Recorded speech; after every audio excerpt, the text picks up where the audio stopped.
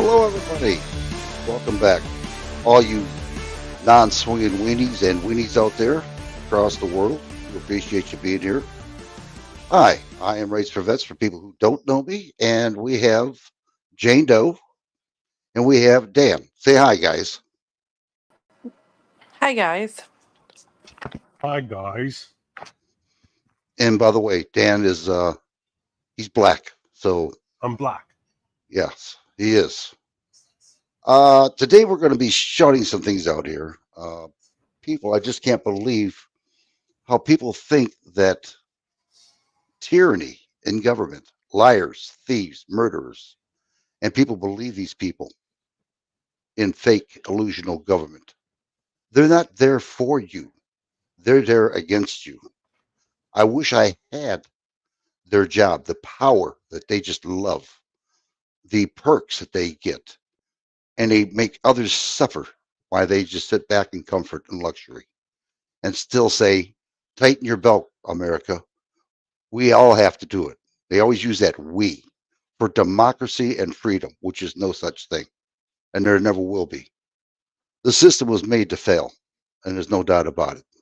And if you remember right, in 2016 to 2018, we had Republicans in the House, the Senate, and the president, and they didn't do a damn thing about anything.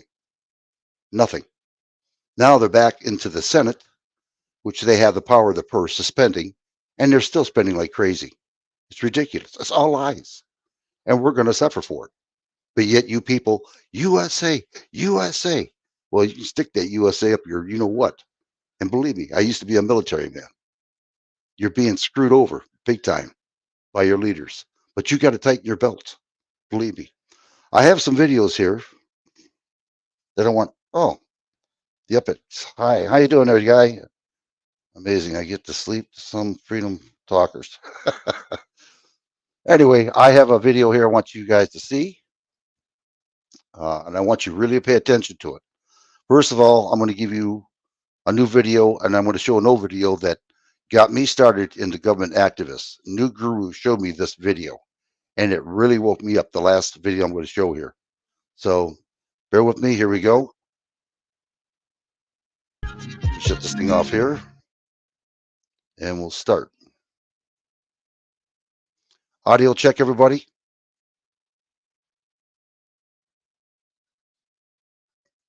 Can you hear it?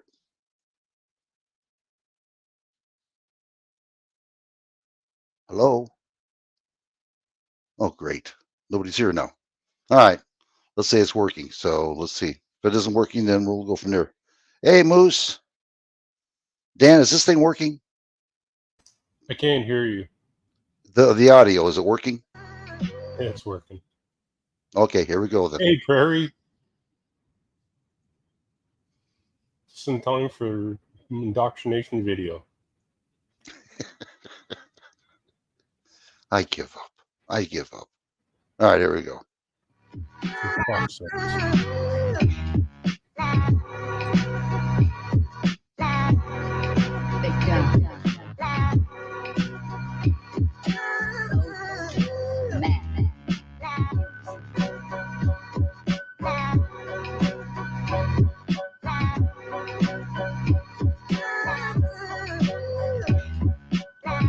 Tell me, everybody, if this doesn't sound like something familiar to you.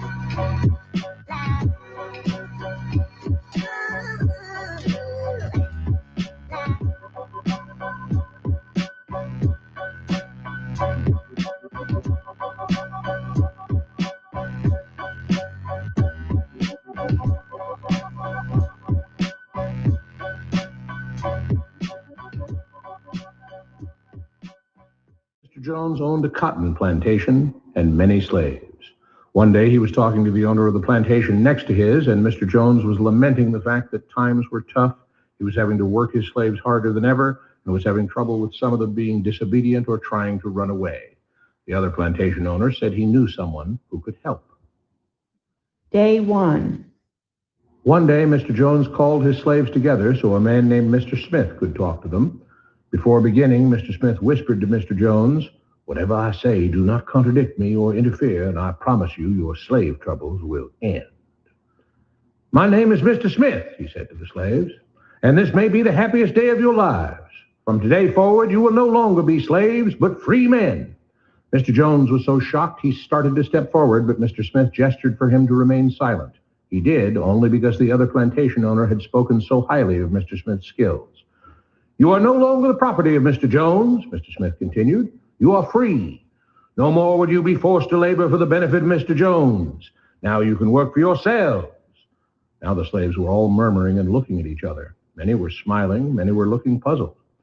"In fact, you are now free to leave the plantation whenever you want," Mr. Smith said. "However, since we are surrounded by other plantations, if you leave, some other plantation owner will likely claim you as his own the moment you set foot on his property. So I urge you not to risk your newfound freedom by doing something so foolish. Instead, I suggest that you stay here, no longer as slaves, but as willing participants and part owners of this plantation. Yes, this is now your plantation." Mr. Jones bit his tongue to keep from objecting. "For now, we might as well leave Mr. Jones in charge," said Mr. Smith, "since he is the only one with any experience at running a plantation, which is quite a complicated thing to manage. But he will no longer be your master, but just another worker on the plantation. In fact, he will now be using his organizational and management skills to serve you. Whatever problems you may have had with him before, you are now all equals, and you need each other to make this work. If we all cooperate and work together, we can all reap the benefits together.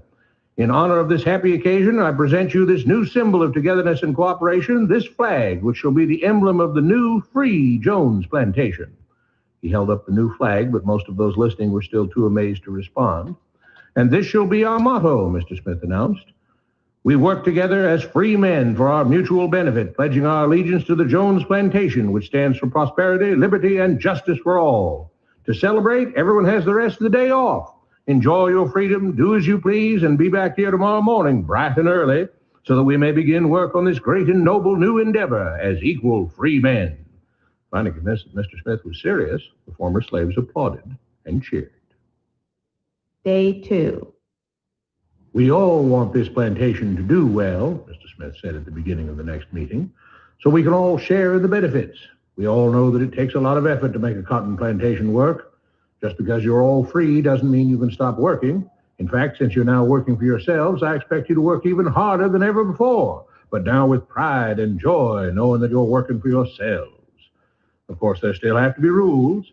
If everyone just does whatever he wants, the plantation won't produce anything. This experiment will fail, and we'll all starve.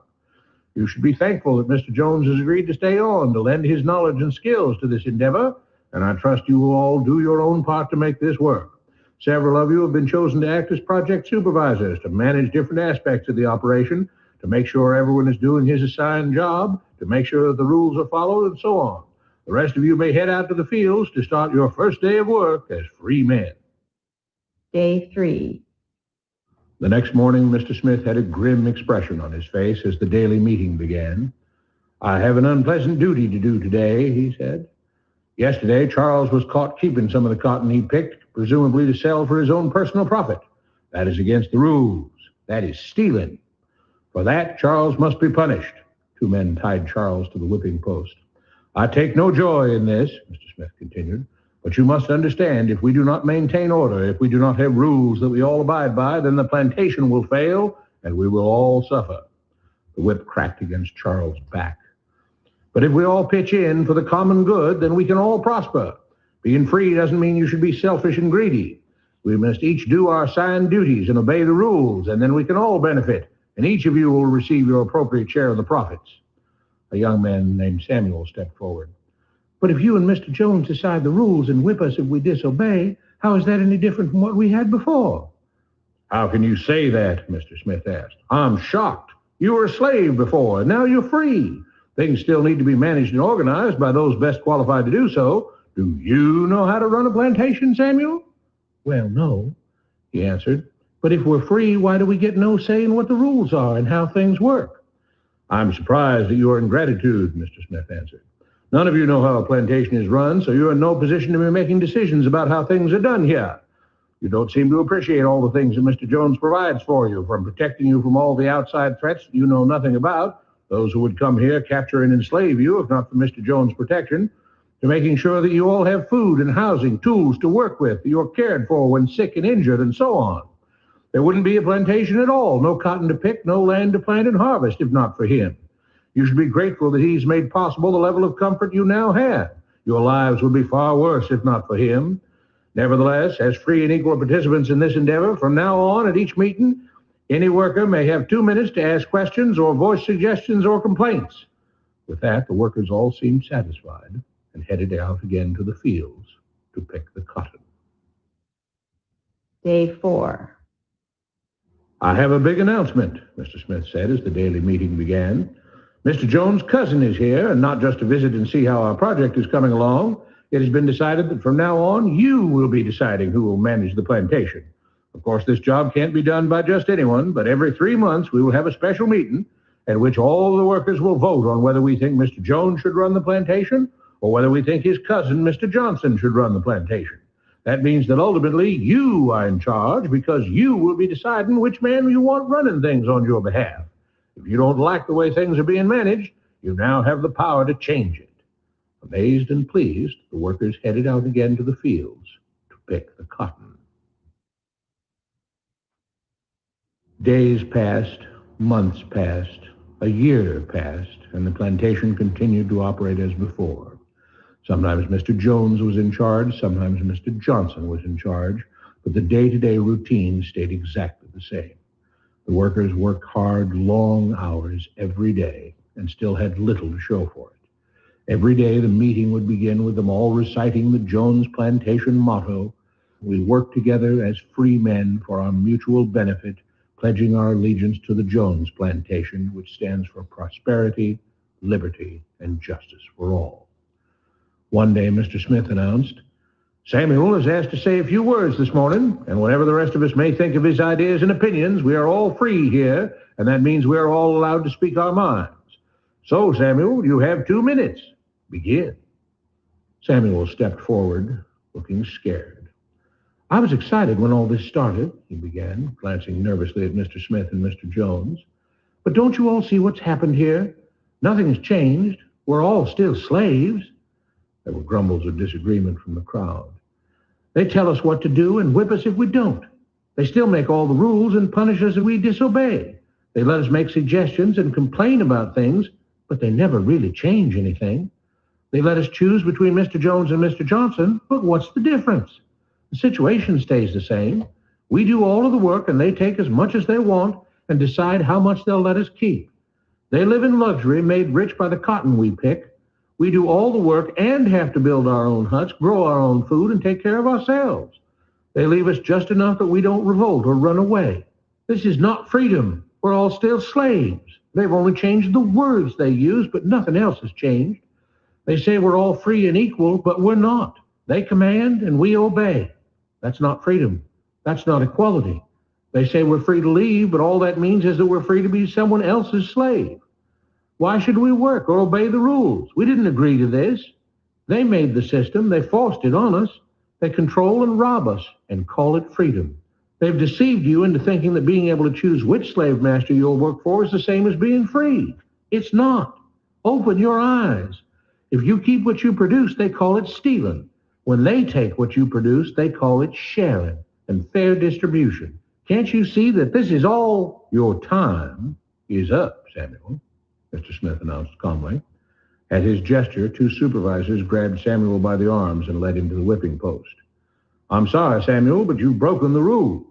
There are rules against encouraging others not to work and encouraging others to break the rules. You're only hurting all of us with your discontentment and your complaining and your disobedience."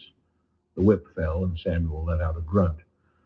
"Without rules, without order, all would be lost. Without law, there would be chaos.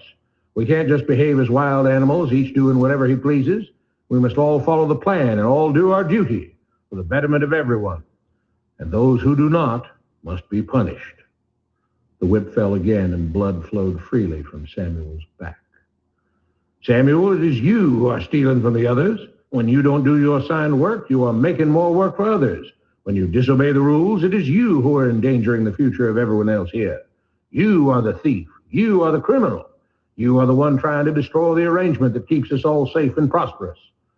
At every lash of the whip, the other workers cheered louder and louder, some yelling curses at Samuel. Being spoiled and selfish, you complain about everything, talking as if you're oppressed. But you are the one ruining things. You are the one keeping us from being all we could be.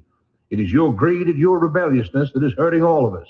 They all play by the rules, Mr. Smith said, gesturing at the others. What makes you think that you don't have to? You think you're above the law? There were loud yells of agreement as the whip fell again. We must maintain order, Mr. Smith proclaimed. To make this plantation great, to make it so that we can all be happy and prosperous. To have the society we want, there have to be rules. We all have to contribute our fair share to this great endeavor, and we cannot tolerate actions and attitudes that seek to undermine the amazing things that together as free men we have achieved and will continue to achieve. Mr. Jones was smiling as he gave Mr. Smith a pat on the back. The crowd was cheering so loudly that none of them had noticed that Samuel had died.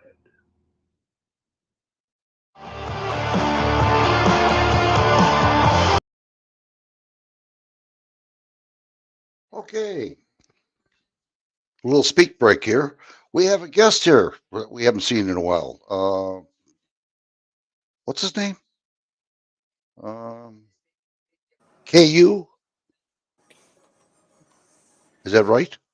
A guest. Oh, man. Oh, how you doing there? My Well, gosh, that's a voice yep. we haven't heard in so long. So Yep. excited. Welcome Is back, this, UK.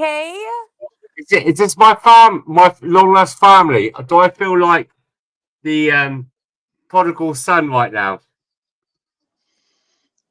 What? I feel like the prodigal son. This is my family that I lost a few years ago. Yes. Oh my word! You Oh my made God! it way No, back. Welcome back. This is my Michigan brother, isn't it? This is your what? My Michigan brother. It is Oh, your Michigan, Michigan yep. brother. Yes, it Mhm. is. Hello, Michigan. Yep. Yep. I feel. I have- You know, I listen. I'm not messing with you. I'm feeling quite overwhelmed. UK. I'm not worried about it. You know me. I'm feeling tearful. I'm feeling tearful. You know. How's it going on in UK over there? Things have changed quite a bit for you, haven't they? Yeah, still shit. Yeah. Still shit. We It's so missed shit. you. I'm just gonna say we missed you. Listen, I've just come back from my friend's house. I've had a drink, by the way. You don't expect nothing less from me. And I'm about to go to bed. And I just came on. I just doing a flick on the YouTube as you do. And I thought, no way, absolutely no way. I'm so I'm so humbled right now. I am too. And I knew when you were I'm gonna come on, you were overwhelmed gonna and bring the party. humbled. Like there was no doubt. Just saying. Welcome aboard. Welcome back. Things haven't changed. Trust me, UK. It hasn't changed a bit. God, I can't. You What's know, Dan, happened? Where have we been? Excuse me. Do you know Dan, FF? Yeah. Yep. Okay. I didn't know if you guys, okay. Been a while. Okay. Well, you know, he's black. You know, he's back. A black. Yeah. Oh my he's back. gosh. Stop. What? It's what? It's what? What did you say? I'm black. Yeah, that's okay. And And he's a dog. hey, yeah. Oh my God! Do you know what? I've just I'm lost for words. You know me. I'm never lost for words. I just feel so I am so humbled at the moment. Yeah. I'm I so miss you guys so excited. much. I Well, seriously hold on to the thought because I got a 14-minute video I want to show everybody. No, you can just hold that. Like, don't kill the humbleness. Don't Yeah, kill the just- reunion. My cheeks hurt. I'm smiling. Please stop. It's so long. It's been so long. But listen, Because- you know what I mean? Listen, you can have the bestest of friends, right? And we are the bestest of friends. And then you can Yep. go off in your own directions, but we all come back to the same thing. Oh yeah. Mm-hmm. You see, I'm still here True by the story. grace of God. Yeah, I'm not going to be going I anywhere. I'm black. believe this. I'm so blessed tonight. I'm feeling so blessed. No, we're all blessed. I love you Seriously. guys. I love you guys so much. We missed you. I couldn't even believe I seen you in chat. And I was like, what? No way. Today I was the day I was meant to get on. It was the day I was supposed to come on. so Absolutely. the thing is, YouTube. I subscribe to so many people, but it messes with me. I don't get the notifications. You know. Now where's my spanner gone? Fuck that. Where's my spanner gone? Oh, by the way, so you know, if you go under Rights Forgets, I also have one there too, another channel. Listen, guys, since I last spoke to you, I am so heavily involved with the UK vets. We got a PTSD camp down in Bath. I support. We got to link up so much. I can link you guys up now. I'm so heavily involved with veterans right now. That's awesome. And why? And anybody is not. Why not? You know what I'm saying? This video that I'm going to be showing in just a short, you're going to hear something about veterans, how well they treat veterans, you know, how well they treat their constituents, you know, and these constituents will go to war for these butchers that don't give a damn about us. You know what I mean? Let me start this video up so then we can talk. Okay, hold on. It's a 14-minute video. I can't believe I'm here. Go on, go. Okay, tell me if audio. I am buzzing right now. Okay, can you hear the audio? Unfortunately, yes. Okay. Hey, Things haven't changed. Is Newt on? Is Newt on too or no? No, that's just a part of his video. Oh, okay, never mind. Just kidding. No, that's what I put on there. I put the low. Never mind. Here we go. Ready? No.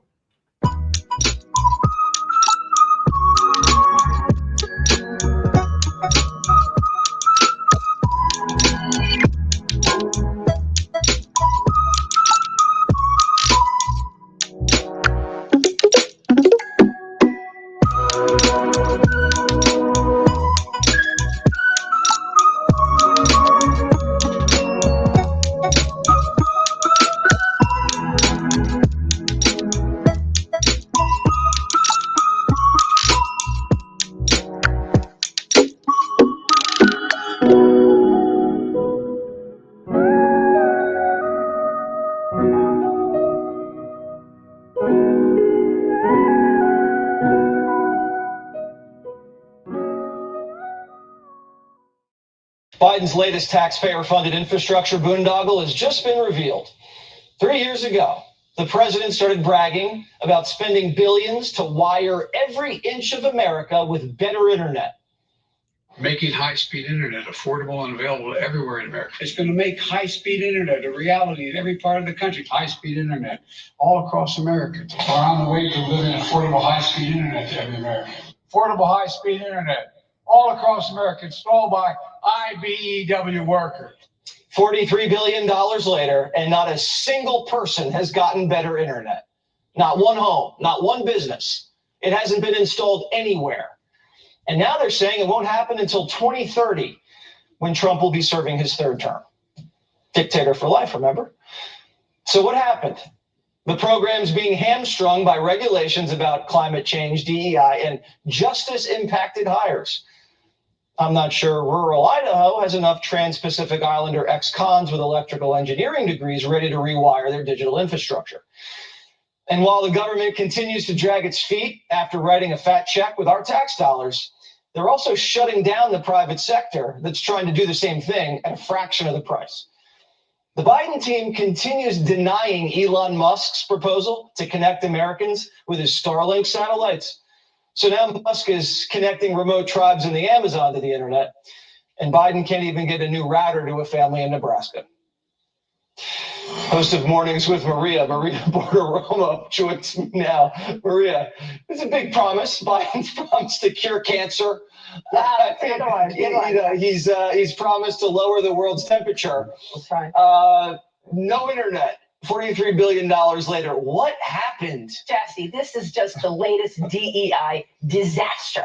And basically what happened was they get the money from Congress. They say they have all of these promises to deploy the internet and broadband. But before doing that, they jammed through a whole host of new rules and regulations. Let me tell you about some of those rules and regulations, Jesse. Some of them notable requirements, DEI quotas, implementing the climate impact plans. Make sure you have a climate action plan. Prioritize the hiring of convicted criminals. There were not a lot of takers on that one. So the bottom line is business needs consistency. Business needs to know the rules of the road in order to grow. Business wants to grow. To grow, you need to understand the backdrop, understand the rules, and not have all these new rules as surprises. And that's what happens. So you have to find in rural America a convicted criminal who has been impacted by the climate and is also a minority in rural America. That's right. And they also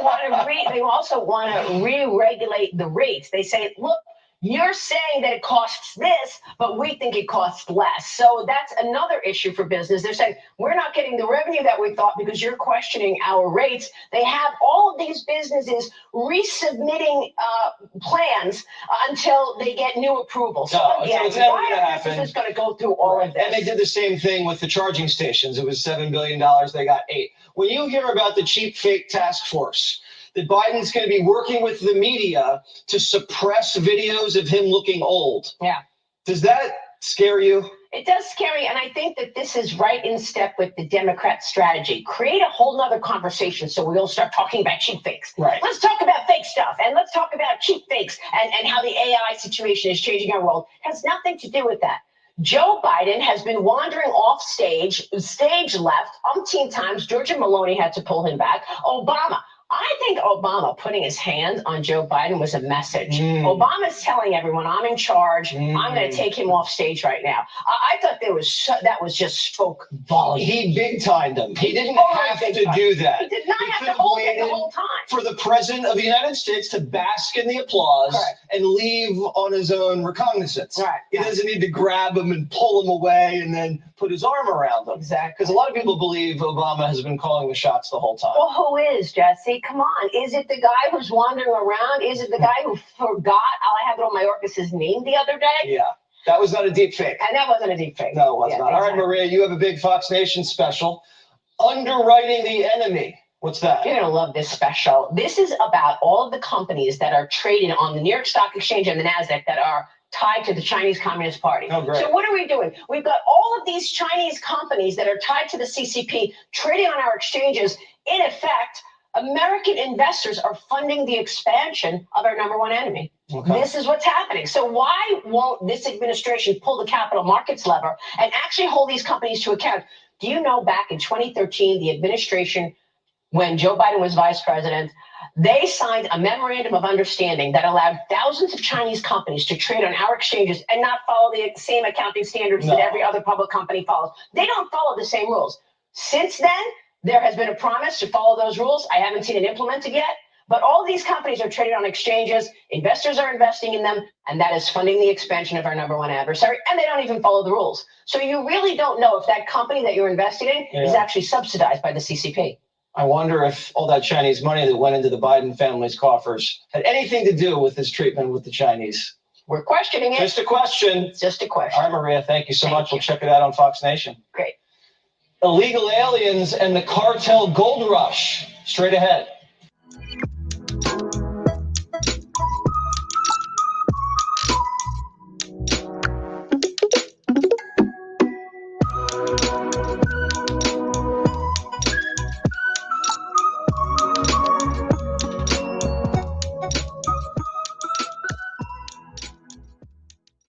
This week, Biden gave amnesty to 500,000 illegals and said it's going to make us all rich. Biden wants to give his 10 million migrants your job so he can say he saved the economy. Mayorkas agrees. So many have contributed so significantly to the well-being of our country in terms of local communities, our national economy. We need people who are willing to work hard, to serve on the front lines, like so many of the dreamers have done for so many years. There are only two groups of people making money off migrants, Biden's donors and the cartel. Biden pretended he shut down the border with some phony executive order, and the smugglers are laughing all the way to the bank. Watch. Smugglers are boasting nothing at the border has changed. This smuggler advertising on WhatsApp his menu of available routes for migrants to cross illegally into the U.S. It's a gold rush for the cartels. They're getting filthy rich by hand-delivering criminals into our country. And when we report on migrant crime, like an illegal raping a 13-year-old, MSNBC says we're fear-mongering.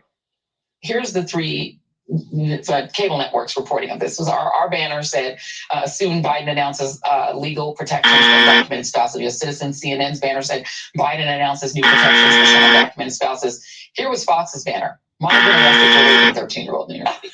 Yes. And so I think that's part of the problem, right? Exactly. Is that you have a lot That's of part of the fear-mongering. Exactly. And the problem, if Fox hadn't covered the rape when the illegal was on the lam, those good Samaritans wouldn't have been alerted and apprehended him. Does Joy Reid want guys like this in her city?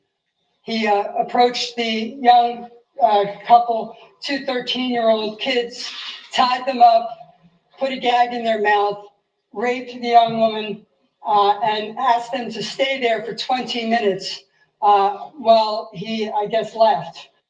News anchors do a public service when we report criminal activity, especially when that criminal activity is the result of dangerous policies that informed voters can change in a democracy. Just because sanctuary cities don't report migrant crime, we still see it all the time. Things didn't used to be this way. Trump grew up near the park where the girl was attacked. You know that area in Queens? I said that's where I grew up. I grew up right near that area. It was unthinkable. My parents, I'd go to the park. It was like 20 blocks away. I'd take a bicycle to ride there. Nobody thought anything was going to happen. I did that for years. Played baseball and different things in the park, and you'd ride and you'd come back home. Mother would say, hi, darling, would you like something to eat? Today, if you let your kid out of the house for 5 minutes, the kid is gone. Laken Riley in Georgia, Rachel Morin in Maryland, and now this 13-year-old girl in Queens. The long list of migrant crime victims is growing by the day. Fox isn't causing fear. Joe Biden is. Anthony Rubin's the founder of muckraker.com. Anthony, they're now saying we need open borders for the money. Right. Well, it's all propaganda with these people. It's all smoke and mirrors. It's all to hide the truth. I mean, the truth is that this is a agenda. This is Agenda 2030. This is part of a larger framework to usher in millions upon millions of people into the United States for political reasons, to permanently change the demographics of America and, have a permanent underclass and a Democrat majority for the rest of American history. And they're saying it's just the cost of doing business when a teen's raped. First, they said there was no such thing as migrant crime. And now they say, oh, well, there is, but you can't report it because if you do, you're a fearmonger. Right. Again, total propaganda. I've been down to the border. I've taken the whole caravan trail, as you know, and the types of men that you see along these routes, very unfriendly people from countries all over the world, all tatted up.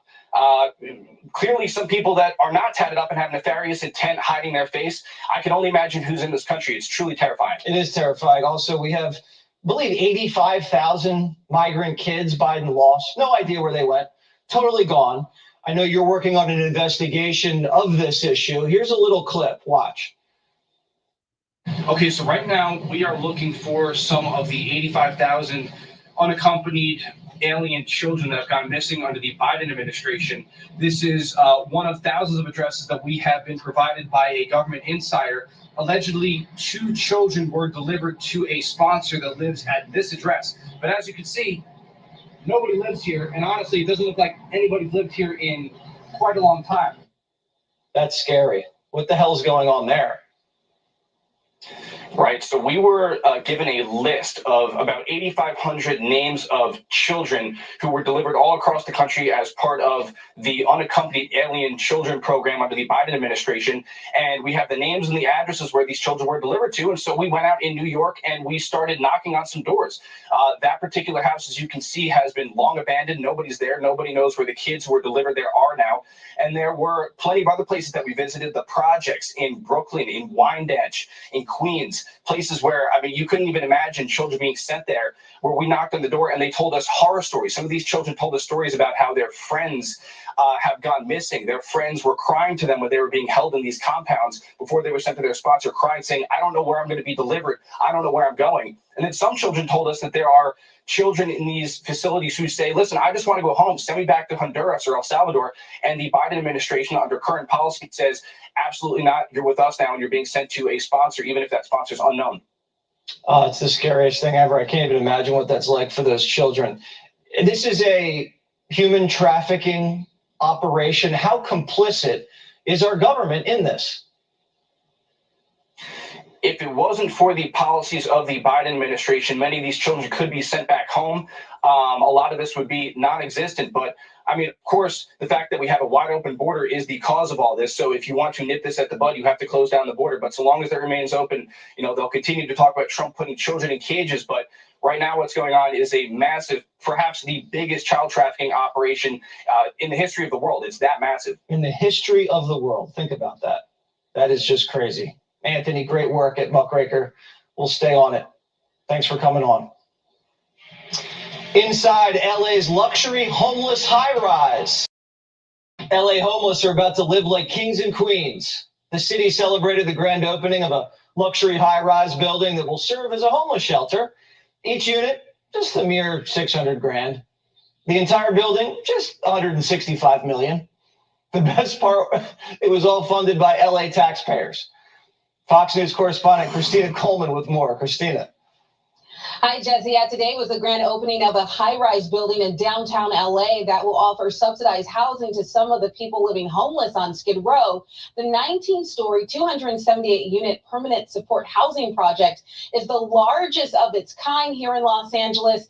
It includes 40 units reserved for homeless veterans. The total bill for the complex is $165 million. That breaks down to about $600,000 per unit in taxpayer funds, mostly for studio apartments like this one, featuring basic furnishing, including a bed, table, and chairs. The LA Times reports developers wanted to create a space on Skid Row that wouldn't make the formerly homeless people feel like they were still living among squalor. So they added spaces like a gym stocked with treadmills and weights, a room for arts and music where outside groups will put on classes, and 6 communal balconies like this one that will offer a much more uplifting view than what you might see outside of a window of a shelter. Billions of dollars have been spent on public initiatives in California to deal with this state's out of control homelessness crisis. In 2016, LA voters overwhelmingly passed a proposition allowing for $1.2 billion in bonds aimed at housing homeless people. The new high rise was funded by that appropriation and state tax credits. Now, this is the first of 3 towers set to house the homeless here in LA. The second building is scheduled to open a year and a half from now. Jesse? Christina, that homeless high-rise is nicer than my first 3 apartments. Crazy. Crazy. I'll see you later.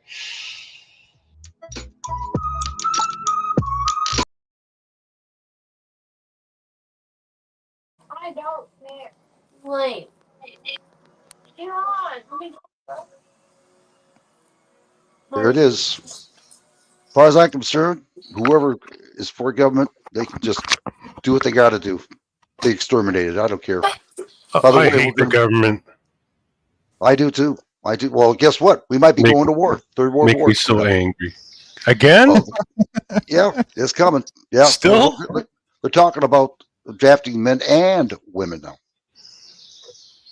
I'm terrified. There he is. Put your cameras up, guys. What's the matter with you? No. I'm so stressed out. I can't sleep tonight. I'm in the UK and I'm supporting you guys in USA. What's the matter with you? Here we go. Hold on, you guys. We are an equal opportunity lender. Come on up, Joe Cool. Joe Cool? No way.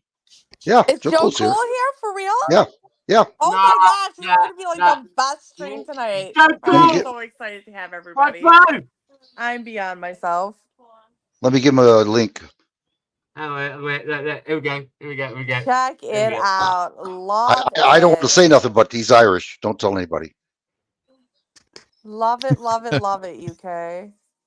Turn your cameras on. What's the matter with you? Look, check me out. Look. No mark.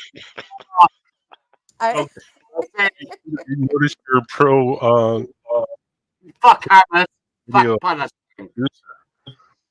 You're breaking up there, Dan. I said, hey, Newt, I noticed you're co-producer of that video we just watched. I noticed too. I don't know how, but somehow. There's Lost and Found. How are you? Fear-mongering. Where's my long lost bro, Joe Cool? Get up on the channel. What's the matter with you, blood? He's black. What? He says he's naked. Give me a break. I just got done with a cigarette in my life. It's my bro. Fuck up. That's what he says. He's naked and he's just having a cigarette and he's just got done with his wife. So just give him time. Share some for the rest of us, man. That's all right. He's too black. It'd be hard to see anyways. Yeah. What a night. What a night. Joe, hey, he's new back. Guru. Long time, bro. What's up? How you doing? Yes. Where you been? Never as good as you. Never as good as any of you. Trust me, I've got 5 kids and a wife. Where have you been? It's been a hell of a time since I've seen you on any panel anywhere. Do you know what? Like, sometimes YouTube overtakes everything, and sometimes you got to think about the bills and the fixing of the house and stuff like that, and you need to take a step back. But I'm back. Bills. I'm back. Oh yeah, I back, forgot baby. about those things. Yeah. I remember And bills. Don't forget about World War III. No, World War VIII, I think it's going to be. They're pushing it, aren't they? They're pushing it. So Well, no, I've been in the UK supporting our veterans as well. Because listen, you guys, you think you got problems over there? We got problems over here. We got a lot of veterans that are committing suicide, going on and missing. Fuck that. This theater show, it's everywhere. Yeah, it's all over We the gotta world right look now. after- we got to look after. Listen, us guys here right now on the channel, we have to look after each other because no other fucker else is going to look after each other. It's us guys. We're on our own. So Well, there's be there a for each Nova other. idea. Holy shit! Now we're talking. Now, where do we start? Let's do it. Let's look after each other. There's no one else. There's no one else. It's just us. It's true. In England, everything is broken. In England, everything is broken. Just like you guys in America, things are broken. False promises. Is it This really year broken, or is it exactly how it was designed and intended to be in the first place? Exactly, Guru.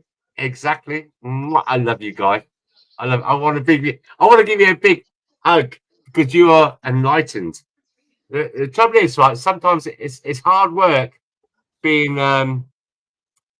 it's hard work being like leading the sheep. Or do you understand what I'm saying? Some people. Why aren't people out there thinking for themselves? Fluoride.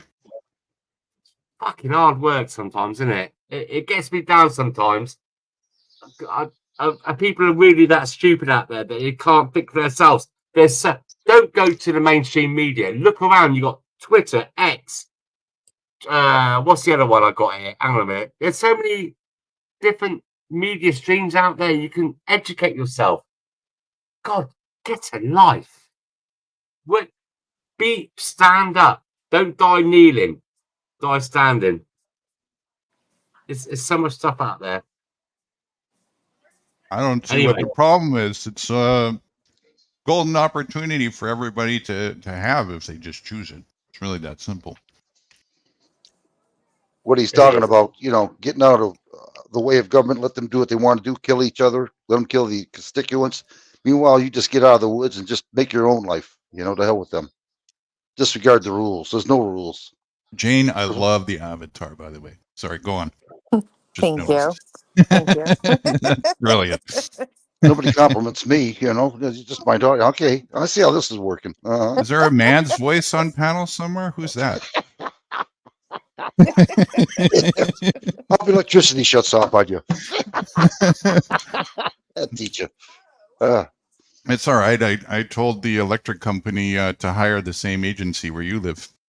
Is Gee, what a pal you are.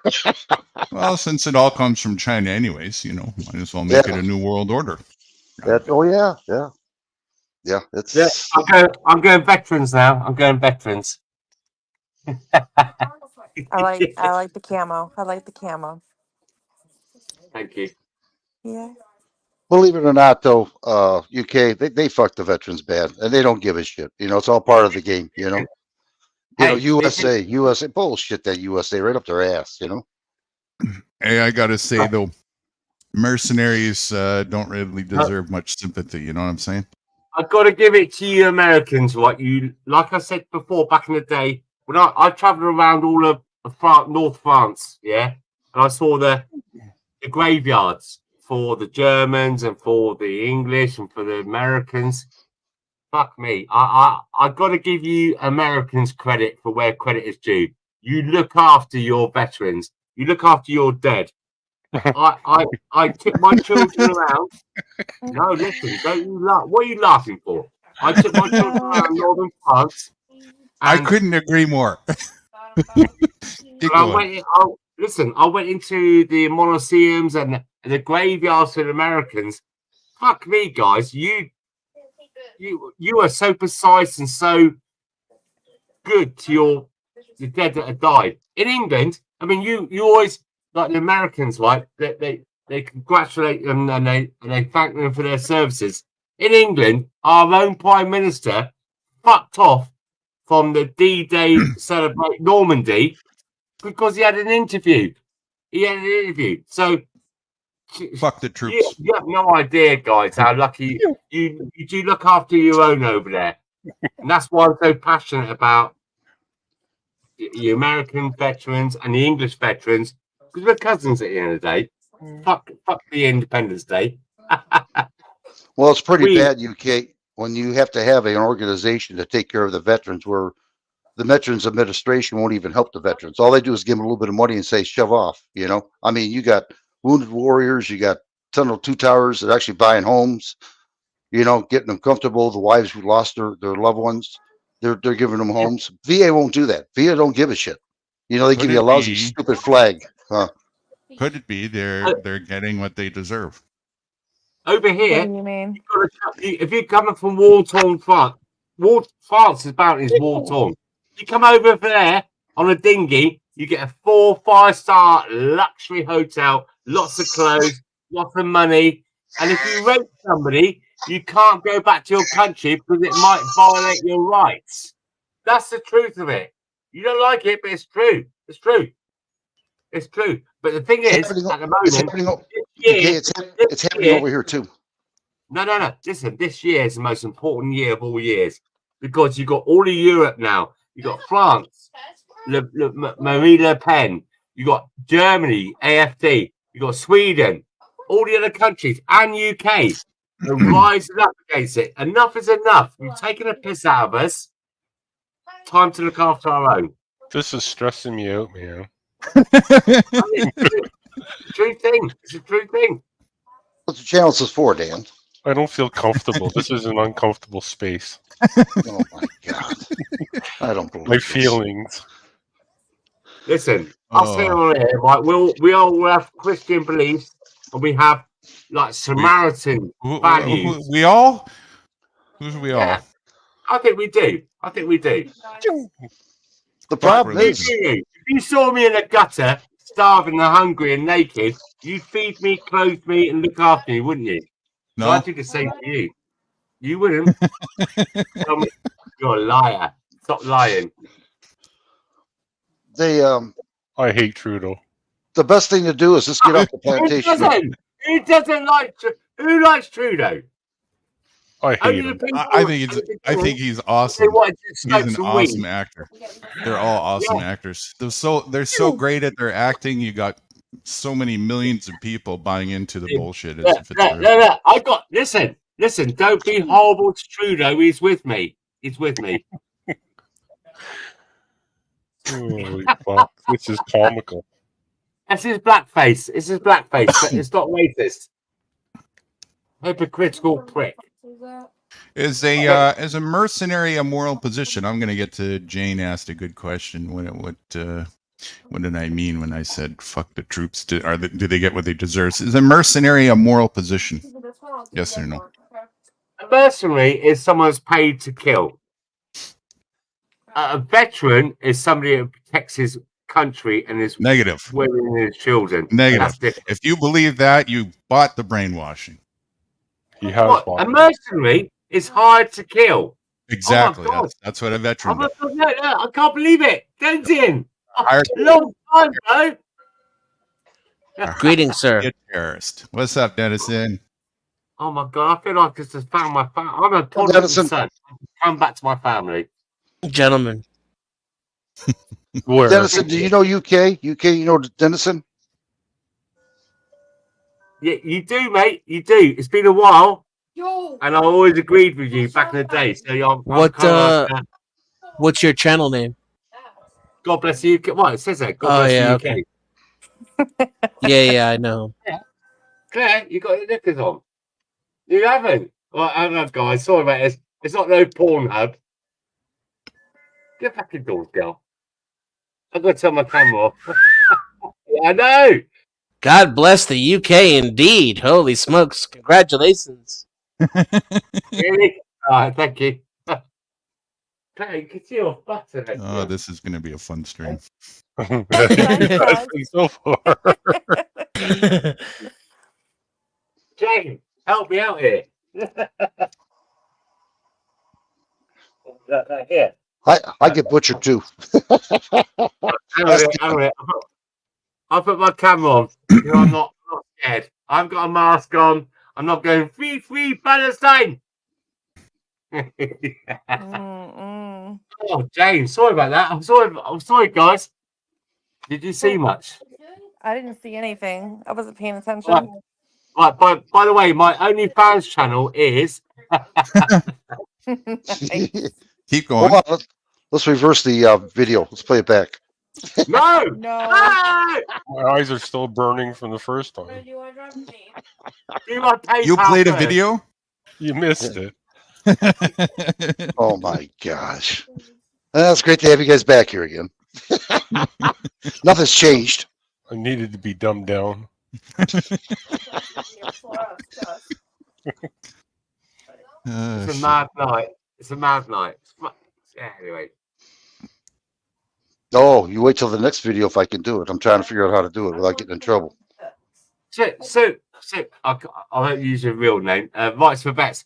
Where have you been? Why have they just found you tonight? I tell them, dude, I've been up for a long time. I just been busy right now. I have been up for like what, a month now? Yeah. No, longer than that. Because look, YouTube is fucking with me. I know that. I know YouTube is fucking with me. And I click the what bell. happens when you drink? Oh, hang on a minute. It's a bigger thing here going on right now, right? Where's my spanner gone? I was one of the original moderators. Where's my spanner gone? I've been robbed. Even Joe Cole's got one.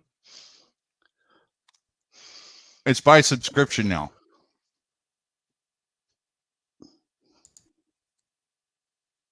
I'm waiting to go blue.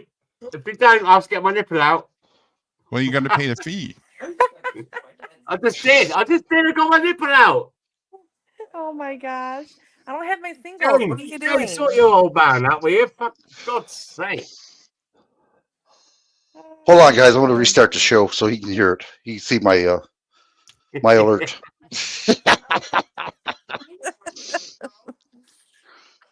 No, I've been out there, honestly. I have. Just the past month I haven't, though. But I've been out there. Ask Newt and Dan and Jane Doe and Joe Cool. And I don't know about Dennis if he knows about it. It's the same channel, isn't it? It's the same channel. I know you had to reset. I'm done to a shotgun. Well, there's a backup channel that we're on for quite a while because Rights keeps being naughty and gets spanked by YouTube. So I know. And I was always a moderator. So where's my fucking spanner gone? Sort it out. Oh, I love being spanked. I'm scarred. Oh, I feel your pain. I do. Oh my gosh. Yes, yes, yes. Wow, the old crew's back. It's nice. Right, I'm going to type something in chat. If I ain't blue, you're all in trouble. Right, hold on a second. Got to go there. Right, here we go. Right, let me try this. God bless the USA. If that doesn't give me a fucking spanner, I do not know what will. Here we go. Right. Who's God? Who's Me. our country? We are our country. Our world. Our world. Like the whole Earth? Oh, yeah.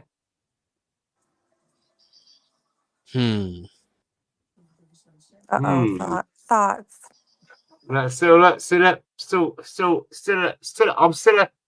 pauper. I'm still a lowlife. Get me the spanner. Anyway, where's Joe Cool? I don't know. I was going to ask him.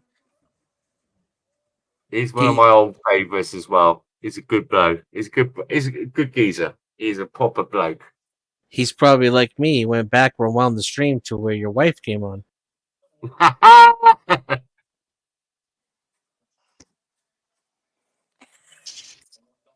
You guys are all My wife, bad. I just got kicked out of the kitchen because I'm talking too loud. Shit. See, look. While you're on mute. This one, I still haven't got a spanner. Terrible. So I put, do you want me to change my colour? How's that? A red one? There you go. You Sounds better like subscribe to me it there, was your UK. wife that was supposed to be the veteran. Go on, Newt. Now you got to do it. Anyway. Is he trying to troll Nudie with those hats? So what the hell is going on with Biden? Hang on a minute, let me just do it.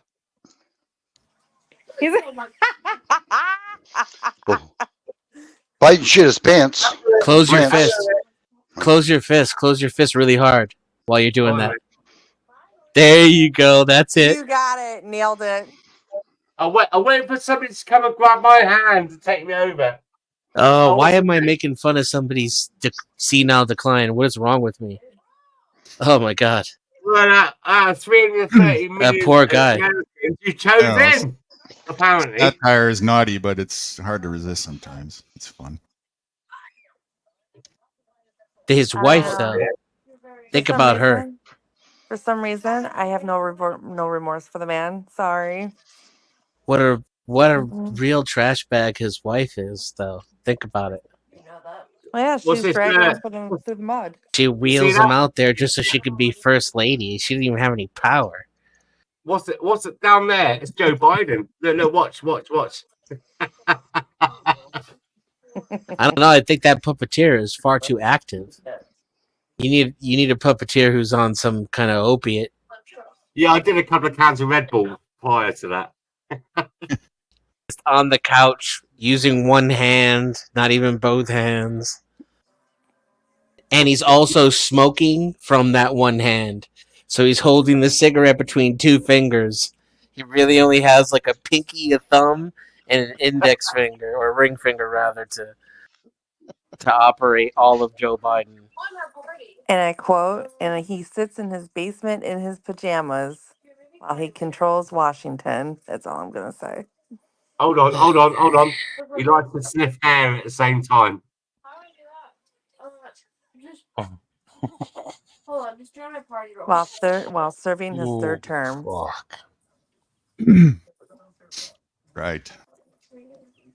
I don't know nothing. Are you picking up what I'm putting down? Who's the young lady with her butt cheeks out over there? I mean, besides Mrs. UK. You're talking about your butt cheeks. No, I was talking about the other You butt are cheeks. now, oh, yeah. It's Jane. Jane? Mm-hmm. Tenzin, I haven't seen you for about a year, mate. Really? It's gonna be a good year. Yeah, it's going to be a good year. So Oh, you know why? They're... we've had some fun in the past on other channels. Yeah. Yeah, United. they're mad at me over there in the UK, that's why. No. You and I have been united. Oh, for sure. You and I get along, but Mellows and BBA, they're not pleased with me currently. No, you're all right, mate. Listen, I've got I'm your not back. welcome on the stream, essentially. Well, you're welcome on my streams, and then the streams I deal with. You're all Thank right, you, sir. guy. You're all right. No, you're Yeah, do no. you- Hey, listen. Do you don't go thank live? me. Yeah, I go on a lot of live channels. I go on a lot. Yeah, mate. I remember you from back in the day. You're okay, and you made me laugh. You made me laugh. He's Oh, thank practicing until he starts his You're own. real. No, he's real. He's real. He's real. He's real. Well, He's no, not fake. you. Well, you're going to start your own show. You've been Yeah, practicing. you'd make a good host. Gee. No, I just got a lot of channels and everything. Occasionally, I might put something up, but I'm more in for like coming in and seeing family like here now today. That's what I'm into. To be honest, right? If I go live, I'll probably get banned by YouTube within 2 minutes. Love it. Do it. Hey, Like me. James. They I love have to me. ask, is that a Guinness? No, it's actually not. Actually, it's a hobgoblin. It's an ale, a strong ale, and for me, this is. I mean, it's 1:10 in the morning in the United Kingdom. It's quite late. Oh, right. I got a friend of mine. I got a really good buddy that does arcade machines like this in Michigan. He lives up near by you. Where He's a at? nice guy. Very famous American. He's like a guru. Where's about is he? What county Is he or a city? Or, nude guru? Not a new guru. I admit, Sorry, right. I couldn't resist. no. It's all right. No problem. Let me have a You look. do Let me nothing have a wrong. look. Just put I'll $5 tell in the you- jar, will you? What city is he from? I'm going to tell you. I'm going to like. Or county? You gotta get Ah. monetized, buddy. Well, county Yeah, then. yeah. County. If you say Waterford, He's in Fenton. Leroy's. Oh, I'm not going to mention. Right, Fenton. Do you know Fenton in Michigan? Never heard of it. I've heard of it. Fenton. I think that's more on the west side of the state, if I'm right. It's a nice area.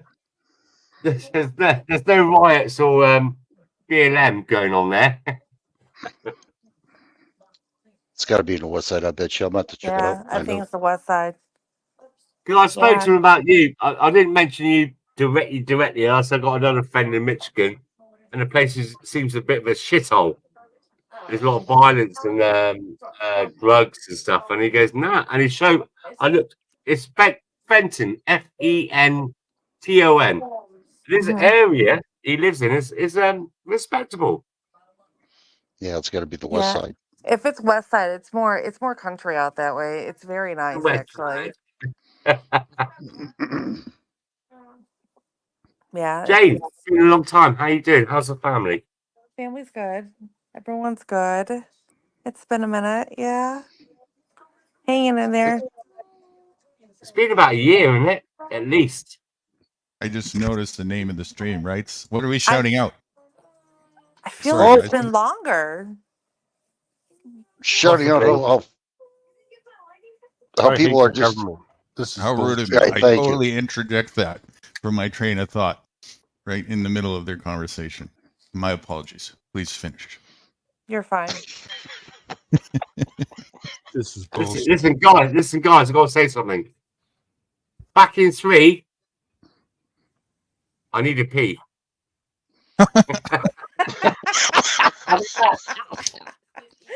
We call that a 10-100. Ah.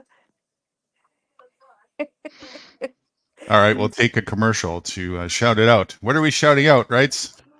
Well, anyway, what I was shouting out is that these people are so dumb to think that their Nazis and gummies are going to help them out, you know, and it's just stupid that these people are so ignorant that, you know, USA, you know, bullshit.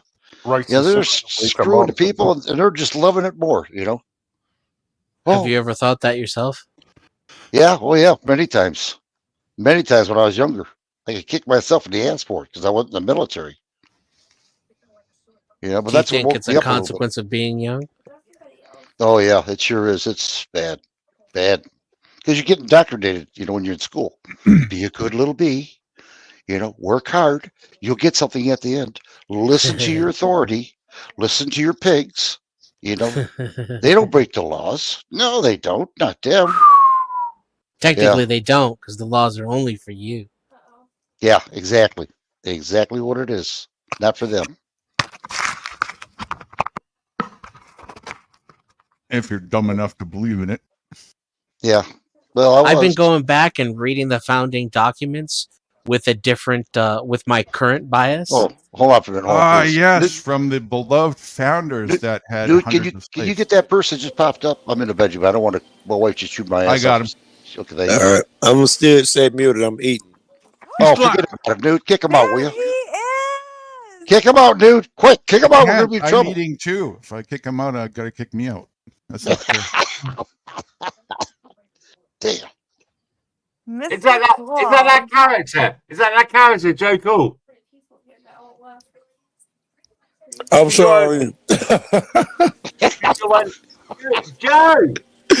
I'm good, bless. Put Who's your the camera chick on. in What's the the, in the matter, top bud? corner? Is that my ex-wife? That's Jane. That's your ex-wife. Wow, I'm your ex-wife now?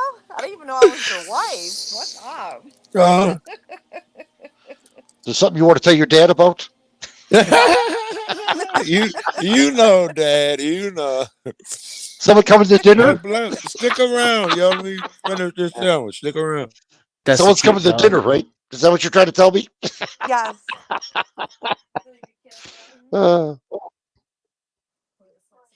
Something tells me you'll like him. He does. He's my ex too. Get that dick out of your mouth, Joe. I can't understand you. Everybody just did their best Joe Cool impression.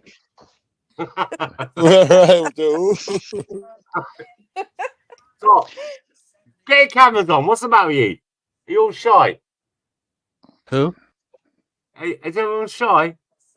What are you talking about? I'm in my birthday suit. Get your cameras on. Oh, get your cameras on. It's not no Palestine protest. Show your face. I'm as transparent as it gets. Here's my camera. Hey.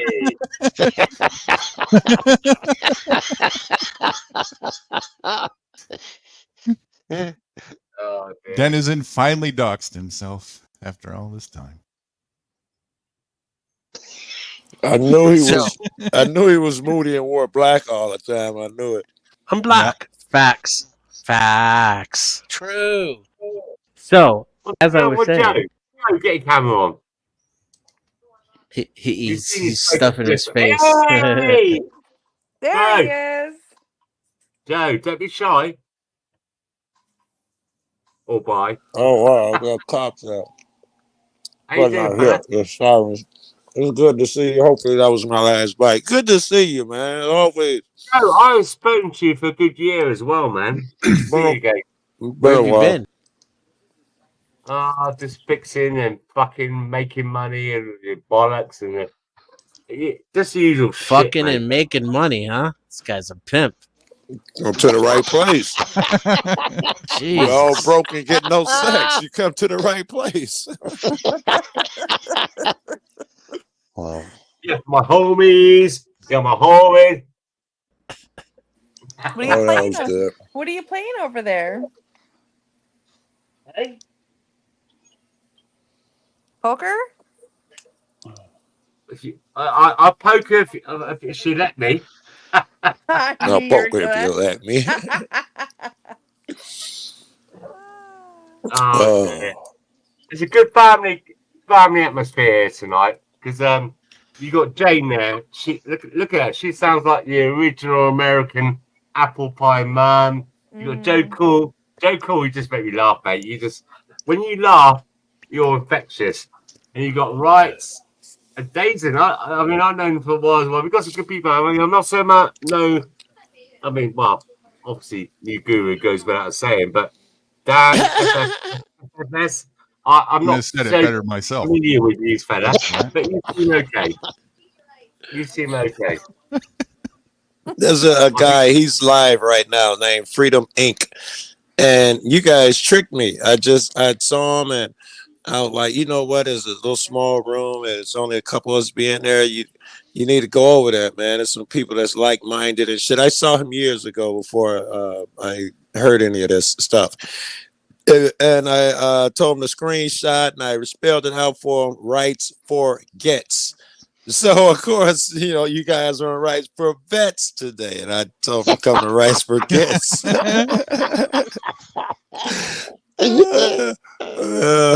was like, screenshot it. You got to spell it like this or else you won't find.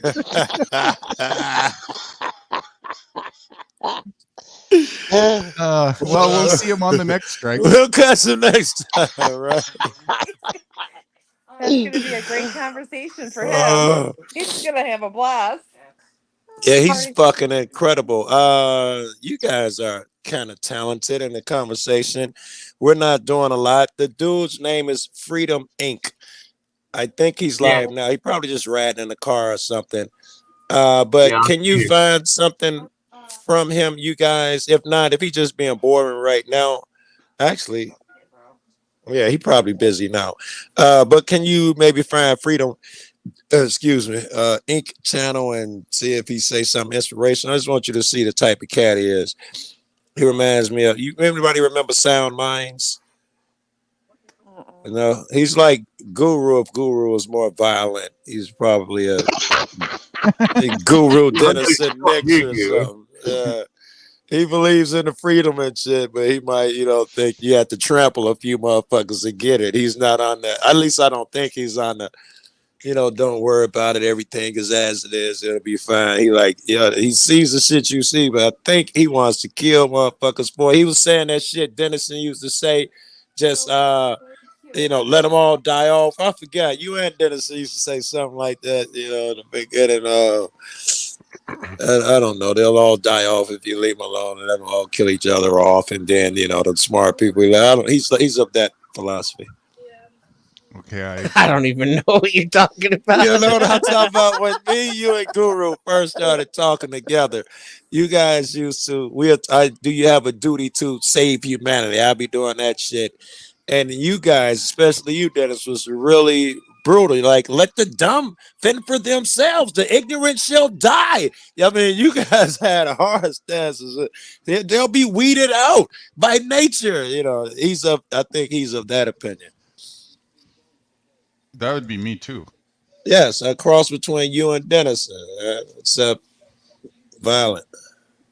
I don't know about all that. I definitely, me personally, I do not have a duty to all of men. You're wrong. That's you have a duty that's the to side. some, yeah. Like, you do have a duty to some, yeah. No, you don't. No, I don't even have a duty Dennison? to myself. Don't you have a duty to me, Dan? You're gonna bullshit if you say no. You know you owe me, motherfucker.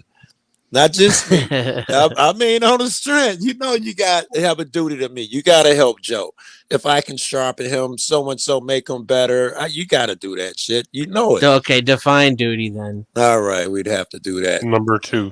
You can probably tell by the way I'm using it.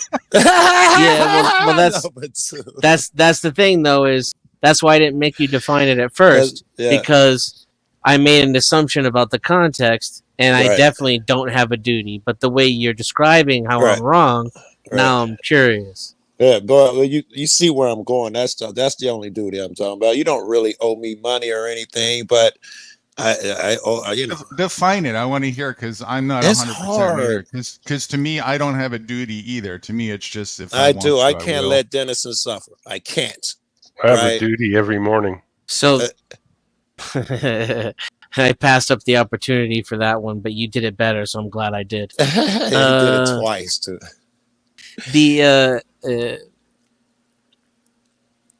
I think I have a duty if one of you guys I'll loosen it up a little bit. If one of you are in need, I have a duty. You just give me a fucking address, and I'm on the way. But I wasn't talking that heavy. I meant more like, Dennison's a good man. It's my duty to make sure he thrives in some form or fashion. And I'm not saying that still. I'm not saying it right. Well, the way you're describing, you just described two different things in my I know. eyes. I did. The first one was different, but the second was more akin to what I was talking about. Okay. So the second one was I have the duty to make sure that you thrive and do well. You're an asset. Yeah, but I'm trying to think of the word that I would use because I don't think it would be duty. I think it's different for me too. There's definitely a sense of like compassion and whatnot. It's a drive for me. I got to. I crawl over. Well, that's the to first. make sure guys like you are okay.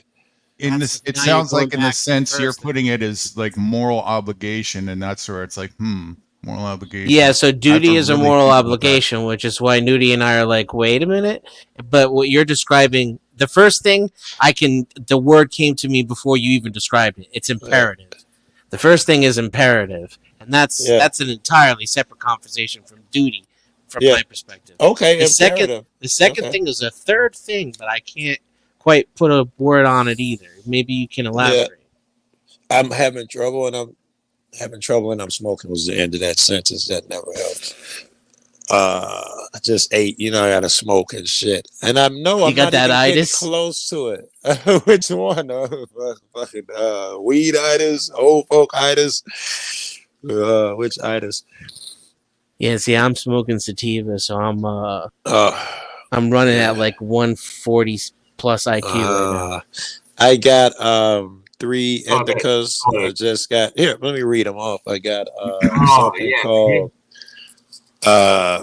Sake Bomb, and disorganized. I got something called Layer Cake, and I forget what that was called. It's not written on the package. But all indicas and they're all mixed, so I'm going the opposite direction of Dennis.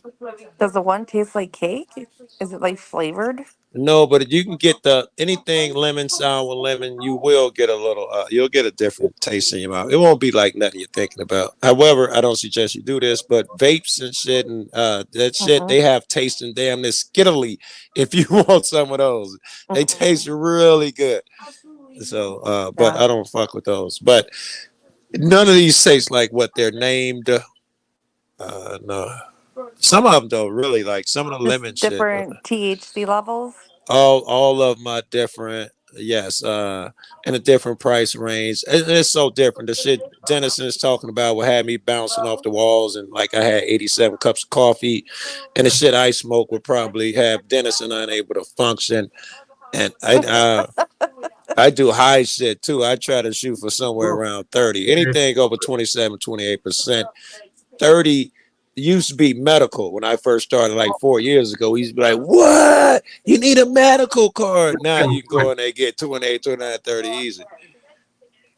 Weed has gotten good. Grin, Daddy Perp, and Blue Dream. The purples indicas, that's how I rock. Yeah, my girl is that's what she does. Her shit does look better than mine. She's into the perps and the colors and the hairs. Yeah. And she does a lot of the indica. taste, and it works with my body well. Like Blue Dream works on my body almost as well as Advil, as ibuprofen. Right. Or let's say you want to go to sleep at night. My girl smokes sativa, so she come in and when she ready to lay down, she just smokes some of my shit and it'll help her sleep in no time. Purple Punch knocks me out. Just use magnesium glycinate. That shit will knock you out cold. And So you had to show off your IQ, didn't you? Damn it. Let me get Google. Not at all. Let me Not get at all. Google. Damn you, It's lady. just you're not hurting your lungs. Like, Listen, can I just ask something? Vice for Vets. Vice for Vets, have you fallen asleep? No, I'm just listening. I'm getting all. I can't talk. I can't. Put my number. Have you changed your number? I put my number in the back chat, and I looked for you on WhatsApp because we used to be on WhatsApp together. Have you changed your number? Dad's taking notes. I'm gonna I go to don't know. his house tomorrow, and he's gonna have the blues and the purples and the cakes and all that shit lined up. Yeah, Okay, sorry, not to interrupt. Jane. Can you save my number in the back chat? Give me some chat. Hey, I'm gonna get jealous, bruh. I'm not over her yet. What are you doing? In front of me, you gonna do that, UK? What? I'm talking about right to Bet's number. Are you getting? You getting all? I know what it is. I'm It's Pride sorry. I Month. thought you asked for her number. I'm sorry. No. It's Pride Month, isn't it? I just get jealous It's still. Pride Month. I have Pride Month. unresolved trauma issues, and I didn't get any closure from the relationship, bro. So You're married, man. You got a I'm lovely wife. scarred. Move on. Is that alien wearing a seatbelt? Love it. He says that me so mad. Flip my camera and all No, that shit. Pride for Bets. Have you changed your number? No, not that I know of. Right, no, it's gonna listen. My number's in the back chat, Jane. Because I know he's a bit. You have to look after him. Take my number. Give him my number. It's in the back chat. It's done. I got it. I looked on WhatsApp. And it's not on there. What I did, no, I had to reset my phone. That's what happened. Hold on, let me see what she goes. Oh, I got a question for you guys while you're over here. Got it. And since I was hoping he was going to tell us about this duty we had. Oh, okay. I'll go back to the duty. And we've already granted. Damn, I just got clear. Maybe I'll get a break. Maybe I can get something out. I just got a moment of clarity. All right. Yeah. Maybe duty is not, but I have a sense. You can help me define it. No, duty is the right word. I am obligated to help the good guys. Is that any better? And I'm including, cats like you. I have an obligation to you guys. I'm sure of it. What is it that is the obligation from? Like what? I was going to say the same exact thing. I have no idea. It's one of those female things. That was my first thought, but then when he kept going, my second thought was, what is it that I really want to know? And it's to understand Joe. So it's like, what? Shit! Now I forgot the fucking question. No, you high. Is it just a sense of obligation or a true obligation? Let's try this way. If you didn't do it, what would happen? I think I'd be failing God, so it's probably moral. Yes, I was a moral internal moral compass to help others. Yeah. A good Samaritan. But he just described an external moral compass. Is it? Did I? Is it? Yeah, you said you'd be failing God.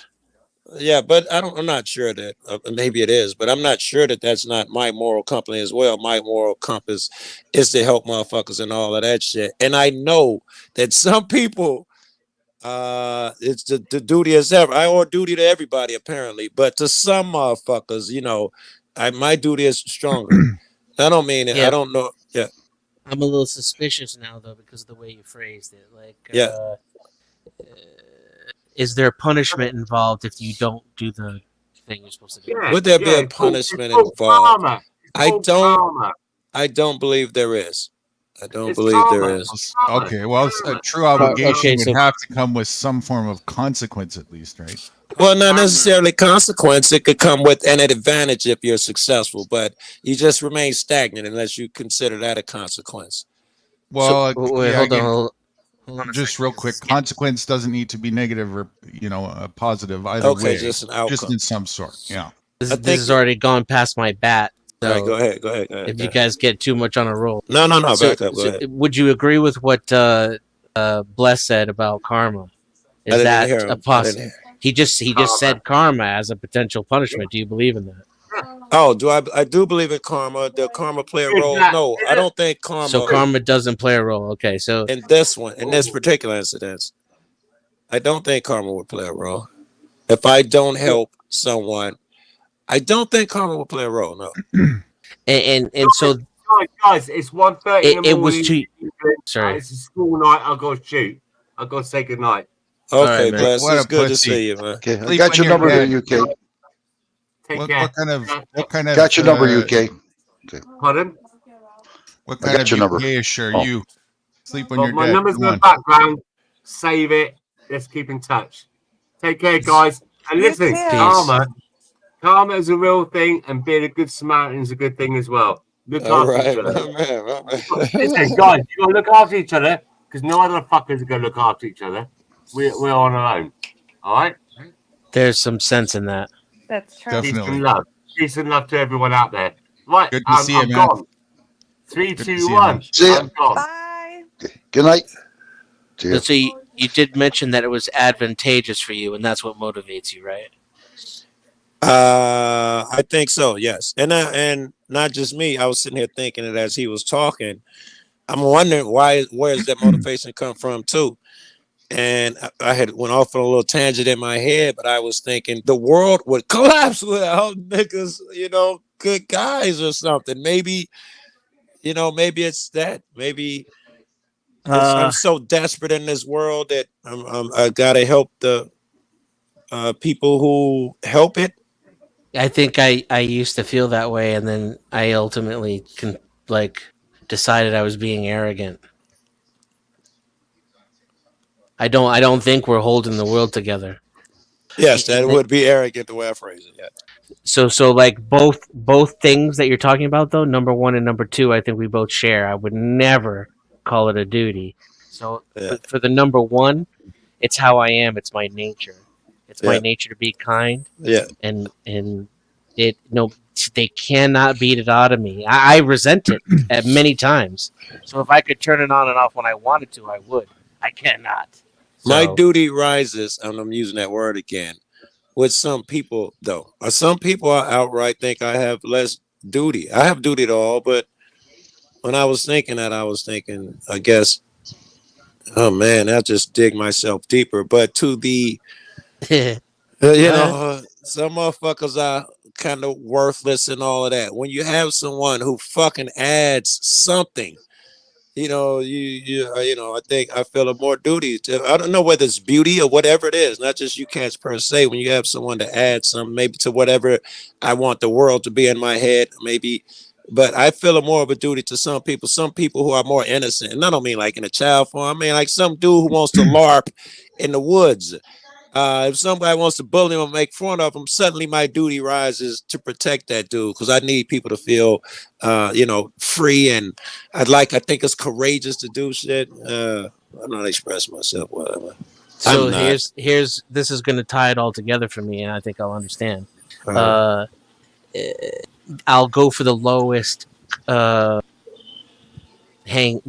lowest common denominator that we share. And phrase it that way, and then see if you still call it duty. Okay. It is advantageous for me to form whatever relationship I can with you and with Nudie and with Vets. And I don't know the other two people on the panel, but because we are like-minded and we are stronger together than we are. All right. Now I no longer so think it's that then. I don't think it's advantageous because it's natural. It's more of a feeling. So if advantageous seems a little has too much forethought and wisdom to it. It's more of emotion, like chick. It's just something I feel and apparently can't explain. It actually, maybe I think. Well, I get the feeling too, or something. God's kids or something. It might go to something weird. I get the feeling too. Right. Yeah, I'm just. There's no feelings are hard to explain, I guess. Yeah, and I don't necessarily. I feel obligation. The more I think about it, if you're getting beat up in a room and I get word, if they tell me so and so, I don't give a fuck. If it's you, I'm not thinking it's advantageous for me, right? If I'm going over and like, oh hell no. I'm not thinking to myself now it's advantageous to me. I'm thinking I gotta help that guy again. It's my duty. Yeah, I don't have that sense. I don't share that.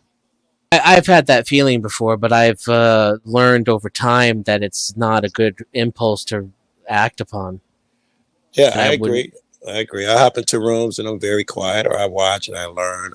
But that feeling, it still goes. I'll go in there and, sometimes thinking he deserves it, ass whooping, whatever. But that feeling, Yeah, I suppose I allow myself to have the feeling. Yeah. I just might let it pass through me though, and then have a cheeseburger, and not feel guilty or shame myself for it either. Is the other thing. Yes, Lady Jane, you're the resident female. Estrogen is the word I was looking for. You got an Yes. opinion on that feeling that I don't want to use too many words here, but that feeling you get when someone is in trouble in some fashion or form? I do, husband. Yes, I do. When you're out late, Joe, I worry about you. Aw, aren't you But sweet? as a the female, do you feel more obligated? Do you think, because you probably don't know, do you think you feel more of an obligation when someone is being hurt or something? Do you think women feel more of a duty to come to aid? Well, I'm just gonna speak. I'm not gonna speak for everybody. I'm gonna speak for Yeah, myself. that's okay. I am one of those people. Yes, if I do see someone or something that needs help, I will step up to the occasion. I don't care. You can ask my dad that. If I see something going Let on, me ask your dad then. Rights, you there? All right, don't worry about that. In my view, it depends on the individual, Joe, regardless of sex. Yeah, It's but now not sex really is out more of it. one or the other. Yeah, You I don't think it's think more. sex is out of it? I was Yeah, just thinking women may have it more just because they're supposed to be more empathetic sex. I was wondering if maybe it affects them more. I was going to ask you, Rights, do you think your kid is more empathetic than the average person? And do you think women in general is, and not just in that woo-woo empathetic, will actually feel moved to help someone? I think women have us there. Well, I'll put it this way: she has feelings, but she also has aggressions. You can ask her about the time she went to school and nailed the guy in his, what was it, his right cheek with her right leg. She nailed him. You want to tell him about that one? no. But Look, squirrel falls out of tree. Who rushes to it first, right? You or her to help the squirrel or to kill it? I don't know. I like the squirrel. I would try to save it. Right? Because personally, I might be filming it and trolling the squirrel. Rights? What do you? Well, I like animals. I like you like animals. Oh yeah, that's my daughter. She had 2 dogs and they were mine. They lived at Yeah. her house. When he would come to my house, we wouldn't exist. That's. I'm curious. I'll go back to the narrative you gave, and that was a direct question. When you who rushes first to the squirrel? Well, I can't run that fast, so it'd have to be her. Whose heart rushes first? Whose heart rushes harder? That's a good question. I wouldn't know. That's something I don't know. I mean, she I would reacts err fast. in this case on the side of her then, because if it wasn't straight up both or whatever, if there's any question about it, it's probably her. Yeah, probably her. It'd be one of us helping, the person out, or. And I could believe that. I just saw that from Wright's hearts. Of course, he's going to help any fucking way he can. Lady Jane, I don't know your personality and all of that shit, but generally speaking, I think a woman is going to outdo every one of us, whether she is kneeing someone in the face at the time, Wrights. And once that squirrel falls out the tree, oh, and the women are going to run over there and try to help the fucking squirrel, bro. I want to meet the women then, because you should have seen some of my girlfriends. Holy shit! Let me say, don't misconstrue the whole estrogen thing, because there are some cold-hearted, ruthless bitches out there. I'm not gonna lie. There's bitches out there that they don't care if you live or die. So don't misconstrue that. Oh, women are all soft and My other sensitive ex, because that is not the case at all. after us, I had another ex, and oh my God, she famously, I bet some of the people on panel know about this crazy evil motherfucker. So you're preaching to the choir.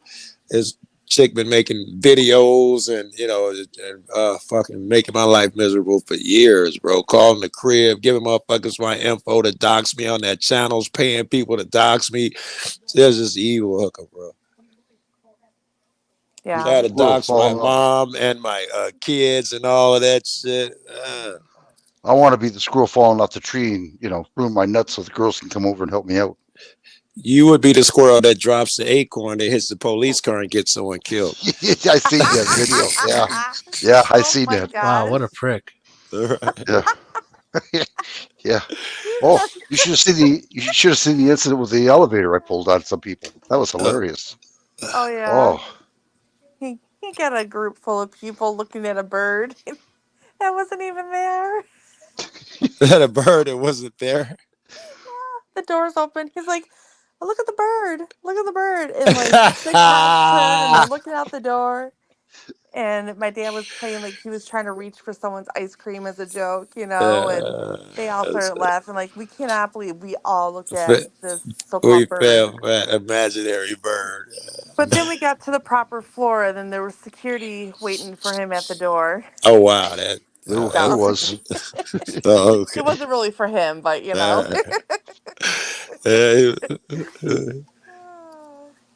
it was funny. I was trying to find the mute button before I sneezed. Couldn't get there. Couldn't get there in time. I give my current wife a speech. When she says bless you, I always remind her that it comes from Gesundheit, which means it means bless you, but they believe that when you sneeze, evil spirits can fly up your nose because you're open for that split second. So someone thought of bless you, so no evil spirits will fly up your nose. So I try to tell her that the bless yous I could do without them, but she doesn't stop saying bless you. Everyone needs blessings, right? So I'll take as many blessings as I can get, or blessings. There was a head joke in there. I'm going to leave it alone since we're talking about blessings and stuff, but that was a good joke in there. Oh no, I'm falling. Oh, go ahead, bring it. No. God will get mad. Oh. God will get mad. Yeah, strike me down his thunderous wrath. Can't even tell jokes, huh?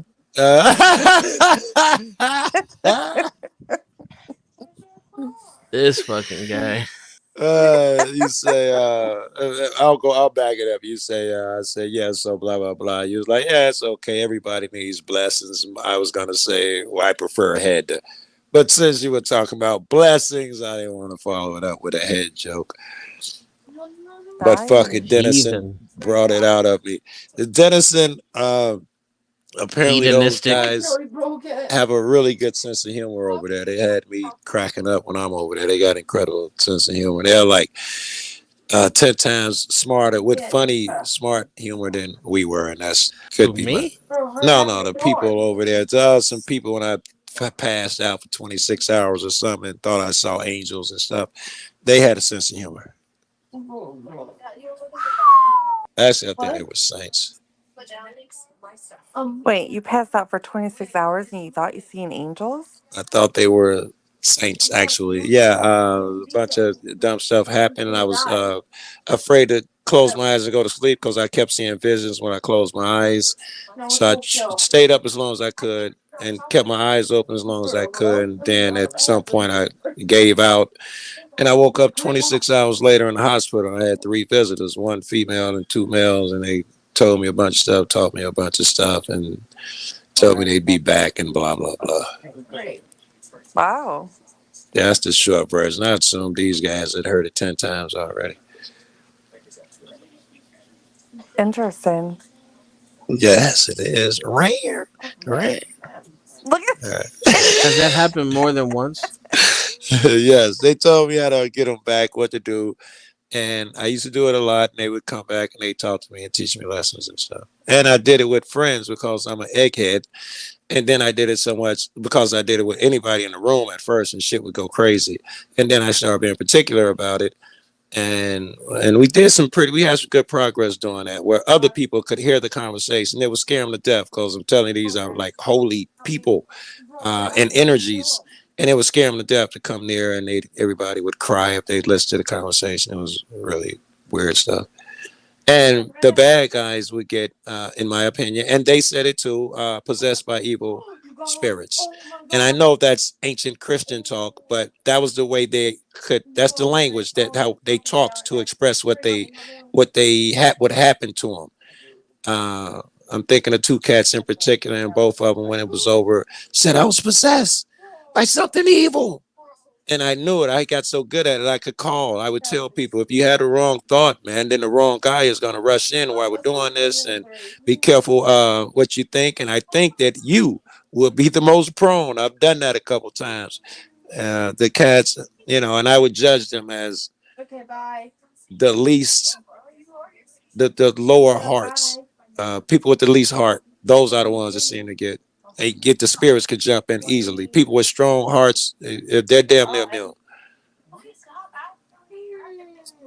But I know I'm probably talking in code a little bit. Am I possessed? Sorry, go ahead, Joe. No, go ahead. Am I possessed by a demon? I think in some ways, I think we all are. In the sense that I'm talking about it, I think that when you let those bad habits, say I steal, and it becomes easier and easier, or kill, easier and easier. Talk about people behind their back, easier and easier. I think every time you do it, the demon, in quotation marks, it gets a firmer hold and an easier foothold in you. So now when a king comes along and I need to pull him off his square, who can I control like a truck? Well, lust is his weakness. And I got this idiot over here. This chick is just, I got her. It's easy to jump in her and get her. And at those moments, I think we're controlled by demons, which would mean that possessed by demons, if not controlled. Who do I lust after? In the instance I was talking about some chick and so and so. I don't know if I was talking about you per se. So I don't know the question. Husband, are you talking about another chick? Well, this is And just you a won- hypothetical, hon. And you Just wonder a why you're my hypothetical. ex. No. Well, this side's coming out now, huh? No.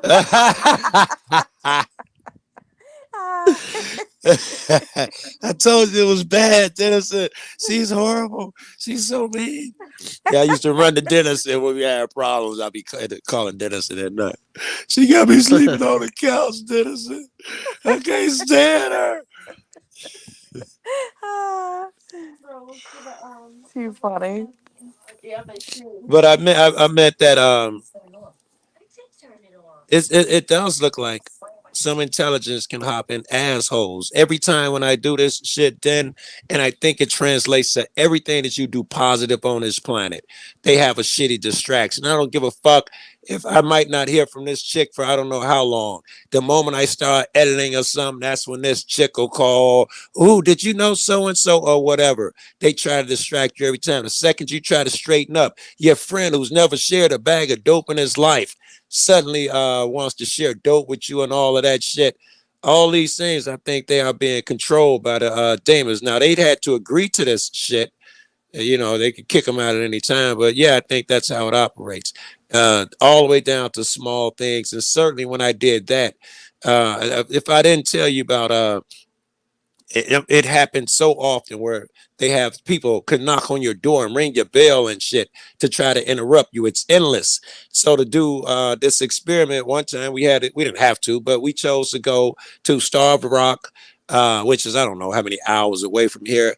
And then spend another hour or two just walking into it because it's just like a big preserve or whatever the fuck, canyon or something, to where we could see no people. Because I was explaining to them, they didn't believe the interrupt theory that I'm trying to explain to you cats now. So we went before the even sun came up. We went so far off the trail where no one could find us. We didn't see another soul for all those hours. And the moment I sat down and started communicating with them, a train of people just started coming through. Hey, what you guys doing? And just keep walking past. And I go back to it. Hey, what you doing over there, buddy? Another guy. and it was all white males. Then I was like, okay, they're serious. My guys are like, what the fuck is going on? You know, you think we was on a trail somewhere. We spent hours making sure this don't happen. No one can see us at 5 o'clock in the morning, whatever time. And so I was like, they're serious about the distraction. So I got to be serious. They taught me to do it laying down, and relax your muscles in a certain order, blah, blah, and they'll come to me shit. And it's easier, but I got so good I could do it sitting up. But after the first couple or 3 people came by, I laid down, and then they kept coming. Now they weren't together. It was just every couple of minutes, another one would just happen to be walking a mile from any known place. And like he's just walking through the thickets of a forest somewhere. And hey, you can't do that. Hey, your friend, he can't lay there like it's illegal or something. And the last one was like, hey, you can't be there. That's the oak. What's that oak shit that gets you whatever, the poison oak, probably poison ivy. That's what he said. That's poison ivy. You can't lay there. They try anything to stop you from doing this. Now I'm saying that's in that world, in that extreme, they don't want you talking to those good people. And it boils down to this. Anytime you're on the right path, right track, they're gonna guide one of these knuckleheads who are wide open into your path. And that person at that moment is what they call possessed. That's my opinion. Okay, so I have 3 thoughts on that. So first, I'm thinking the demons, sure, it's real, but those are just crabs in a bucket. You just need to leave the bucket. But then I think congratulations, Denizen. Yes, you don't believe in fairies or demons. Well done for not listening. Right. And so I try to steel man your argument and assume it to be true, right? Yeah. So then I think I got Jesus juice or something because I have only seen glimpses of what you described, or I'm like the dark Sith Lord because with the last part of what you just said, I'm only doing their bidding and not doing anything good that they're trying to stop me from doing. So we got to do this shit together. We should do it together. That's the third thought. The third thought is that's how I work. You know how I work, right? Show me, right? Yes, I'm from the show me state. This one, and you won't believe this, and if I haven't told you, hopefully one of them can hear it if they ain't heard it, and you won't believe it because this goes towards the whatever your second one was. I'm glad I don't believe that shit. This one probably, this one's is hard to prove. A bunch of them aren't. All of them are impossible to prove, in my opinion. But here's a really good one. Another guy. He's a bad guy. He's my best friend growing up my entire life. But he didn't mind lying and being, doing dishonest shit. Like, I find $20 and we're kids, we're going to split it. He finds $20, he's going to try and hide it or whatever. When we got old enough to sell drugs together, we was getting it from his connect. He was telling me the pound costed $2.50 or something, and the guy was really selling it for $2.25 or something. So I hustle up. He's one of those type of guys. Anyway, and that was my best friend. Anyway, we're going to my apartment, and I'm blowed. I'm high. I'm high as fuck. Off of hallucinogenic shit. We call it love leaf, happy stick, wet. There's so many names for it. I don't know what people call it. Embalming fluid, whatever the fuck, so and so. I'm high as fuck. He's not so much. And we're going to my apartment. And I noticed we're vibing, and I'm slick. I shouldn't say smart. I'm a slick guy. And I noticed that we're working so well together. He is answering my thoughts. So in the car, I'm my mind is moving as fast. I'm like, hey, did I get my so and so off the dresser? What about my so and so? Hey, did you see? And I got him on the page with me. And the final one I said in my head, and he answered it. I didn't say it out loud. I said it in my head, and he answered it. And so later we get back to the apartment and all of that shit. I tested the theory, and I tried communicating him like that. I didn't open my mouth. None of the shit I talk about did I open my mouth. Everything he said, he spoke out loud. But I told him, you're thinking of this, you're thinking of that. You can hear my thoughts. He's like, how the fuck is that? I was like, well, we got to prove it. Stand here, stand there, do over here, sit on the bed. And he's like, how the fuck is you doing that? I'm like, I got no fucking idea, but he could hear every fucking thing that I was saying. And I was telling him, you know, hey, listen, I got to talk to some buddies over here. I do this a lot. Do you want to be a part of it? Again, my mouth's not moving. All this is mental. So yes, Dennison, if you believe this, you're crazy, but it happened. And then I told him, okay, I was like, who you love? He said, I love you. I said, who you rolling with? He said, I'm rolling with you. And I say, I'm rolling with Jesus. And he didn't say a word. I'm like, what about you? He's like, yeah. I'm like, all right, sit on the bed. Remember, my mouth hasn't moved. It's just all mental shit. I tell him, sit on the bed. Let's wait for Jesus. He lost it. When I said those words, he's like, oh, fuck that, man. Talk. Open your mouth. Talk. And I was like, no, you can still hear me. He was like, yeah, man, I'm not going to talk. Yes, you is. He literally flamed up. His eyes blew up. He grabbed my lips and tried to part my lips and make me talk. He was so fucking uncomfortable. I snatched away. I grabbed the Bible. Dude was like, no, fuck that. He tried to get me to drink water. I wouldn't do it. This was around Halloween. He tried to get me to eat. These were called the little candy corns, the triangular candy corns. And at some point, this is a little twisted. I pretended to eat one. I didn't eat or drink anything. I pretended to eat one. And that evilness left his face. He's like, yeah, that's right. Yeah. It was so fucking creepy, but I was hiding them all around the apartment. When he turned around, I'd sit on the shelf somewhere. And then at some point, he snatched the Bible from me. I was trying to read the Bible for strength or something. He just snatched it from me. He's like, nigga, you high as fuck. I'll read it. And he pointed to it and he jumps. At this point, I had started reading the Bible and I hadn't seen this passage, but it said, don't be mad at the guy who tries to give food and drink to the mute. Which I was like, whoa, that's like meow. He's trying to give me food and drink and I'm being mute. I won't speak. And it's scared both of us. There's more I'm leaving out. And at that, I was learning fast too. This was early on. I was learning fast. And I was like, you have all power over here. I can make things happen. I can make my girlfriend come right now. As soon as I said that, I thought that her keys hit the door. And then, because I'm not smart, I was like, but Joe, you can't have any negative thoughts. You got to make sure to have positive thoughts. As she opened the door, you know, she loves me. She loves Boo Man. Ain't seen him in a while. It's always a big ordeal. She walks right past Boo. Don't say hi or nothing and try to snatch the Bible out of my hands. The second time she tried to do it, I snatched away. And that was the first time I spoke. I said, what are you doing? And she looked shocked, like she just woken up for a dream. And Boo Man, that was the first time he heard me speak. That's his name, and he'll tell you the same story.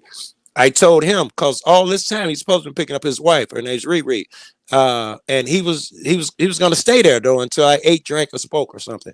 And I say, "Don't you got to pick up your wife?" He was like, "Oh yeah, I gotta." And then he realized that I was just tricking him, getting him out to the crib. And he turned around and gave me the most evil look in the world. But that night he leaves. I asked Colleen, why'd you come in and go straight for the Bible? I don't know. That morning he calls me, and it's one of the things you can hear. Hey, this is so and so. Pick up the phone, and he's just calling back to back to back to back. Joe, pick up. And then when I pick it up, that was the beginning of that. What the fuck happened? I was like, I don't know. He was like, you was talking to me, man, but your mouth wasn't moving. I was like, I know. He's like, how'd you do that? I say, I don't know. He said, I was possessed. I said, I know. He said, by something evil. I said, I know. And that shit happened another half a dozen times as we kept trying this thing with different people and shit. And that was the long version. How much angel dust was involved in these incidents? Well, it wasn't angel dust. I was on some shit. I don't know if Boo was or wasn't, but he wasn't nowhere. He was functional. He couldn't have been because he had to drive. He was the one driving the car. I was fucked up. But I've done it off and on to prove the point to these guys. You know, we're trying to test it out. We think we're smart. One of the guys used to do it with me was a school teacher. He had just like graduated college to become a school teacher. I got him his first job. He went out in those woods with me on one of those last times. And this other guy, a very popular graffiti artist in Chicago, he didn't believe it. I took him out and we did it. Assuming And there's no answers, right? Assuming that type of shit is true, what's it mean? Because I'm telling you, it's true. If I steal, man, what happened to you? I'd say Yeah. I've had similar experiences, especially while on mind-altering substances, and I just I didn't. Are you breaking Like up? Or just you like might- there's a way, just like you said, you could follow like a train of action that leads to more and more action and less control. I didn't engage the flow of negative Yeah. thoughts Yeah. or those type because I could have embraced it, Yep. and then who knows what would have happened if I Yes. embraced it the 6th or 7th time. Yes, I've never went down a negative line either. I don't know nothing about it. I'd be thinking Well, I think that, your friend did. yes, and they would kill somebody. They would, it could have got bad if they embrace it repeatedly the way I embraced the positive shit. I could totally see, something really bad. And check this out. It gets more fucking weird. I didn't even talk about this shit for years. Scared me to death. I thought somebody would kill me. In fact, that morning, my girl went to work. I sold drugs. Normally, I might lay in a bed till noon. I was afraid to be alone. So I rushed to the city so I'd be around people because it was freaky. I was like, the aliens are going to come get me or something's about to happen. I wasn't supposed to see that. And when I get to my crib, I'm coming up the alley. I got to tell my friend, the first friend I see, because I'm thinking I'm going to die. Someone's going to kill me before I can tell someone. And I tell him, dude, you're not going to believe what happened. And some guy, I know everybody in my neighborhood. I don't know this guy. He's easing over to us as we're talking. And I was like, and I pull my guy away. And I was like, dude, I just tell him the beginning of it. Man, I was over there with Boom Man and so and so. I forget how far I got or whatever. And the guy, he's a little short dude. He's creeping over. I'm like, hold on, man. We'll wait till this dude. He's like, too late. I heard you. And he took off running. It was the weirdest, creepiest shit. And I was just, as soon as I touched down from that, and they never stopped happening. Weird shit like that never had stopped happening. I walk in someone's crib, that's my dad. He's a preacher. And as soon as the person walk out the room, his dad turn around, baring his teeth and looking all fucking crazy. Then the kid comes back and his dad goes back to his regular self. I don't know this nigga from Adam. And it was all around the times with that bullshit. There's more to it. There's something going on. And I got a bunch more. I could do this shit all night. I've had that feeling before of being afraid I saw some shit I wasn't supposed to. Yeah. It's kind of an interesting story, actually. Well, listen to this. Yeah, I'm the only one talking. I was coming home. I was coming home from the music store. I just bought a guitar, and my friend was with me. He gave me a ride to the music store. And I'm getting into the parking lot for the apartment where I lived, and then this kind of sports utility vehicle, kind of like Outback type of vehicle, all white and with tinted windows, pulls up across the street, and across the street from where I lived was a park, and these lights were coming, kind of shining from inside the car out through the windshield and everything. Yeah. All of a sudden, a bunch of dudes get out of the car, and they're all wearing hazmat suits, white hazmat suits. Yeah. All of them, like movies. Yes, and they had these headlamps on, and that's what the lights were. And one dude goes up through the fence where the park is into this building that's it's like a little shack. It's probably about the size of like an outhouse. Okay, less than a 10 by 10 or something, less than that, smaller than yeah. And then he comes out, and this is nighttime, right? Yeah. There's a headlamp or a street light right above where this gate is in the fence. It's a huge street light, and there's only like a couple of them in this area. Like this is right. They want this place illuminated, right? Yeah. It went out before they showed up. Interesting. So it was dark. But the reason why I say he was carrying something is because of the way he was walking. So I couldn't see. I'm all the way across the street and across the parking lot. But his gait changed from what it was to when he came out. Right. He's shuffling and he's got his hands, his arms are stiff. You know, it looks like he's carrying something heavy. Right.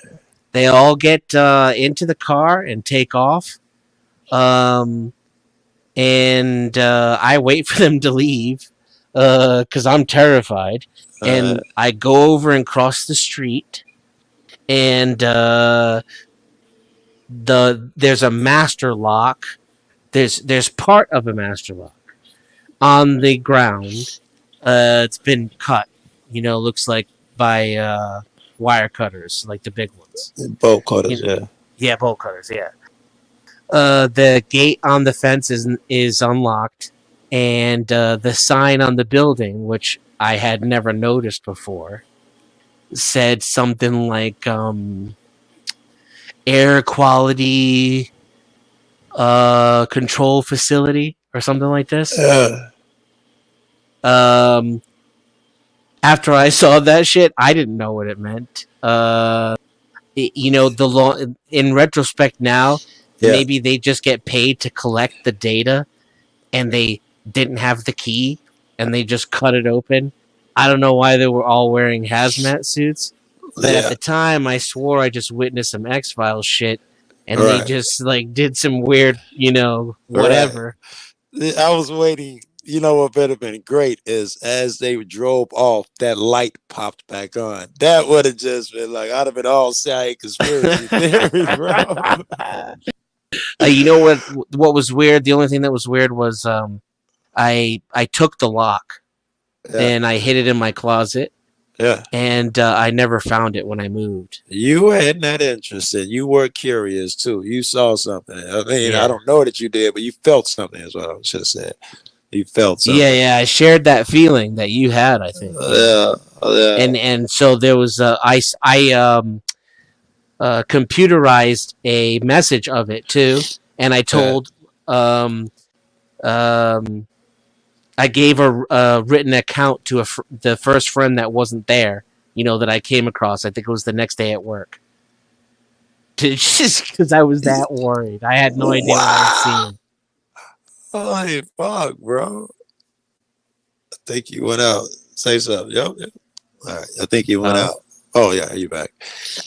Holy fuck, man. That's serious, man. I got a reoccurring dream. I told two people just, I feel like I had to. I saw your ass was serious enough. You felt it, you wrote it down. And you're an intellectual person, you're a smart person. I wonder if that other sense, that sixth sense, is accurate and was leading you and telling you. Because that is fucking weird. It don't take more than one motherfucker, two, to come gather data. The suits, it's a bad sign. Realize, fucking, and it should have had a sign on there. If it's serious enough for them to wear suits, the general public should have been kept away from. There's a few weird things going on there. Yeah. Now that I'm thinking, that the first time when I couldn't sleep, one of my idols at that time, probably my favorite guy, and now we know he was a serial killer. He killed a bunch of people, and that could have been all of this started when I was getting fascinated hanging out with that dude. Hold on a second.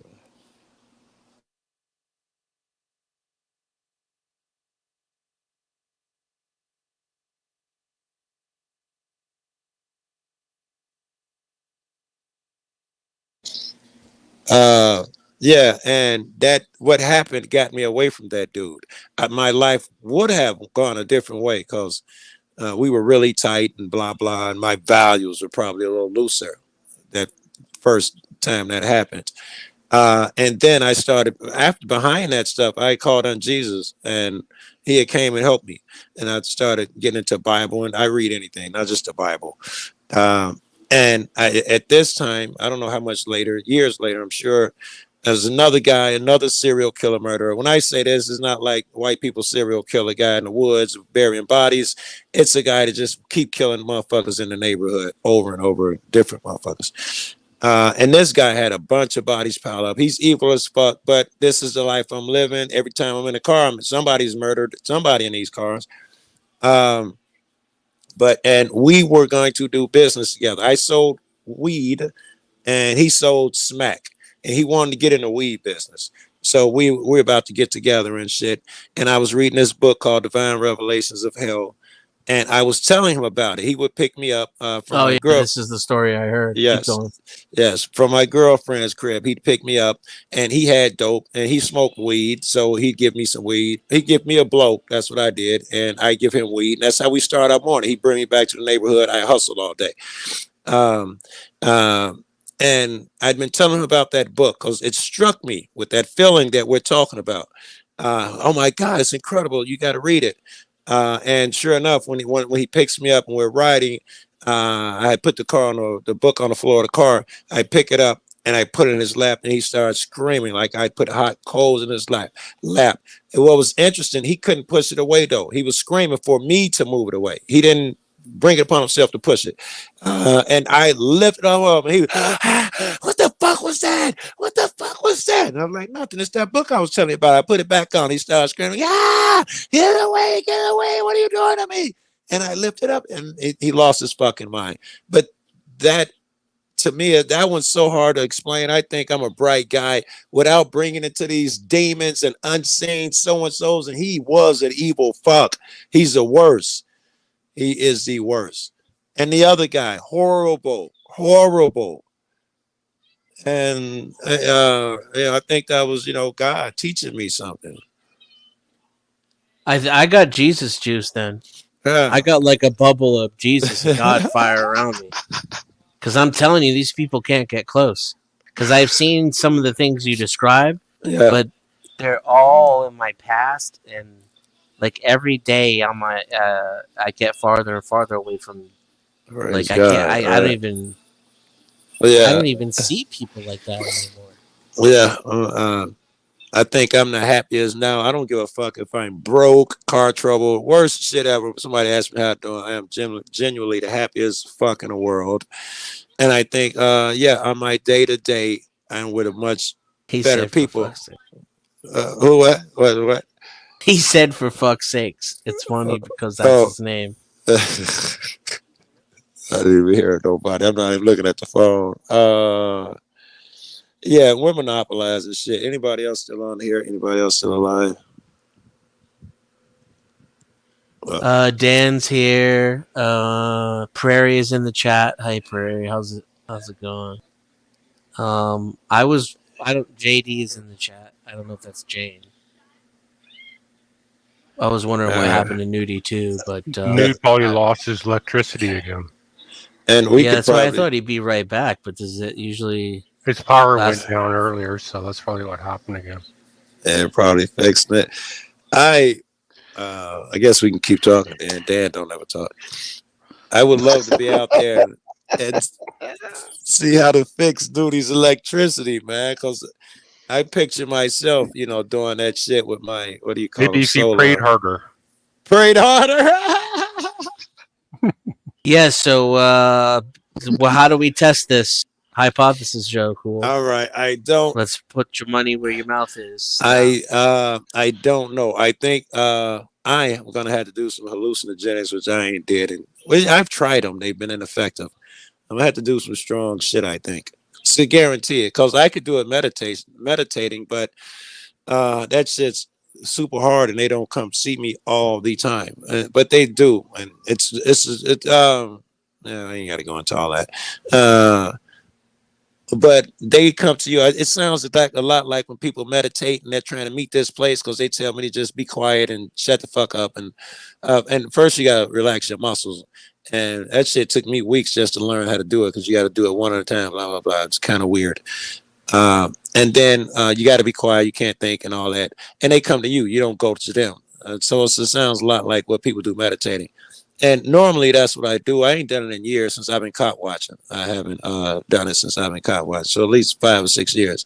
But normally that's how I do it. But I've tried that method around other people and I can't. Maybe because it's usually hot women, you know, they be like in their, you know, small clothes talking about, okay, do it now. Really? Yeah, show me. And I've never been able to focus. So it's easier though. If I get intoxicated, not you cats. But we've done it when other people don't. And you should be able to hear and see some shit. At least hear. And my guys, they were smart. They told me the footage. They walked off the footage where they can hear it and where they couldn't. And they couldn't stand in there long. And it was Would it work over the internet? And no, didn't know the internet actually the internet was invented then, but it wasn't panels and shit. I mean, but yes, it would have to. It would have to. It would have to. I did it with a chick. I didn't do it with her. But the chick, I was just thinking about telling that story with the tight shit who wanted me to do it over a crib. I couldn't do it over there. I told her I'd come home and do it. And I did it. And you can see shit around you. And I looked in her crib and she was letting a guy out of the front door. And normally we only use her back door. And someone was leaving out her front door. And I marked the time. And the next day when I told her or went down there or whatever, and I talked to her, I was like, at 1:35, were you pushing some dude out the back door? And she was like, you was looking out my crib and blah, blah, like, no, I did the shit I was telling you about.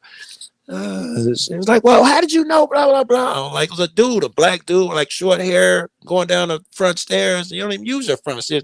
No, I do for him. That's so and so. He the one. He the manager's son. But yeah, no, it'll work over distance. Well, I'm down. The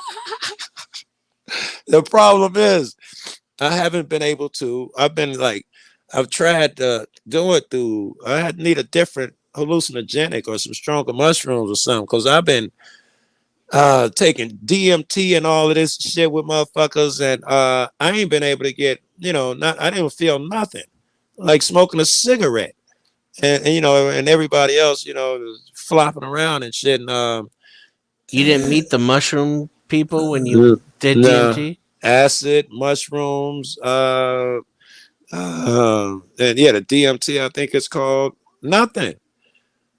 And someone in Colorado was like, well, Joe, you're already there all the time now. So maybe you're trying to get over there. And in a way that makes sense. I'm a totally different person. If I'm driving, I don't know, I'm crying and bawling and like, seeing nature's so beautiful. Oh, look at that sunflower. I'm a different dude all the time now.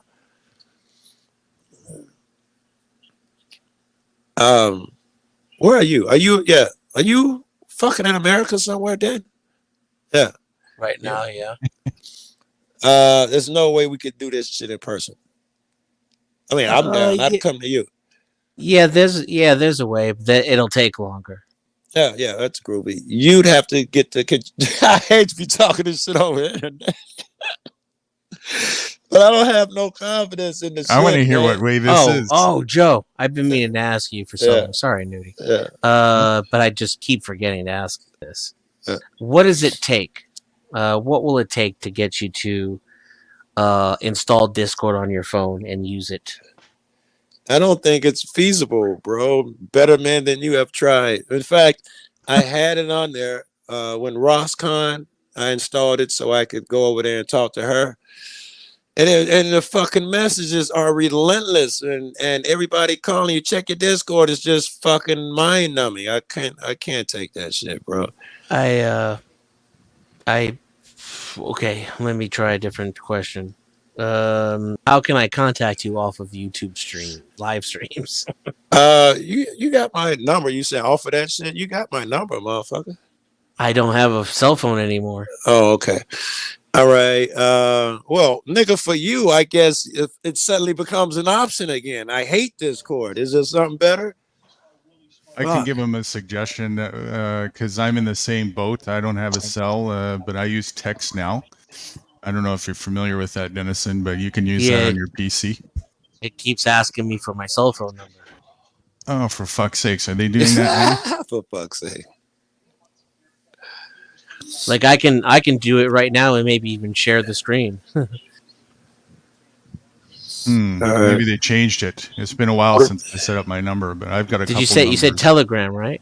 No, not Telegram. Telegram asks you Text Now. Text Now. Oh, Text Now won't complete the process when I do it through PC. It won't verify me. And I had Text Now on my cell phone when I had a cell phone though. We're going to get some iced tea while y'all talk tech. Be right back. You should be able to log into that same account that you had if you know the email or whatever that you used. Yeah, no, it won't let me. And I also I kept it going for a while pretty well, but eventually it expired. You know, like if you don't use it every 30 days. If you don't use the number, it'll expire the number, but not the account. Right, but the number is what matters, right? Like all my text messages to Joe are gone. Not on a PC. On PC, it'll keep the log, the record log, through the email. This is the way it worked for me anyways. You just won't be able to use the same number. The next time you log in with that email address, it'll ask you to select a new number. And then that'll be your new one. But all your previous text messages, for me, have still been there. It almost acts like a hybrid messenger service in that case. It's been over a year since I tried it, so let's try it again. Yeah, it might work. Might work.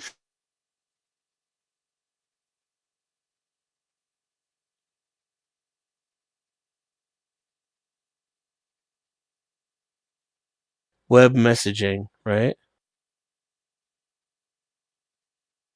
Which is new. They didn't even have that before.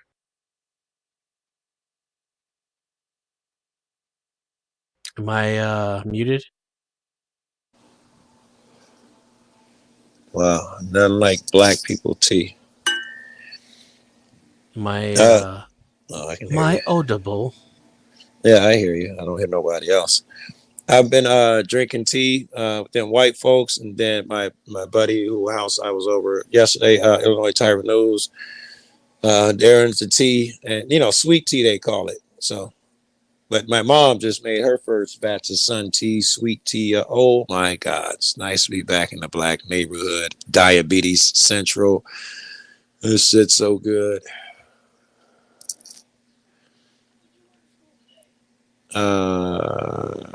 Did you and Guru figure something? What the fuck is Guru calling? I'm trying. Oh wow, it's telling me I already have an account. I've been there, right? I'm trying. I had Telegram too. I took that off too. I had that. That's how. I think that's the one. Johnny 50. He won't talk on the phone and shit. He called through Telegram. So maybe you can call. He used to call me. He won't call me regular. He called me through Telegram. I think that's how he used to do it. That dude's so paranoid.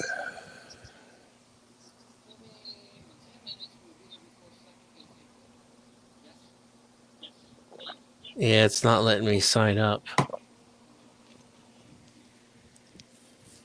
Damn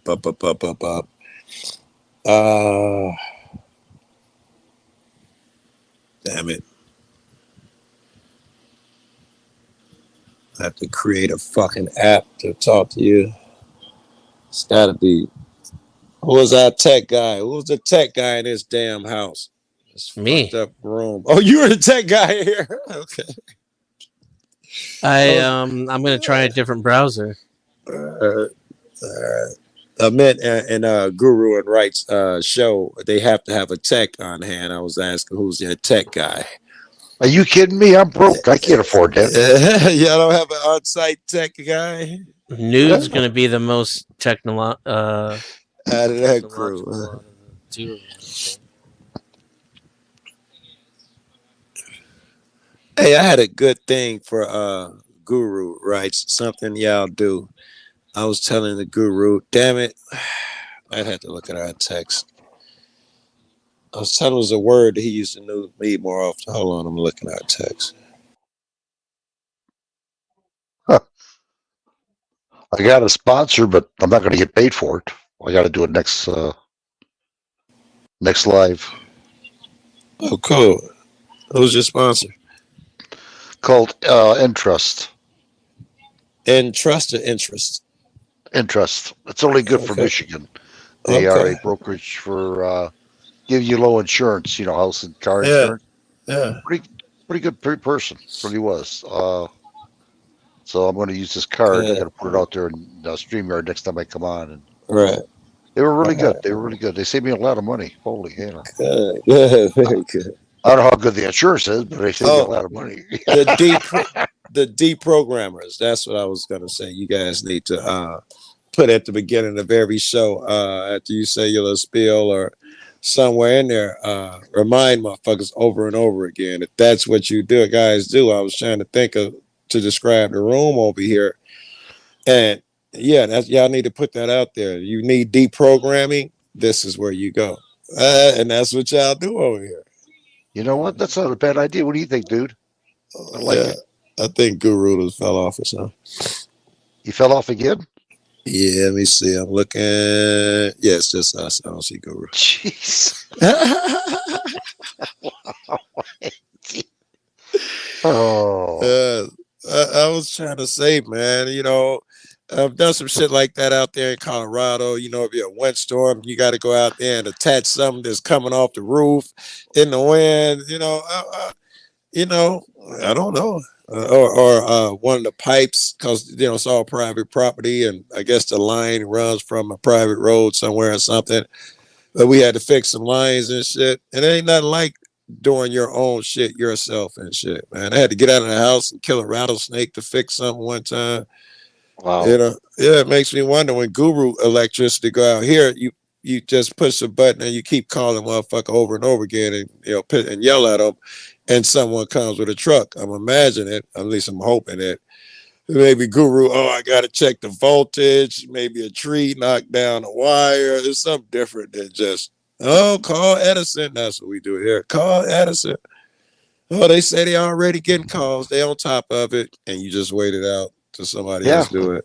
That's the same thing here, I got a generator in case something happens, but I can only run a certain amount of appliances, so. Right. Okay, I was wondering, yeah. I'm enthused about solar panels now. Otto the watchdog, he's got a bus and he put some solar panels up there. Matter of fact, I got another buddy, Guru, saw it. You might have saw it, right? Because I was probably on here. Yeah, I did see it. They got the solar panels and they can run 4 refrigerators, AC and heating off of them fucking solar panels. I didn't think that was a thing. That's a lot of batteries. Jesus. Yeah. Did dude show up? Was that dude popping? Looking again. Nope. Yep, that's him. Yeah. Okay, We're he's back in the bedroom. Okay. Oh yeah. We're gonna have to fire you. Just keep going off and on like this. I'm paying you by the hour, and you're just disappearing on me here. Disrespectful, bro. What do I have to do to finish getting fired? No respect. I'm trying my best over here, damn it. Hey, Nude. Yeah. I'm not able to create an account with Text Now? Yeah, on the Text Now website. I'll try on my end. See what I can do here. What's going on? Doing that. Joe Koo had an idea. Oh, the deprogrammer. I was telling him I had to read our text to see it, Guru. But you guys be known as the place where people go to get deprogrammed. Y'all need to work that the fuck into the show often. And that's how I could tell motherfuckers, yeah, you need deprogramming, where you go. And you guys need to be hitting that. Yeah, we're the deprogramming. You got to make it on part of your name and weird shit, but make sure that you keep telling motherfucker this is the best place for deprogramming. I like that. It's part of the package for sure. You'll see a little bit in something coming up here shortly, in rerun of the last class thing that we did, and next video thing. This is going to be a bit of a sort of a branding thing that is integrated into that unindoctrination or freedom school type thing. Definitely deprogramming, but also learning how to learning what the root of the problem is and how to fix it. That's really right. Well, I guess that'd be part of deprogramming too, because you got to replace programming. With They're more, a reprogramming. Well, taking responsibility for programming, because we're all programming machines, right? That's how our brains work. Yeah. And if we're not aware of that, and we don't take responsibility for that, then we're just left subjective and vulnerable out in the open to somebody else who can come. This is the next motherfucking for program. us. Yes, we got to replace it. I agree. Right. So, and that's pretty much what's happened to most people, right? So it's shedding the light on that, and then showing actual practical solutions that people can do, or paths that people can take to take their responsibility for themselves and walk a different path. The deprogrammers is snappier. Holistic, though. That's piece of the equation. I get it right, because if you just say deprogramming, it limits it. That's why I get it. That's almost like a niche, you know? Yes, yeah, I get it. And an important integral part of it, because it's a big, a huge sector of the whole thing. Just realized I probably been sending Dennis and texts. He ain't getting none of the shit I sent him. He ain't even got the fucking phone no more. I can look back at shit I've said to him. He probably ain't even seen it. Let me finish trying to. I'm going to be on mute for a second. I'll see if I can help Dennis out. Help him try to out, set help up him the out. X Now account. Be right back. All right. Yeah, me and Dan to keep it going. So Dan, what were you thinking? You were talking about man's stoicism being the retrobate problem with man's inhumanity to man. Could you continue? See what? I was What? who? That's not what you were saying? I could have sworn you were saying exactly that. I heard him say it. Yeah, I heard him say it. Yeah, right? He was getting deep on me, bro. I don't know what the fuck you're talking about, brother.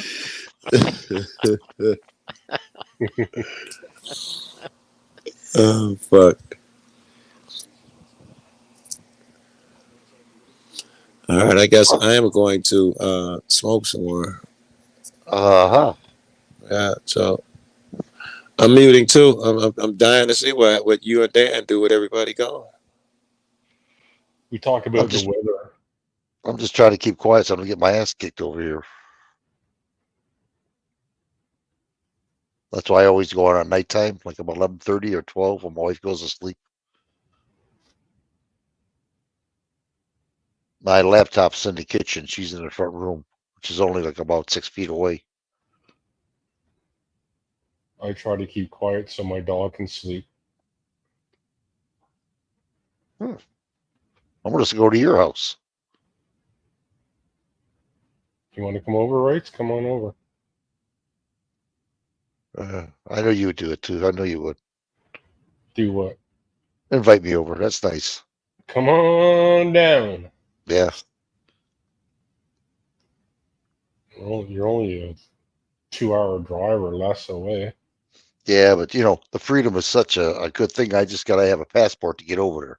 Buy a passport, for fuck's sake. It's only $20 or something. Fucking people. Passport. Your license ain't good enough. Now you got to buy a passport. More money, But you got your freedoms. Oh, you got all kinds of freedoms. Let me tell you. You need permission to cross that imaginary line. Yeah. Piece of shits. I hate the government. Oh, I do too. They're nothing but fake liars, thieves, murderers. They make me Oh, come on now, fellas. Oh, the government's not so bad. They make me so mad.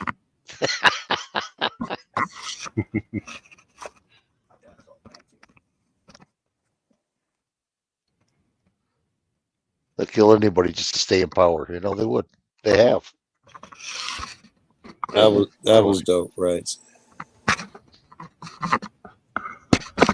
He's black. Look what they did to Jeffrey Epstein. They kept him quiet. Who's he? Oh, yeah. That was I heard about 2 Boeing whistleblowers. I think they had 2 crashes recently. And whatever. I think these might be the whistleblowers from that, but I heard well, there are more, but the last 2 died in extremely mysterious ways. I haven't looked into it, but I heard that's what happened to them. That's what I heard too. And Boeing also does all the military shit too, so that would be interesting. You know, somebody up high could be like, "Y'all need to shut the fuck up. Y'all could cost us our military industrial complex money." No.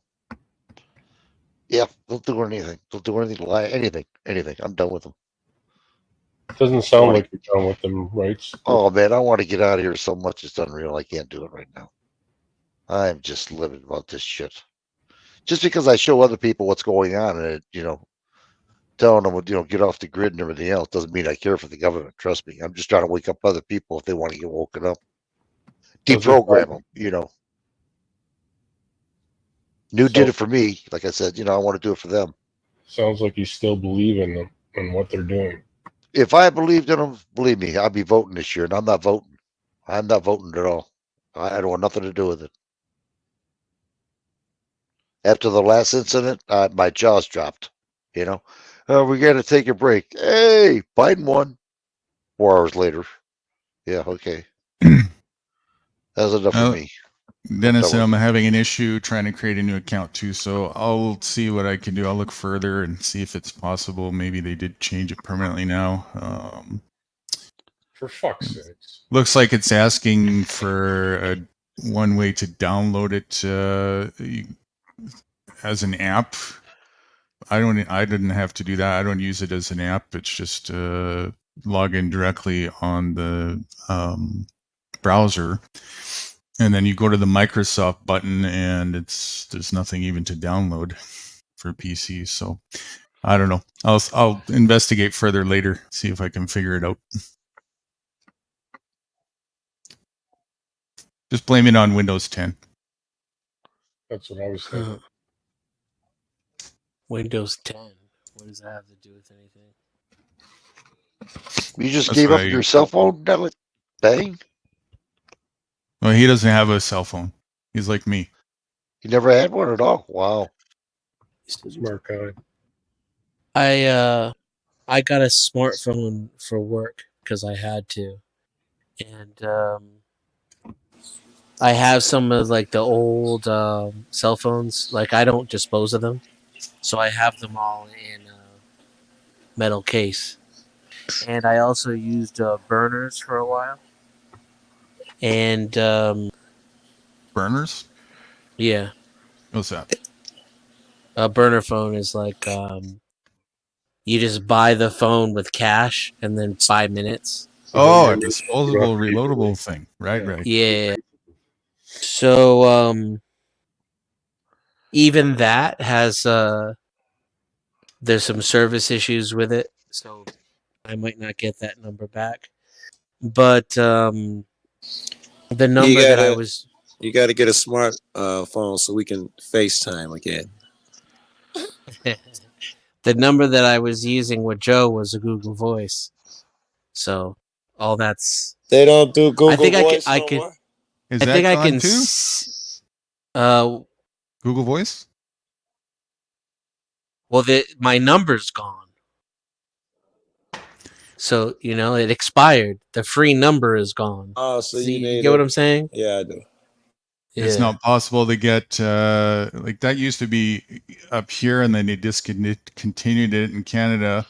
But I thought on PC you could still get numbers for free in Google Voice on your PC in You would US. think no? you could run it through the PC somehow, yeah.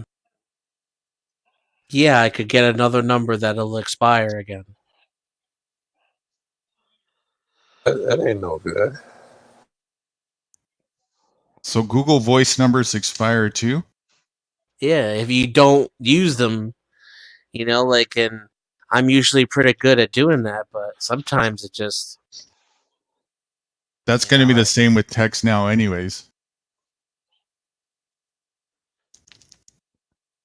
Unless if you pay, there's like I can see all of Joe's $5 texts a year or whatever. I can see all of Joe's texts, but I don't think I can call him. You can see all his texts on what? What do you mean? When I log into my Google Voice.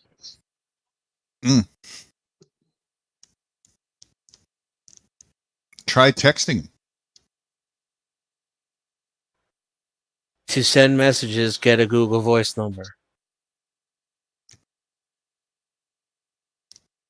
So then I'll need to get a new number, not the one that Joe already has. I'll need to tie it to the cell phone that I don't have. And then it'll also expire in a few months and leave me right where I am again. So they do require you to have a cell now? Google Voice? Oh, yeah, that's been a long time. What I used to do back in the day was I build a PBX system, right, and create my own numbers and then have it call and, but I'm not doing that, I know there's a thing in Windows that there's a SIP dialer, but I don't know if it does text or not. I just saw that the other day too. What is the command for that? What version of Windows do you have? Or do you 10. use Windows? Use the 10.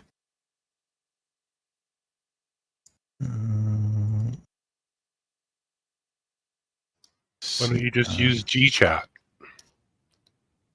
What's that? Google. What is it, Newt? We use it GChat. Well, that's all fine and dandy for tech-savvy people. Not really Yeah, tech-savvy. Joe people. doesn't have it. Yeah, Joe's like just... Caveman, yeah. Yeah, he can't even stand email. Google Chat, Prairie says. What is the command? Yeah. Like, I already have an excellent way, which is Discord. It's like the best out of all the apps I've used, so. And Joe's on my Discord, which is, another step in the right direction. I just checked. I got like 13,000 unchecked emails. So, no, I don't check my emails.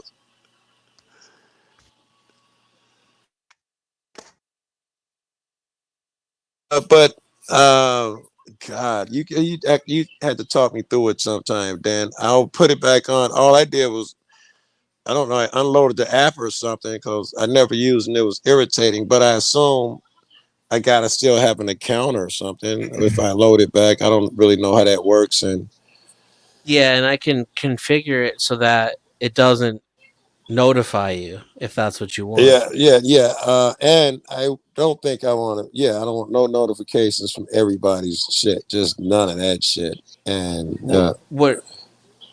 I was in Tonics. I was in like 3 servers, and I didn't know how to get out of them. I didn't know how to check them, and one of them was 18 over or whatever. They sending me messages, but they like, I got to prove my age by giving them my info to answer those messages. I'm like, I'm not doing. I don't even want you giving me the messages. It got irritating as fuck.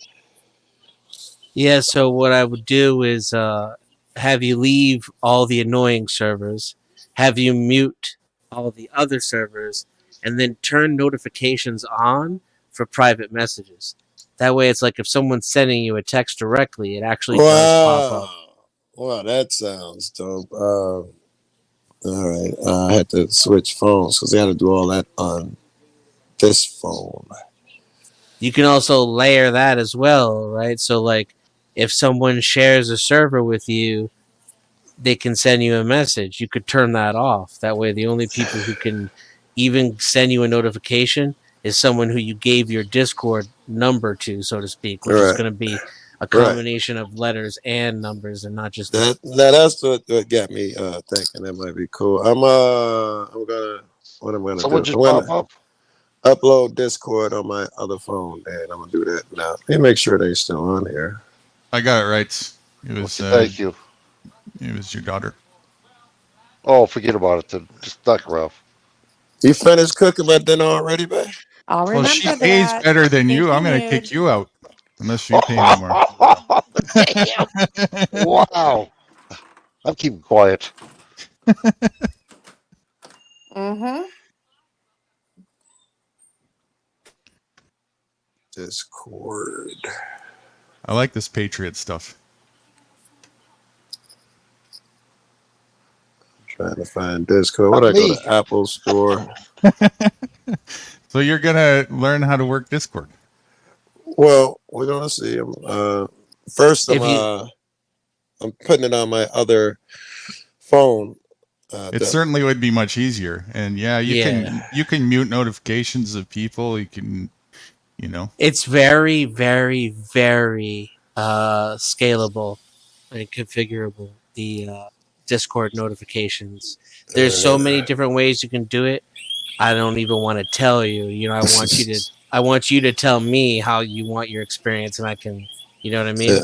I want 0. I wanted like an extra phone number that I could give you and maybe what's his name, or somebody, and that'd be great. I won't tell nobody I have it, type shit. I don't want to really use it for anything. Then you mute all the servers.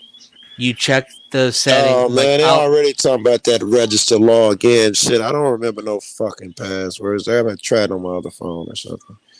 Yeah, you will need the account and password. That's the one thing. Yeah, I'm not gonna do all that shit. We'll do that later. Wait, it used to be on this phone though. I bet you when I hang up with y'all and download it onto this phone, I bet it just pops up. Matter of fact, you just won't be able to hear me. I'm finna do it now. Did somebody else pop up? Yeah, the Michigander 231. What's up, Michigander? Show me your papers. I don't have. Jawohl. Good morning. Good afternoon. Dan. Yeah. Your papers, please, sir. Actually, that's what I kind of don't want to get off track of what you guys were talking about. But does anybody understand the documentation that you should carry when you no longer want to do the tags and insurance on your car? None. Well, I mean, that's feel what like I'm this is do. going to push my button. And if you have that question, did this man come on this panel to push my button? Yeah, Agent. Perfect time. If you have that question, you should probably still be carrying your papers. Well, no, I'm just trying. That's just it. I'm done dealing with it, but at the same time, I want to make sure that I fucking, when I get done dealing with these fucking Nazis, I'm gonna walk out the other room without them trying to fucking give me $20,000 in fine. They're always going to try and do that. That's never going to end. They're never. There's no like magic button you can press where they just all of a sudden you're invisible to them and they leave you alone for the rest of your life. Yeah, the only way to do what you're talking about is just to assert it and deal with the consequences. You know that, right? That's what I'm getting. There's no secret handshake. Yeah, I know. Oh, there is because there is because if you keep fucking screaming, you fucking Nazis kidnapped me, I've committed no crime. They get sick of hearing that real fucking fast, dude. It can go that way. That's one way it can go. I have seen it go that way. I would not tell you that that's not true. I've seen plenty of people get away with crimes simply by annoying the system until they're like, fuck it, you can leave. But there's a whole range of possible outcomes when you do shit like that, though. Absolutely. Oh, yeah. No matter which method you use, there's a whole range. Well, here's my thing on it.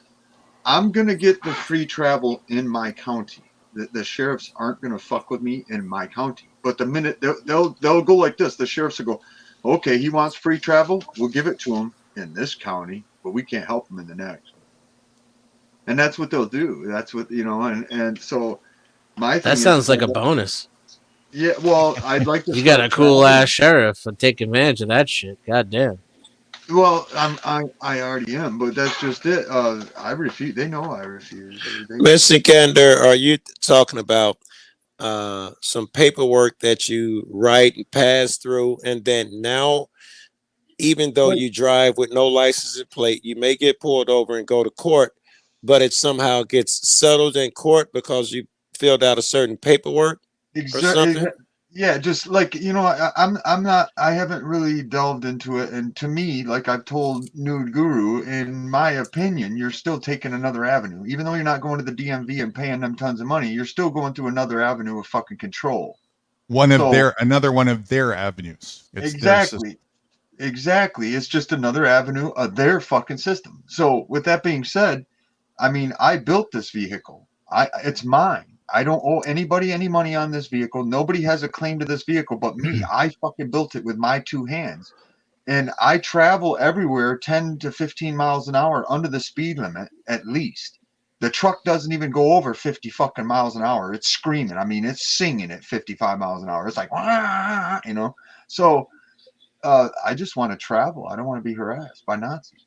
I mean, fuck you, brainwashed Nazis. Leave me alone. I'm not. People in hell want ice water. You got about the same chances of getting it. Yeah, but listen, I have a dog that I like to take with me. I like taking my dogs with me in the back of the truck. So if I'm like a free fucking man traveling and a Nazi pulls me over to take my truck and shit because I don't want to put his fucking enslavement tags on my truck, what am I going to do? They're going to kidnap me. They're going to kidnap my dog, and it's bullshit. Okay, you're gonna get out a week later. They're gonna euthanize your dogs and shit. Oh no, dude! I'd have their head on a pig pole, dude. I'd have them in person. They know, dude. I wouldn't even tolerate that for a second, dude. Matter of fact, to prove that front point, my brother got raided. They darted both my German shepherds, and I never put licenses on my dogs. How much do you think I walked out of the fucking the dog pound with my two dogs for? The very next morning. I was sitting at their door waiting. How much do you think I paid for two unlicensed German shepherds to walk out of animal control? I'm guessing the answer to this one's gonna be $0. $15. I was screaming. I don't give a fuck if it's $10,000. You guys broke into my fucking motorhome. You had no fucking warrant. You kidnapped my fucking animals. Get the fucking sheriff here now. And I left with my two fucking dogs without leashes. I fucking made them let my dogs out of these cages and fucking walked without. Hey, check this out. That's kind of what Paul talks about, and I guess everybody else too. But if what you were doing were right, somehow through your anger, probably, or yelling at them, but you were right. You were standing on righteous under God. What they did was wrong. What you did was right, and you managed to touch them somehow. They'll try and abuse you and get any amount of money you can, but sometimes I've heard other people say this too. If you speak up from court, and Paul talks about it best, is you're coming from a certain energy and area, then it's more difficult for them to touch you. It's like when you found that vibration, and when you were explaining to them, you took my dogs, whatever, however you did it, and they understood the wrong that they did. And oh fuck it, just give us $15 and take your dogs. It's something to that. I've been thinking a lot of people have been talking like that. That guy, High Frequency Radio, he talks like that. Like if you're coming from a place of honesty and in tune with what we gonna call God, Denison, just take it for what it's worth. If you're coming from that place, then the place of honesty, I think, is what Paul calls it. It ain't honesty. If anything, I'm gonna roll with you, right? And I'm gonna say that all that does is antagonize the wicked. Ooh. Honesty infuriates them. Really, what I found is the state looks down on us. Right, so yes. It's insulted somewhat. It's taken aback when someone has the audacity to say, "This is mine. This belongs to me. I have rights." Of course. But it still thinks of you as nothing. You're not really getting to it or intimidating it. So usually, they'll throw you a bone. Because so long as you bend the knee in some way, shape, or form. Right. they'll take your abuse because after all, that's your First Amendment right. Well, check this out. I'm talking about something different. I'm not talking about the guy who just nags them so much where they give up type shit. I'm hearing a bunch of people talk about that there is a note, a frequency that you can hit with them, where you're saying, listen, for instance, I'm sorry, Judge, I just can't agree to any of that. I'm under God. I believe in God, and this would absolutely go against my beliefs. I would not do no wrong. If And you're you talk. engaging with them, you've already acquiesced. But go on. Yes, no. I don't know. You're right. He's right. Good. Nude Guru is right, and that's Not necessarily if they snatch you up and you're in front of them, you're engaging without their acquiescence. Yeah. No, you've been kidnapped. If you've not left the victim, you've committed no crime. That means if they snatch you up and put you in a cage and you've hurt nobody, if you haven't stolen from somebody, raped or robbed somebody, or beat somebody up, they've kidnapped you. That's pure. I can tell you right now, if I'm kidnapped, I'm going to be talking my ass off unless somebody with a gun's telling me not to. Yeah, that's what I'm thinking. You'll get your chance. No, if you don't listen, if they pull you over for driving without a fucking license and you don't comply with them, they're gonna fucking shoot you. If you pulled over to begin with, you've already fucking shoot you. Bullshit. If you fucking run, they're gonna violate you. They're gonna smash your that's car, the and they're gonna acquiescence, fucking friend. shoot you. Welcome to being a slave. And there it is. Well, listen, that's kind of neither here nor there. They got so many ways to snatch you up without you, even you having the opportunity, and you can end up in front of them. And in that situation, is there such a thing as speaking your truth, or what? I'm not phrasing it well, but is that thing for real? Where they know this guy is better than I am. He's above me. He is the real thing, and you strike fear in him. Is that a thing? Yes, and I watch you do it on your videos. When I like that I answer. watched you walk up. Listen, I think I could think of 3 or 4 times I've watched your videos when you've walked up to them, and they totally, like you said, your vibration was just right. They quit violating your boys, and I watched you save your boy's ass at least 3 times that I can recall off the top of my head. Yeah, I think I hadn't thought about me, but I'm sure there's some examples in there where their energy changed. Chuck used to say that the thing that keeps us from getting arrested in most of them situations is you laughed at a certain so-and-so, and that's what kept us out. Your laugh kept us from getting arrested. So that could be some energy shit, but I don't want to try to. It's hard to identify your own shit. I don't want to do me. I can see other people's shit better. If you can verbally mitigate a threat of violence, absolutely, that's a powerful thing to do. I totally advocate that. At the same token, you also have to realize you're dealing with psychopathic minds who will go the distance and do things regardless, right? So I'll tell you what keeps me freer than most people when it comes to that. Wait. I don't want you to be free yet. I want to be the psychopathic judge that has snatched you up, and you can show us. I'll never get in that position. Tell us. You don't. How could you possibly know? They just kick in the door right now. They snatch you up and you're in front of a court. They drag you. You're there. I won't be there. I'll be dead before I get there. All right. Let me try to give you a scenario. You're at the grocery store. Police standing right behind you. Immediately snatch you up. Him and his buddy cuff you up. Again, it would be a battle of weapons. Somebody would be dead, and I might you be don't one understand. You didn't get a chance to pull no fucking weapons. He was literally behind you in the thing. Him and this guy, you didn't even see him. Him and his partner was saying, "Hey, don't that look like that guy? That's wanted." And you're not even the guy, but they creep up on you and grab you before you get a chance to do anything. Can that be in this hypothetical? They put you in a car, search you, put you in a car, take you in front of a judge. I'm that judge. Now, of course, you weren't the guy that in the search warrant, but you're in front of me, and I want to ask you a couple questions, and you just explain to me, what your magic words if you hit the right note or whatever. Excuse me, sir. You were out there causing a scene at the grocery store, at the convenience store, at the bodega. What's your name, sir? I'm asking you, Guru. What's your name, sir? You hear the silence? That's what it is. All right, I guess you could do this. I'll ask you again, sir.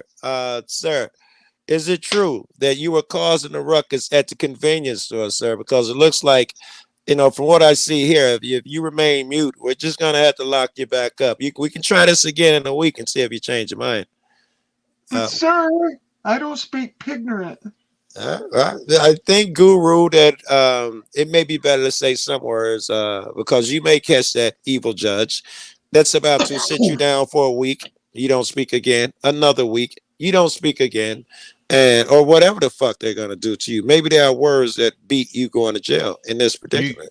You have to understand as well. I'm in a position already that's vastly different than most of you guys currently have the ability to recognize. I have allies that are willing to come and go the distance, and I for them as well. If that were to ever happen, to get out of the cage, Well, explain that to me, because you're already raiding in the cage. Yeah.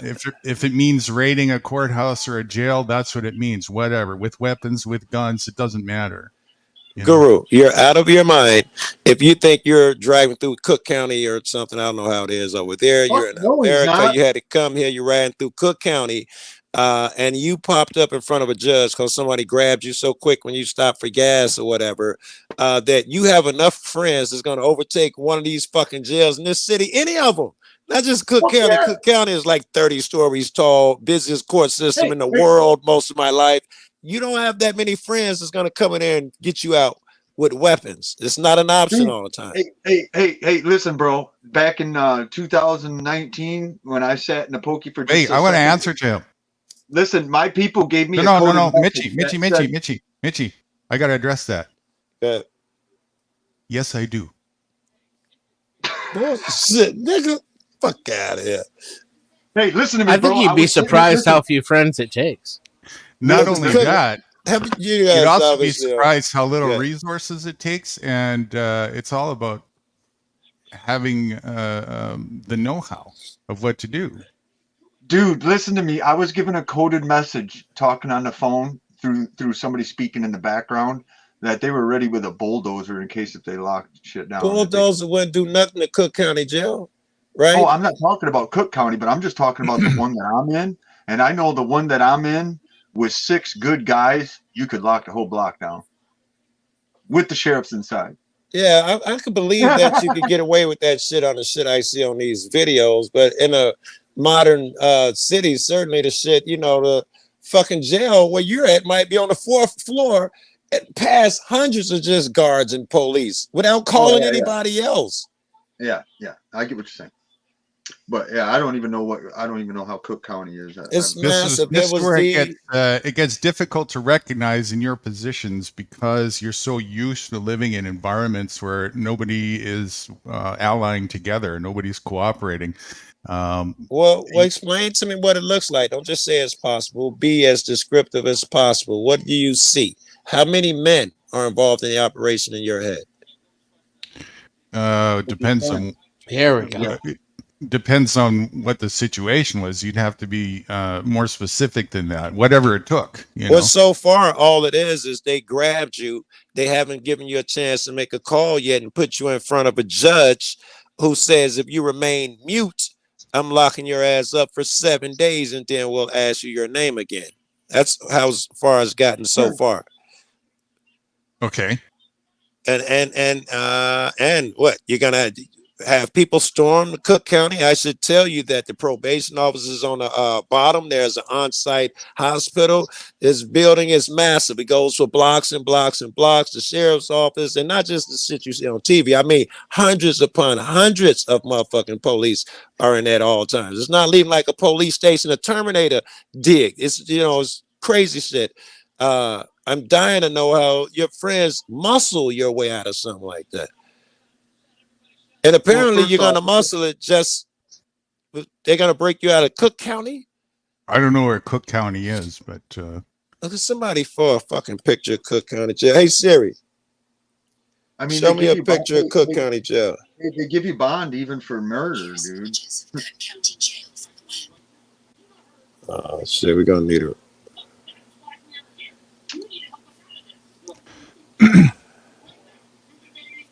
Hey Siri, show me a Hey, picture Guru, of Cook County Jail. just to be clear, I'm with you. No matter what, if you think about the situation, you can get out of their clutches. If you stay and lay for them, you will stay there. I've personally had experiences with getting out of there per their corrupt system, and I had absolutely no income and nothing in my pocket, and I walked out of their cells with $750,000 bond paid. Serious worth, because she showed me indoor photos of the jail. There's all kinds of ways if you're locked up. One of them was already mentioned, just going that route, being annoying, just showing people what they can do inside that. They don't like that, telling people. That's Eric Brandt. That's what Eric Brandt does, right? What's But messed up is the outside of that, the tactic that I'm saying is I'm even further with the mitigation, with having allies and friends and whatnot who aren't afraid to back each other up and do whatever it takes to keep these fuckers from railroading us. And that's doing what you're talking about is what keeps them at bay here. Now, if I was to go down to a big city like Joe is talking about, I would have an issue. Now, I'm not even going to bullshit around. I know if I went back to Kent County, where I'm from, down in Grand Rapids, and tried to play hot shit without having money resources for an attorney, you wouldn't be fighting these guys. I'm just saying, and they're brainwashed militants. They will hurt you to get their force across. That's just a fact. So the way you win against these people is by not fighting. Exactly. That's just it. You can't fight. You just got to say no. I already know that. Listen, I'm already beyond that. I'm not a fucking fool, and no offense. Yeah, I'll take you to the Piggly Wiggly, Mrs. Daisy. Sure. I'll drive you a big old fancy car. Come on now. Until there's give me a break. Until there's an aggressor, there's peace.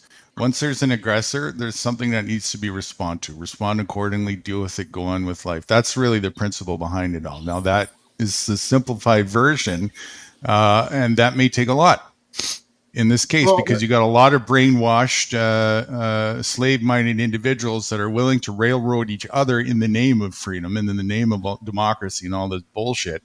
And a lot of them are organized. So the question becomes, what is the logical, sane way to deal with that? You have to be willing to go to the distance. There's only two options when it comes to this. Getting back to what you're saying earlier, it really comes down to one of two things. You're either going to acquiesce or not. No, because you cannot fight with them and still acquiesce. You just might, like this fella said, spend a couple of days in a cell. It's not acquiescing. That's what he's saying. There's still two choices there. That's the not acquiescing means you spend time in jail. Yeah, but then you make them pay for that when you get out. You just don't take no for an answer. That's where your vibration thing comes into play. That's why they won't fuck. But Guru remains right then. He said either you got two choices, acquiesce or not. You didn't dispute that really. Well, you can still fight these guys without fucking being physical. You just got to be intelligent. Very good. You know. Yes, yes, I would think so. I think there's your argument lines over there. Yeah, no, I already know. I'm already past that point. I've already seen that. Actually, I was working out in the yard. I've had this discussion with Nude Guru. I was out working in the yard one day, and what we're talking about now is the elaborative specifics as to how not to acquiesce, and that's a whole range of things. Right. Whole range of things, right? And it all depends what the situation is that you're up against, what you're dealing with, the mindset you're dealing, how many people you're dealing with. Is it something even real? Is it all bark, no bite like most? Where you are? Yeah, we're near your backup. Are they far away? Here's another aspect. I going the distance, like I say, that I'm further. I've got friends and allies. That's not everywhere in the world. So, if I'm in Costa Rica, we're like, I gotta start from that point there, And then that system may be a little different than the one you used to here in America, where you have a better example in your head how to deal with them. You don't even speak that fucking language, and they're just bullying you and get off the phone over there, you fucking gringo, or whatever the fuck. For sure. You know, if a couple of them cops there are easy to be bribed off, you know, I didn't want that fiat currency anyway. Here you go. Have a good day. Right? Over here, you're pretty much just bribing judges anyway. You're negotiating plea deals with them. That's all. Did you see the guy who said we'd have to pay off for a senator or a judge or something, and the guy was like, no, a congressman. You know, they're much cheaper. You get more bang for the buck. And he got called somewhere. Do y'all know the quote? It'd be nice if one of y'all could remind me, but some guy got caught doing that shit recently. And like, no, stop thinking small. Buy a congressman. We do it all the time. It's not even as expensive as you think. Like, The yeah. The reason why most people stay enslaved is fear. They're afraid to band together and go the distance to not acquiesce. That's really what it comes down to. Believe it or not, I'm watching a slow change with that, at least in my area. I've even watched potheads get together to make sure that the fucking pot crowing facility kept their people in line with kids walking back and forth down a trail. I was like, whoa, what the fuck, dude? Wait. The facility kept their people in line with kids walking down a trail. I have no idea what that means. There's a grow marijuana facility next to a special trail for exercising and biking. Yes. And they have a break area where people was pulling down to smoke their weed and stuff during break. That's interesting. There was little kids walking by and stuff, and they're cussing, swearing, and smoking weed and stuff instead of being reasonable about it. And the thing is, the people that stood up and said, hey, look, you know, we're not trying to bust your balls, but, you know, come on, clean this up. We're a customer, but this is too much, you know? Mm-hmm. And I was surprised somebody got off their dead ass. I'm just saying, you know, in general. Yeah, that seems like really inconvenient shit. And the adults would have had to, you know, acquiesce and been kind. But that's really inconvenient. If y'all outdoor smoke break spot is by the fucking trail, y'all better be very alert. That's just. Yeah.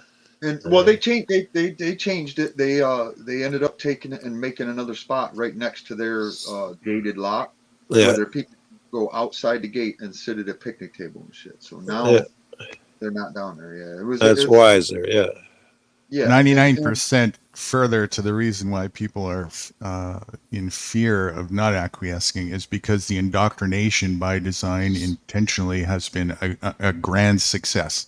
It's done a very good job at instilling compliance and avocation for acquiescing in the name of whatever it is that people have been indoctrinated to believe, such as democracy, such as the court system, such as there really is such thing as authority and all this kind of bullshit. Yeah. I did it and I got beat up and kidnapped. Think that African proverb, if the mouse were the size of a cow, it will be the cat's slave nevertheless. And, you know, it's meant to say that I don't give a fuck how big that mouse get. Even if it's way bigger than the cat, it still has its mind. It will still Very remain. true. Yeah, that's what's in the brain that counts. So is that true? Mostly, right? I mean, there's a sense of physical over empowerment, but with brains you overcome that, you know, using whatever strategies and numbers and blah blah blah. The people we outnumber the government look like we are the cow now, and we're still enslaved. Look like it holds true for us. You would outnumber if the brainwashing wasn't a success. Because the brainwashing is a success, the illusion of the government being this big bad Goliath is a reality to the people who acquiesce. It's true only to the extent of the adage. Because if the mouse were bigger, it wouldn't fear the cat. It wouldn't have the same brain. Its brain would be physically bigger and its behavior would be completely different. All right, let's blow the mouse up to the size of a cow.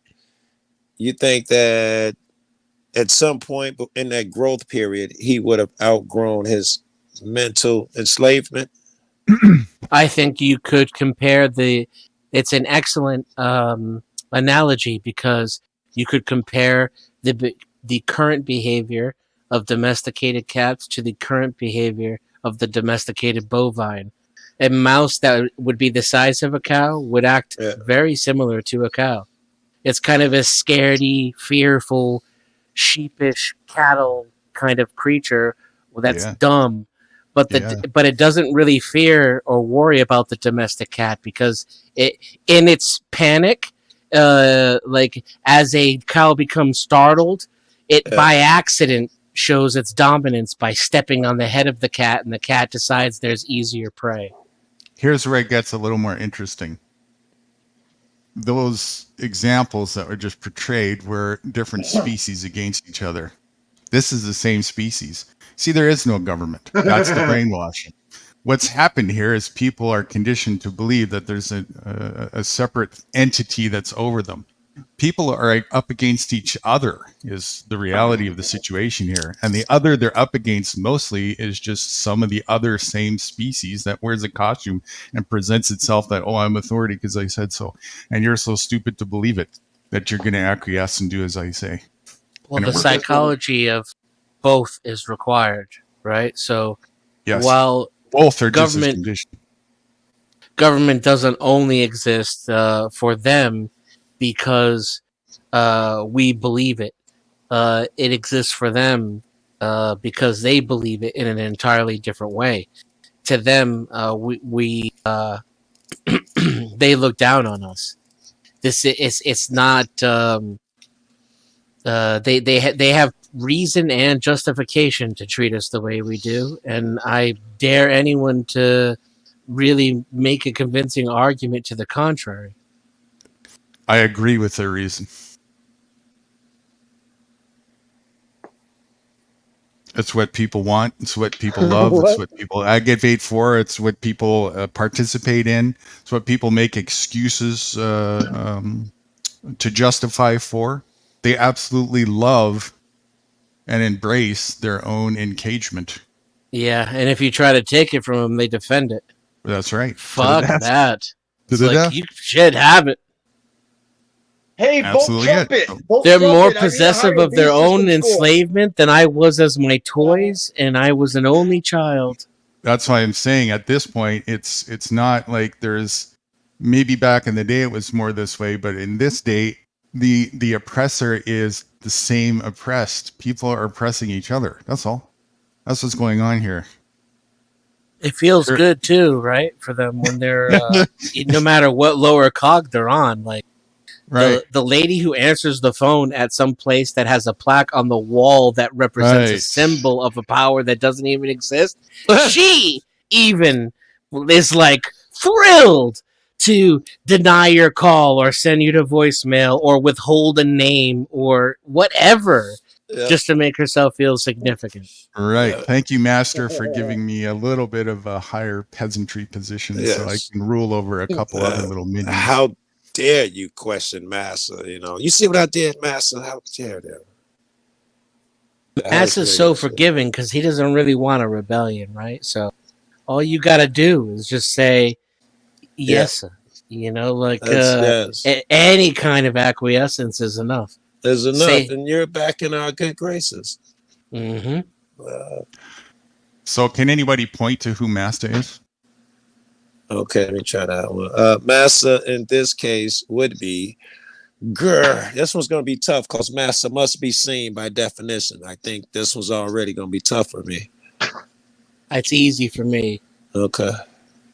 It's everyone who believes that they have the authority over another person. There Okay, Massa he ain't even real. He's imaginary in this one. And Well, he's unless if you can No. point to show it to me. But who is this person or people? Who are they? Who's I- the ones? Yeah, I mean, I could find one for you and show you, and then we could ask him Yes. some questions to prove it. So Massa is And I think you'd be surprised how many of them are in the 1A freedom community as well. You're right. First with the definition, I was still running it through. Yeah, it will be that entire group of motherfuckers who think they have authority over you. All right, all of us. Hey, Well, I that's truly, scary, Guru. I true. truly think Go ahead, Mitch. I truly think that people have a very low expectation of their fellow man, because I just watched a four-eyed face wake up yesterday and today. They expect you, their fellow man, to go along with the narrative. And if they don't, they'll chastise each other for doing so, because they've been indoctrinated by the system that each other is indoctrinating each other into to do so. Can you turn his volume up? Who's Mitchie's? Yeah. Hold on, I'll get it. Oh, I'm walking away from the mic and stuff. I'm sorry. I'm trying to barbecue. There you go. I can hear you now. Excellent. I can hear you I'm- now. I'm- You I'm were walking saying around. something I'm about outside. your post-op. You were saying, Mitch. I thought maybe I misheard you. I thought you were saying you were past your surgery now and you're post-op and you're very happy now. No, That's not what you were saying. No, I wouldn't go to surgery if you I wouldn't go to a doctor if you fucking paid me. Until they start hanging these fuckers for the COVID scam, I ain't going nowhere near a hospital. Oh no, I thought you were talking about your trans surgery, but your mic was breaking up. I couldn't really hear you. We could talk about it another time. My trans surgery. Let me respond to that. So, if we're going to hang people for COVID scam, then we got to hang every single participant in the COVID scam. How many people is that? Not my Billions. problem. All of us. Hey, Guru, not my problem. Not mine either.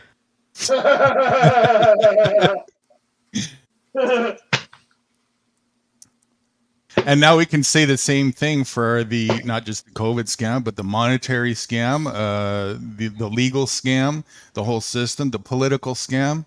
Damn, if we're gonna still hang not my one problem. person, we gotta hang every single individual who's a It's participant. still not my problem. I don't touch currency if I can help it. Otherwise, we're just a big fat hypocrite, right? We're just Still not pointing our my finger problem. outwards. And what about us? What about our participation in this? Are we not the people who empower these things by participating in it?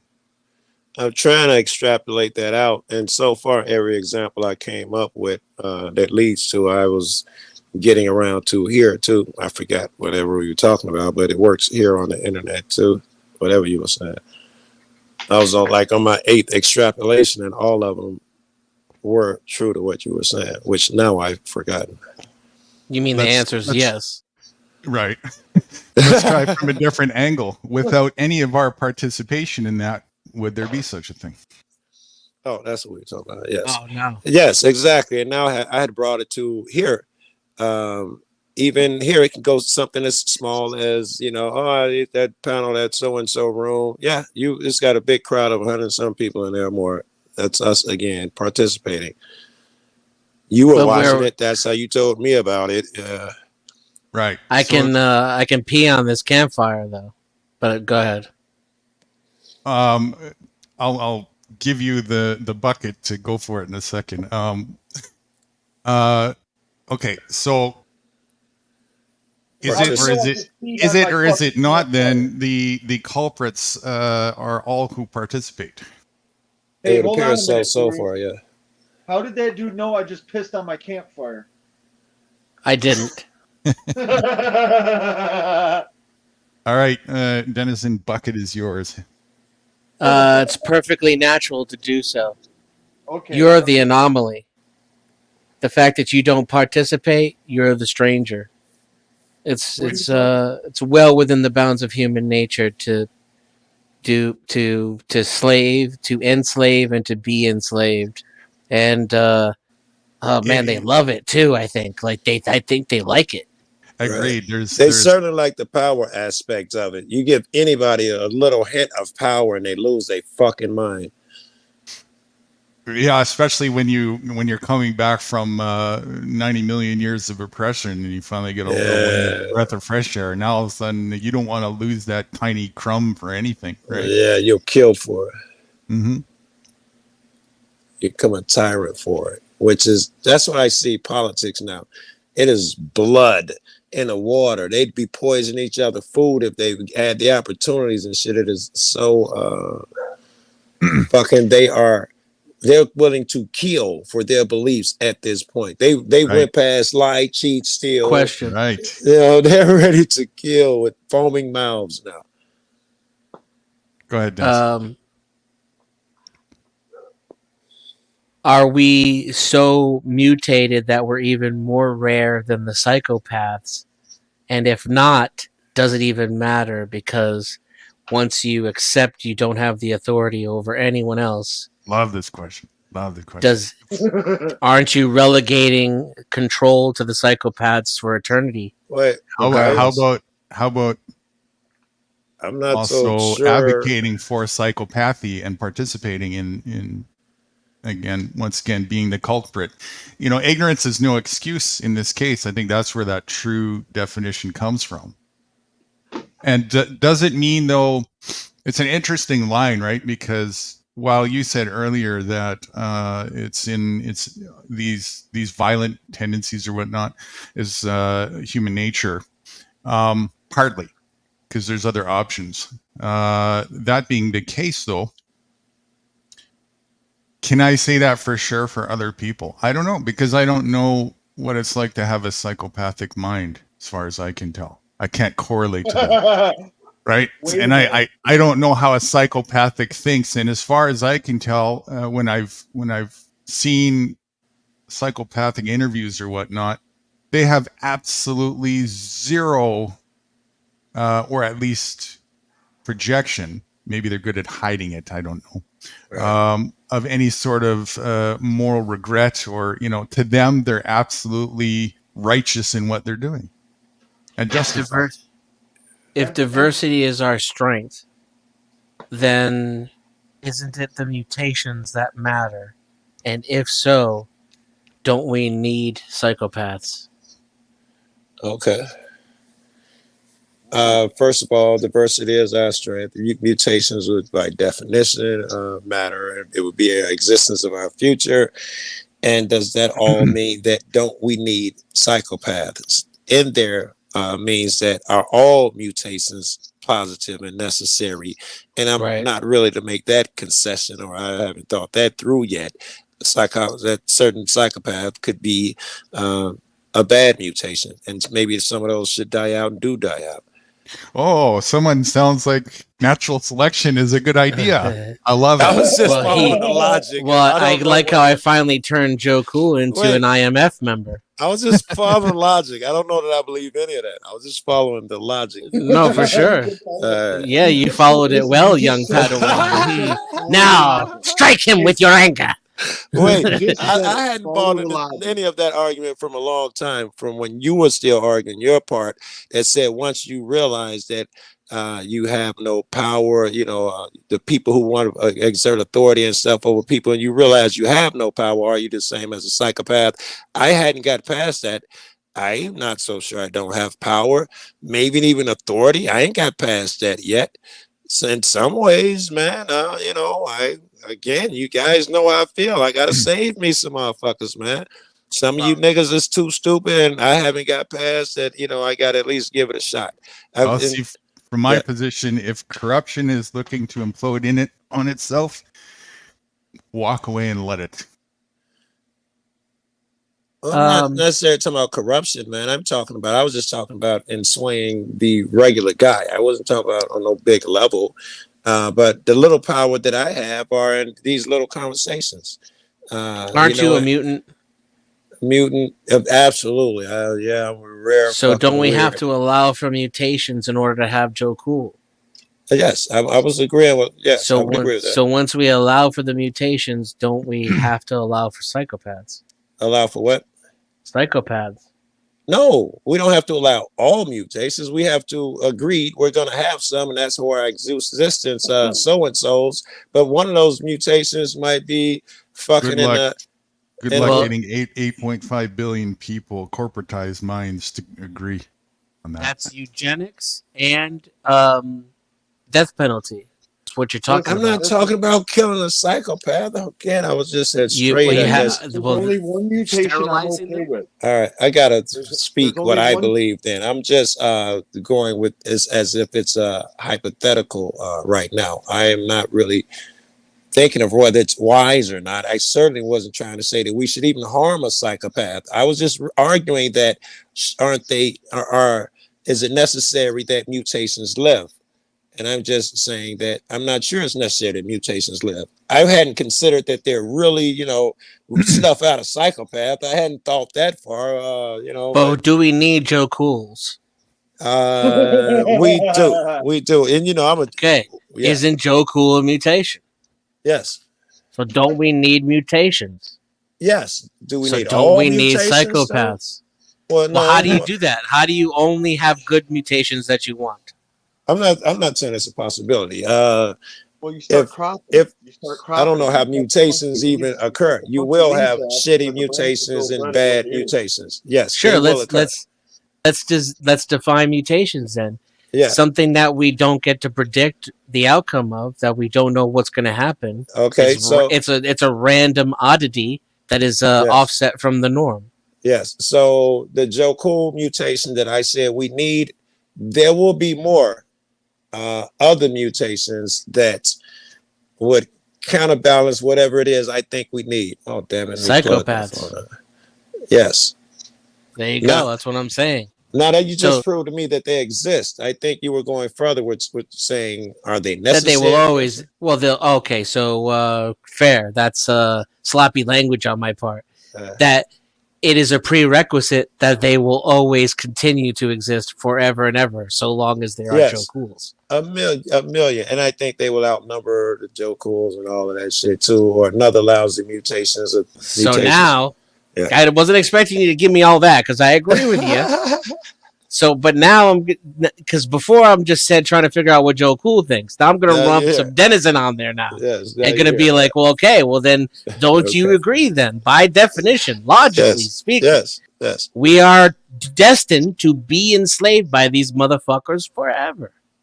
We in general, I don't think so. No, hell no. In fact, I do believe that the Joe Cools, we can pull a deprogramming, then a reprogramming. I'm so smart that, sorry, my phone's dying. It ain't dying. It's at 20%, but it keeps flashing. I think the Joe Cools can come up with a plan and indoctrinate the dumb people, and they outnumber everybody and get them on board with my plan. And so now the psychopaths, I don't think they outnumber me anymore, and they're, not really a threat anymore. They're just going to kill off a few of my sheep. Well, I can't argue with your irrelevant. I can't argue with your. I can't argue with your plan, Anakin. But you just played my games and went straight into my hands. Yes. Now let the hate flow through you. Yes, aim at Endor. Purify the galaxy. I know I'm playing in that already. I'm playing in that role. I'm trying to control people, and I'm not sure that's right or wrong. I would tell someone else is wrong, but I already admit I don't give a fuck when I see people doing something I think is wrong. If I can talk them out of, that's all I can do. I can't really push them. I'm with you. I'm going to prove that my psychopathy is bigger than yours, and we're yes, and I'm going to prove it and dominate them. Here we can show each other our psychopathy right now and measure it. Mine's red. What color is yours? Purple. The brothers use the purple. Hell yeah. Mace Windu. Yes. Hey, I grew up with a song called that Psychopathy Red. Psychopathy. Yeah, it's by Slayer. It's called Psychopathy Red. I was watching a psychopath. I just happened to be looking up. I wanted to hear psychopaths themselves speak. And one of the ones, she was like a librarian or something, look all, nice and shit. And she was like, well, I tell this story and people say I shouldn't tell it. But, there was a possum, I think it was, or a kitten or something, struggling in their poolside. And she was like, well, if I get it out, it's going to be a nuisance. I think she ran the pool too. She did. She ran the pool as part of the building or something. And she was like, it'd just be easier to just drown it, rather than have to do all of this and then, blah, blah. And she was like, she thought it was logical and other people thought she was heartless. Like, damn. And she drowned it and, and people made her shut down the pool and, and they said, that's a dead possum or something in there. And she killed the motherfucker. Well, I have issues with him here, and I'm not too nice to him. Yeah, I know. I split one that was on my porch. I regret it, though. There was a possum on the porch and my downstairs. A tenant couldn't get in their crib. And I grabbed a baseball bat and just beat him in the head, killed him, and threw him in the garbage. All right, there you go, man. And I thought, wow, that was dumb. I was hitting them so hard they could hear it upstairs in our Must crib. have nightmares now. Yeah, I wouldn't say all that. I've killed a lot of shit. a lot of shit. Hey, listen, I just take it when I'm done with the fire axe on it. Unless Bobo gets it, then I drag it to the edge of the property fire line. axe? Yeah. Animals. I will. Right? Is that what he said? He did, I think. Are you a wizard, sir? No, but I cut my fire axes in half and I use them with one hand. I've been doing this out in the woods for a little over a decade Beat now. possums with. I literally, Fire axe sounds like a mage's sword or something. Well, I found out that the coyotes and wolves really like possums. All right, now I'm gonna Google fire axe. I played it. No, he's right. There's a fire axe, but I play the games. I know exactly. I can picture the fucking icon and everything in my head for a fire axe. It's really, yeah. Hey, I've been using literally an old red fire axe. That's what he's talking about. It probably's got a hook on the back end, like fireman. I've been using it for firefighter's years. axe. Yeah. I also got a Collins axe that I cut in half, and I literally use it one-handed. I'm not. I'm such a nerd. It's just a colloquial term for an axe, and I'm thinking this dude has like something that shoots fire or something. right. I'm right there with you. I could literally picture it in my head, along with a selection of the long sword and all the shit next to it. Yeah, it's a literal flamethrower or some shit, but like in the redneck neighborhood where he's from, they just call it the fire axe. Like, Bill, go get me the fire axe. Man, we're fucking hicks up here, dude. Hey, we're hicks up here. We gotta get this shit right. We're fucking hicks up here. I come up and see a motherfucker swinging an axe with both hands and shit. I'll be like, only one, dude. I do it with one hand. Yeah, I mean, one axe in each hand. I was thinking, yeah, I mean, fucking, damn it. I can't think of the name. What kind of pizza do I want?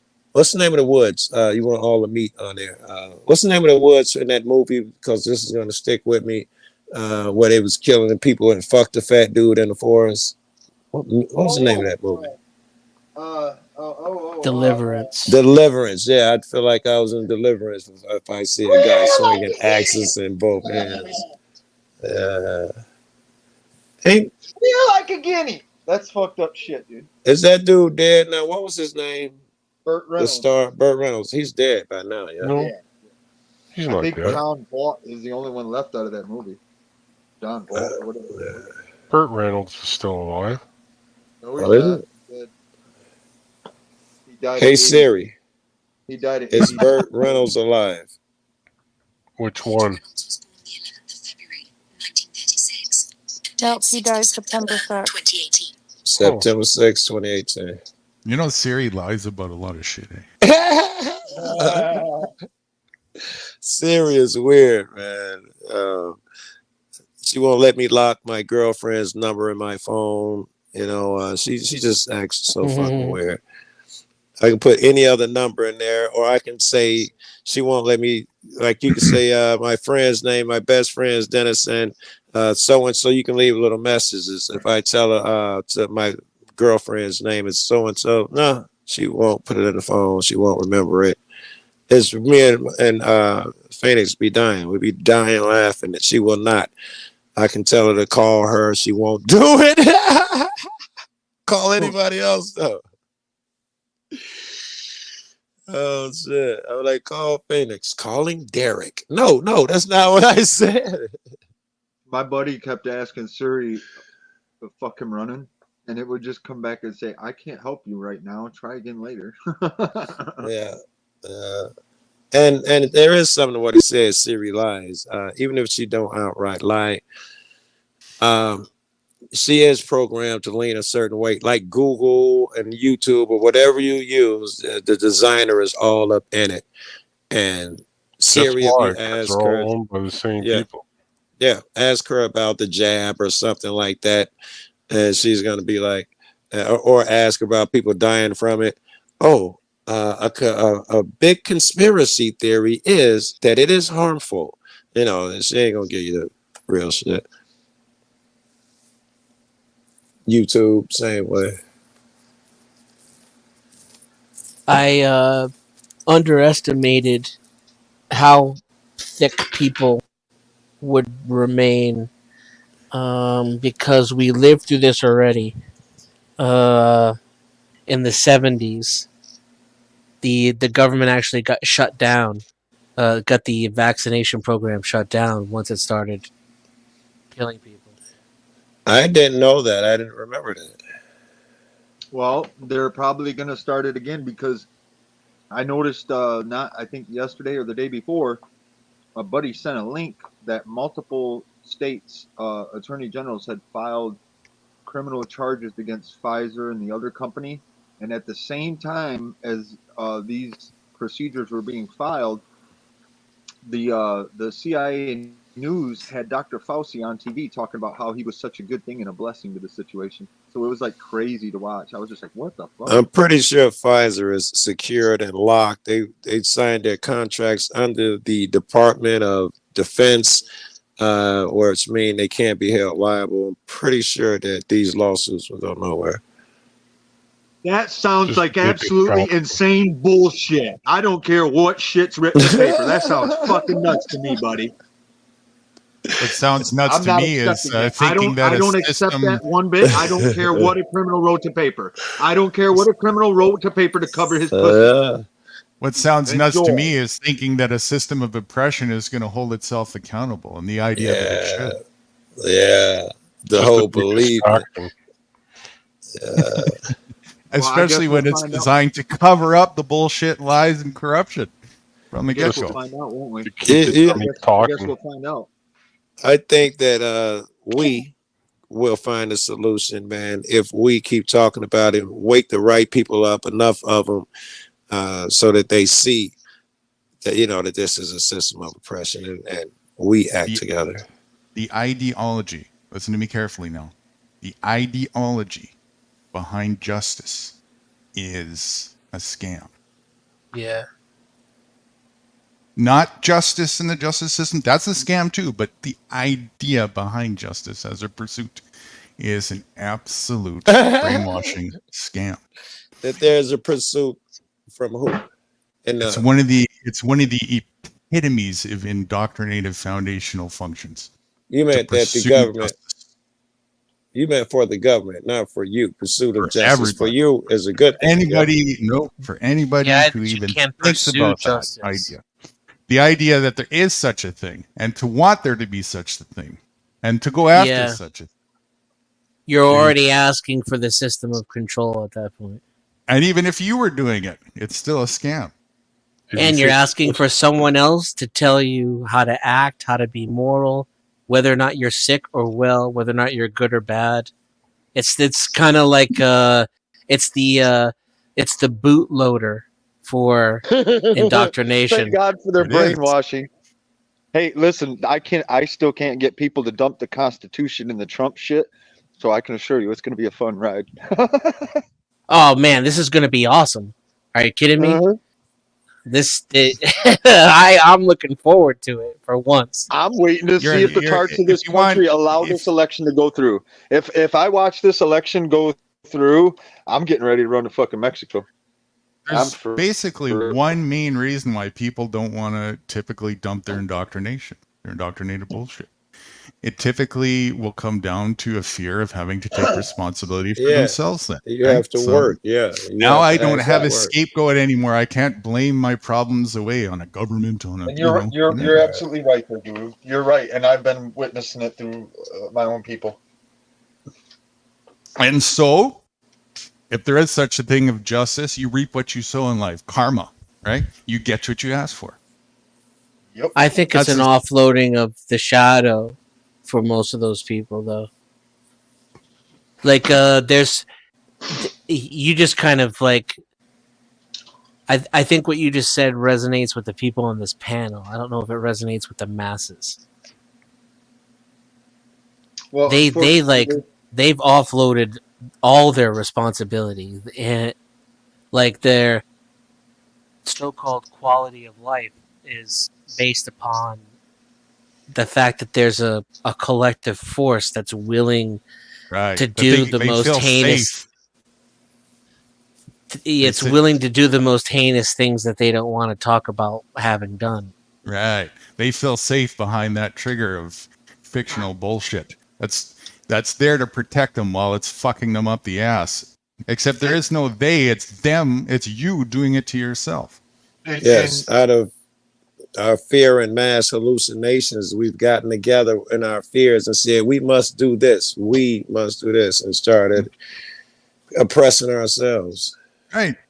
In the name of prosperity, in the name of freedom, in the name of safety, in the name of security, we're going to, in the name of saving the population, we need to kill. In the name of honor. In the name of honor, there's another one. Right. In the name of the Father, the Son, and the Holy Ghost, amen. Right. I agree with you on that. There's a lot of stuff I don't agree with, when you say it, and that's what's the beauty of like these panels and stuff. That's why they kind of fuck with us. I mean, look at the array of people in here. You racist, bro. No, listen. I've learned stuff watching you. I've learned stuff watching Guru. The other folks, I'd have to see the name. But that's just it. We learn from each other, and that's what they don't want. They don't want it. Us. I'm just saying the corrupt system, whatever you want to call it, the political, whatever whatever. We understand. That's us. Yeah, and again, listen, I've learned some stuff. Joe Cool walked up on some cops trying to yank some dudes out of the car, and he walked right up to him. It's like, whoa, what the heck are you doing, dude? You can't do that. And you were telling the dudes, like, don't let them do that or it gets worse. And I'm trying to remember exactly what the flip you said, but you said a couple went simple through words. his pockets. I think it's the one where he went through his pockets. Yeah. Like you can't go through his pockets if he's not under arrest. And you let the dude know, and you step back, and you were like, listen, don't, you're fucking up. And you step back, and then all of a sudden them dudes, got a little bit of nuts and was like, no, and the cops even changed. I remember watching that. The demeanor of the cops totally changed too. Well, it could be 100 of them. But then there's like stuff with Guru that I've learned, with like letting go of a motherfucker before he drowns you, even though you're trying to help somebody, shit like that. Yeah, I don't know. Is Joe's ultimate philosophy to drown, though? I wonder. I'd like to talk about it, yes. Because I'll admit, right, it takes a massive ego and all of that shit to say my way is better. And my way is simply harm no man. But that is me and my ego and my subjective so-and-so. But I'm willing to fight for it and play Anakin and recruit some slaves over to my side who believe in harm no man. It's beneficial for you and so. I believe my shit is so right and just. I got to go out and fight for it. I'm convinced my way works for me. Yes. And my way includes other people also working for me. Yes. It's horrible. Here's where Joe Cool loses that argument. Okay, if you live in Florida and it's 110 degrees 90% of the time, your ways of living in Florida isn't going to fucking work for me here in Michigan when it's 20 below. Yes, I get it and I understand, but let me see. Is my shit universal harm? No, man. I think my shit's pretty much universal in Florida and Michigan. I'm with you as a sense of personal moral compass that I put on myself. In reality, though, most of the people, as you can see around, don't give a flying fuck about Listen, that. listen. Yeah, I am wait a taking minute, wait a that minute. step. I Wait a am minute. saying Did you I just put say? it on Did you others just too. say I harm? expect others to live by it too. To the point Did where you? if you harm another motherfucker, I think I can go up and choke you out. You know, I really believe I will put hands on you if you disagree with me. You know, that's got to be fucked up, right? You're right. Listen. You just hit me with another one. That's the first time I've heard somebody say something good like that for a long time. Seriously, listen. When I was doing my conscious awakening thing or whatever you call it, that was one of the big things that I caught from that was not harming one another and lying. Yeah, that's the two big things. You're absolutely spot on. Lying was right up there with that the harming people. When you harm somebody, your conscious ticket and stuff like that is gone. The biggest person you harm when you lie is yourself. It's like the ultimate sin. You're denying yourself the recognition of truth. Yes, and you doom yourself You should too. have seen the look I got. You should have seen the look I got when I looked to the bro and told him, I was like, "What the fuck you want me to do? I ain't even gonna lie to you about fucking a fat chick."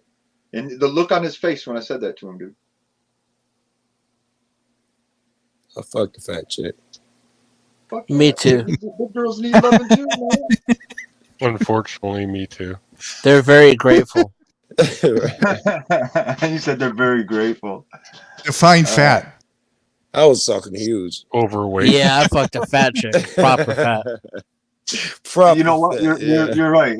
I don't do the Once huge they're not shaped like chicks anymore, that's too fat. Yeah. So like everybody can have their own personal opinion on what's too fat. That's subjective.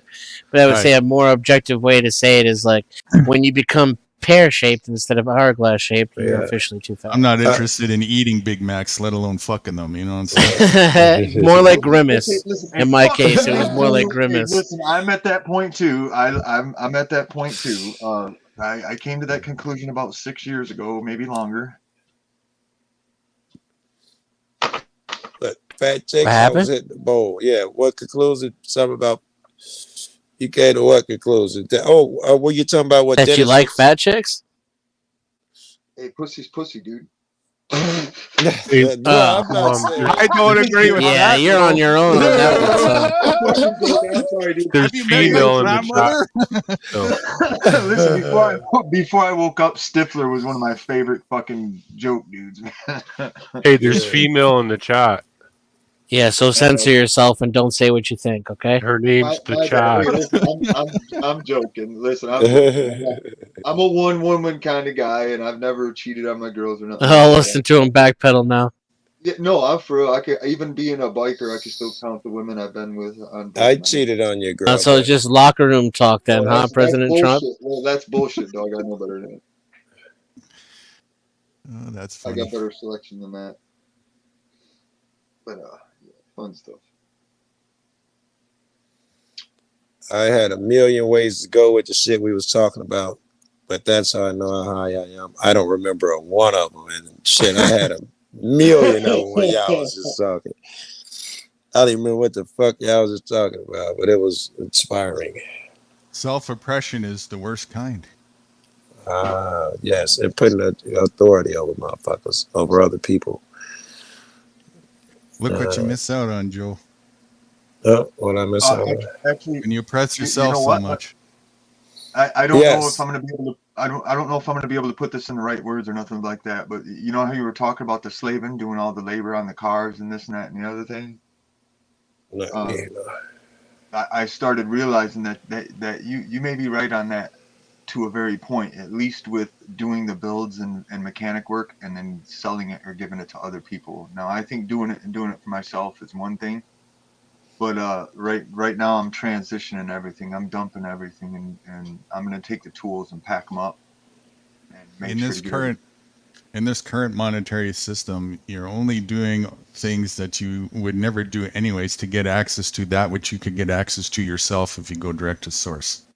Yes, and that's why I'm going to go to the gold thing, because instead of working and slaving for a factory or anything like that, I'm going to end up even jerking off. I'm going to end up pulling the whole week's labor pay in a couple hours out of the river, fucking around. So, Wait, did you just say you found a way to disconnect your income supply from a source of employment? yeah, I did that. Fuck, Oh, I did congratulations. 2 decades ago. I did that 2 decades ago. I don't Oh, touch nice. cash. I probably about 17 years ago I started focusing on not touching cash. Like I would rent a building from a building owner, and then I would go and take care of his rentals. So instead of him Yeah. having to instead of him having to worry about his rentals, I did a cycle and went and took care of his rentals, and I had my own shop to work out of in downtown Grand Rapids. And maybe a place to sleep too, or I always have that. I have family and friends everywhere throughout the state. At one point in time I paid a small fee once a month, and I had 16 houses throughout the state with fully stocked bars, pool table, stripper pole. here we go now. Let's go. And I did You know some travel. strippers? Huh? Can you get some strippers on the panel right now? I could think of one. Just for fun, you know? Liven up the joint. I've changed my ways. I don't even conversate with them kind of people no more. Oh, that's terrible. That's a tragedy. You just Well, broke my heart. I'm not saying I'm not human to the lady when I bump into her at the fucking at the grocery store, but like I've What had would Jesus relations do, with- man? Well, listen, it's a small town, dude. I've had relations with the lady that drops off my fucking mail. So it's kind of like you just wave at her, you know, she waves back, and You've had relations with the mailman? the mail lady. The mail lady. It's a You know, fucking- it was really interesting. You didn't say with the mail lady. You said the lady who drops off my mail. I don't know why it caught my attention to. Oh, it was a long time ago, but it's just. I pictured, are you in maybe Alaska or something? And Kind of, sort of, it's like that. It's very much so like that. Okay, makes more sense why you said the lady who drops off my mail. Yeah. Well, let's put it this way: for the next 6 miles, everybody knows everybody. And if I'm driving down the road and I see 2 dogs hassling my neighbor, whom is a doctor, I hit the skidders and I put my vehicle between the 2 dogs and the guy jogging, who's my neighbor. That's what type of neighborhood we're in. And then if What kind of relations are we talking here? well, I was driving down the road and my neighbor was getting harassed by 2 hunting dogs, and they were trying to bite him. So I slid in between the 2 dogs with my quad and pushed the dog off the doctor. He's a doctor and he was jogging, and I pushed the dogs off him with my quad, and we're in the middle of nowhere. I think he just wanted to tell us about his quad riding prowess. No, I'm just saying everybody knows everybody up here. 7 of the neighbors, they rent one dumpster, and it parks at one neighbor's house, and everybody just drives down and puts their garbage in that dumpster. And the thing is, it's in an open area where the guy that picks up the garbage can do it easier with the garbage truck. So like everybody knows everybody because they stop in there. And the guy next to that guy is my little brother. All right, now I'm back to this. The lady who drops off your mail, is she wearing a post office uniform or mail uniform? To be honest, I don't know, my friend. I don't know. I know What kind of relations are we talking about again? Oh, I tore that stuff up. Okay. Wow. I tore that stuff up. There's no joke. He fucked a federal agent. It was before. It was before. That's gangsta. Executive branch. Right. Fuck the government. It was an easy decade before the mail incident. No. Interesting. You fucked her before she was your mail lady. Yeah. This was a long time ago, dude. Now she's married and got kids and stuff like that. Yeah. You're a kid. No. I got no. That some other man is taking care of. No, Mitch delivered. Yeah, no. Damn. I paid attention. I think you said that bitch delivered. Fuck that. I don't want. I never wanted no heathens running around, man. You never wanted a what? A heathen. Like a mini you? Yeah, fuck all that, dude. Anything for a tax cut. Hey, you know, I've watched that too. That's scary. That's scary to watch people that have kids for money purposes. They cost more than that shit, though. You got what you got to do is kick the baby daddy out. Then you get like $1,500 per kid, plus in my state it's around $180 per kid for food stamps. And I watched that in the hood growing up. That was normal practice for a chick that once they kicked her off food stamps in the mid 80s, they'd only give you food stamps for so long. When you first had a kid, then they'd kick you off. I remember watching ladies have a kid after a kid after a kid just to stay on free assistance. I could think of two right now off the top of my head that I watched in the hood.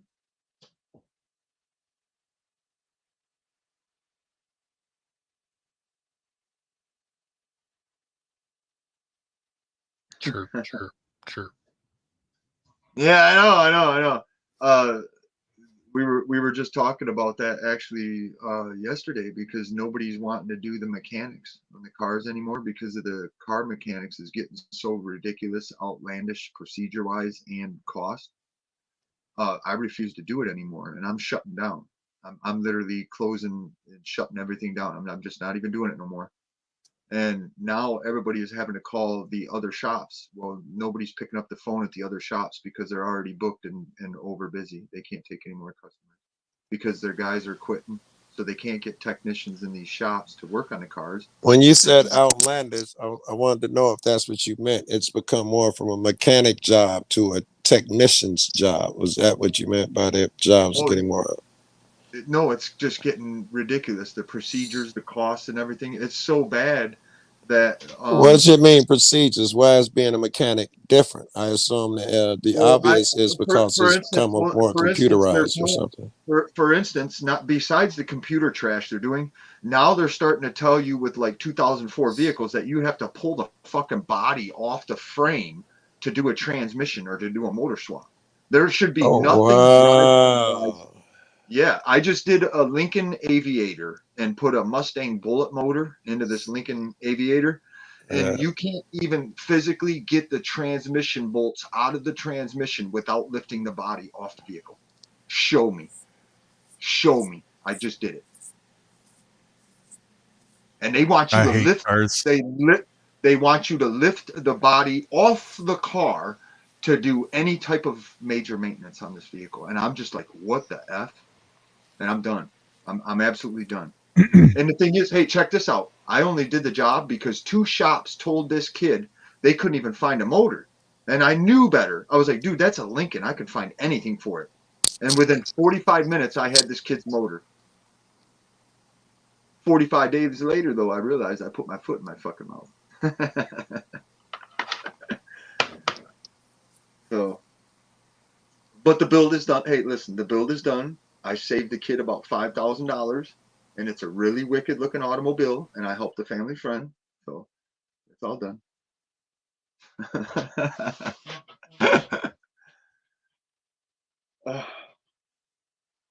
It's wild. But anyways, back to the automotive technician stuff. Anyways, the technicians cars are for slaves.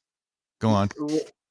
Well, that's I don't know about all that, but anyways, the jobs are getting so dismissive. Quick, huh? Keep going. Anyways, the situations to work on these cars are getting just outrageous, and the bad thing is now we're being sold bad parts. So even if you do the job, you might have installed a bad part and have to do the job again. Everything he said previously and is going to continue to say just emphasizes cars are for slaves. Keep going. Okay. I'll hear there, but I mean, how are we going to travel? But anyways, I guess when you get to a certain point. But anyways, I agree with you to a certain point. But I like to go places and see different places. So I do too. But, well, it takes a vehicle for that. Some sort of vehicle. Get a mule. That's one way. That's I one can't way. fly It, yet, it so could maybe take a one day when I vehicle can of fly. some kind, you know. A Maybe horse. when I can fly one day, that'll change. But for now, we need wheels. But anyways, Enslave a horse. It also, yeah. could take feet. It could take bikes. It could take, many different things. Well, with that being said, anyways, the guys like me that are skilled and understand mechanics to do these jobs, they're quitting. We're refusing to do them because the procedures are just outlandish. Well, with that being said, Because your they're newer- designed with slavery in mind. Yes, and I agreed. But the thing is, well, actually, with as far as I'm concerned, fraud, because they're designed to fuck. There it is. That was Couldn't where I do was without going. a laptop. Anyways, hold on. The thing is, your next generation has absolutely no fucking interest in anything but a little diabetes snack, a PS2 controller, and a laptop. So who's gonna fix your cars? That excites me. The idea there'll be so few cars on the road because the indoctrination is that deep. Wow.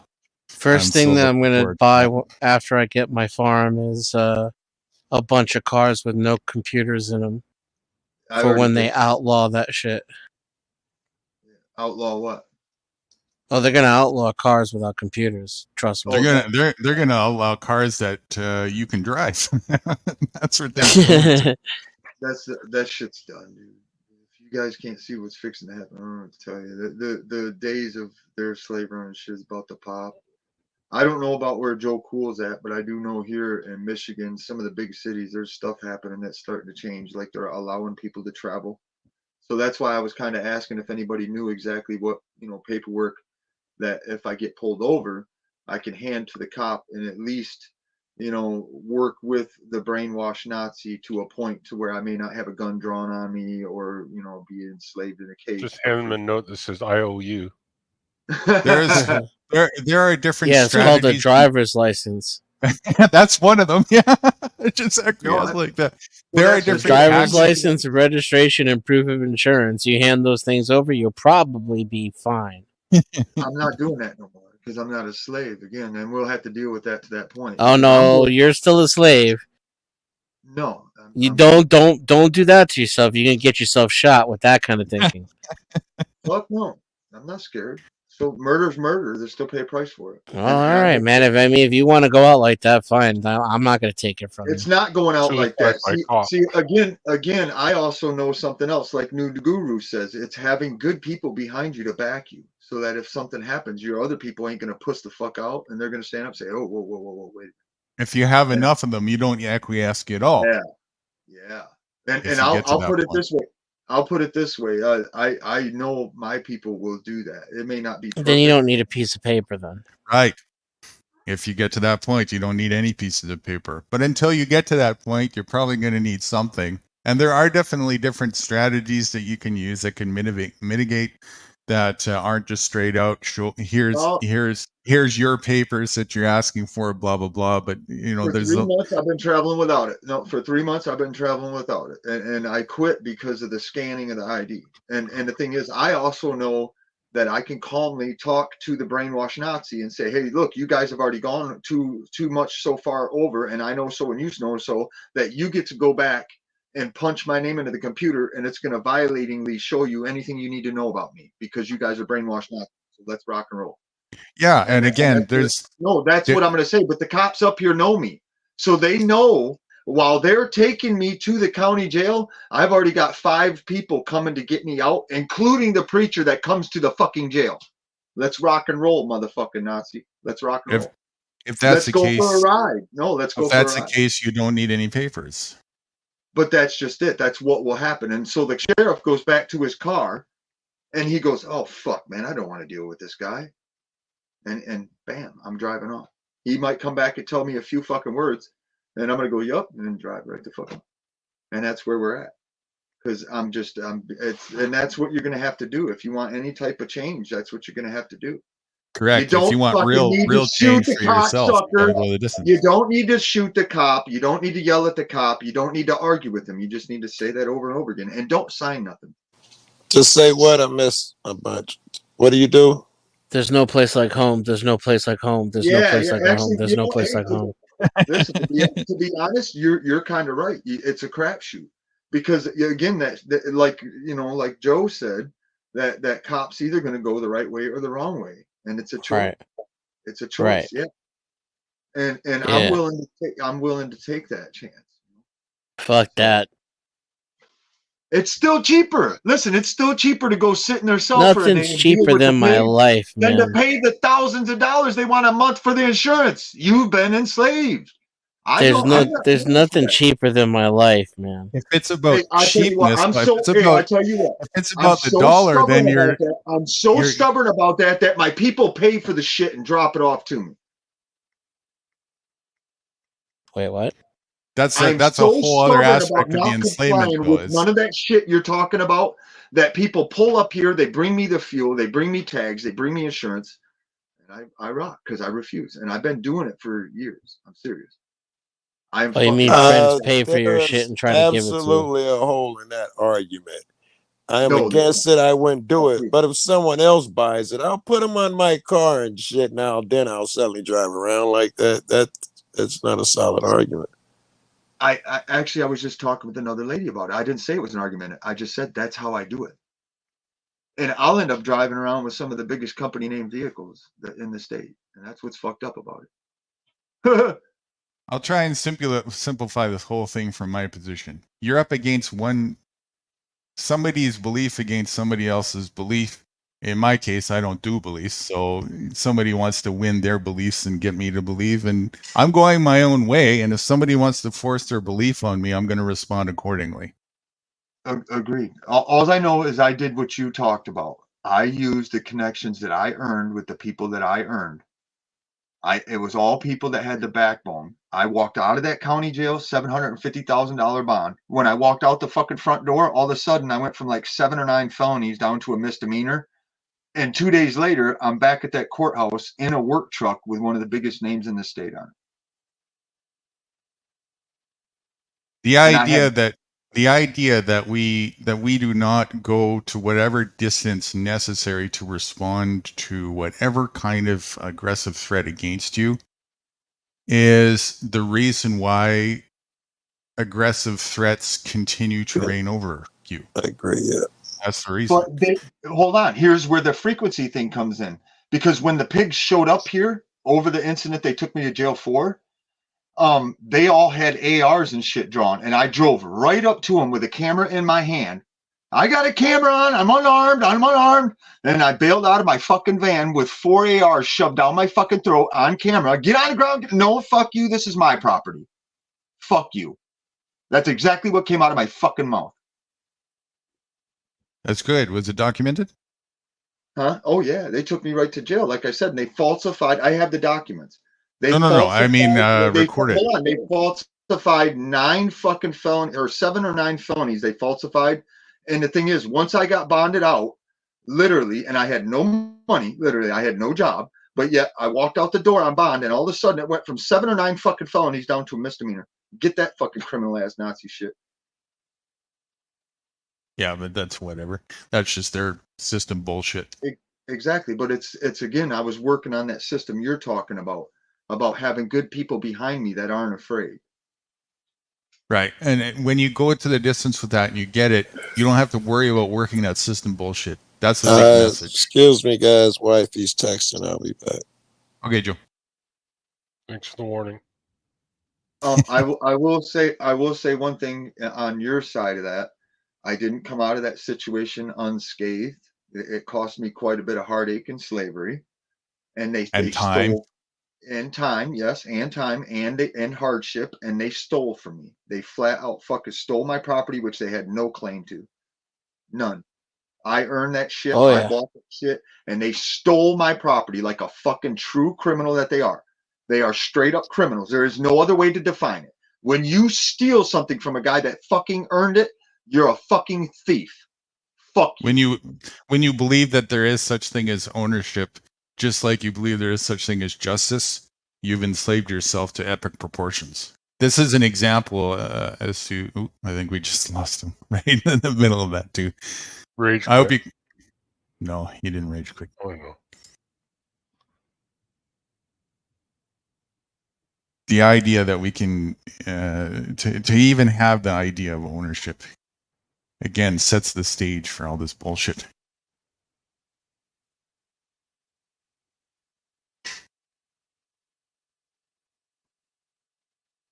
Anybody hear me now? No. Hey, Nope. right? Finally. Have you been struggling this whole time? Yeah, I've been talking. Nobody hearing me. I'm like, what the hell's going on here? Why didn't you type a thing in private chat? No, I don't want to interrupt anybody. On your own stream? Yeah, and typing in private chat. I'm a nice guy. Besides that, if I ever need a problem, I know you guys on the stream here will help me out.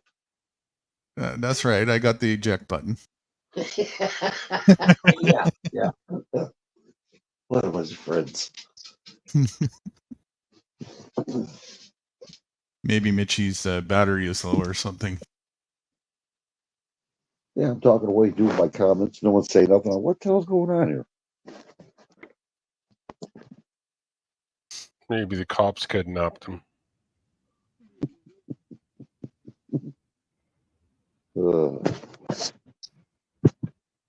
Yeah, it's very difficult for people to really self-reflect and look at how much of the indoctrinative enslavement is really just all their own embracement of false narratives and belief. Well, they do have a law. Of course, it doesn't help any. If you drive without reading comments, you're supposed to just allow you to drive without a license. Hold on, right? We can hear you, but it's kind of muffled. Like it sounds like I don't know if it's the right mic. Is it? Are you wearing your headset? Yeah. I don't know if that's the one that we're getting, or if it's coming your computer, maybe. All right, I'll be back when I can. It sounds like it's like 10 feet away from you. A little bit. You probably. I think you just got to switch over to the other one, the other mic. If you can hear still. Oh, now he's putting that up.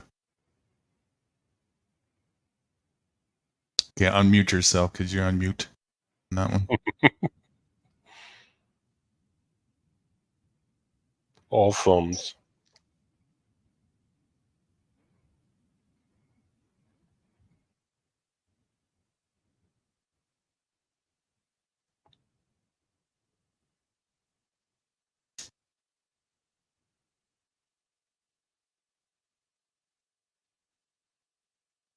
Chirp, chirp, chirp.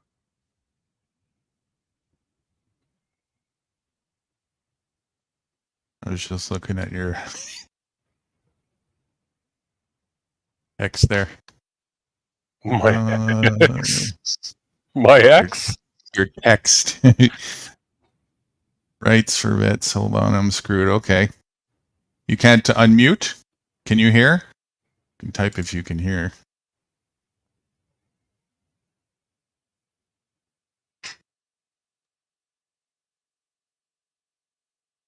You were okay earlier, so I don't know. Maybe when you switch device or whatever.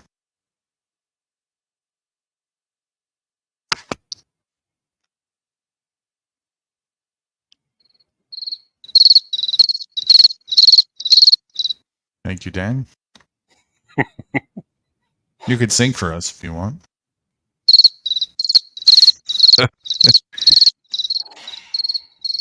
I'm so fucking pissed off at Trudeau and the government.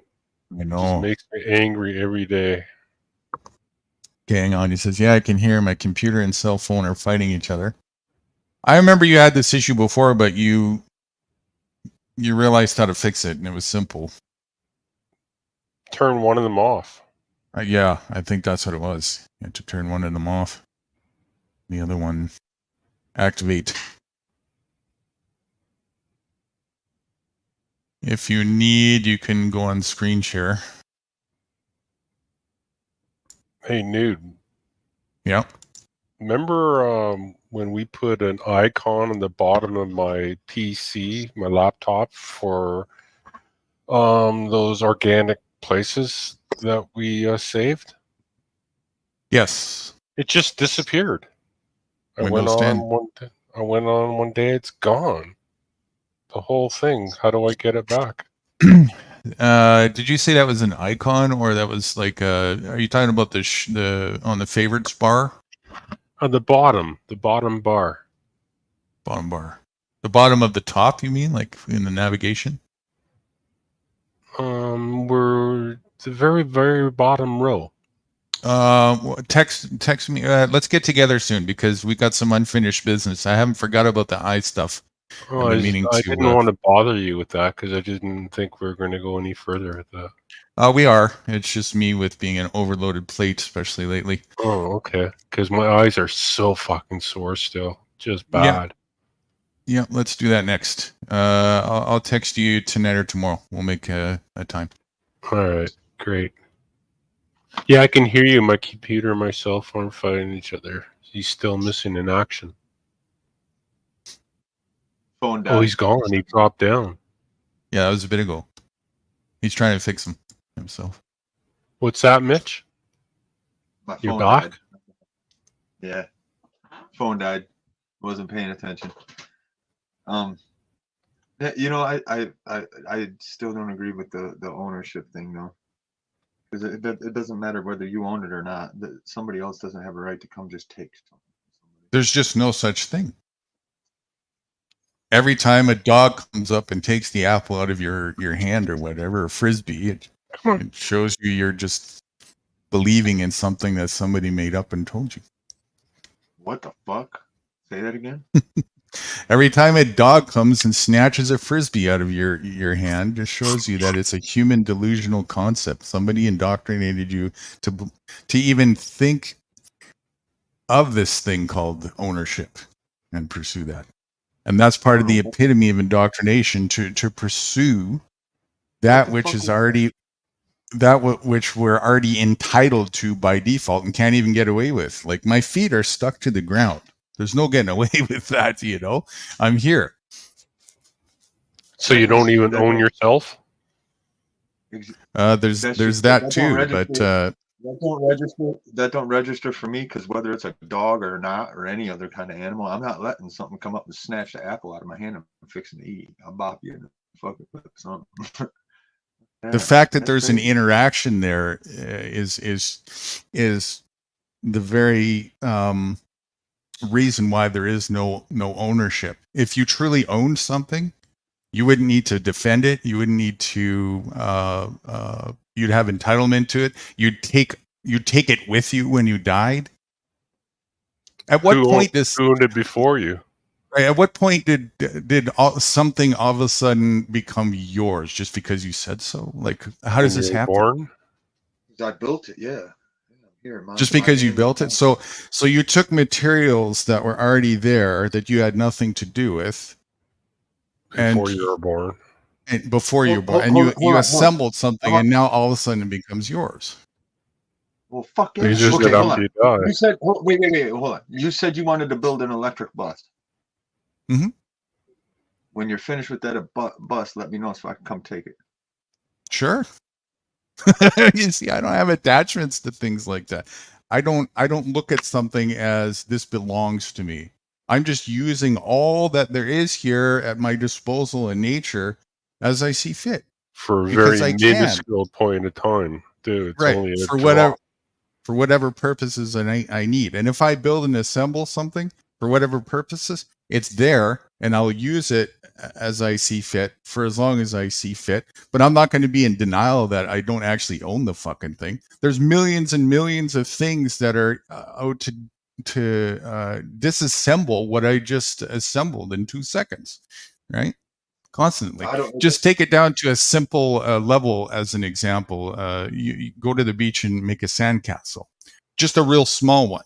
You know, just because you put 2 clumps of sand together doesn't all of a sudden make the sand yours and you own it. I can't fall in line with that to the point of only to the point of the land, like looking at it. That's at the point, depths of the indoctrination. I already get And that, but mine. and the need to feel like you own something, to have a level of like safety feeling or security feeling, is also the depths of the indoctrination, when the reality is you don't need to do anything to have entitlement to access it. The reality is we're all sharing all of this. That's what's going on here by default. The animals are sharing it with us. You know, the animals don't think about ownership, just humans. And it changes nothing. It's just a delusional concept. It's mine. All mine. I feel that way too about it in certain ways as you're putting it to me. But here's the thing. This is how I look at it. Like if an animal comes up to try to take an apple from me, I'm gonna bop it in the lip, say, "Oh no, you ain't taking that from me." But I'm not saying I'm not gonna try to give it another. Still apple. doesn't make it yours. Yeah, it is, because I'm gonna fucking eat it. Yeah, it is. I'm gonna eat it, and I'm gonna show it to them. So You're eating it, but it doesn't mean you own it. You don't get that part. It's like it's it doesn't mine. I'm change it. consuming it. It's mine. All mine. It's mine. The reality I'm gonna that fucking eat it.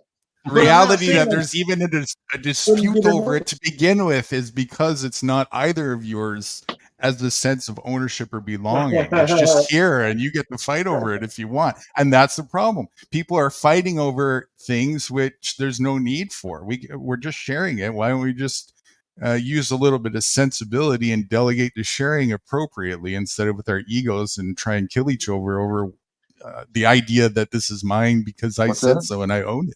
If that truck is that you built yours, whose is it when you die? I'm just trying to get this thing working here. You can thank the mother species for that shit. Okay.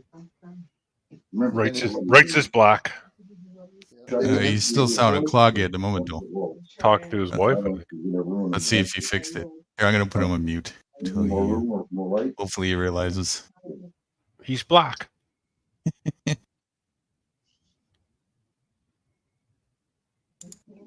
Yeah, there's just there's a lot of that you're saying that just doesn't register with. I know, because I know it's counterintuitive. It's common sense. It's got nothing to do with. No, it's not common sense. It's common brainwashing. It's common indoctrination. If I'm in the flipping woods, if I'm in the woods freezing to death, and I build me a little 6x8 shed just to keep my ass alive for the winter, I'm not letting somebody come up and say, "Nope, this isn't yours. You don't want to get the fuck out." That's not happening because you'd be dead. It doesn't. I agree that you're using it and you're going to defend it, but that doesn't mean that you own it. That doesn't change that you don't actually own it. Who owns it when you die? Yeah, that's just it. I agree. That's where I agree with him. Listen, that's where I agree, and that's where it registers. Once you're done and gone, then it's available to whomever. Hey, right? So you still trying to talk to us? It's actually available to the person who wants to fight you and win for it. It's available for whoever takes it as well, right? And because there's no such thing as owning. It sounds like pure evil, immoral action. So you're going to justify that? No, I'm not saying it's justified. I'm saying we're that's a sidetrack scapegoat from the ideology behind ownership, and that's a complete fabricated fallacy. There's just no such thing. If there's a spider living in the corner, does the spider own it too? You're sharing it at that point, and I've done that. And you're sharing it with all the different molecules in the air and all the different other animals around. Got him. Listen, that's just it. It is my listen. Okay, if I fucking go out in the woods, that's where it's not just flat, and I'm trying. Listen, and I'm trying. If I take myself out in the woods and I cut me a red oak, chunk of wood, and I hand carve a bat to keep the grizzly bear from hurting me while I freaking go get my berries to eat in the morning. Yes. Even you're not going to just let somebody come take it from you and say this is mine and walk away. I'm sorry. Doesn't make it ownership. That's not reality. That's not how it happens, even with animals. Again, it changes nothing about the ownership part. It's nothing to do with that. 1 sec. Right. Listen, here's where it does register. Here's where it does register. I've watched other animals come up and beat up the smaller animal and take what it wants from. Still right. Ownership. Right. Because neither one of them owns it. That's the point. Just 1 sec. Give it a sec. Oh, see, now he's gone. Okay, let's try and help him. Rights, Don't can want you him- still hear us? I didn't. I unmuted him because the noise was gone earlier, so he would have been able to get through. That's what I Hold on, Mitch. Hold the thought, because I do want to continue that topic. Because Rice owns the right to be back here.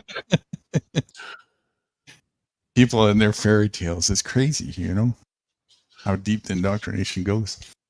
I get Well, it.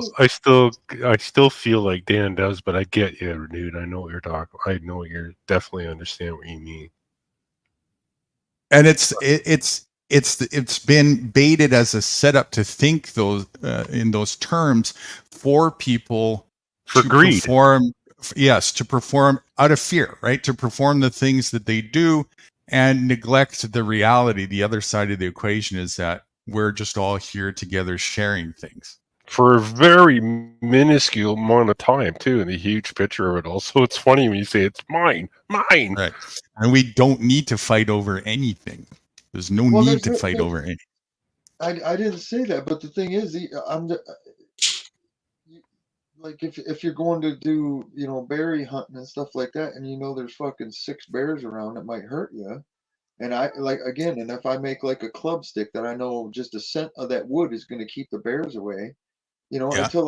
until I'm off this realm, plane, whatever you want to call it, that's my piece of wood, dude. Mine. It's not Yeah, yours. You're just it is. accessing the piece of wood and using it for a No, purpose to but it defend is. it yourself. But in It doesn't hold mean on, that but it's that's yours. just it. It is. In reality, it is. because No, it's in my it's not hand. yours. It's Well, not that's where yours. you're losing me. No, that's where you're losing me. Listen, it is because it's in my hand. I just went and fetched it. I just went and made it.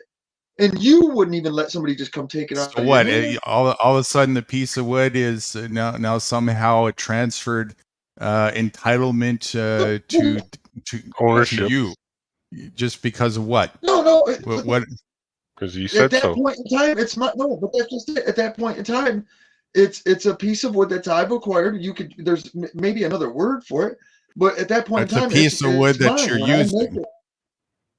Yeah, I claimed it. It's mine. Whatever word you want to put in there. It's for a not term. yours, but you're using it. It is mine, and you're not. If you Mine. know It's this not got- yours. hold on, this got If nothing it to do was with fear. yours, Hold on. somebody else couldn't take it away from you, Well, that's just it. That's and you where the wouldn't other have to part. defend it. Not only that, but it would never break down, and you would have sole entitlement to decide how it looked and shaped just by your pure thought. But Now it's no. going to be a big thing, and all of a sudden it is. No, to me, the indoctrination is the motherfucker that thinks he can come take it from me because he thinks it's his. When I built it, when I made it. This is a deeper me, level that's of the indoctrination, bitch. You got to go further to recognize this. This is more foundational. It's the ideology behind ownership and the pursuit of that gets people to do these take things instead of sharing. It's the way Agreed. people think. I agree with that. I've seen that. And in order to heal that and clear the clutter, you must come to terms with the view and the indoctrinated view, how that works psychologically to make that pursuit happen. Just like the justice thing that we were talking about earlier, it's just a psychological psyop. The idea of ownership itself is a complete gaslight. There is no such thing, and we don't need no such thing. Does it mean you're not entitled to access things and use them and work with them? Testing. Absolutely not. It There means we by go. default, you absolutely are. And you don't need to do these superficial things that we're all conditioned to think that we need to do to have the right to actually, to be righteous to access those things. That's Still hear also your part of the- rights, but it sounds muffled. You sounded a Really? lot better, right? Yeah, you sounded low, but you were good. Speak, oh high one. Speak, owner. Speak. Oh shit. There you are. There you are. He's black. He's black. Yeah. I don't sound that good, do we? No, you sound Please. fine. You sound, actually, it's been a while since you've been this clear. Wow. Okay, good. I'm not touching it. Whew. What's going on, right? Whatever that Oh. setting is with that mic, that's the one you want to keep. Yeah, Hey, I give me just a second. Hey, I'll let you guys catch up with rights here. I'm gonna go grab some rotten flesh off the grill. Hold on. I'll be right back. All right. He's gonna go grab some corpse. Some burning. What's not corpse? What's the other one? Cadavers. What's the word for carcass? He's gonna go grab some a cooked carcass. Rotting carcass. Rotting carcass. Yeah. I'm trying not to get involved in that. I eat it now and then, but I don't eat it like I used to. You know, just trying to get rid of this shit. But I do eat a lot of the salads. Every time you put something to your lips, just remember you are what you eat. Yeah, I know. Well, like I said, I do eat a lot of salads, and I love salads. Oh, I'd kill for salads. When we eat death, there's probably a good reason why our brains don't work right. You know, The thought of eating something with a face really grosses me out right now. I mean, a zombie is basically a walking dead, right? So that's probably you are what you eat. Kind of makes more sense. I'd like to ask you something. I don't want to mention any names, but I'm going to just put it out there, Newt. That pH water. I got pH 9.6 water. Mm-hmm. You know, is that good for the? Does it swell? Does it shrink? Anything? Tumors. It sets the stage, and it's part of the picture, and a very important part of the picture. pH is very foundational for health. Mm-hmm. So, but it's not going to do it on its own. It's a holistic picture. Oh, It's a combination of that, what you're eating, the chemicals, all that stuff that I gave you in that text about a week ago now. Yep. That's most of it right there. It's a lifestyle, you know. The reason why somebody gets a tumor is because they're either they're toxic in some way, shape, or form, or a multitude of ways. They're imbalanced, and that's the root of all disease, right? So it could be chemicals, it could be stress, it could be trauma, it could be all of the above. It could parasites, a whole bunch of things. And so you just when it comes to something like that, you fix the whole picture. Why, right? Mm-hmm. Why? Why do you ask? Well, I got parasite in my ass. I got to get rid of. I got a straw you can borrow. I figured maybe a dental picker or something, you know. It's a bendy straw. I like the You know what? On the cancer thing, I watched a guy, a scientist, had put a thing up, and he showed the cancer cell underneath a microscope, and they couldn't figure out how to kill, the cancer. And this guy figured out that if he opened the outer protective shell of that cancer cell to feed off of honey, the shell of it, the protective coating, would open up and then let the baking soda in, and baking soda would kill it in like a matter of a month. It ate the tumor, like literally just ate the tumor up. I can see some logic behind that. Definitely a good use case for those. Well, I'll tell you, between me and you, that they have a cure for cancer. They just don't want to do it. That's all there is to it. Cancer itself is another one of those scam words. There actually is no such thing. There you go. It's just oxidation. That's all it is. And that happens on everything. Another word for oxidation is the process of death. Mm-hmm. Now we have, our body has not an immune system, but a detoxification and adapted, or a filter system and an adapting system that is, when working well, is what keeps us alive, healthy, and growing into the potential that we're supposed to do. You take what's necessary for that to be functioning properly out of the equation, and the process of death starts to happen. It's that simple. Well, they don't tell you that in medical school. Of course, because the allopathic industry is a business of symptom management protocol. Right. Well, I'm just trying to figure out, how the fuck is that? I mean, I'm trying to figure out how people are getting parasites in their asshole, and we got the best medical system. Because the straws aren't big enough for bendy enough. I'm not laughing. I mean, fuck. What are they putting it in the water? Are they putting it in the water? Are they putting it in the? Yes, sir. What are they? What are they putting in it the in? water? In the water, in the food is, all the corporate. There's a reason why it's called corporate food, and the first 4 fucking letters are corp. Same as grocery store. Gross. Yep, Sure, it's in Oh, it's in the water, in the food, and all the chemicals are. Oh my god, stay the fuck away from chemicals. Which is I got laundry soap, detergents. a deal coming up. If everything works right, if I don't get caught, what's going to happen within 30 days in case something happens globally? Oh my God, what a story! Whoa. What's that? The first 24 hours, the guy starts that if your water shuts off, electricity, no food, people are going to be like shocked. So you got 24 hours to do what you got to do. Get the fuck out of Dodge or stay home. Second day, people are going to start realizing what's going on. Third day is going to be total chaos. You won't be able to go on the streets, even on expressways, Yeah. And this guy went on. I went, wow, this guy's right. Well, that's why I when we first met, I kept stating you want to be 50 to 100 miles away from Metropolis. Period. I mean, that's just reality. Wow, it's called a little bit of money right now. Everything I turn around is something with our hands coming out right now. And I'm just waiting. I'm waiting out. Listen, I'll give you a hint. Listen, like New Guru says, there's plenty of land. There's no such thing as overpopulation. If you start getting out of town a ways, you'll start looking for yards that the grass is not mowed and there's no tire marks pulling in the driveway.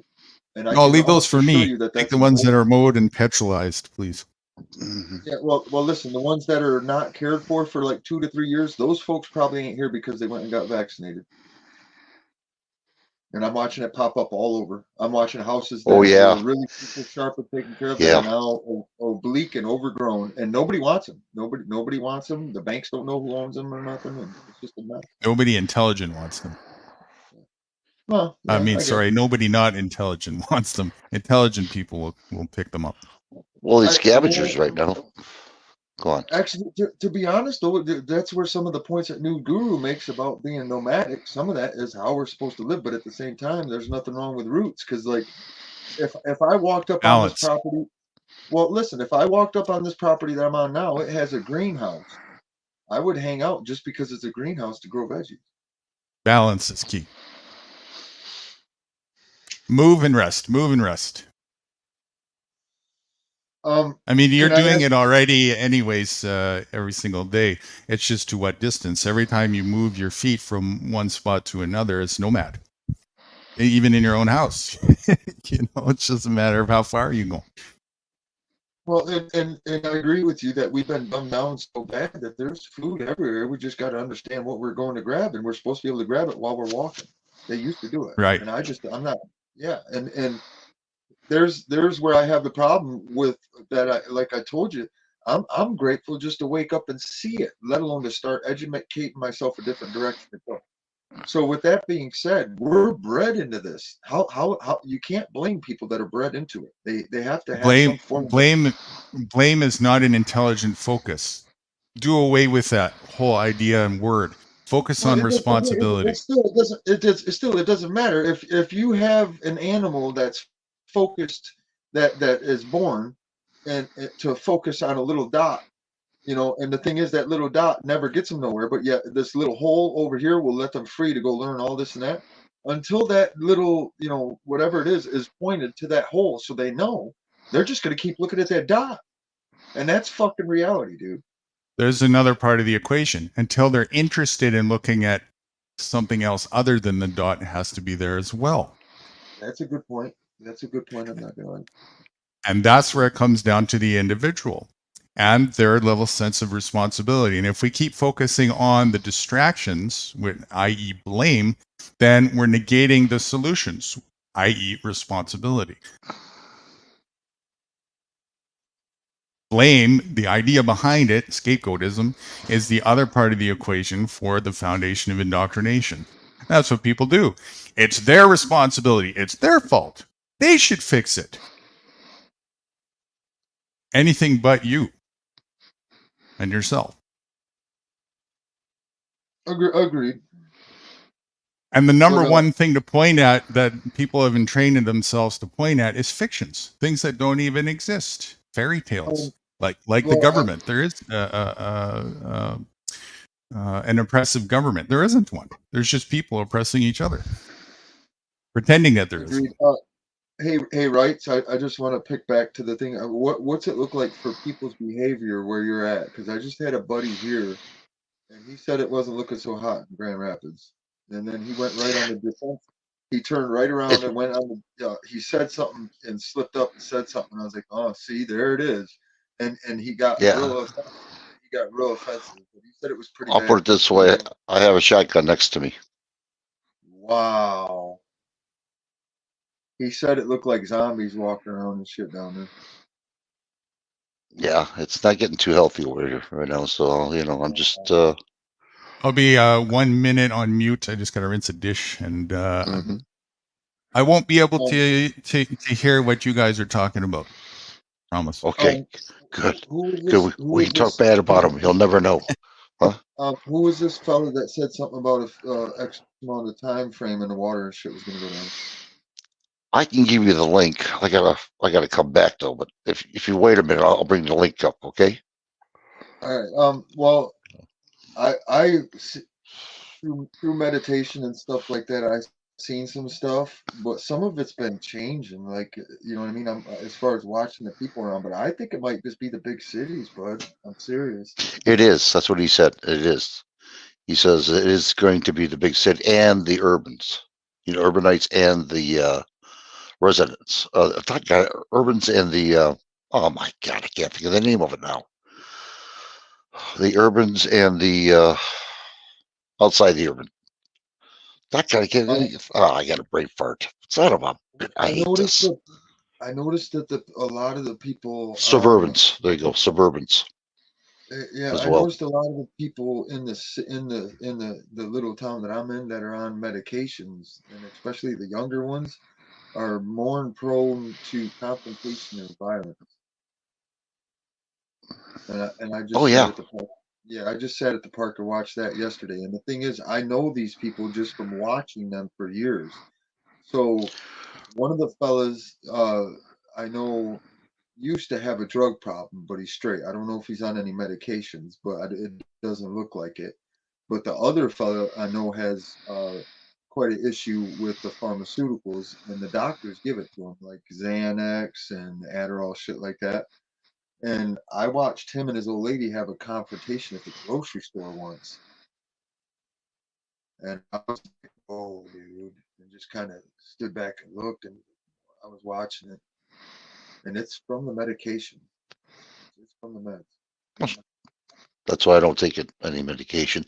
Hold on, I'll be right back and I'll get the link for you, okay? Hold on. Anybody here with Michigan? Dan? No, I'm not. Okay, talk to him. I'll be right back. For fuck's sake, Dan doesn't like Dan, okay? For fuck's sake, I gotta talk to this crazy fucking guy. Okay, well, my name is Dan. Hey, Dan, my name is Dan. How's it going, Dan? Yeah. Well, like every time I hear Dan, I think he's talking to me. So, and then he's not. How is your pity doing? What's that? He recovered from the porcupines? Well, kind of, sort of. He has a pretty bad limp right now. I'm not sure if it's stemming from because they lanced that leg twice to get the stuff out of his leg. And he's still limping around, but other than that, he's doing good. Have you checked him out? Like looked at his paw? Oh yeah. It almost looks to me like he might have caught his dew claw jumping out of the truck. Oh, yeah.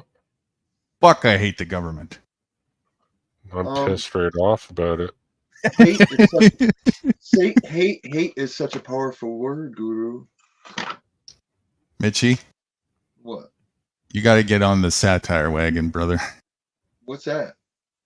Satire? Yeah, you know what satire is? Ding, ding, ding. Okay, hold on. Let me... Use of humor, irony, exaggeration, or ridicule to expose and criticize people's stupidity or vices, particularly in the context of contemporary politics and other topical issues. I have no clue. It's naughty, but I do practice quite a bit. You have no clue what I just said? You know what? To be honest here, as far as a lot of stuff we discussed, the only thing I can't get on the same fucking page with you on is ownership. I'm serious, Guru. That's like the only one fucking thing I can't. I'm just sorry. But only to a. I get it. I get it. Indoctrinative crud is a bitch to work out. Listen, bullshit. Fuck you. Listen, I have no problem with sharing, and I do all the time. But you have no choice. You have no choice. No, you're sharing all of this with me and Dan and Wrights, and we're all sharing this by default. That we have no choice. We're doing that already. That's life. That's existence. There's no getting around that. So they said, if you're living in a house and the spider is on the wall, does the spider own the house? And the idea that all of a sudden any piece of this stuff that we're all sharing becomes ours and not somebody else that we're sharing with is absolutely the most ridiculous delusion that we can do to ourselves. We're lying to ourselves when we say that. Does it mean you don't get to access and occupy a piece of that for your use? No, it absolutely means you get to, and you have no choice but to do that either. You have to do that. We don't need to justify the reason to do that, because we're obligated to do that. There's nothing we can do to even stop that from happening. Okay, how can we stop our feet from needing to be somewhere and breathing the air? I just started doing some research into some stuff in other parts of the world, and I do have to admit a lot of what you're talking about has been coming back, but in other areas. One of the big ones is food. Like, I know in a lot of other countries, you just, like, if you're walking down an alleyway and the food carts and stuff like that, you just grab what you're eating, and that's part of how the community lives. They don't charge. That's the way it is in nature. Yeah, and they don't, but that's just it. They're working as a community. So if one guy's good at fishing, he goes out and fishes in the morning, and then at 10 o'clock he comes out of the water and he goes to his little table. And then, on his way to that table, he needed a loaf of bread for his family and some fruit. So he grabbed that from the table. Yeah, and then the guy from the capitalism, which is the fictional pursuit of ownership, the fictional ideology behind that is a parasitical mind entanglement to have something mindfully in the way from doing that which you're going to do by default anyway, as if you need permission or somebody else's grant or to access that or to pay for it or whatever. And it starts with this thing called mine and yours and ownership. And I get that, but to a point. Again, it's like, and that's like with the numbers thing, that's kind of concerning about what Wrights was talking about. You got all these. It's a very clever psychological psyop that's been done on people. Very clever. And I'll be honest, when you're talking about this with the ownership thing, you know what I'm getting smacked in the face with? I'm seeing my little brother with the fluoride face on the Trump election shit. It's like they absolutely will not hear that voting is going to fuck you. It's like, no, you're arguing with me over your own enslavement, dude. Right. and he won't hear that. It doesn't matter what way you try to put it, he won't hear that. And hey, Mitch, if you got $100 in your pocket, do you own it?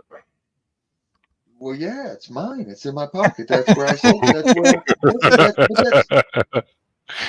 That's funny. That's where the no ownership thing doesn't register. It's because, well, I got $100 in my pocket, And because your it's not. mind is enslaved to think that way. It's been, No, no, no. the It's got nothing to psychological. do. It's got nothing to do whether it's worth $100 That right or there, not. you're It's the you're fact of that it's Mitch, in my listen. Mitch. In reality, it's in No, my you listen. pocket. Your reaction right there. If you wanna be able to see this, you have to not have a reaction like that and be objective. You have to go past your principle of view on that to see something. And that's what the same thing you're struggling with, as you were just saying earlier. With, was it your brother? Did I get that right? It was your little brother with the voting thing or whatever. It's the same thing. They're not willing to look past their own view to see what it is that there could be. Yes, it's the same thing. Hey, listen, I and it's designed that way. It's brainwashing. Yes, and it's worked. Yes, and I seen it. Listen, I seen it when I was going through my waking up stuff to hardcore stuff when I was going super clean and everything. And I caught a thing that the Constitution stood literally for no conscience, no consciousness. So it's like designed, if you believe in that shit, it's designed to keep you blind and asleep. And not excuse me, not having a open view. And that's the same thing for all things under the corporatized umbrella: capitalism, ownership, monetary system, money, pursuit of having needing permission from somebody. All of these things, all the same. Yeah, but all again, one and the same. But here's countries, which is a synonym for cage. I get that, and that's where I don't disagree with you. But at the same time, how would you identify where you're going? Because if you called each piece of land across this whatever it is, if you called it all Michigan or if you called it all America, how am I going to know where Africa is compared to Michigan, America?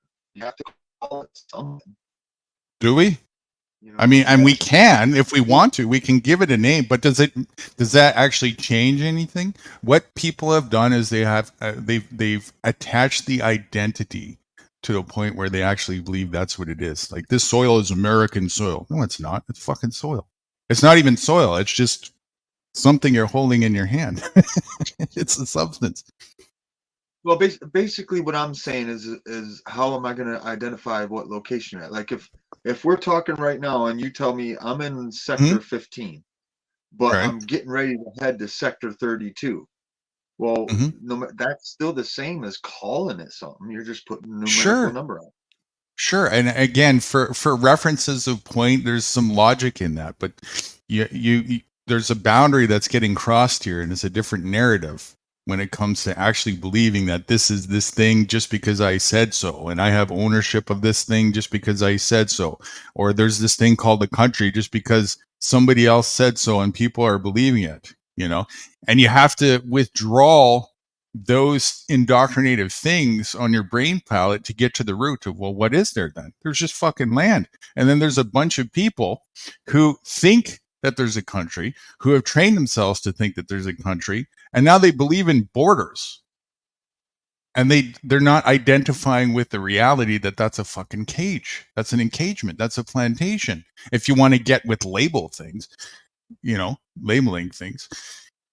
get semantically proper with the right synonyms. And that's what people won't do. They won't get down to the root of it, because that means, once again, that they have to start taking responsibility for all the shit that's going on, and that they fell for the bullshit. And that's a hard thing for people to swallow, because what we're really talking about is self-recognizing that we've been an ego slave, and we did it to ourselves all along. And the responsibility that comes with fixing that. Yeah, and I got smacked in the face with that real bad about 3 weeks ago, right when my buddy split. And I truly think that's why he split, because I noticed it out of some of the locals. And I have to remember to kind of be a little bit more respectful towards folks like rights over it and stuff. because I Mhm. made the comment out loud. It shook me to the core because I realized watching a few close friends and family and people that I'm expecting the same people that caused this problem to help fix it. It's not going to happen. Right, that would definitely be It an shook me to the core. expectation of any kind in life is definitely always egoic. Always. It comes from the ego thinking that because that's back to the ownership thing again. It's a synonym for expectation. This is mine because my ego says I get to say so. And then so I say it becomes so. That's not reality. And you will get smacked in the face by reality time and time again until one or two things. Loop or learn. Lessons will be repeated in life until you learn. I left the link in the private chat there if you want to watch it, you guys. What is it again? Thank you. Forgot. I left the link in the private chat if you guys want to watch it. Copy What it. was it again? Is that the one you were saying you're making a video about? Yeah, I'm going to. Yeah, I'm trying to figure out how to do it. Yeah, that's the one. Wait till you see this. Yeah, pretty good. It's I wake up. Rights. Hmm? Rights. I'm just going to Hmm? tell you something I know from rocking this state, from Detroit all the way up to Marquette. Get your ass if you think it's going to pop, like you said, get your ass up north of US 10. And the reason I say that is because the people in general are totally different on behavior at that point north. So much so that they don't even like titties out at the motorcycle club. I got bitched at for it from once I got up past the location. I'm just telling you the truth, man. Yeah, north of US 10, even the bikers behave differently. Well, I'll tell you something about me a little bit. You know, I don't like the idea of what's happening. I can't stop it. I know it. But what I can stop for a short, someone's going with me when I die because I'm not taking the bullshit. You know what I mean? I don't care who it is. And I'm not going to aim at their chest. I'm aiming at their legs, in between the legs. You know, because this is bullshit. You know, I mean, This is bullshit, man. Yeah, it is. It's bullshit. If you lived here, you should live here, Dan. You really should. Come on I over do here. live here. It's everywhere. No, you don't. No, in the no. world. Come on over here where I'm at. Where I'm at. Right where I'm at. Come on over here. I wouldn't go back to my own home. You couldn't convince me right now to go back to my hometown, let alone the next town over that's just a smaller college town. And the thing is, I've gotten prepared for this situation with the best gear that our countrymen can make, and I've since disarmed. Because you have to be smarter than these Nazis you're dealing with. Again, violence isn't always the answer, but when it does pop, if it does pop, you know, and it's probably going to a certain point, not as bad as you would think, but it's going to in the cities. But what'll happen is I'll end up the same situation as you, kicking back. But we're going to be more about helping and protecting people. So, like, just for instance, say you show it went to pop off and you showed up, I'm going to accommodate.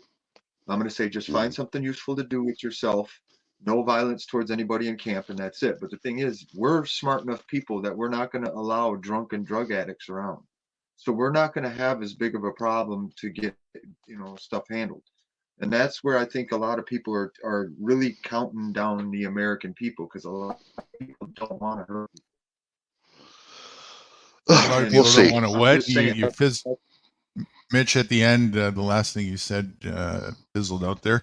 A lot of people don't want to hurt people. I have the best machinery that is out there, and the thing is, I went and disarmed. I took it somewhere else and stashed it because I don't want to deal with criminal Nazis. Number one, to be smarter than them. That right there took care of that situation. But at the same time, I agree with what you're saying when it comes time. If I tell you look, you need to leave right now and you don't listen, sorry buddy, I'm not playing your game. Play stupid games, win stupid prizes. Well, I was hoping by now I could leave, but I gotta wait still. So hopefully the only thing might help me out might, and I'm not counting on it, but if it does, I'm gonna take advantage of it. I'm going to Give me more actually time. write that down, Mitchie. I love that. That's a great. Might even make a quote of that. You play stupid games, you win stupid prizes. And get ready for it. You ready? Ownership is a stupid game. Hey, fuck you. Come take it. Roll the dice. Shit. And I'm calm enough, collected enough to snatch that goddamn jugular. So. But I'm totally sincere, but I love that saying. You play stupid games, you win stupid prizes. I'm totally putting that in a quote of the day. That's awesome. Completely agree with that. You reap what you sow, in other words. Well, they can have anything what I want when I leave here. They can do whatever they want. One thing they ain't gonna get without a fight about it, and that's me. I just want to know if a spider lives in a vacant house, and does he own the house? Does he own a house? If the spider lives in a vacant house, and He's he my lives guest. there, He's my guest, but I don't let him overrun. no, Listen, if the spider's spider my- lives in this house by himself, it's vacant. Does he own the house? Fuck yeah, he does. Yeah, he's there now. Yeah, he owns it until somebody else, another spider comes in. Yeah. So if he owns the house, People are having turf wars with insects and can a spiders. human move into this house because the spider Hey, already that's been owns it? happening for decades. That's been happening for Can a decades. human move in the Why do you house think now that- because the spider already owns his house? Can a human? Now we're talking about humans now. Forget about the spider. If a spider is living in a vacant home, he must own that home. Can a Yeah. human move into this home now? Because the spider owns it. If you, yeah, well, no, I said he owns it until somebody else comes shows in, like another spider, a bigger spider, then he'll take that over. Well, there you go. So he doesn't own it. Yeah. Mhm. Well, as I said, they can have whatever they want when I leave, other than me. They're not going to own me, and that's what the government's trying to do, to own me, and I don't like that. I don't like that with anybody. You know, I'm not a slave for anybody. I'm friends, but I'm not a slave. You know what I'm saying? The There's a reality difference is there. that the government's not trying to own you.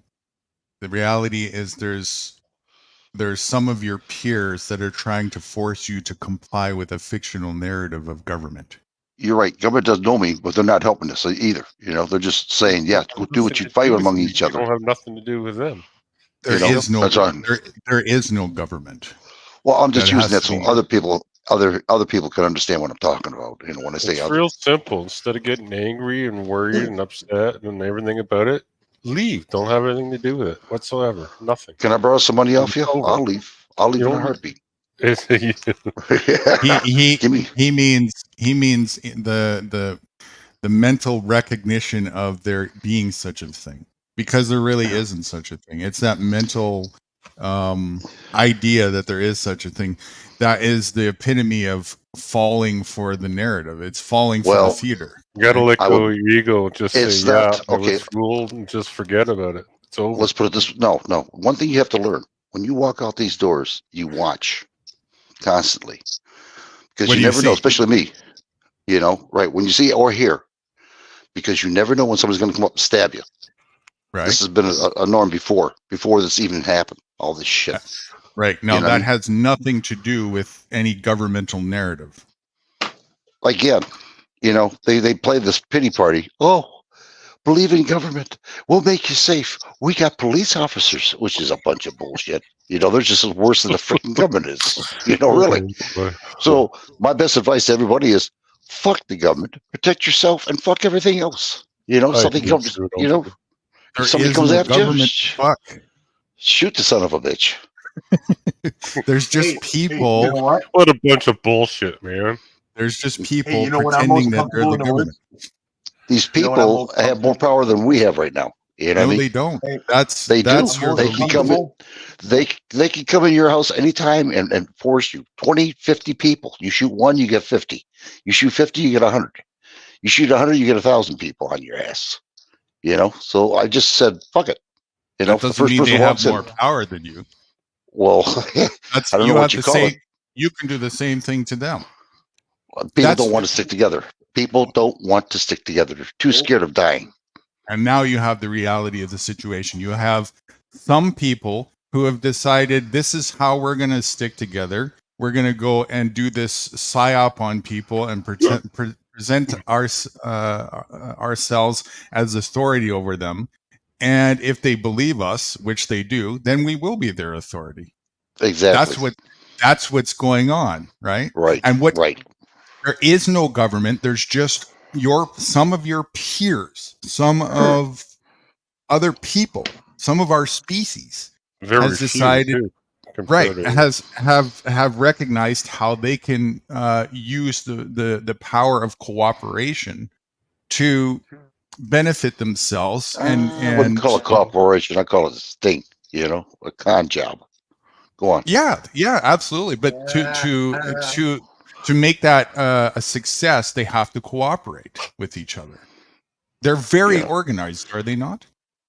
Oh yeah, well sure they are. They talk back and forth underneath the table, and I'm not that way. I don't want nothing to do with them, and I'm stuck here right now, and I'm just like, You don't have to be have anything to do with them, but I don't have anything really to do with them. You have a lot. You have that just pisses me off when he laughs. I'm just because like, you do because you. If you were to see me last year, Dan, compared to now, you would say, "Damn, he really changed around quite a bit." No, you have changed quite a bit. I have been watching you for 2 years now. I've noticed you've changed, but you still are involved with them mentally, psychologically. Yeah. Psychologically, yeah, because I watch around me. I don't trust anybody. I don't even trust my fucking neighbors here. Not just that, but because you still embrace the theater, especially on the TV, and you still have an aspect in your mind palette that it's not theater. You still think that it's real. No, I see realness here. Ask Michigan. He knows what's going on. This is real down here. I don't have to watch TV to see what goes on. Don't listen. Right. I got a question. How close are you to where they're screaming "Death to America" in the street? 1 mile. Really? Okay. Yeah. Now I understand. What you heard of Dearborn, right? But they're indoctrinated people saying that. They're saying the Hamas people. Yeah, well, I don't think they quite realize that these people have been yelling and screaming at us that they're going to kill us with their womb. And then our government is paying them to have like 20 children each. See how he said our government? Yeah. Oh, well, the government. Okay, that's the projection that there is such a thing in your mind. Yeah. When you say our, you can't say that. That's their government. No, not just our, but you're recognizing that there is such thing as government. Well, how do you pronounce a person an entity that tries to overpower you without saying the word government? What word would you use to show the people out here on YouTube? What word would you use to represent that word, government? Get away from it. I wouldn't. Tyranny. Assholes. They don't exist to me. There is no government. Well, people got to know who you're talking about. I point to the individual. That's the thing. I don't point outwards as the root of the problem. I point to you. But there's more than one individual in this. Right. There you go. There's me, there's you, and then there's other people. That's the reality. Yeah. But what I'm saying is, though, it's just to show the people who is, how do I say this? To show the people who's causing all this, purposely paying the money for all this. We are causing it. We are not. I'm not weed shit. No, I'm up in the fucking woods, dude. I'm up in the woods and I try to stay away from people. It ain't no weed shit involved there. If you're involved in it, giving the energy to it, you're causing it. Not only that, if you're participating in it, you are it. Yeah, I'm not participating. And when I say participate, I mean in any way, shape, or form whatsoever. Engaging with it, using the monetary system, talking about it, putting your verbiage as if there is such a thing. Yes, you're giving a fiction validity to make it something that is in a reality when it's just a belief. Well, I can't do anything more than I'm doing right now. Trust me. I mean, it's just. Well, that's just it. I can agree with everything he just said to the point of that there is people in the streets screaming death to me. And that's because of that, how much they believe in that fiction. That's what I'm saying. No, They're that's how the retarded they are because They're- they're no, it's guests in real. my It's Exactly. real. That's how retarded they are. They'll Because go. they're a guest in my house. They came to my area, to my home, and it's brainwashing, whatever you want to call it. But again, I wouldn't go from here to wherever these people are from and start yelling and screaming, death to you, death to you. That's fucking retarded. It don't even register, and you can't make it register. Death to who? It's fucking. We have To anybody who people lives on all this over land our that's not state. Hamas. Yeah, we have people all I'll over say our it. state right now. Yeah, hundreds and thousands Yeah. of people standing up in the street screaming death to America. I'm talking, they're blocking streets off and shit, everything.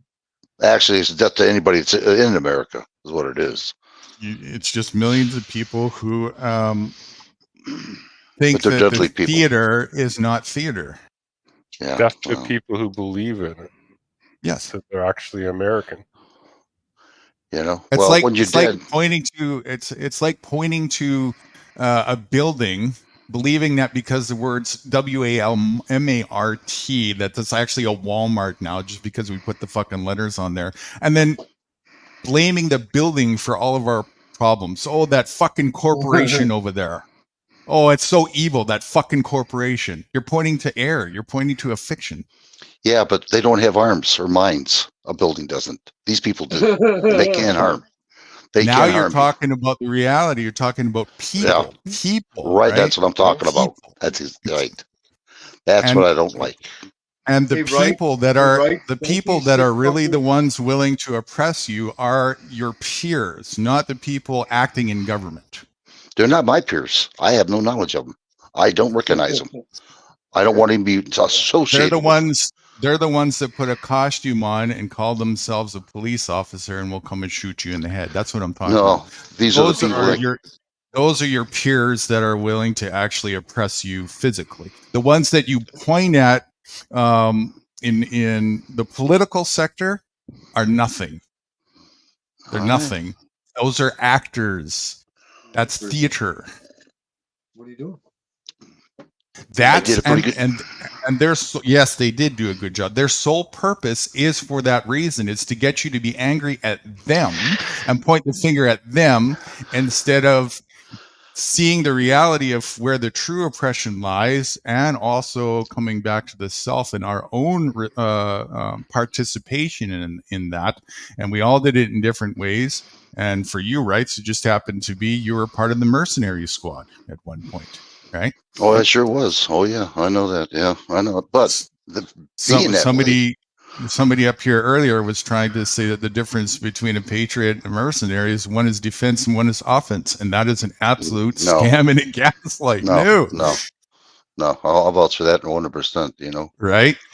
I will. And I'll the vouch for that. the naivety at the time doesn't change the fact that it is what it is, right? And that's what a lot of people want to hide under is, I didn't All know I'm better, saying but- is, I'm trying to get out of the situation.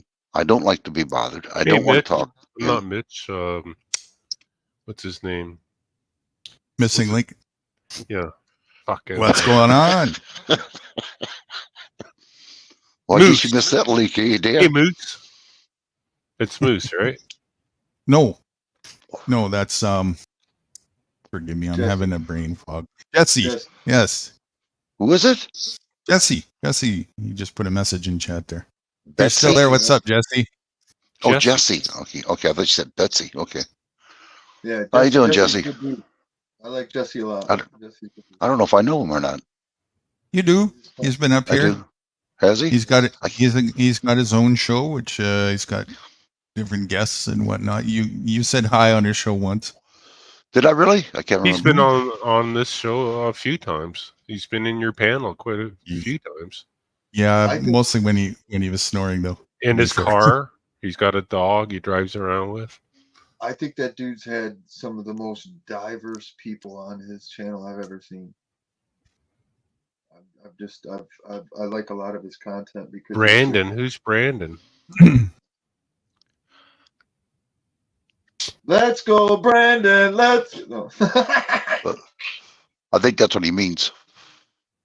Yeah, fuck all that. They should have swung that dude a long time ago. No, I'm just kidding. Come on up, Jesse. If you want to come on up, we're not charging today. Rights owns this channel, so he can say that.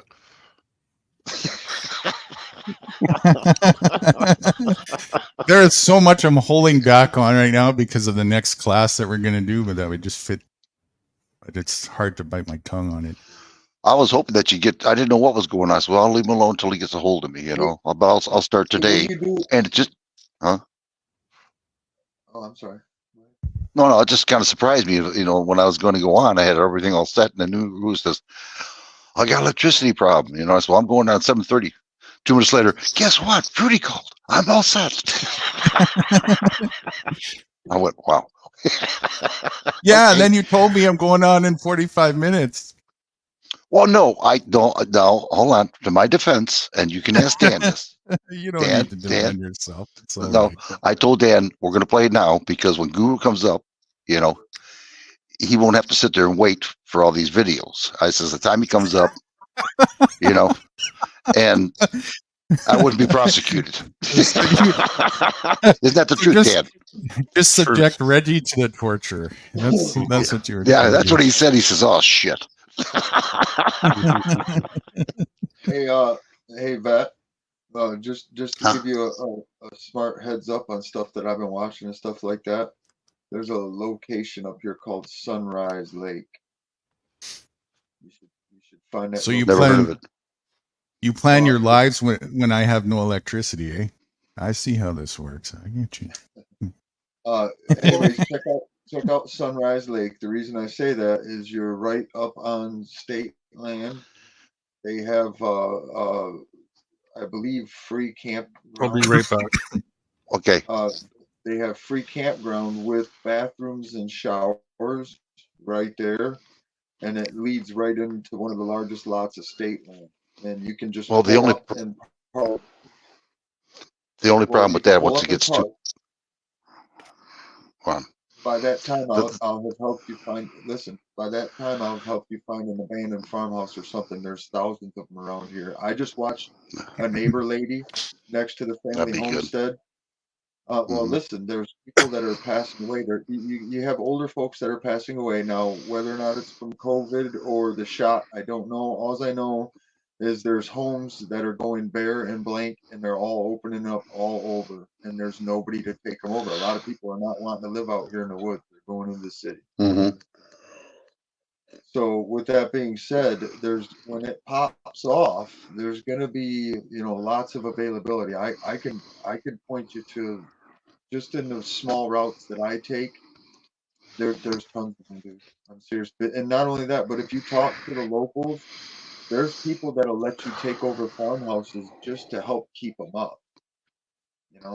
I know a farmer right now I know a farmer right now that has 7 or 8 houses, and 2 of them, he won't even bother pulling into the driveway to shut the door, and just lets the weather take over. Wow, that's bad. No, down here right now. He just has so much. Down here right now. Sorry, go on. I just down here right now. We got scavengers now. Hey, want to sell your house? We'll definitely buy your house as is. You can leave your furniture if you want it in your house. We'll even help you move anywhere you want to. Yeah, this is coming on right now. And I bet you if you check that company, it'll be tied into China. Oh, I wouldn't do it. Yeah, something's going on. Yeah, it ain't right. Just the way he's talking, and her. I'm watching some stuff up here, but again, like Guru said, if you're paying attention to this and that, you get sucked up to it, giving your energy all right into it with them when they say that. But as far as reality and the overview, if they even try it, they're going to have their hands full. Yeah, well, up there, they don't take shit up there. No, I know that for a fact. Small towns, they will not take it. No. They all stick together there. Like I said, I'm real thankful, and I didn't like the grocery store owner. I'm not saying I hated the guy, but I didn't care for him. But he even took fines. He didn't force people to wear masks. He even took fines until he absolutely did. Yeah. Well, this is no way to live. I'll tell you that where I'm at right now, and I know it. You know, right now I'm stuck. Either it's do or die for me. Is what it is. And I already got it in my head. Hopefully it ain't die because I can get the hell out of here. But I'm just waiting for something to break for me, and when it breaks, I'm out of here. Listen, come up here. I'll at least, you don't necessarily have to deal with me, but I'll point you in the right direction who to talk to, and it don't always take much. It's not about you, Michigander. It's not about you. Don't worry. I just want to see people get the fuck out of that situation, that system, just like New Guru says. Listen, it is worth my time and effort to stop in every morning and say, hey, do you need anything? What can we do to make sure Right makes this happen? It's that imperative that we make this happen. I do it already. Listen, I do it already. Well, I appreciate the thought, Michigander. Just give me time to think about things here. I got a lot on my mind, and Guru knows about it too. You know, he does. Anybody who's sincere about it, I'll give all of my attention to. Wouldn't think twice. I think you're right. I don't think it's, at least for our state, I think you're right. I don't think it's too long before they pull the plug to try to get people too fractured. And the reason being is right now all the shit's going down for Witchmere and the feds. They're all about to have bad issues. As much as I do pay attention, I pay attention to certain aspects of the system for different various reasons. Mostly to help people who are segueing out. And one thing I can say right now is with the vast understanding of the monetary system that I have, all the ducks are lined up in a row for there to be a major crash right around the corner right now. Major stock market crash. Yeah. Everything. And not only that, I mean, there's a couple other just tidbits that I heard about that always go hand in hand with that. For example, Jamie Dimon, he just sold off all of his fucking shares of JP Morgan. Hello, if that's not a fucking clue, I don't know what is. People, you know, they don't do that just for like, you know, a joyride, right? Got another $20? Got another $20? Let me change the subject just for a minute. Is there a way, Nude, that I can hand you all the videos that we made to you, so when you ever start yours, you can have it?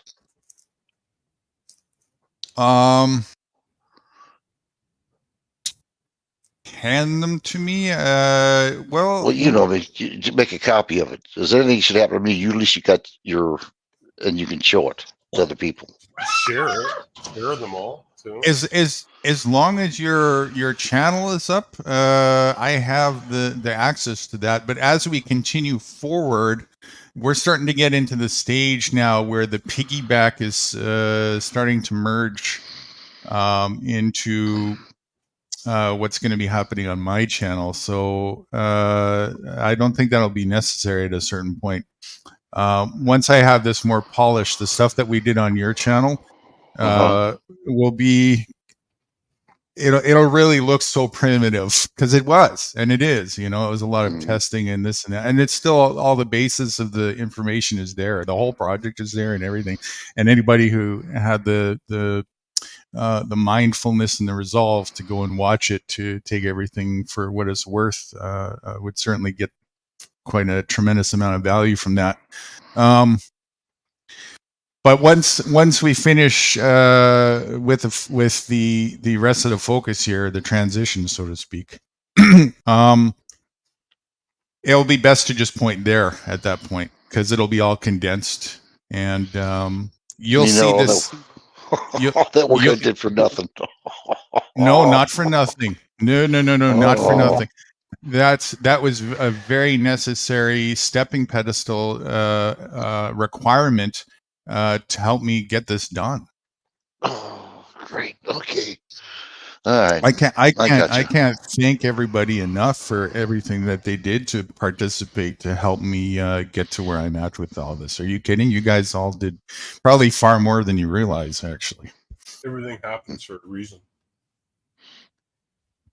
Yeah, so don't think that anything was that you did was wasted at all. No.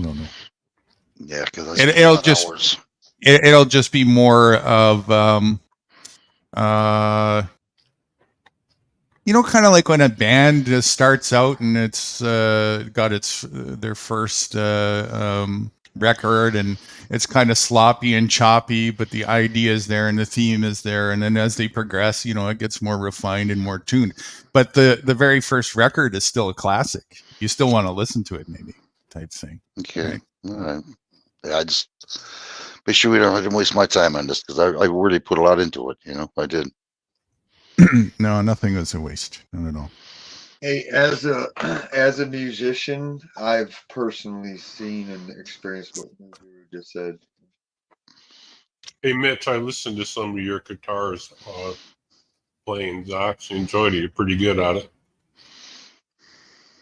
I do what feels good. I try all different types of theories and techniques, but I just do what comes and feels good. Sounds great. I've never I'll listen to it. Well, I'm not gonna say I'm not gonna say I idolize the guys, but like a lot of the heavier metal stuff has been more my thing. But it's because of accuracy, like the speed and accuracy and rhythm. But I more like Boston Leeds and like Stephen Miller, you know, stuff like that. I like more of their feel than heavy metal. But I'm a metal guy. I'm a speed guy. You definitely have skill. I remember starting. I think I was 5 years old when I started. I would piss my dad off because I'd ask him for his guitar all the time, and it'd piss him off. I remember that.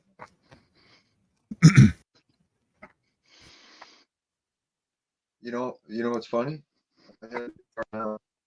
That guitar I have now in a closet. I think it's funny that you think you can kick a spider out of a house and call it yours. Fuck yeah, I do it all the time. You know what I do it so often. You know what I do? I suck them up with a fucking vacuum, bro. They don't even know what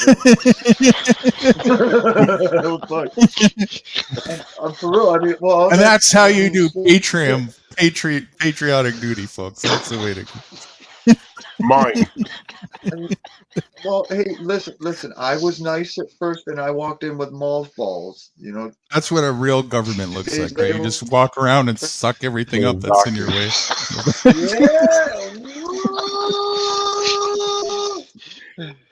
You say it's mine.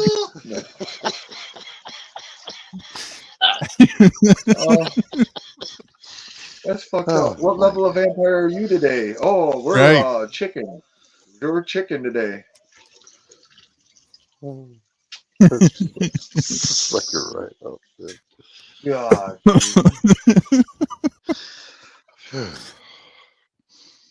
Oh man, that is funny.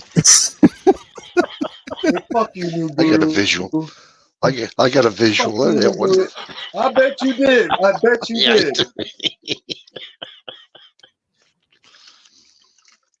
Oh, that was good. That was good. That was good. Listen, man. I'm serious, right? If I think I'm gonna watch. I made sure to save that video you put the link on. I just went and made sure to save it. So when I'm done yapping with you folks for a second, I'm gonna go check it out. But I think you're right. I think our state, I know for sure, is top 3 to 5 worst and most corrupt in the nation. So I know that stuff is popping off right now, and they're trying to make action towards Witchmere, which means, you know, they're going to go out with a death row. So they're going to try to pull something. Did you know the first paved road in the world started in Detroit? The what? The what did? First paved road in the world started in Detroit. I would not doubt it. That's cause for nuking the state. What? I never knew that. Why Fuck would the you say roads. that? I don't like hearing it. What the fuck you mean by that? Fuck the Because roads. it's petrol based. I think we should get a big vacuum and suck up the entire state. And call it mine. Right? Good thing I ain't got to worry about that, because guess what? There won't be no power for you to run your vacuum. It's okay. I'm good with it. Enjoy. Well, at least my vacuum will have a battery on it. I wasn't saying nothing. Hey, Bryce, I wasn't saying anything because I can run vacuums, air compressors, light welders, everything, and I got batteries. Too much. Made and charged in China. Actually, not mine. Mine are through another American company. The panels may be. I'm sorry, the panels may be made, but they're General Electric. Yeah, I got the big giant GE panels. I really truly don't think I need but one. I think I could function with just one panel just fine. One solar panel? Yep. Yeah, in the summer the electricity requirements are so little. Even during the winter, I don't hardly even tap what I got, and I do just fine. I do have to admit, when I kick on my air compressor, it puts a slight whooping on it, but it recovers so fast.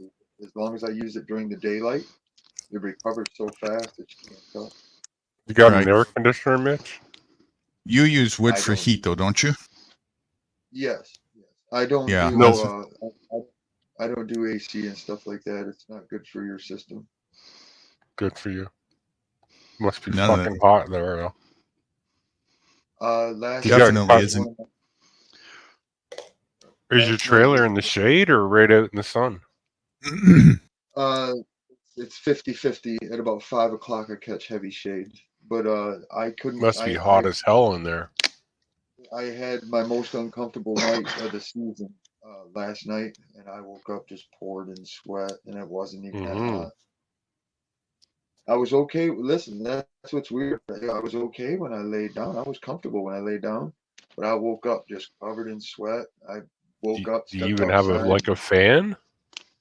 I don't do none of that. I can't stand it. I can't stand to hear the motor running. I agree. I'm like that too, as well.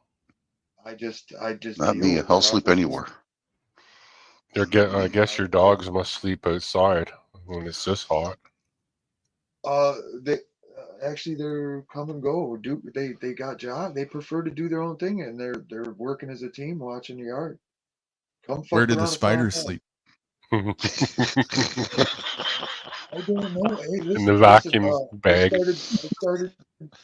I started using mothballs, and now I don't have them issues. Oh man, how could you go near a mothball? I put them right next to my head. Nasty. That explains it. I screwed our gas company a little bit. Hey, fuck you. You start picking ticks off your balls, and I bet you have mothballs next to your head. I do have ticks on my balls. Oh, you're nasty, dude. I have pulled ticks off my dick and balls. I ain't had them on my dick yet, but I grabbed one, I felt it, and I fucking immediately got that fucker. I had one in my sack. Matter of fact, I had an infection on my nuts for like 3 months from a tick bite. Oh, gosh.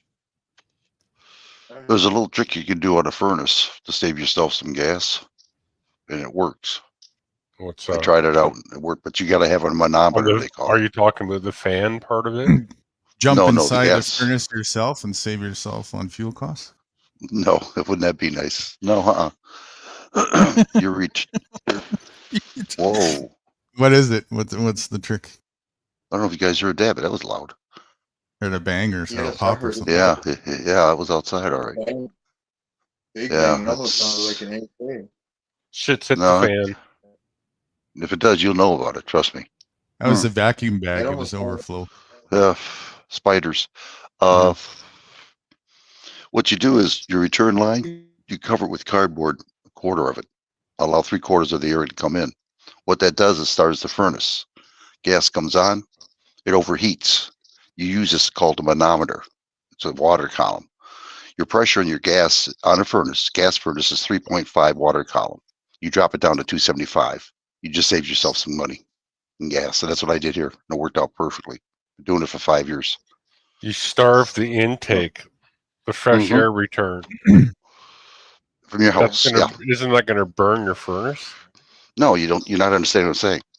No. The No, The gas, just it doesn't comes out like it. at 3.5 water column. I dropped down the water column, the gas pressure, down to 275. By starving the return. Right, by starving the air return, what I did is I compensated the gas, the amount of gas going into it, to act like a regular furnace. So it never shuts off a high temperature. Yeah, basically it's like taking a thermostat that runs at 180 and putting it to 160 on a V8 engine, so it runs cooler. So that's what I did, yeah. Just changing. I just changed the gas pressure to it. Yeah, you changing the sensor rating. I get it. I understand it. Yeah, and it works. So I saved a lot of money just on gas itself, natural gas. As The a only cannibal, thing is I if just you're cook not my food for heat as well. Works good. I was just gonna say the only bad thing is you're not getting any fresh air. You're continuously reusing the same air.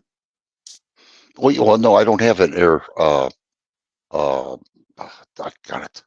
Air intake. They didn't allow it at the time. They didn't know anything about it. They do have it in houses now. Oh yeah. I was gonna say, believe it or not, a lot of places don't have. That's changing. Listen, check this out. The last 10 years, I started noticing a lot of stuff changing. Like the houses, they don't want people in any of them good built old houses, and they've all been getting knocked down. I went and checked down at Grand Rapids, and any Victorian house that was built real, like that wouldn't be blown down by a tornado, they knocked them down and built bullshit in front of them. Well, these new hot water tanks they got now, the high efficiency. You got to have an induced draft motor for it to work. If electricity shuts off, they have no hot water. Yeah, mine's like that. Yeah, or I have a thermocouple. So if it shuts down, I still have water.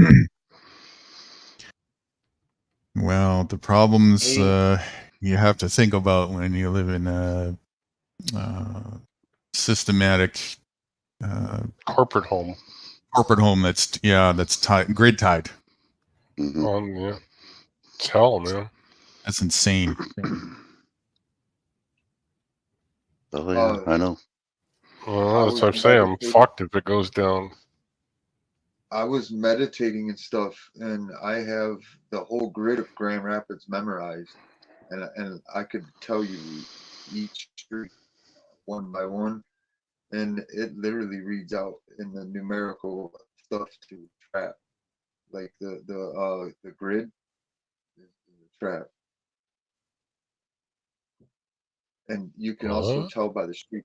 Yeah, the street names and the way they line them up, they're the micros take your energy, because as you travel down those currently, it takes your energy, and that's why we're getting older faster and stuff like that. I can't explain it, but I meditated into it and I've seen it.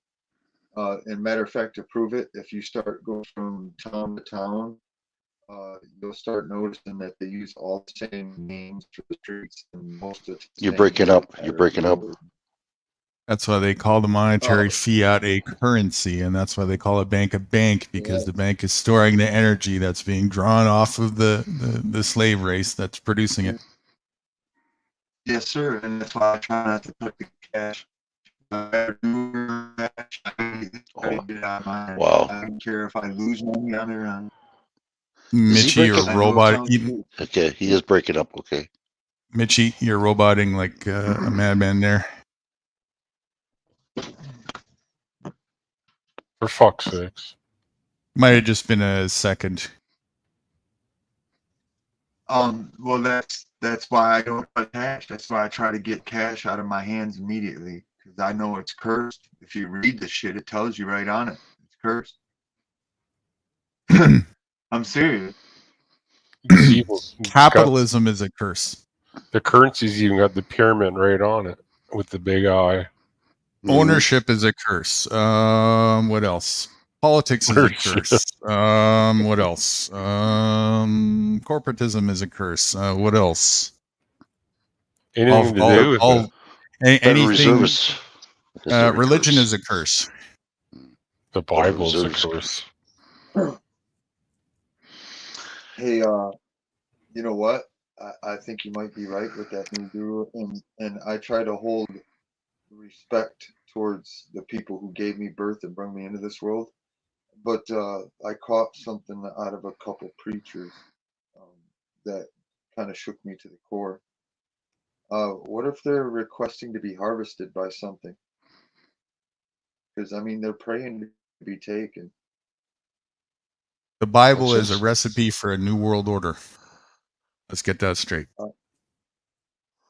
Something a little bigger than that. Indoctrination As book far for as, dummies. Well, that's just it. I caught on to something through meditation and like mental work, and it's fucking gnarly. I don't even know how to put it into real like terms. I'm not educated at all. And that's the reason I can see Still it. a little robot-y. It's better, but still a little Well, robot-y. That's better. I can see it.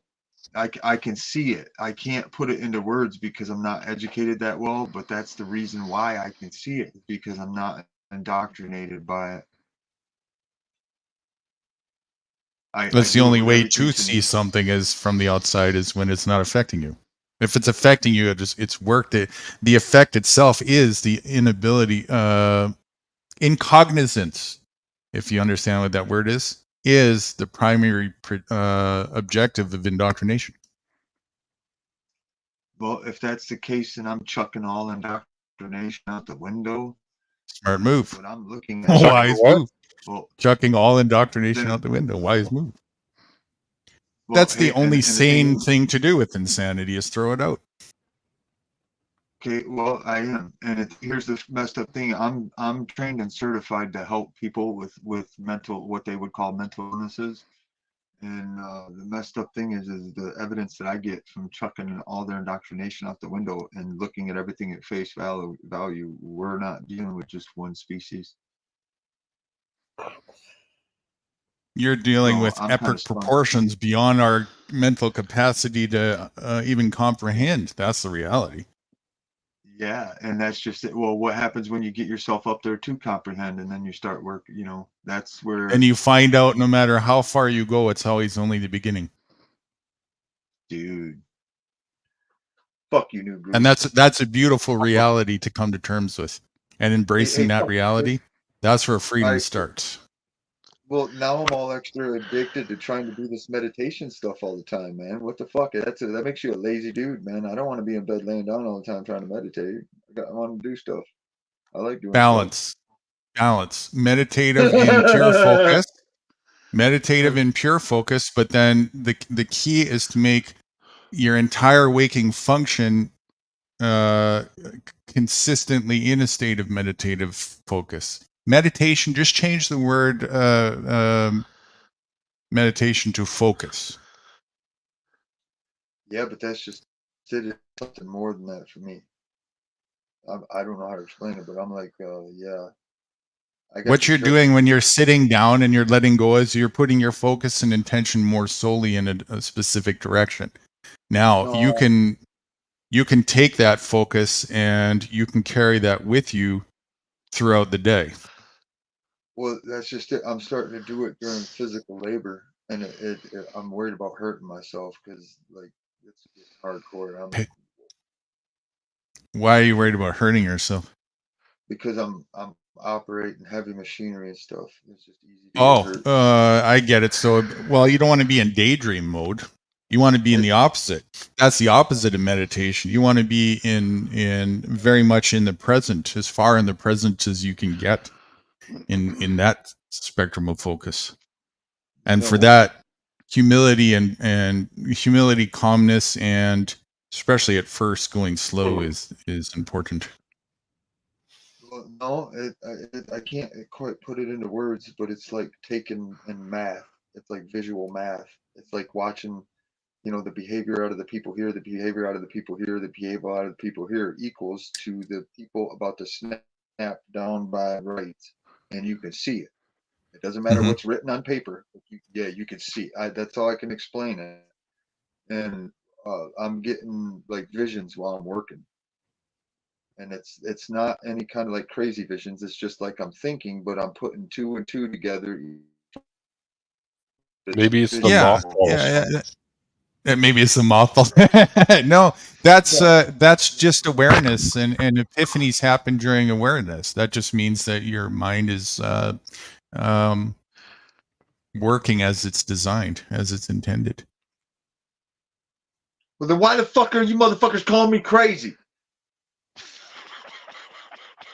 Hey man, fuck you, man. I ain't laughing, man. Because you want to suck up spiders with vacuums so you can call your house yours. What's this wanna shit? The reality is I did it. What the fuck? Listen, my gosh. There's plenty of space outside. The spider was being greedy. Well, why don't you go outside so that the spiders can have the house? There was plenty of abundance. There was plenty of abundance. The spider could have stayed in the basement or in the attic, and we'd have been fucking good.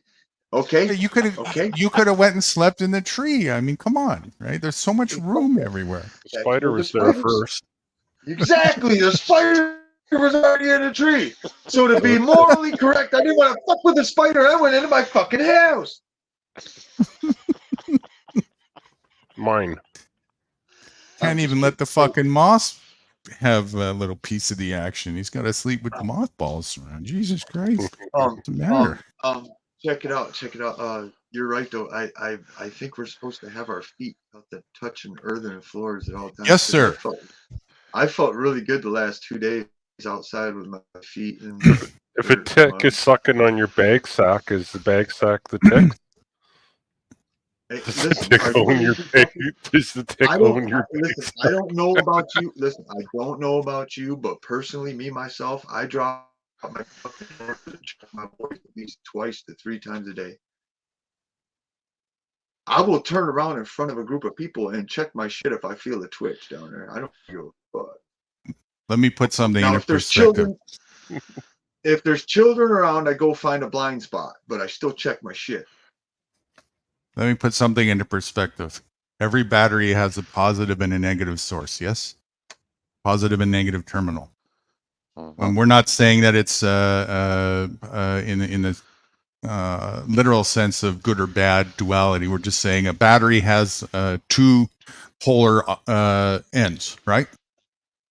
Your vessel is a battery as well. The nose, air. The feet, ground. If you do not have your feet on the ground, you're not grounded. And I'm not talking about the cement. The cement is sealing from being grounded. That's why people go insane in the cement indoctrination camp, concentration camp, commonly referred to as a city.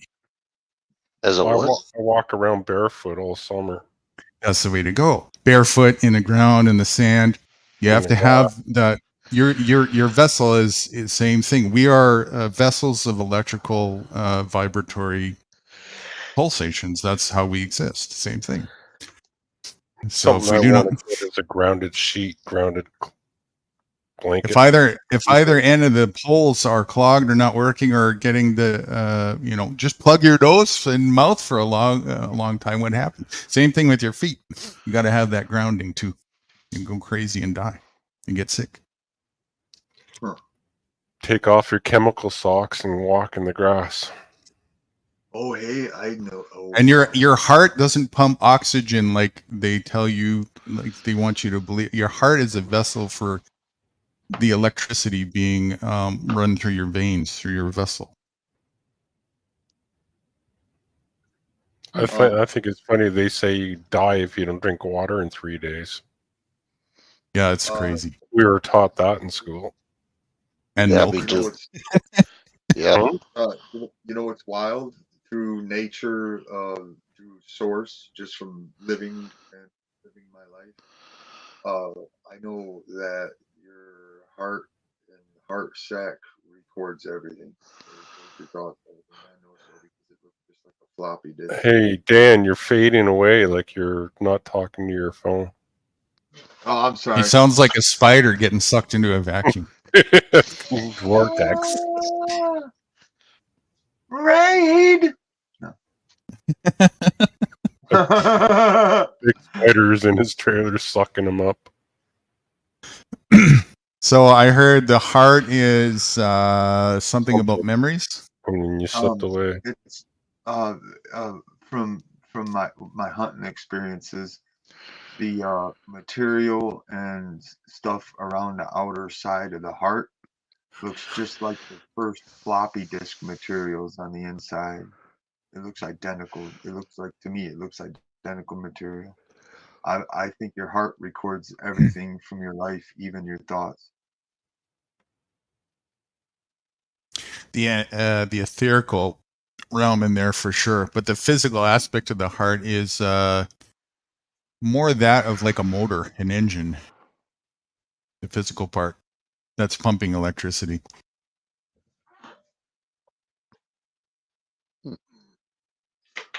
Oh yeah. Never thought about it that way. Yeah, it makes sense. It makes sense because that's and I've noticed with the quitting of cigarettes and marijuana, and then like doing the baking soda, the honey, and the lemon and stuff like that, your neurons start popping, man, and That's the reason why your heart pumps faster when you're more energetic, because it's requiring more electricity. and you got to understand they started hurting me when I was born. I mean, they were testing fluoride in the water 2 years before I was born in Grand Rapids because it was one of the test cities in this country. Boy, that pisses me off there. That fluoride bullshit. Yeah. Damn it, that pisses me off. Got sucked in again. Fucking government. Yeah. Hold on. This is where I'm super grateful. Again, it was I think it was 2013. I was taking a poop in Grand Rapids on the corner of Leonard and Plainfield, and I could smell the chemicals in the water over my fecal matter, and that was and I could feel it on my legs, and I was like, "What the fuck is that?" Wright showers in it every day.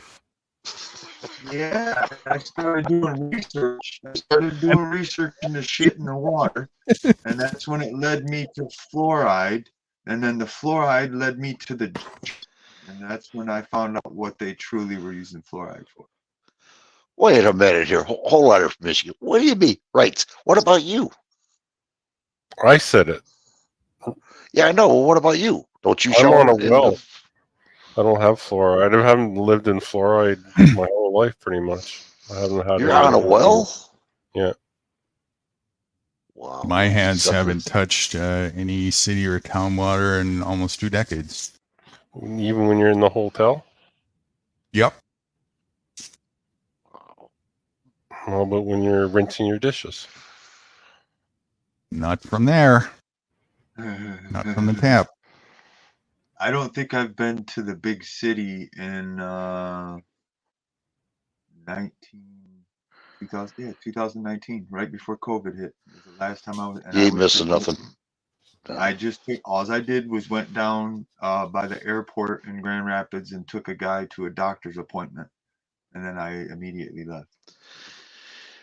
I got to go to downtown a little bit on July to see my VA doctor. I go once a year. Don't go. And I'm debating. No, hold on. I'm debating. If I don't take my wife, she's I am going to use my video camcorder, the camcorder place. He's going to bring a big vacuum. Go ahead. Plus, yeah. Plus, I'm going to use my ghost box. I'm going to drive them son of a bitches nuts. There's not a damn thing they can do about it either. What You are know you what I mean? gonna do? What's the goal? The goal is they don't like anybody, like a first auditor, they don't like anybody filming anybody. You know what I mean? So why don't you just Yeah. use your phone? That's what I'm going to do. I'm going to use my phone and my ghost. They can drive them nuts. I could tell you right now, this is where I agree with New Guru, and again, it goes with doing 2 + 2 = 4. I could go at the sheriffs and stuff right now for the theft and the stuff that happened to me, but I know it's a lost cause because by the time I get anywhere with them on that effort and energy, that it'll be a waste because that system's not going to be. It'll be dissolved. Oh, and the system is designed to get you to do exactly that. The people who are benefiting off of that are baiting people. It's like taking your finger and saying, come here and participate.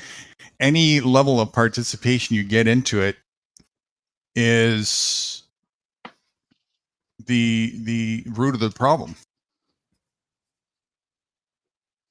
That's the whole point of it. It's to get you to engage and to get you to make it relevant in your life. Because if it's relevant in your life, then it is something. If it's not relevant in your life, then it's not relevant, period. And Yeah, but I'm going to have. That's the end of it. That's the way to end it. If everyone did it, I'm just going to have a good time it'd doing be it. over. That's all. I'm going to laugh my ass off. I'll have them coming and going, them bastards. I'll This laugh would my all ass be off. over. Everyone just did it. Oh, Hey, you know what, right? Fuck these Huh. guys. Do it. Listen, fuck these guys and go do it, because I tell you what, all the phone call bullshit they make you guys sit through and everything else, and the rings they make you jump through, just to put a curl in their fucking hair for the day. Yeah, I would listen. Get your jollies on, old time. It's your golden years. Fuck these guys. Hey man, fuck that, dude. I have no sympathy for mercenaries or corporate slaves who want to go and cry over not getting cookie crumbs. Listen here, man. Look at my vacuum. As he's slapping it on his palm. Hey, my vacuum's so strong I tattooed it on my knuckle, motherfucker. No, at one time that was the truth.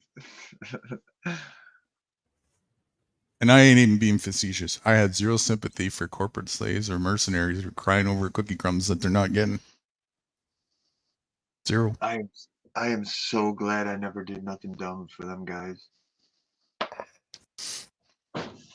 Hey, could you imagine being brainwashed to pay to be a mercenary? I can't. I can't. What do you mean? Who pays to do it?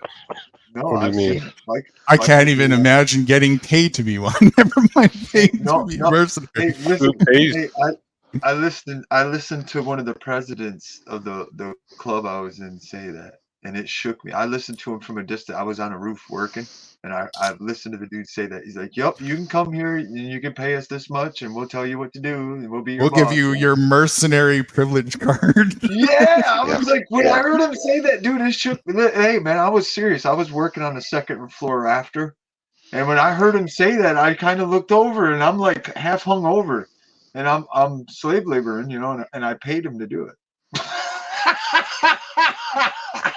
I was like, shit, what the fuck?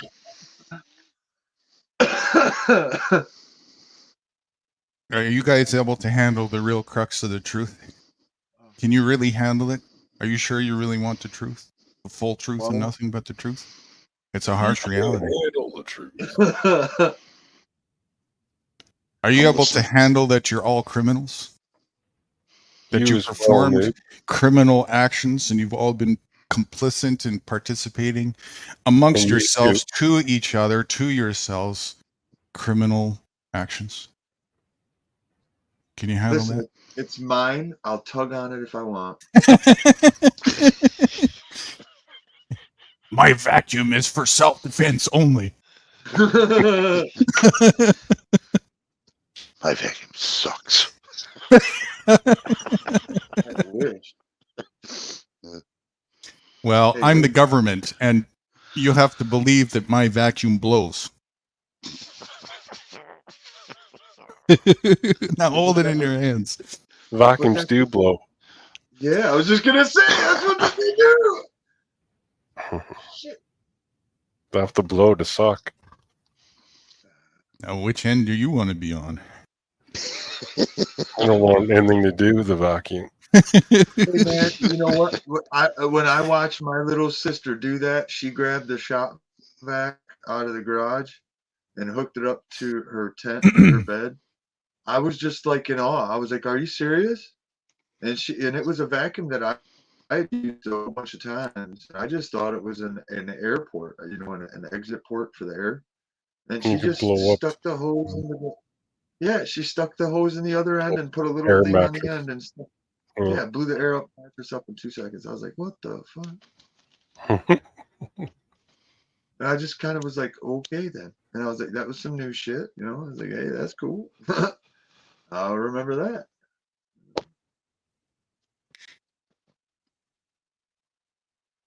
Hey, wait a minute. I just had a vision of that enslavement new guru. What about? Because they were fat people and they were brainwashed to think they needed a rubber mat with air in it to break them from drowning on the ground to go camping. When you go camping, ain't you supposed to sleep out in Mother Nature? I'm just gonna ride my vacuum to shore. Hey, actually that's when I sleep in a tree. That's actually not a joke. I sleep in a tree when it comes to camp. I do. I like it. I don't know why, but it's like a hunt. That sounds like fun making the RV. I think I'll make an RV vacuum. Electric. Solar vacuum. I got a vintage one stashed for you. Eureka. I'm not even Then you joking. can own the world. Oh, listen. I was moving some old folks out of a house after a lady passed away, and they were gonna chuck this vintage vacuum, and I'm looking at this thing, and I'm like, I'll take that.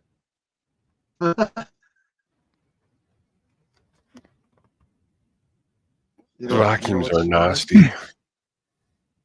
What do you mean they're nasty? They suck everything They're up. just filthy, man. Just full of fucking toxic fucking filth. But that's why you throw the bag away, bro.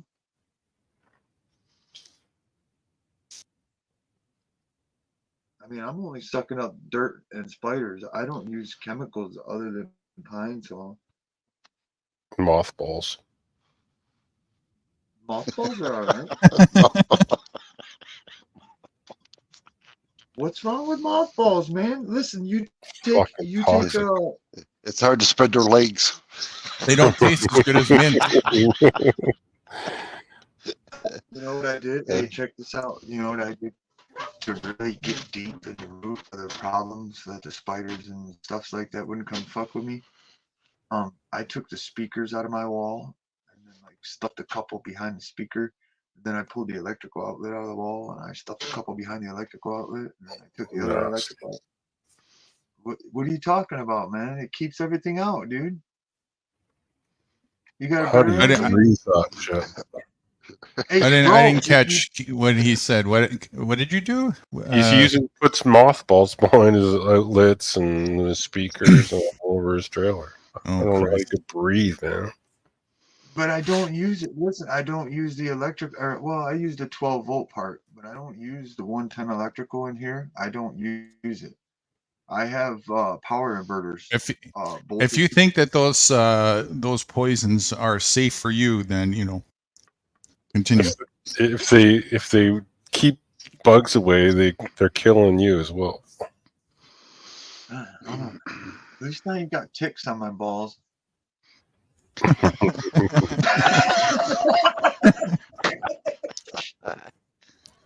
I might not be breathing, but I ain't got no fucking ticks on my balls. Wow. Actually, I've gotten rid of my ticks because I give my dog apple cider vinegar every day, and they stop coming in the house. That's how I get the ticks that get on my dog, and then they jump off my dog and crawl up my legs and bite my balls. I'll tell you a true story. You were dropping out of the tree. It had nothing to do with my dogs. I'll tell you a true story. Two of my friends, when we were younger, we all hung together. I wasn't there to see this, but I heard about it. I laughed my ass off. Anyway, one of my buddies had a girlfriend, and she had a girlfriend. Well, my buddy and my other buddy, one guy was like crazy about the girl that my buddy wasn't going out with, but her friend. He wanted her bad, Oh my God, she's beautiful, Well, I'll fix you up with her. Don't worry about it. When? Just, don't rush it.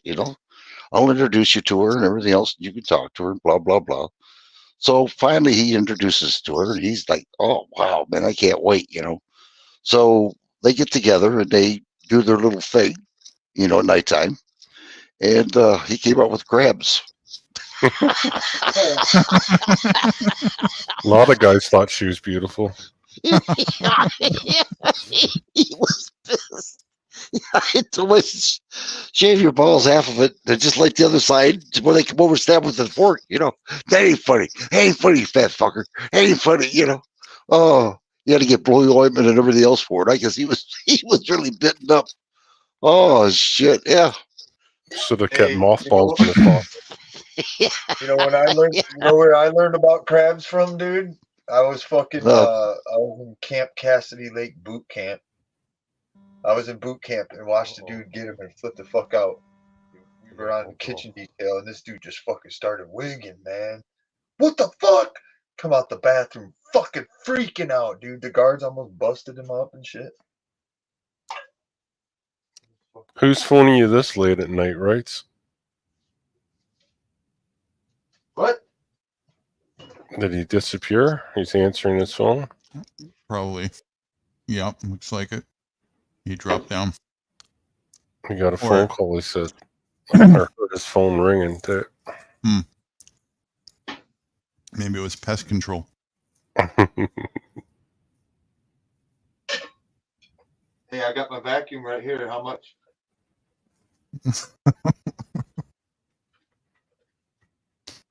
That's actually something I won't use either.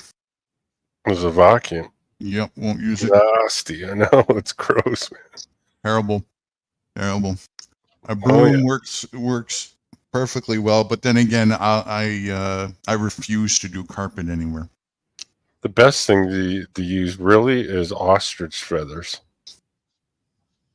because they have a negative static electricity or whatever. What do you have against ostriches? Nothing.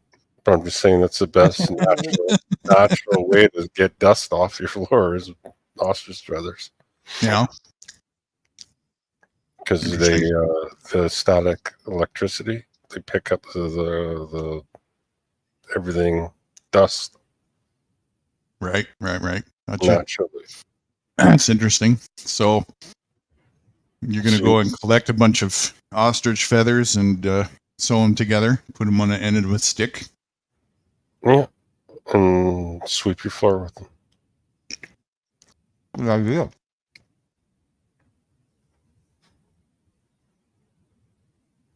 Why ostrich feathers? I don't know. Something about them. So they pick the static, like they have static and electricity, and they pick up the dust. Interesting. And then you brush them backwards, the feathers backwards, to recharge them after you shake them on the dust out.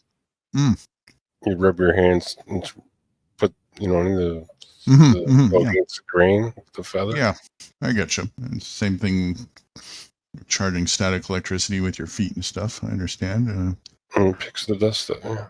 And it's a natural way to do it. Very fascinating. Don't everybody go and hurt ostriches now, okay? No, they die on their own naturally. Pick up the ones that fell off on their own. You can pluck them off and it doesn't harm the bird anyways. That's easy for you to say. I'll sit there and pluck your chest hair out and you tell me that. Well, it doesn't harm me. I still live and regrow them back. Okay, well, I don't know if a feather with that is a little different, don't you think? Yeah. Hey, wait a minute. Something just hit me while I went and got my vampire fix off the grill. I was You see, at least we're getting to the bluntness about it. That's a step in the right direction. Okay, carry on. Anyways, I was sitting there thinking about it, and the vacuum thing. Now I understand why you guys were saying they were so nasty and toxic. How it sucks the air and spits it around. Yeah. I forgot to. I leave mine outside. I don't run it inside. I just bring the hose inside. Good. It's a start. That'll help for sure.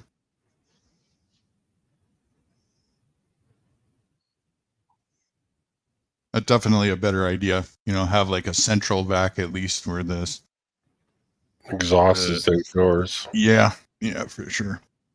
Definitely a better idea. But even still, someone's going to get through. Like, I guess it's the same thing. It's probably minute, and I remember we had a central vac, and when I used it, I didn't really notice anything bother me. I am kind of sensitive when it comes to that stuff, and even sweeping, is putting a little bit of dust up. Big time. Yeah, it's probably the same kind of, probably the right thing to do is just a damp move, yeah, a damp water cloth, right? Just go over it with that every once in a while. Lost your feather, man. There's a hillbilly family that I know up here, and when I say hillbilly family, I mean a hillbilly family. They've still got a dirt floor in their cabin, and yet they look like some of the healthiest people around. For sure, nothing wrong with dirt floor. You can walk on it with your feet. Dirt is again, that's another one of those just stupid words that shouldn't be in the vocabulary. Earth floor, right? Dirt, short for dirty.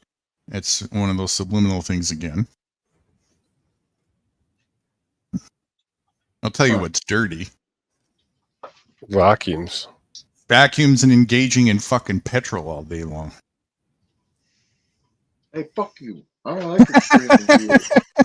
No, I'm not joking. I don't care. Even if everything changes, I'm still going to run a V8 every once in a while, man. I know. That's how the indoctrination works. I'm not running. I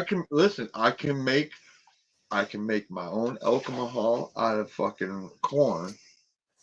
I don't need petrol. I can make it out of corn. It's fine. I can still run my fucking V8. That's a step in the right direction. Still not great, but I specifically pointed to petrol, and I said, and I wasn't pointing any fingers. No names mentioned, but I knew who was going to react. Petrol is fucking insane. Let's just be real about it. It's toxic as shit. It's fucking nasty. We shouldn't even put it on our skin. Never mind soaking in it all day in our clothes. Yeah, and smelling it. It's everywhere. Houses are made out of it. Right, engaging with it. And again, that's part of the plan to keep us dumbed down, held back, lethargic, and atrophied. Poison, yeah. Toxic and incognizant to what's happening to ourselves, that we're doing it ourselves. It's in everything too. It's everything you touch. Nobody forces us to use this shit. Yeah, I know. And most people not only embrace and justify it, but they make excuses that they would never want to consider another alternative, because people have been spoon-fed and spoiled with this shit for so long. The idea of functioning without it is just way too out of reach. People brush their teeth with it. Mm-hmm. Fluoride too. Yes. Yeah, but no, I'm talking about the toothbrush is all petrol. Yes. Yes. Mine isn't. Mine's bamboo. Hey, check this out, Guru. There's a new motor that's going to come out. The crank itself is just going to be steel with like 2 or 3 fins that are steel, like an electric motor with the copper wound around it on the inside. But the outer housing of the motor is going to be a magnet, and it's you'll be able to put pulleys on the end or whatever, or run a wheels on the end. It's like a whole new, it's like a whole new electric motor. Excuse me, but without electric. And what it is the magnet casing can be spread apart or pulled tighter, which makes the crank spin faster or slower depending on how close or far the magnet is away from the crank. Free perpetual motion. Interesting. Oh, it's fucking sweet.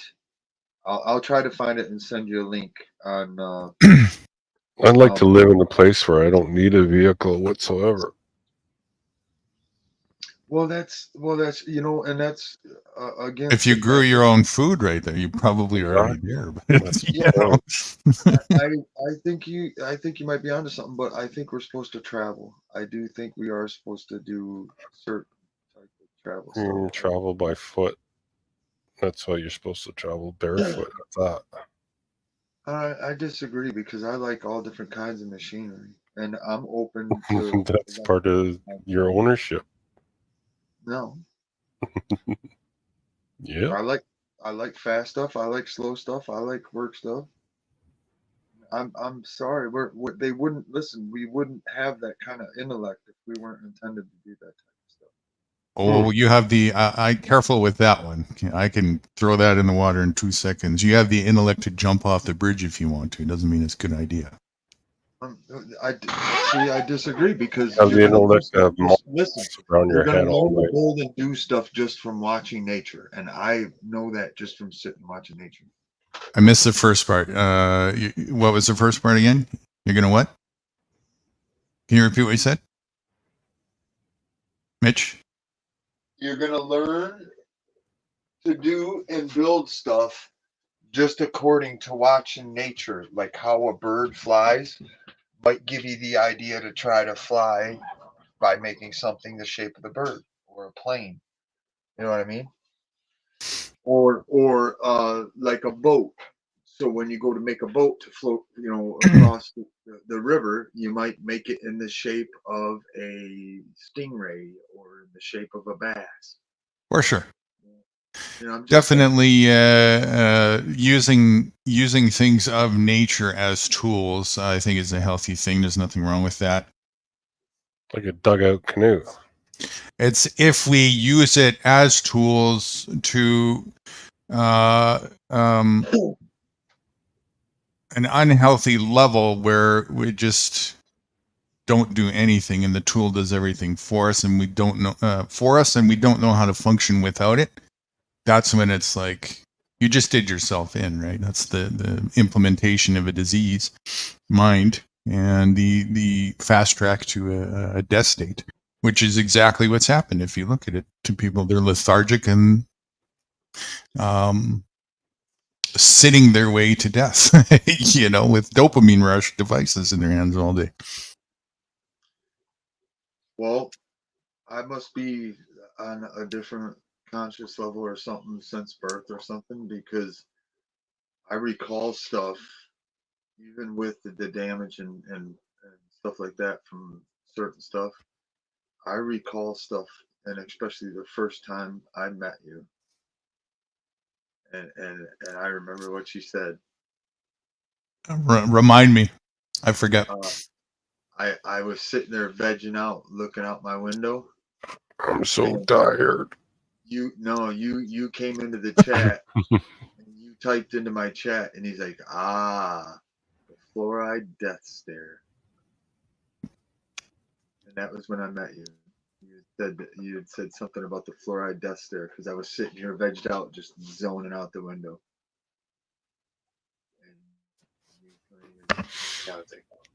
Do you realize I got arrested 3 years ago this month, Nude?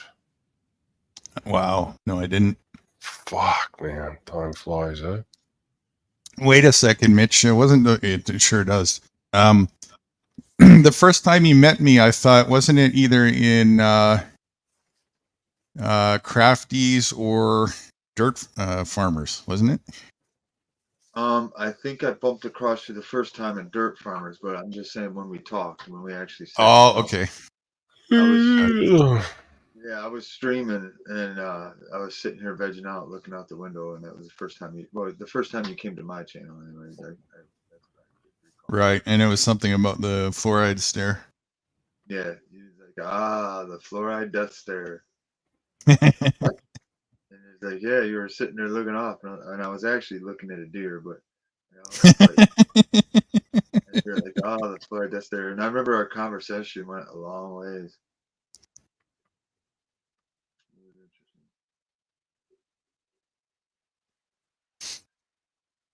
Interesting.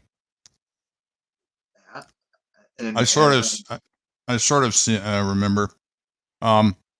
You caught my attention in Poor Dirt Farmers because I have a respect for anybody who's interested in a self-reliant path. That's where it started for me. So it's like, to me, that's like an instant connection with somebody, right? I'm going to be able to relate. I don't know what happened to everybody. It used to be that way, even in the city. It's slightly less, but by design, that way of life, Mitchie, is the design of it is a progressionary thing. Laziness. Laziness is the path. It's designed to induce the path of laziness ever so increasingly. Convenience, right? In a slow progressionary fashion. So a little bit by little bit, you condition, get people used to it. You go as far as you can, and if it's a bit too much for them, you pull back a little bit, right? Make them think, oh, okay, Bro, they're our friend. Do you know how fucked up it is for me to sit there and realize all the fucking plants that they told me to pull and clean out of the yards and stuff? They're Or the all medicines. Medicines and the edible plants that we need. Yes, every single one, not one, not two of them, but everyone. Correct. Lawns are for losers.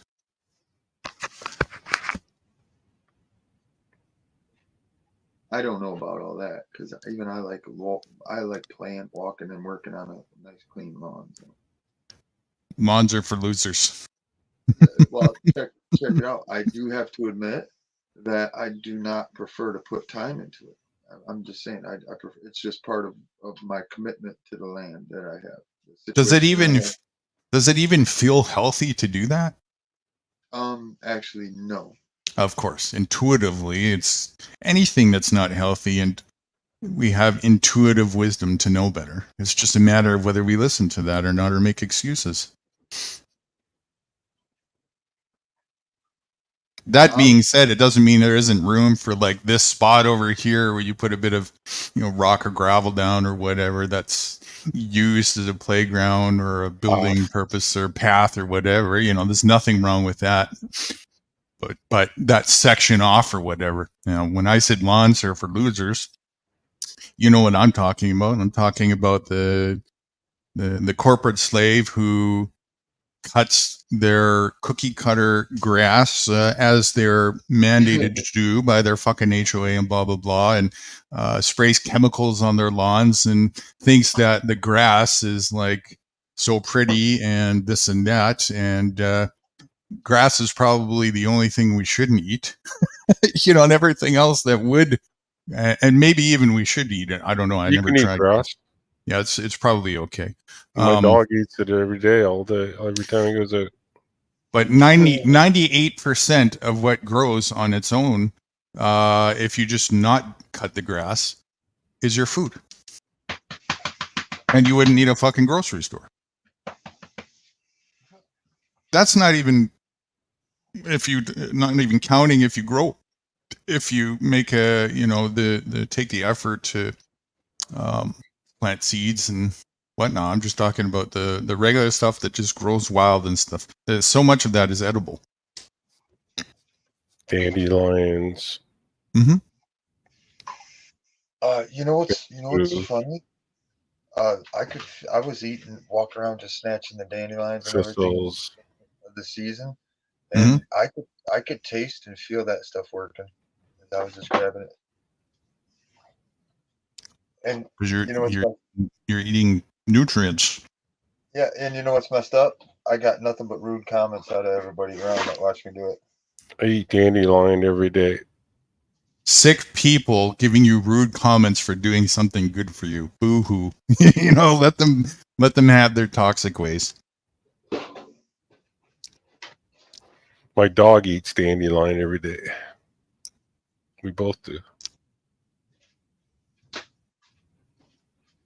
I don't really notice anything help or change.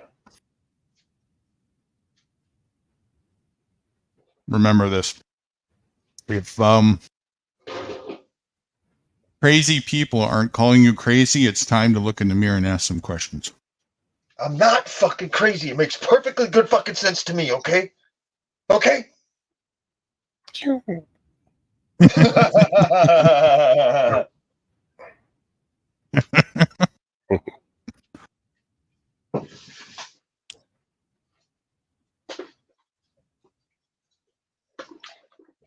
Oh boy. Listen.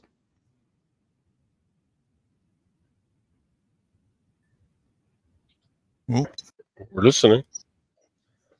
Okay, so like when I go buy this new Harley Davidson, you're saying that I shouldn't put straight pipes on it so it slings all the unburnt fuel all over and leaks oil all over the ground and everything. I'm saying you're a moron for buying it in the first place.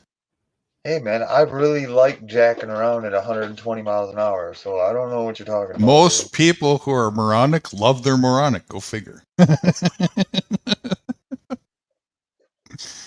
the way it works.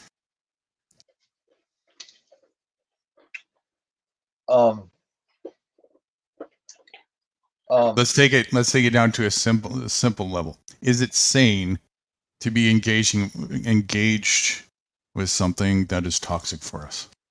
Is that sane and intelligent? Fuck yeah, it is, because I left that shit behind. I'm not breathing that shit in. That shit's fucking like 50 miles back, dude. I told you I was doing 120 miles an hour. I'm catching nothing but fucking fresh air, bro. I do. I mean, my biggest worry is that fucking bumblebee that thumps you in the lip or the chest. Them motherfuckers suck. Right. So as long as the fumes are behind you, it's all good. Yeah, out of thought, out of mind. There's nothing moronic about this ideology. I'm just being a smart ass. That's funny. But that is the truth, and that's the way a lot of people look at it. It is. And it's the way they'll justify it, right?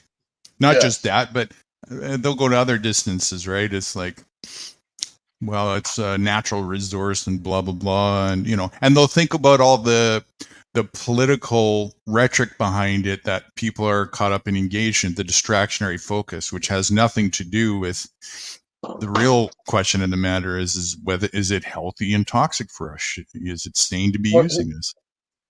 Here's the thing that I'm going to put out. I with that conscious thing, I seen something, and Bosch is making that hydrogen injector that only lets the molecule you need to burn through.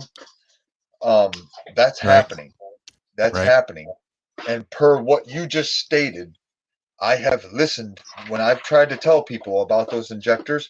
They will violently argue with you that it cannot be fucking done, that we're going to pump more oil. And it's like, no. It's already been done. Yeah. And that's just it. That's what I told them. I was like, no, that's going to go the way of the bird in this. 30 years ago, it's been done, at least. Yeah. And the thing is, they and it's not one person, but a couple of different people have violently argued with me to the point they wouldn't even accept looking into the injector theory. It can't be done. And they got fucking rude and mean. And it's like, you about a dumbass. You blind, mother. I would ask them how many oil stocks they hold. Yeah. No, I just look at them and go, got another $1 trillion? And then they get madder. I'm serious. That's my response to the ignorant fuckers that do that shit. Because the ones, it's like you got another $1 trillion.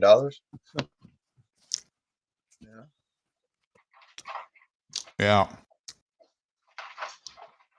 There's a certain level of moronic that engaging with is just as moronic. You know what I'm saying? And that's a fine line. And for me, it's very quick at that line where it starts. Very Hey, quick. listen, hey, fuck you, Guru. I'm trying to dump it all right fucking out. Literally, I'm serious. If I was a piece of shit motherfucker, I'd dump a pretty good mess on a whole bunch of people and just take off walking and go do another situation thing, with the living off the land and stuff. Yeah, the idea behind it is definitely the healthy path, but the reality is it's a learning curve, right? And where you're at, you're a lot of the way there already, because you're already, the nature is around and you're willing to engage with it and understand it. That's what it's all about. And you can be anywhere. Once you have that wisdom and knowledge, it goes with you wherever you go. So it's like, it's not like there's a place that's indoctrinated, and that's what a lot of people think. No, it's all in the head. Yeah, I might drive a car. It doesn't mean I'm attached to it and believe in the things that people believe when it comes to that. And I don't need it. I don't have to have it, right? And I understand that it's a luxury, and a lot of the technological things that people use are luxury-based things. And like for the last 4 days, there was a power outage, big lightning storm 5 days ago, and there was no electricity here. This ranch that I'm on right now on this side is still grid tied, and I don't have my batteries. They're in my motorhome, which is being upgraded right now, so I don't have my my panels or batteries with me. So me and Fruity were living 4 days in the truest sense off the grid and loving it. Most people would go insane. They wouldn't know what to do. They wouldn't know how to function, right? Yep, I've seen it. To us, it's just like, okay, a few days of functioning this way. I think I've seen people come out here and make it like maybe 4 hours with a malfunctioning phone, and they say, "Fuck this! I'm going down and rent a hotel." Right. That's exactly it. Yeah, the withdrawal kicks in, right? And they can't even stand it, or that's exactly what they do. Then that was the time. The next day, I learned about that mumblefuck music. It's some kind of music they come up with in Detroit, and it's like a bunch of drunken, high, cracked out fuckheads going. I mean, it's literally, it sounds just like that. I'm serious. It doesn't even register a word. It's just like, it's almost like beatboxing, but It it's is. yeah, it's almost like beatboxing, but not It's quite. mainstream rhetoric echo chamber. Yeah, it's like retarded. No, I mean, it's like mentally retarded. It's like tart, literally tart shit. And I sat Yes. here watch. Yeah, I sat here watch. And the I fucked up am thing, bot. I believe my God. botism. I sat here and watched two people listening to it that night, and then the next morning, the next person I caught watching it or listening to it, and I was like, I was just floored. I was like, the unintellect of it, it was just like fucking, dude. I wouldn't even let my fucking monkey or dog listen to that shit. What the fuck is that? I'm serious, and it's hard for me not to say stuff like that and blurt it out, I lived 6 weeks in the mountains of Costa Rica barefoot without electricity. And I loved it. Well, I had electricity, but I didn't. I would bring a car at first when I came out here. I would bring a car battery in with me to charge a cell phone. and I just took the car phone charger up to the car battery, and I got like, I don't know, 2 weeks out of charging my phone out of the car battery before I had to charge the car battery. And I didn't use any power. I just fucking used a coffee percolator and I lived off the land. But when people would show up, then I'd run a generator to make coffee and stuff I like shit that. in the woods and showered in the stream. Really? That's what I do. That's been my way of life for a long time, with the exceptions of, the hotel, of course. And ate fruit out of the Okay, trees. I made my own septic. It's a real like septic, so I have a toilet and shit like that. But I do prefer pooping in a hole up on top of this hill over here. Yeah, septic is insanity. What do you mean?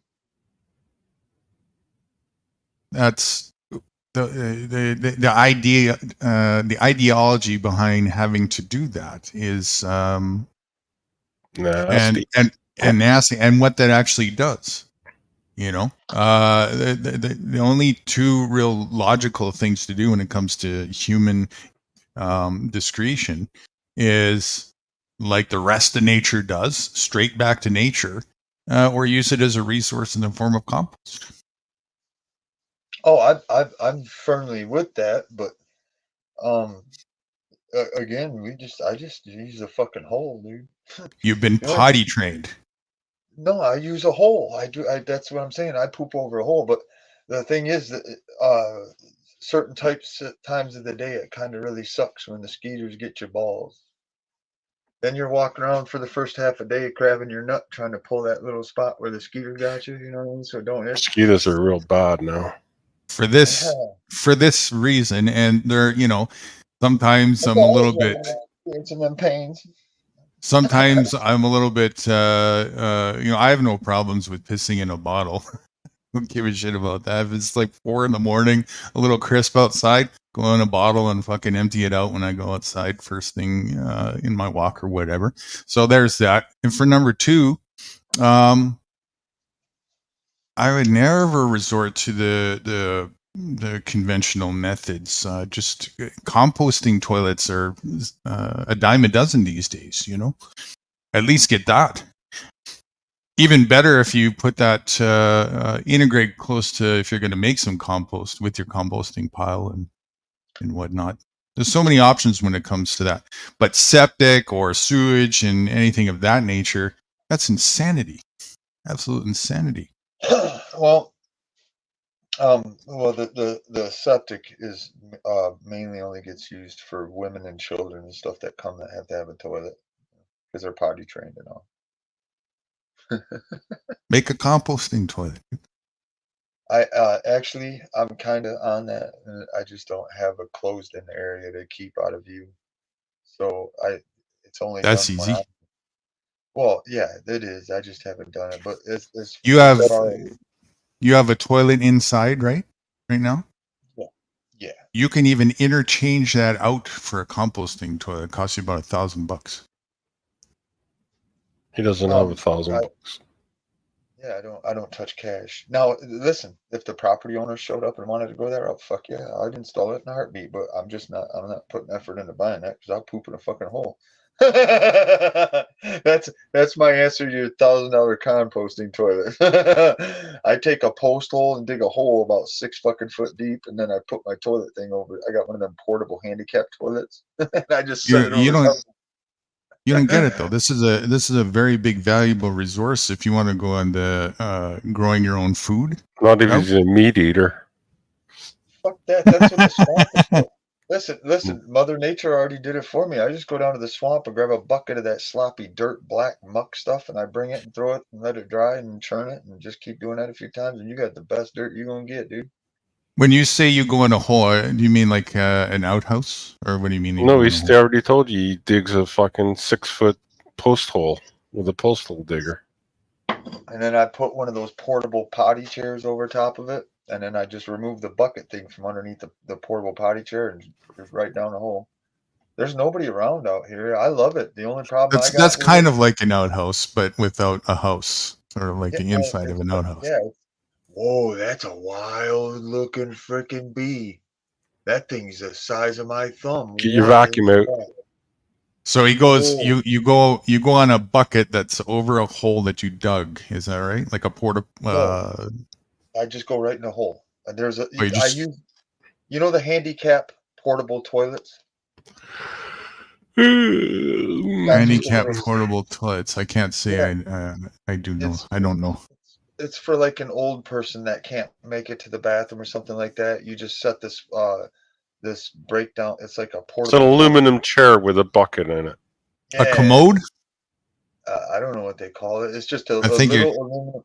It's aluminum tube frame with a toilet seat Sure. on. That's it. That's a commode. Yeah, I know what you're saying. Okay. And I just set that over the hole. And that's it. And I like it by myself. But I mean, when there's women and children in here and stuff, then I gotta go elsewhere.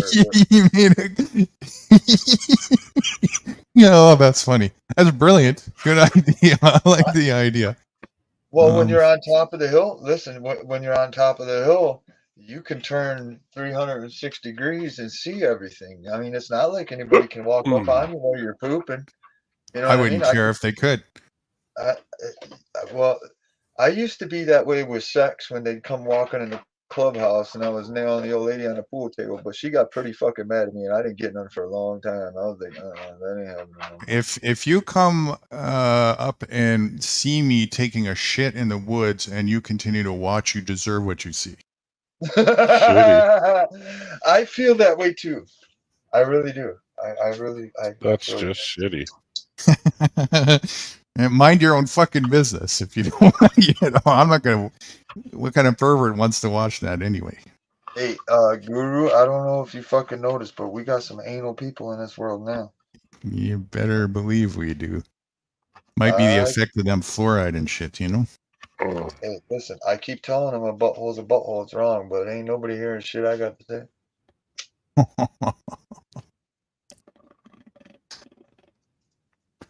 Oh well. Corporate wars. Who's the biggest asshole? I think that's what it's all about, isn't it? Listen, I've seen people take real offense to me saying that a butthole's a butthole. It's wrong, and I've had a lot of people get really gnarly. A butthole is a butthole. What? It's wrong. Oh yeah, it's wrong. For sure. I mean,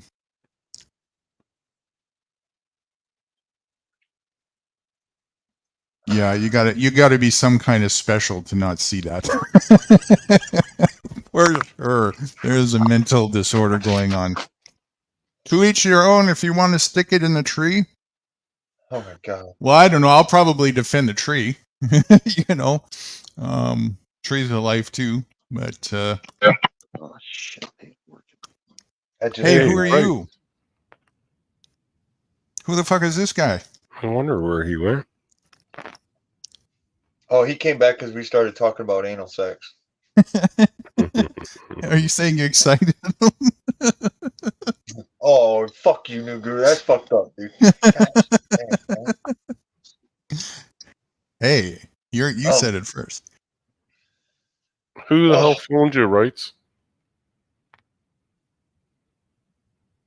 He's still trying to get up, it looks like. He's still thumbing his way up. Rights, if you can hear me, you're on mute. I'm on the phone. You just get your thumb out of your ass, Rights. Hey, Rights, I got some questions for you, if you don't mind. What years did you serve? He's not fixed yet, Mitchie. He's still working on it. The color is an orange. See, there you go, Rights. You were what color is an orange? That's right. You were all good earlier. You weren't supposed to move. That's what you get for answering the corporate phone. On that corporate thing you were talking about, I caught into some hardcore stuff that they have done to people through the prison systems, and that's a scary place to think about. Well, it has to do with dungeons. Some of the. Well, it has to do with some of the boot camps and stuff. Yeah. Yeah, and we're about to start hearing about it big time. I need to ask a couple questions to Wright because I know he'd have seen it. He'd have witnessed it firsthand. I've seen some stuff myself that is pretty nasty, but I know one thing: people do quite heinous things when other people aren't looking, and anything we can imagine and anything we can't is definitely been going on behind closed doors. There's no doubt about that. Yeah, Lots this, of appalling, vile shit. A what? Lots of appalling, vile shit. Yes, and What you talking about, Willis? oh, it's fucking hardcore. I'm talking, and I know it's I'm on point with it because I did some research. Me and Dave sat here doing some research and pulling up the facilities all across the country, and Dave about shit himself. He looked at me like, "How did you know that?" They don't just use labs for genetic modifying genetics on plants, you know. Yeah, and Shit that's like just that. it. That's just it. This started before Vets was born, so none of Oh us yeah. are. Yeah, none of us are innocent of it or are completely, free of it. But We're it has, products of it. yeah, but it's different levels. It's different levels and different purposes, and it's enslavement. But Absolutely. some of it has to do with on the other mental realms or whatever you want to call it. I don't know how to put it into appropriate terms, but like the different levels of consciousness. You know what I mean? Mm-hmm. And I know it exists because I've mentally tapped into it and I've also deciphered it through their coding. So through the control grid coding or the matrix coding, whatever you want to call it. Yeah. I can see it now. But that I don't know what the fuck they did, but it's hardcore, bro. I'm getting flashbacks from it more and more now, and I know they did it to a bunch of people. And when I started doing research on it, I can find these facilities anywhere. I know how to find them at everyone, and it's the same shape and pattern because it's part of the power grid. They have to have that pattern to make that system work. They even lay each person down with their head in the same position so that they can use each head as a node while they're doing it. Makes sense. So oh yeah, I fucking seen it. I don't give a shit. If Kind of somebody back tries to that battery thing, you know, and daisy Oh, chaining.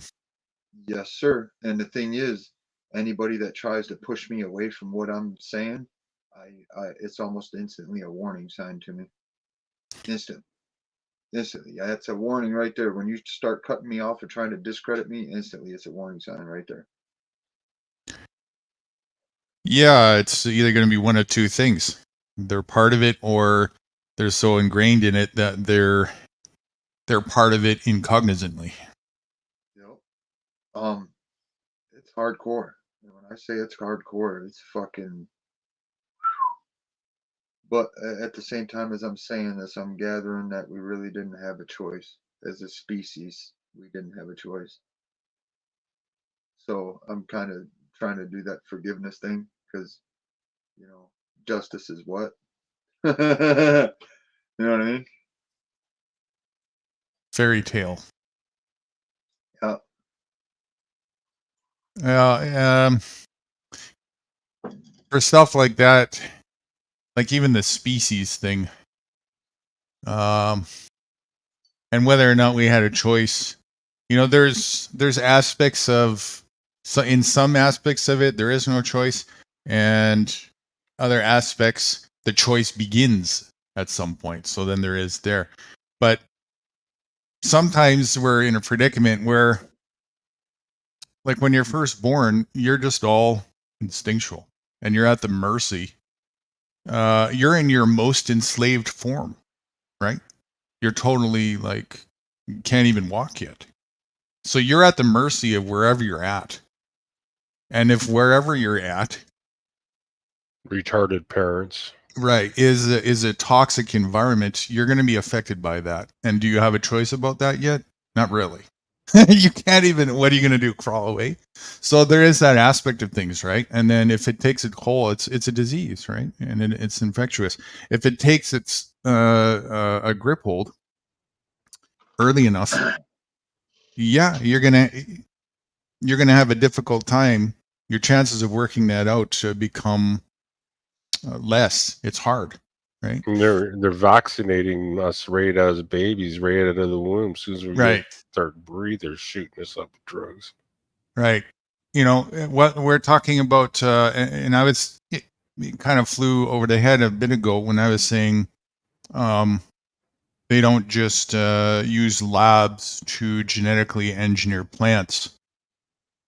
Okay. Oh no. I wasn't talking about physical labs. I'm actually talking about, we live in a lab. You live in a factory, right? And the hospital, that's an outlet of the factory. That's what they're doing. It's the same thing, right? They inject you, they put these things in you, blah blah blah.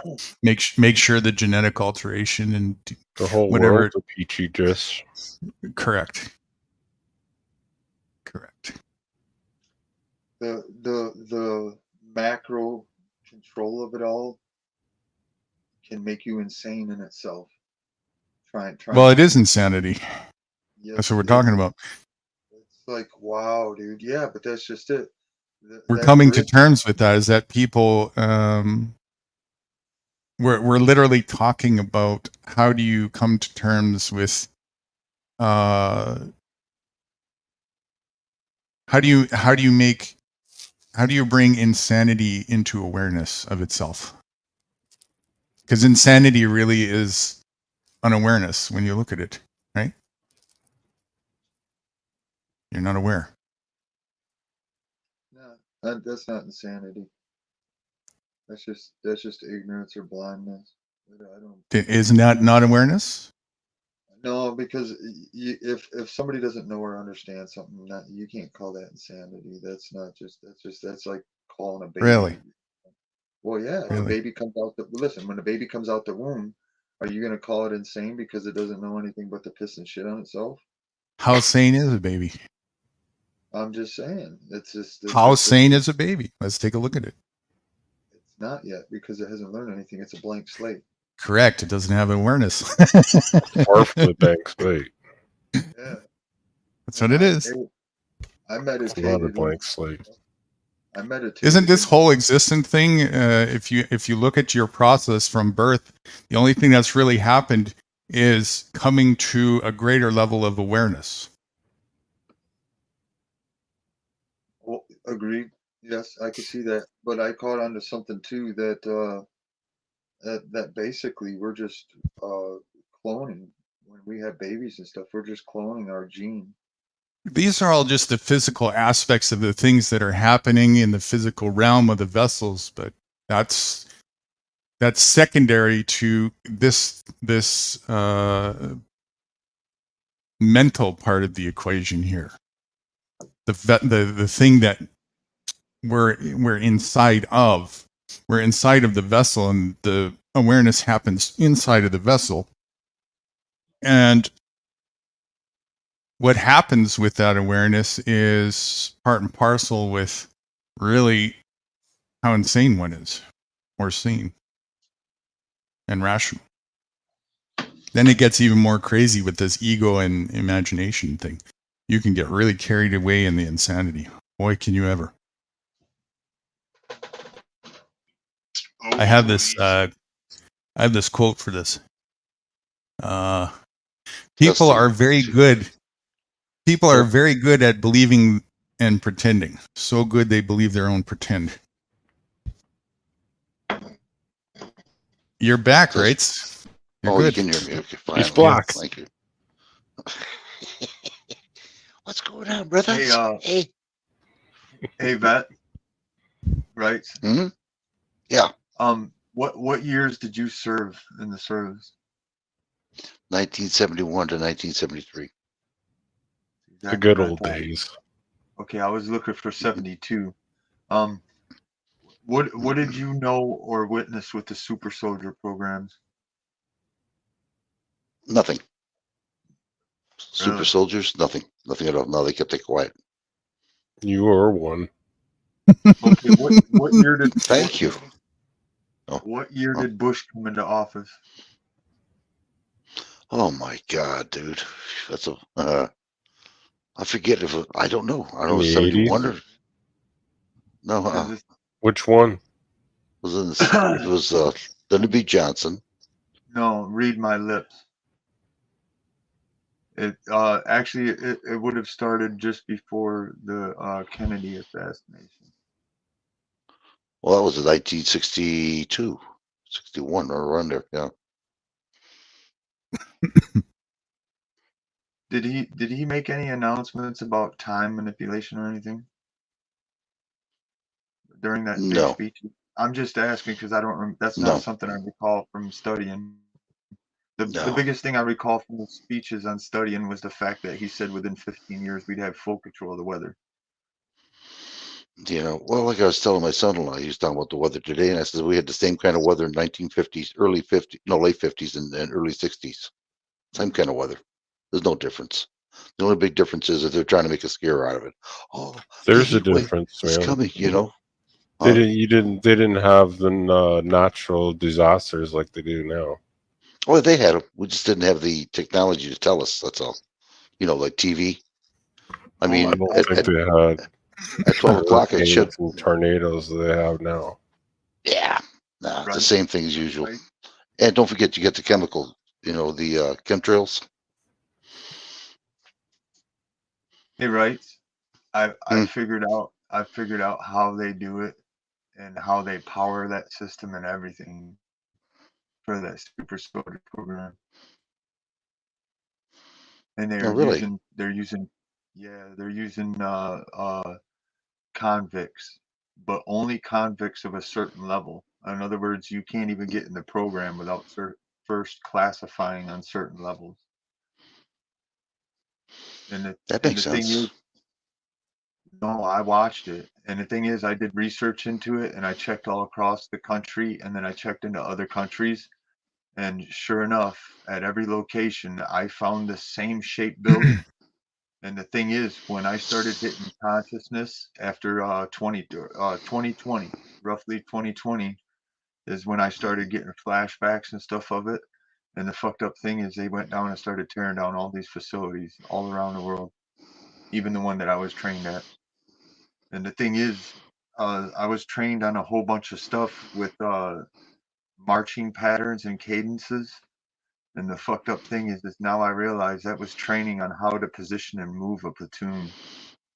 So I've been trained on how to make and position and move people, dude, without being in a professional service. But yet I was. Well, wait till you ever meet me, and you'll find out I'm an empath, and I'll find out before you do. You know, I was gonna poke some fun at you about that because they say that's what I got that, and I can do that stuff too. I could tell and see what people are feeling, and I call them out on it a lot. They kind of don't like it. It makes people uncomfortable. Yeah, well, we'll know each other then real fast. Believe me, we will. Well, check it out. When this happened, listen, I'm serious. They started tearing the facilities down. Now I already know why they had to tear the facility down. It was because of the dark aspect of the spell casting. Well, here's the deal. Remember this, Michigan. You know, like Guru said, fuck them. I don't give a damn what they do. They can blow each other. They can butt fuck each other. I could care less. You know, they can do these without a condom. Just leave me alone. Just leave me alone. I feel you. I'm the same way, but this is a little bit different. Again, they use convicts and stuff like that. And the thing is, when I did more research into it, I found out that the numbers on this situation from graduating are even harder than your guys' than like the Buds program. And Well, now look at the Ultra. Mine Ultra, what they did to those soldiers. Drugs, they didn't ask for it. They just got them and did it to them. You know what I mean? Just to see what would happen to them. What do you mean they didn't ask for it? They signed up for it. No, they did it not. to you, A lot of them didn't. Believe me, they did didn't. it to you, right? Nobody would agree. Oh no, I did it to myself. Yeah, when I was in the military. They use you as a guinea pig. Oh, I was one of the worst soldiers they ever wanted. They were happy to see me leave. Trust me. Believe me, they didn't like me at all. I didn't make their day. I did my job, but I didn't take no shit either. No, that's the truth. That's the truth. I smashed down a door one time in a sergeant's condo where we were at, smashed it right down. He wasn't there, and I just left it open. He got the idea. He left.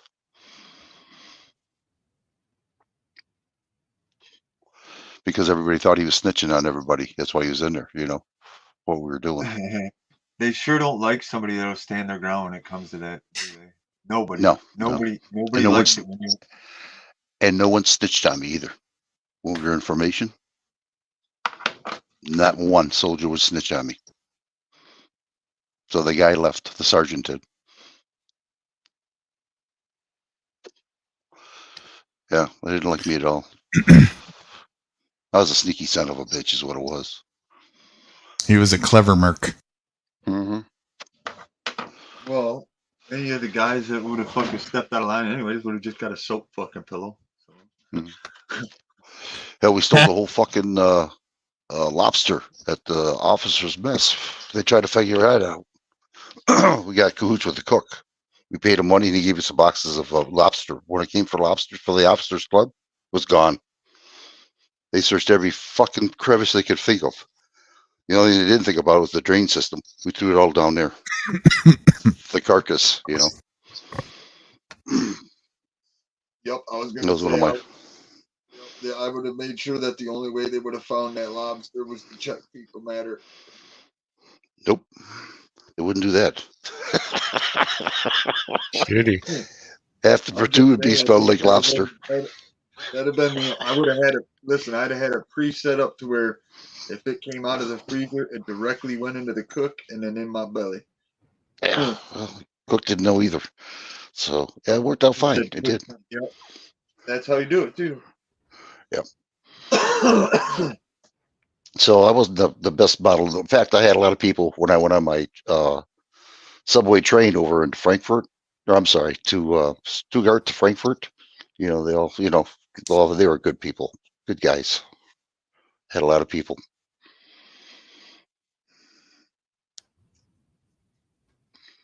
Man. Remember the day like it was yesterday, that point.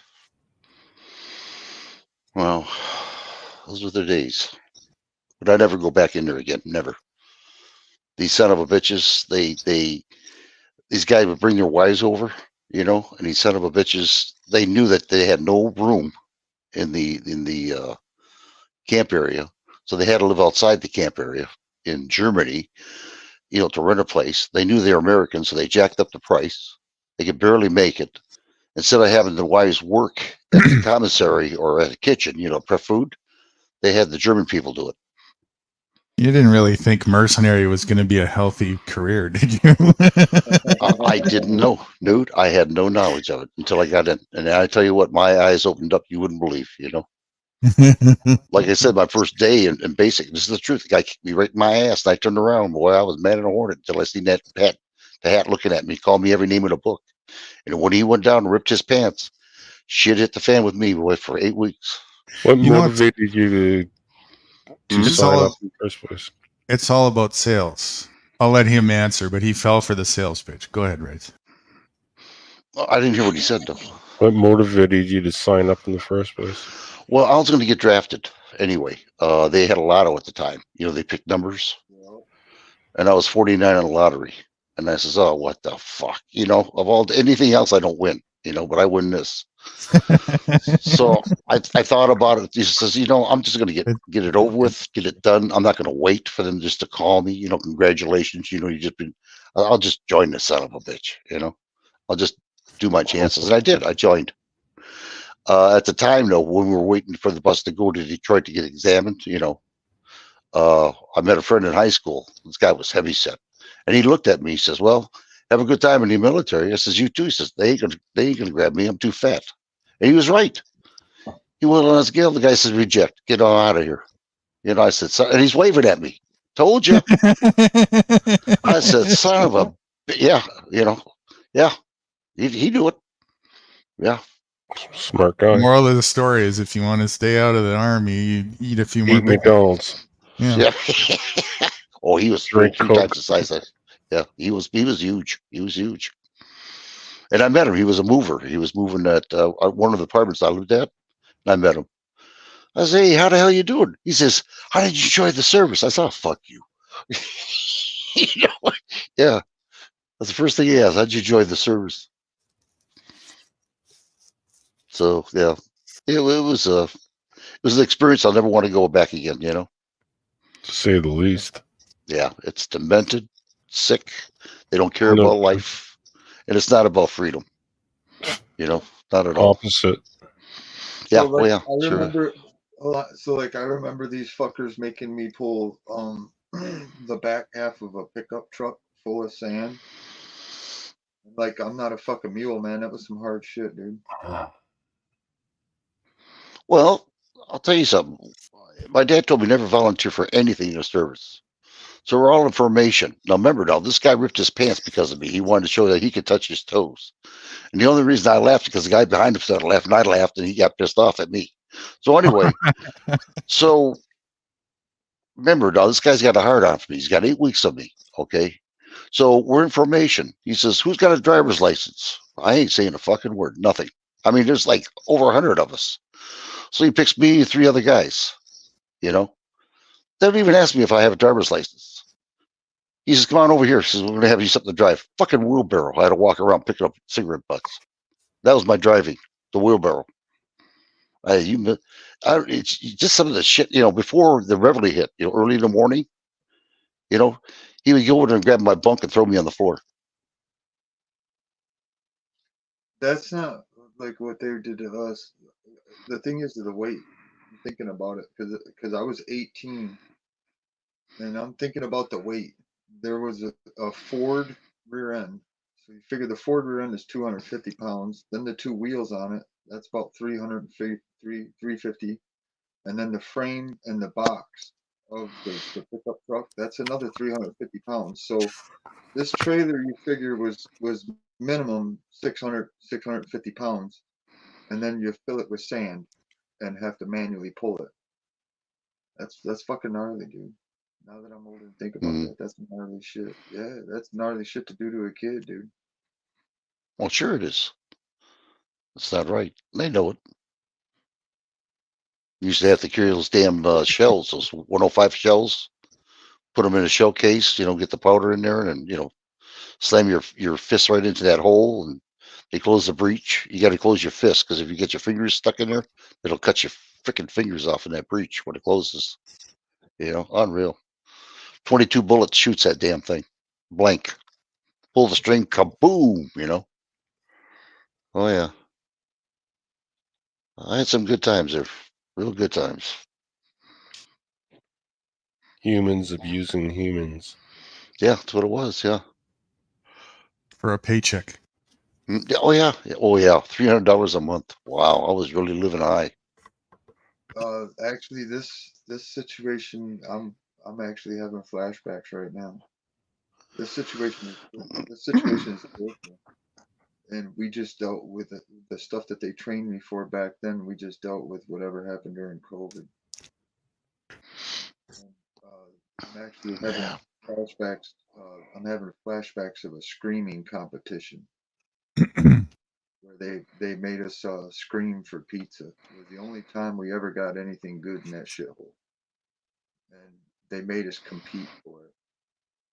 And I remember I remember screaming my gut to the point where I almost passed the fuck out. And the thing is, we won, right? And the fucked up thing is now when I scream, I can make people piss themselves just from screaming. Yeah, I don't want to do that unless I have to. I had enough of that shit in the service, I know. I'm just saying, like if I'm just like I've had situations pop off where I've shut them down just by screaming. Yeah. You should have joined the military. They would have loved you for that. It's unreal. My this guy, a little bit younger than I am, he helped me out. He was a grass cutter, him and his brother. That was Hillbilly's brother. And he wanted to join the service. And I told him, I said, I don't think you really want to, because he asked me, I says, you're not going to like it. I says, you're not that type of person where you're going to take orders. Oh shit. He says, you're just an old man. It's the new army now. And I says, it's going to be new, all right, to you. I said, but if you want to join, go ahead. But I'm warning you, don't do it. He lasted 3 months. They kicked him out.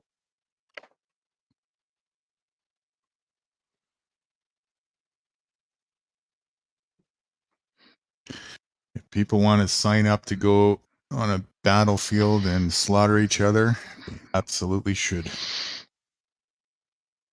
Get it on. Well, that's why I tell people now, don't go in a service. It's not worth it. The government don't give a shit about you at all. You're just a liability, to them. They don't care. Should You're the an asset government to give them. a shit about you? No, they don't. They shouldn't. No, No. should they? But Should they? should they? Well, there should. Why? Humanely, Why but should they they? don't. I just said to be humanely, Why should they be humane? It doesn't Why matter. shouldn't they? Well, that's just it. The minute they put your footprint to that piece of paper when you're born, it's on. You see, this is the epitome of the indoctrinative enslavement. The thing that Well, that's will entice you to get mad is to think that they should have some sort of level of morality behind them, and then neglect the fact that you signed up for the narrative and you were the one who did the immoral acts. Yeah, right. Under the false pretense. Right, under the false That's what it was. pretense. So Yeah. none of that would matter if we had, again, it comes back to this idea that somebody else is supposed to direct us with a level of morality. That's up to us to do. Yeah, but what you just said doesn't sound like anything a normal human would do. Yeah. The whole system's designed to be immoral. Yes. Yeah. It's Yes, I like designed that. to distract people from morality and be the perpetrators of criminal. That's what I was saying earlier. Are you ready to handle the truth? I don't like the term criminal. It's Does it hurt your feelings? No, because it's another faction or species that's tricking us to fight each other. That's the criminal part. What? That's it. To do exactly that. That's what's criminal about it. I mean, as far as identification, I don't like the word criminal because it's not a human doing it. It's either some kind of an entity or species. And I can't explain it, but I can see it. It's AI. I think you may be correct, but I don't think so. I know for sure it's one other species. I'm not sure on the other one. The other one could be AI. What makes you so sure though that's not one in the same species? Due to their algorithm and their mocking and their marking, they have a marking pattern. I can identify them now. I can hunt them. That's AI. That doesn't make it an exclusive species. That's what I'm saying. What you're identifying is No, that's besides the AI. This is something else that I caught through the situation at boot camp and other stuff throughout the algorithm, the matrix, whatever you want to call it. We're for sure dealing. I've got identification of 2 species for sure. But, I know for sure one, without a doubt, without a mind. I don't give a shit what anybody says. You're not going to push me away from it. Do you really think that the human species is benign, moral, sane, rational,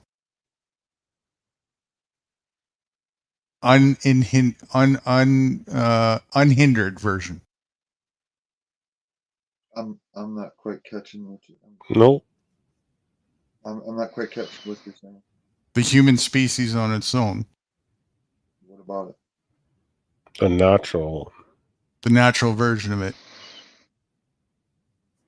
Oh, that's what I'm not for sure of. I'm trying not to be arrogant, and again, I'm not educated on a lot of certain stuff, and I'm just going by what I know for sure that I'm seeing. I don't care about anybody's indoctrination. I don't give a shit about your fucking magazines or your books or TV shows. I just know what I'm seeing. I'll give And you a then clue. If it was, it would reject immorality. Yet it doesn't. Mostly. Few and far between. actually, that's not true. It rejects certain stuff, but not immorality. It can be pretty vile. Really? Yeah. But All it the does. wars, all the frauds, all the scams, all the participation in all this psyop-ism, all that kind of stuff. All of that is embraced, or is it rejected? Embraced. It's embraced, but it's Majority. Yeah, it's because of trickery. But if you're trying to justify it, then that's when you get into the demonic part of it. I reckon that, especially at this level, most are embracing it not because of the trickery, but because they are part and parcel with doing the trickery, because they've got skin in the game, right? They've got skin in the bag. They've got too much to lose. And when you see the foundation of the game that people are participating in, this is what our class was about last time, Mitchie, that you didn't get to be a part of. We're talking about a zero-sum game. This means that in order for you to gain something, somebody has to lose something, and it's right to the distance of life and death.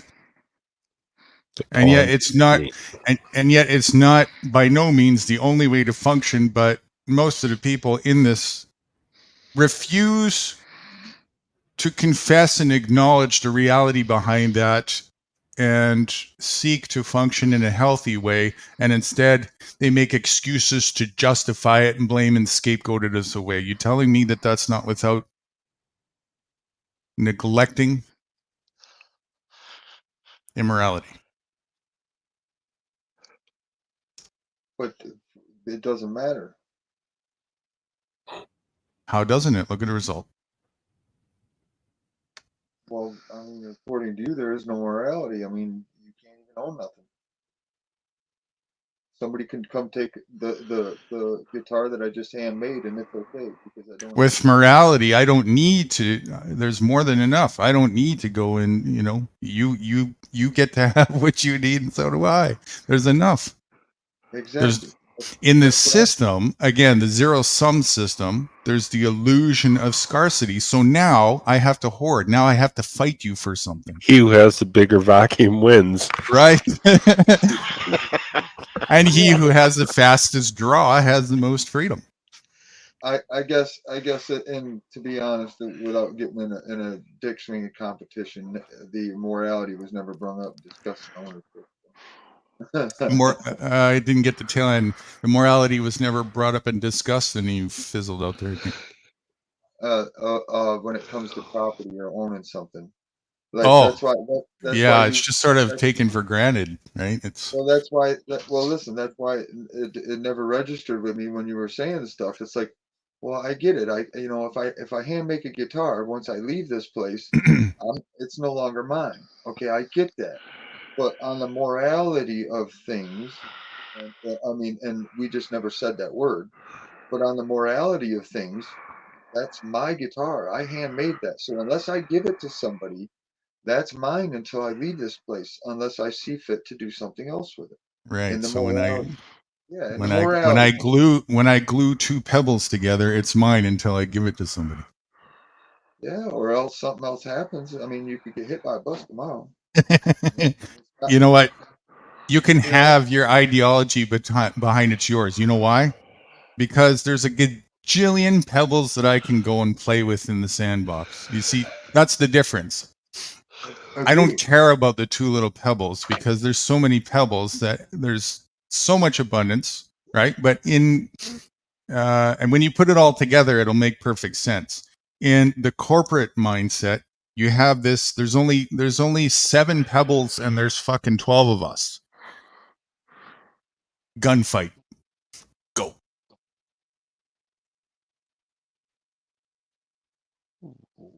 That's corporatism.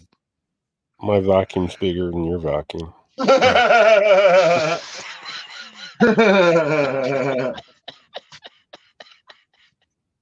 Now That you might have show to you think in terms of these. Now you have to go, this is mine, not yours. But in reality, there's so much abundance. You don't have to think in terms of that. It's just like, why would I care about the apple that you're holding in your hand when there's a fucking apple tree over here in a forest with 10,000 apples right here? I can just go get one. See, and That's that's where the blindsidedness that you don't get to see in corporatism. Yeah. And the thing is, no, actually, it's worse than that.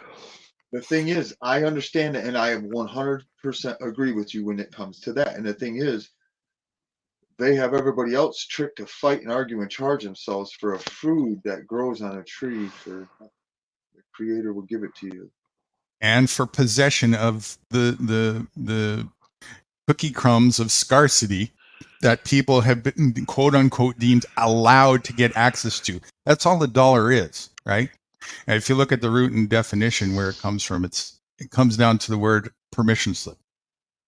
Gives you permission to access.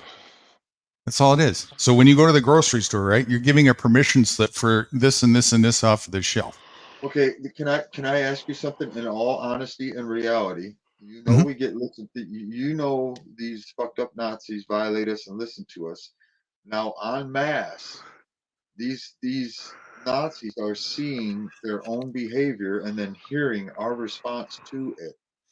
Now they understand, listen, they understand it's coming to a critical mass. Now I'm telling you, Guru, we're going to see a pretty good difference in certain things. Like I said, listen, I know as well as you know that there's unruly fuckers out there that you could crunk these fuckers over the head with a baseball bat right now, knock them out, throw them in a jail cell, and give them 10 years in prison, and they're still not going to learn their lesson. Right? Correct. Right? Okay. Do you want to go deal with them motherfuckers? I don't have an interest to unless they pose a threat to me. Okay. I'm open to suggestions of how to deal with these motherfuckers. Self-defense. Don't deal with them unless they're a threat to you, and make sure you're prepared if they are a threat to you. Make sure you also have allies, and that's for any case of a threat to you, just in general. Just it's about taking responsibility for knowing how to defend yourself in life. Hey, Guru. Me and Pete just fucking chased a dude off. You just murdered your fucking mama. What do you want to do? That's a bad example because I would have said, "Fuck, you beat me to the punch." No. Hey, hold on. I just come skidding up to your fucking porch. Hey, I just come skidding up to your front porch. Hey, I just chased the dude out the back door at your mama's house, and she was dead on the floor. Petey's trying to chase down his. You give him an apple. So you have a violent aggressor on your hands that you must take out of the equation. Otherwise, they're in pursuit of being a violent aggressor, right? Well, I'm just saying, what do you do with that situation, right? Take them out of the equation. If you got a violent aggressor in effect in the equation, you must respond and take them out of the equation. So you're saying smoke the dude? Smoke the dude. Yeah, of course. Vacuum him. 10-4. Vacuum him, right? Make sure your vacuum is bigger than his vacuum, right? Wow. And then he's yours. Then practice cannibalism like I do. You know? Well, then what about the dudes who aren't physically capable to chase that dude down? You know, so what are we supposed to do? Just let that murderer continue going on murdering? Ally together with those. You got to do anything that's within your means to defend yourself is what you need to do. Also, just one thing real quick. Weapons are good tools. Hold on. Somebody of your peers has to be elected to be the one above this criminal to go chase him down and handle him, whether it's to kill him or incarcerate him. No, when it comes to that, it's with the allies that I have, it's just get the job done as fast as possible. Whoever can. I agree, but you're still somebody's still playing regulator to go hunt a dude down. That's the same as a cop. No. There's nobody in charge. Are you tired, I right? guess, you know what? You're right, and I ain't gonna even argue with you there. And another very huge aspect, there's no money changing hands. The Right. dude's not doing it. Yeah, Right. The dude's not doing it. responsibility falls on everyone. Everyone who who's capable. If it's within your means, then you do what you got to do. And this is not like an opinionated based ideology. This is just the way it works in nature. If you got an aggressor coming against you in life, somebody who's attacking you, if you don't know how to respond and defend yourself, they're going to succeed in their violence against you. So you got to take measures beforehand, before that happens, to defend yourself. And I will stand with anybody, if it's within my means to do so, within reach, who's being violently attacked, and respond to that. I don't care who it is, costumed or not, doesn't matter. We'll just do whatever needs to be done and go on with life. No calling a fucking 911 or any of that fucking bullshit. What the fuck is that, right? Where the fucking, authority is another fallacy. There is no fiction. It's just doing what needs to be done naturally and not making excuses for it, right? And not thinking, this is the epitome of the indoctrination. It's like when you call 911, it's like asking permission. Oh, can I? And you hear this sometimes, right? People call 911 when there's somebody who's coming to like break into their house violently or whatever. They call 911 and say, "Can I shoot him?"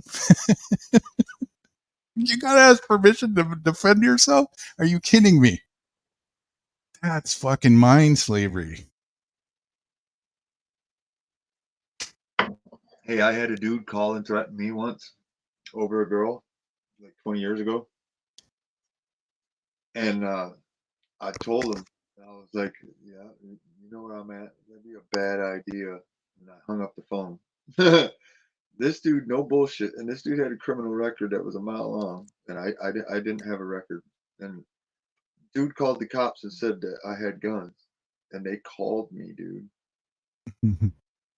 Yeah, then you find out that you call the cops. And then the one that was breaking in was part of their club. Well, hold on. The cops called me and they're like, "You guys got guns?" And we're like, "Well, yeah. Who the fuck don't, idiot? Are you fucking serious?" And we just looked at him, and it was just fucking it was crazy, dude. I was fucking floored just by the words coming out of this cop's mouth, and the fact that the cop even called me because this crackhead called the cops. I was appalled. I was like, "Are you serious?" I'm serious. It was that crazy, dude. I was like, "Are you serious?" And I was just, I was fucking floored. I was like, "Y'all are fucking retards. What the fuck is this?" I never did write down that saying from earlier, and I have to, or I'll forget it. The one that I said I want to put in a quote of the day, and I was serious about that. What was it again? Something about games. If you play something games, you get something results, something along those lines. What was it? Stupid games win stupid prizes. That's it. Okay. If you play stupid games, you win stupid prizes. All right. I gotta go to bed. Yeah, Unfortunately. I got slave labor I have to go do in the morning. I don't pity you guys. Oh, it's not. I just know my dog will have me up at 7:30 in the morning, whether I like it or not. I'll probably be up on the panel still by the time you guys get up. Yeah. With who Wrights is going to sleep too. I just had 2 matches back to back. I'll be up for a while. And plus, it's only 11 o'clock at your house, 11:30. That's right, but that don't mean nothing for me. No. Yeah, I'm good then for another hour or two. As long as I get to bed by 1 or 2, I'm alright. This lady works night shift, so. But I do got to be sharp by like 9 o'clock. It's easy work. I just have to load a trailer in my little truck real quick and drive it an hour, 45 minutes away. drop it off. Still have 4.5 hours left on this panel before you got to change. Go.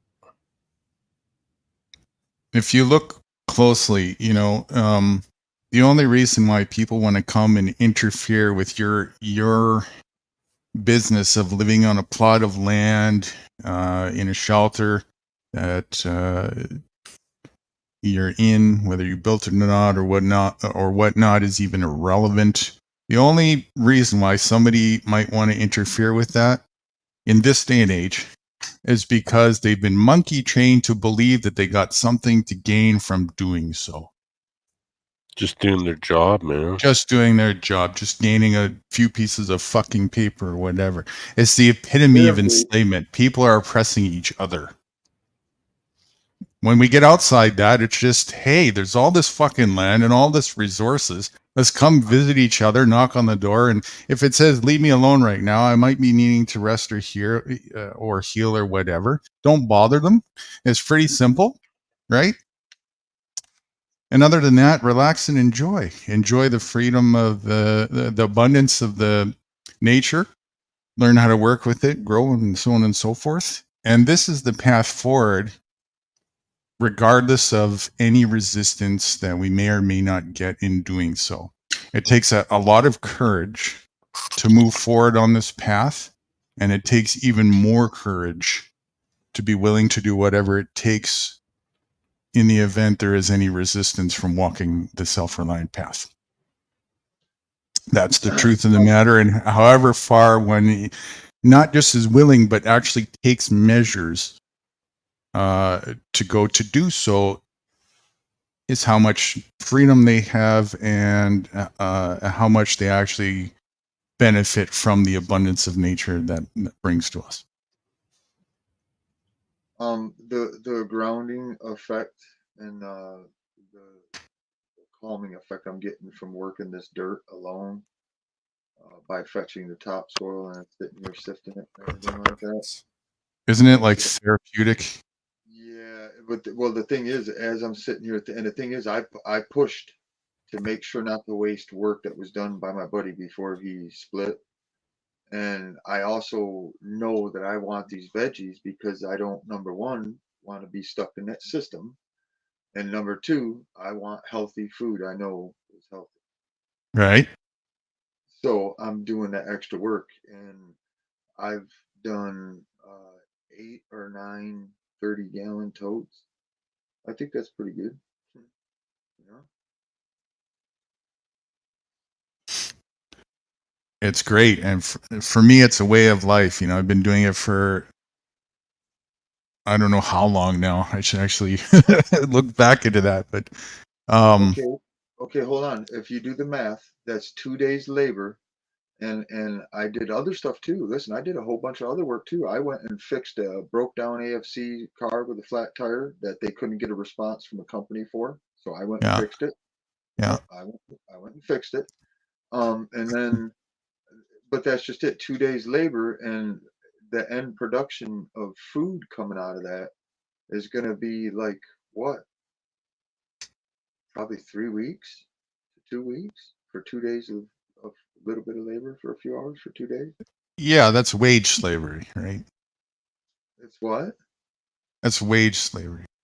Well, no, that's me sifting the dirt and putting the plants in the ground.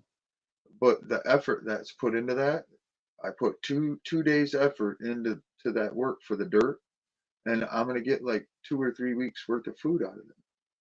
You should get more than that. And not only that, if you look into what it does holistically, it perpetuates your health, which gives you more energy to work with more resources, which secede yourself further from the system, compounds into itself, and it becomes a lifestyle. Yes, and it's fun. Listen, I'm already cranking on it. I always pretty much have been, but I kind of float doing other stuff. I think we're going to see some interesting stuff. I think you underestimate your species too much. I don't look at things in terms of the species. I look at it in terms of, especially with humans, like humans are interesting, where we seem to have an ability that's quite uncanny, where we have more option to deny our nature. Part of our nature is like, you know, I've never seen a dog say, I'm not going to go to take a leak right now because I want to finish playing my video game. So there's more fluidity and variableness when it comes to human beings, the way that I see it. And there could be different aspects of the tampering that's gone on where perhaps it's kind of what Dennison and Joe were talking about earlier. Are we, you know, how much diversity is there, and how far is there diversity in the sense of, are we even the same species? I don't feel like most of the human species, even though it looks the same and has a lot of the same function, I don't feel much relation to it. I really don't. In fact, I'm kind of appalled by that idea. I feel rather alien, you know, when it comes to that. Well, you know, I sometimes I do as far as train of thought, but not physically. Sure. Yeah, I definitely, but it's just from observation. But I do feel alien to the you know situation, but it's because of the I guess perversion of everything that I was taught. You know what I mean? Right. Nonetheless, the pathway of a life is always an option for a human. So until a person's last breath, so to speak, they can decide which direction they go. And so for each individual, it doesn't have to be a path of toxicity. It can be a healthy path, and they can turn a leaf. I mean, me, I used to have a very toxic path that I was going down. So, you know, as possible. But I don't hold out or have any like sentimental attachment for anybody species wise or individually as a whole as to whether or not they do that. And no judgment either. If somebody wants to be a fucking moron, an idiot, and they want to stick scissors in a light socket and jump off a bridge, I'm going to eat some veggies and have a salad. Hey, You know, it's Guru, I had some of the most funnest time of my life jumping off a bridge with my buddies.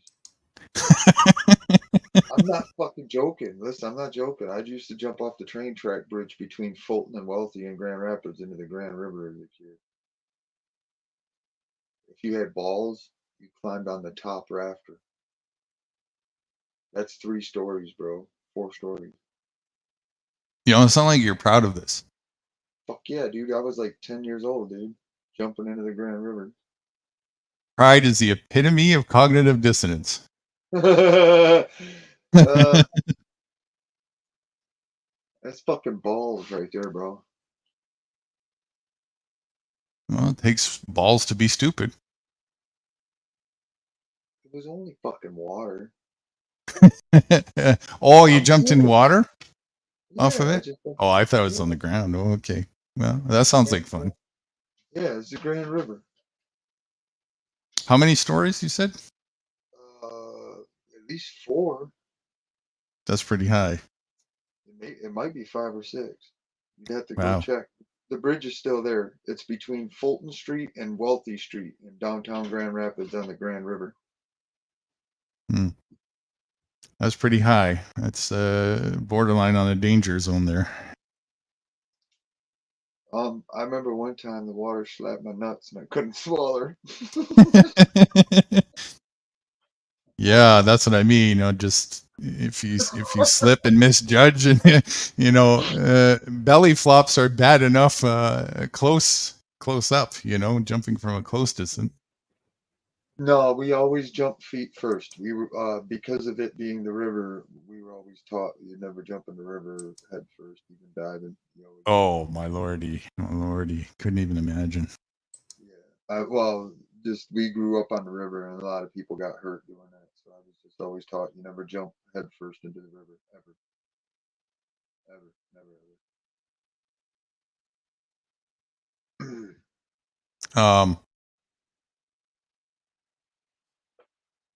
What was that pup? Right, are you still with us, or did you? Oh, that's Dan. That was me. And we left by hitting duck. You can't hear me? Left corner.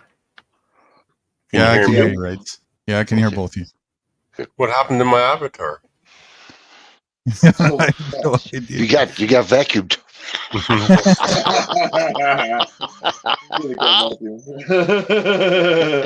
That was weird. You know where the title says it's time to shout it out, and then the ducks are there, the StreamYard duck.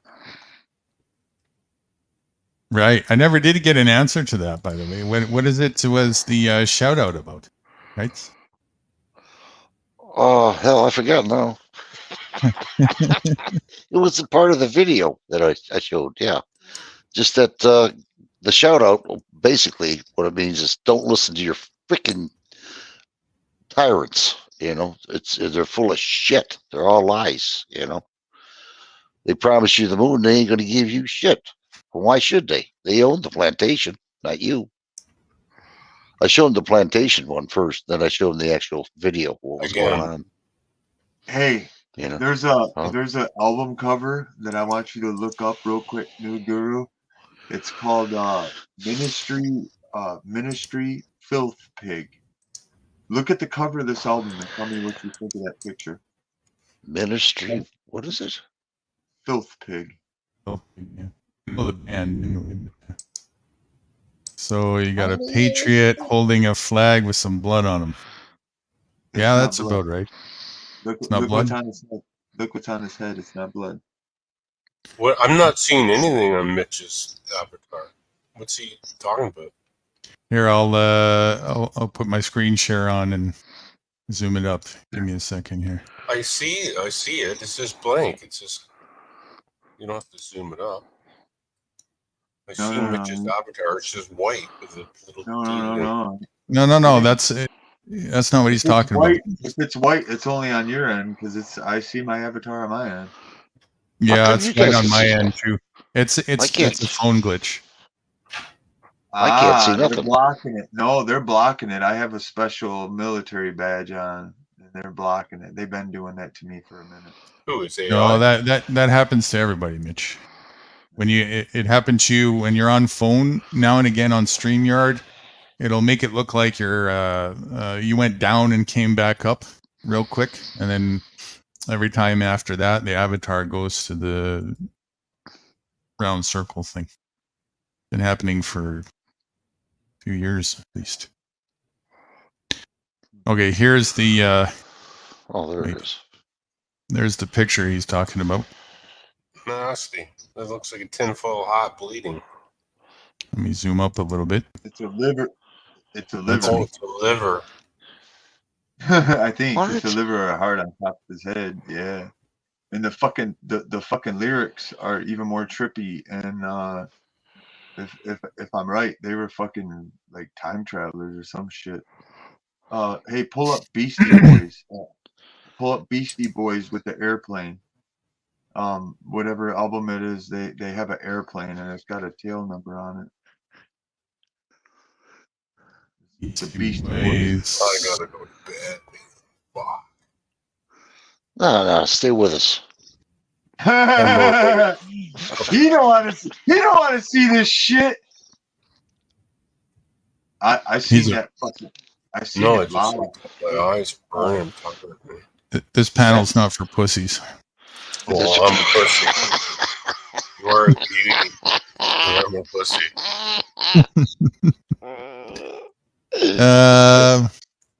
I ate more pussy than I did Big Macs.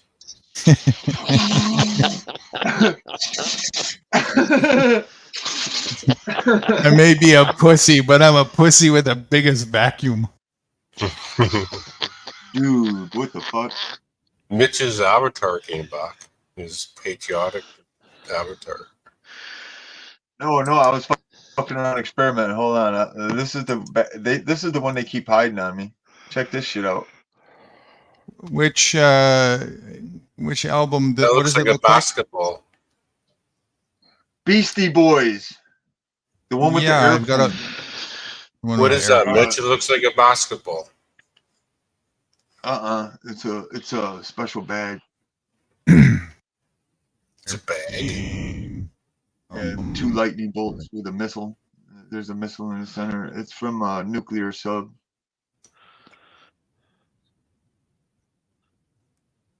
I'm getting a whole bunch of pictures. I don't know which one is which or if they're the real one or not. But what about that one, Mitch? What's that? What about that album cover? Beastie Boy cover. Oh, there we go. That's gotta be it. There's a thing on the tail wing of it. And matter of fact, if I'm right, that one guy from the band Beastie Boys, he died. He should have died in 2020. If I'm right. No, it's an airplane. That's the tail wing of a military fighter jet on the cover of the album for Beastie Boys. I don't know what it's called. I want to This say one? Illin or something. Oh like wait, that. that's. I can't zoom up. Hang on.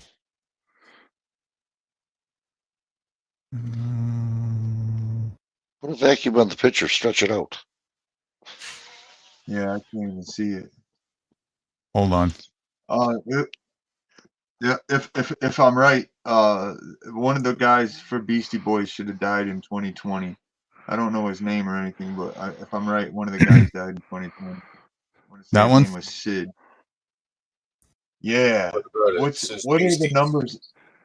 Yeah, what is it? The numbers on the tail wing say? Oh, it's so small. JMGA3 something too small. OY? Donald Sutherland just died. What's that? Donald Sutherland just died.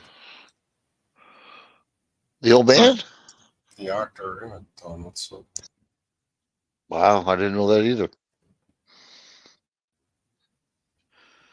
Anyways, the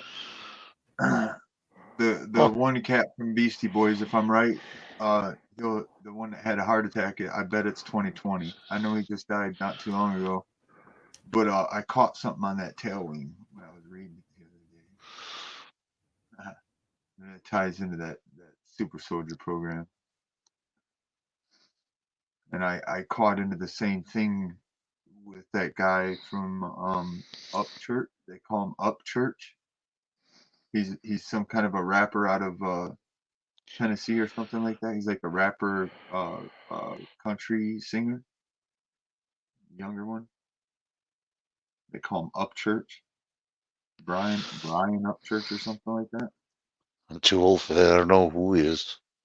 I don't care for him either, but I just some of these guys are doing it subconsciously. They don't know they're doing it. So they put it in their music and stuff, and they put it in their tattoos and their covers of their albums and stuff.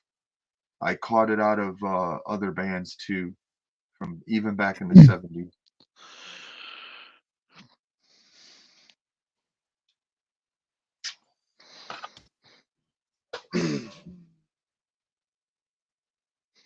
Since I've been talking to Nude, the only thing I've been doing really is just working on my videos, trying to keep the channel alive a little bit, till Nude gets his channel set and ready.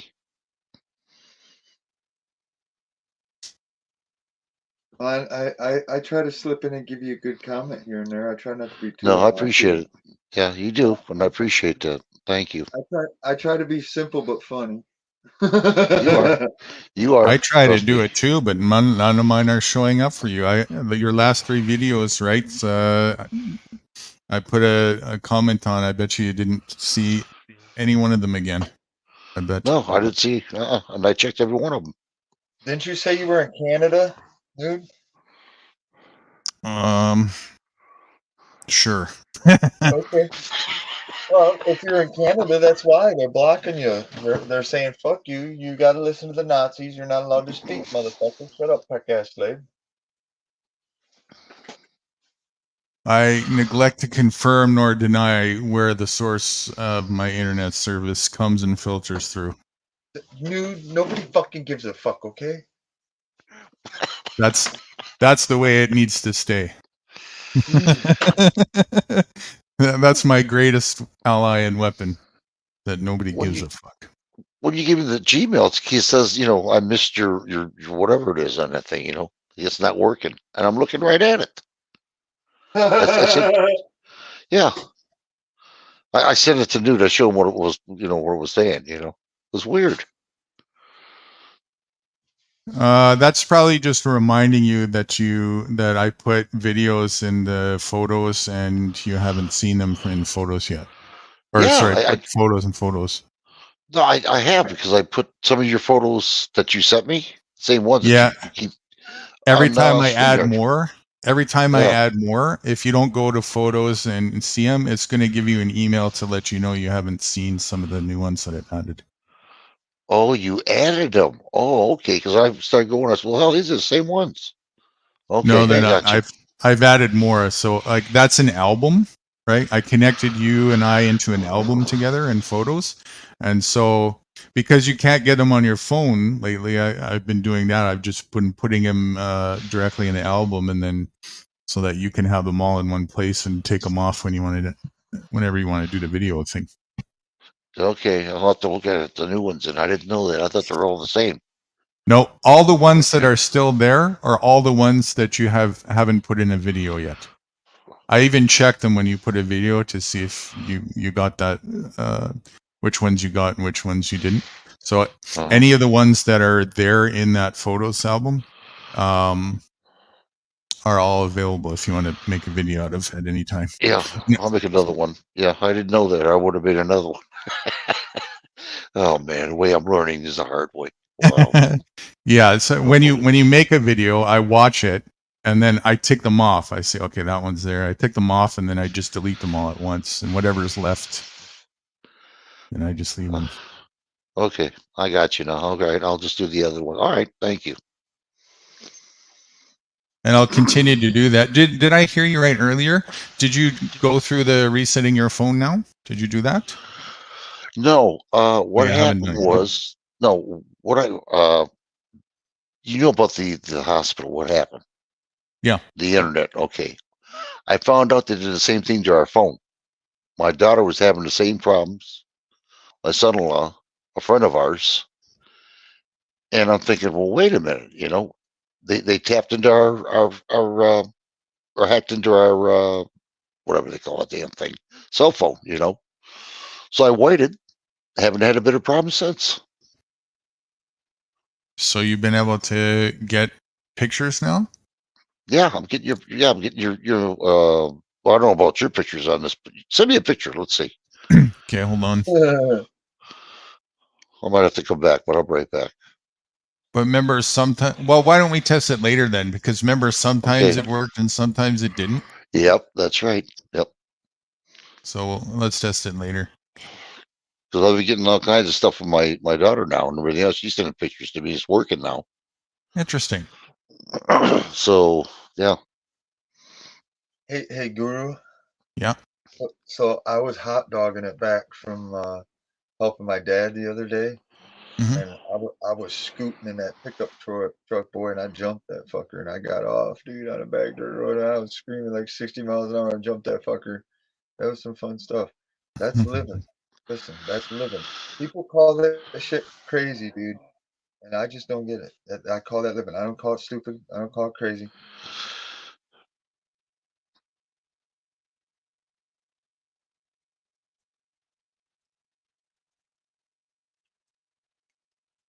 I don't know. Ever since I got hit by that car doing 35 miles an hour, I watch myself with everybody else now when I'm driving.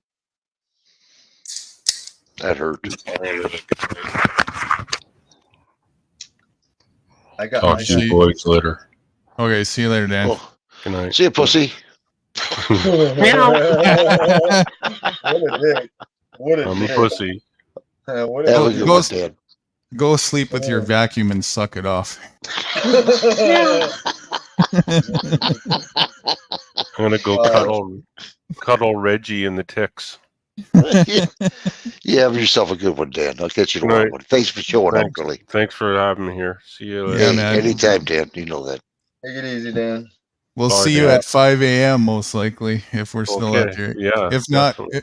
if not, I'll text you and we'll take care of the eye thing. Great. Let me tell you a story about Dan when he leaves. Oh, he's still there. Okay, I'll just look at it in the morning. Good night. Good night, Dan. I'm gonna find a bunch of videos of vacuums now since I know that's his fetish and all. Wow. He sucks.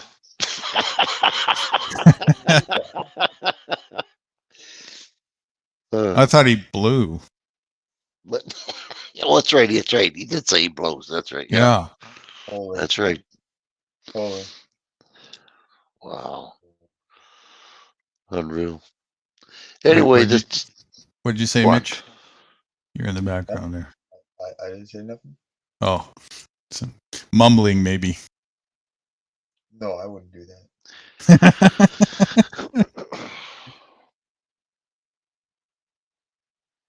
What'd you say, Rights?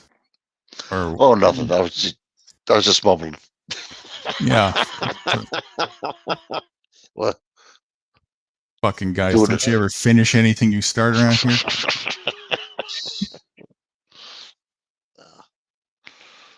Well, I'll tell you what, though, since I've been talking to you, a lot of things changed around here, you know. I just don't associate with people. I just mind my own business. I watch myself, but, you know. Do you know how much I of don't life let things people bother me. waste delegating their business to places that are irrelevant? Yeah. You know? Holy shit! And it'll almost give you a heart attack when you realize they really don't have anything of any type of goodness to offer. Complete waste. Moronic waste. But, you know, it makes perfect logical sense from an overhead view. There's nothing sane and rationale behind insanity, so it just goes hand in hand with it, right? Again, how in the fuck are these people supposed to know that, Guru? They weren't never taught it. The only thing they were taught was to go get in the fucking food line trough. They're not taking the initiative to know that. I get it. Dude, They come don't on now, want you- to know it. Yeah, but you helped me out.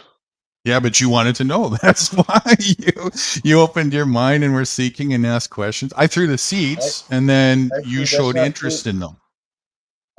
Guru, I think it's because people like him hear people like us discussing it, and then they get freaked, then they look.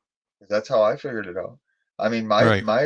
listen, my education into this stuff, part of this, started coming from studying the water in 2013. I knew nothing to pay attention to sugar and this and that and the other thing. I didn't, honestly. And then I started doing research because of the fucking water. That led me to fluoride.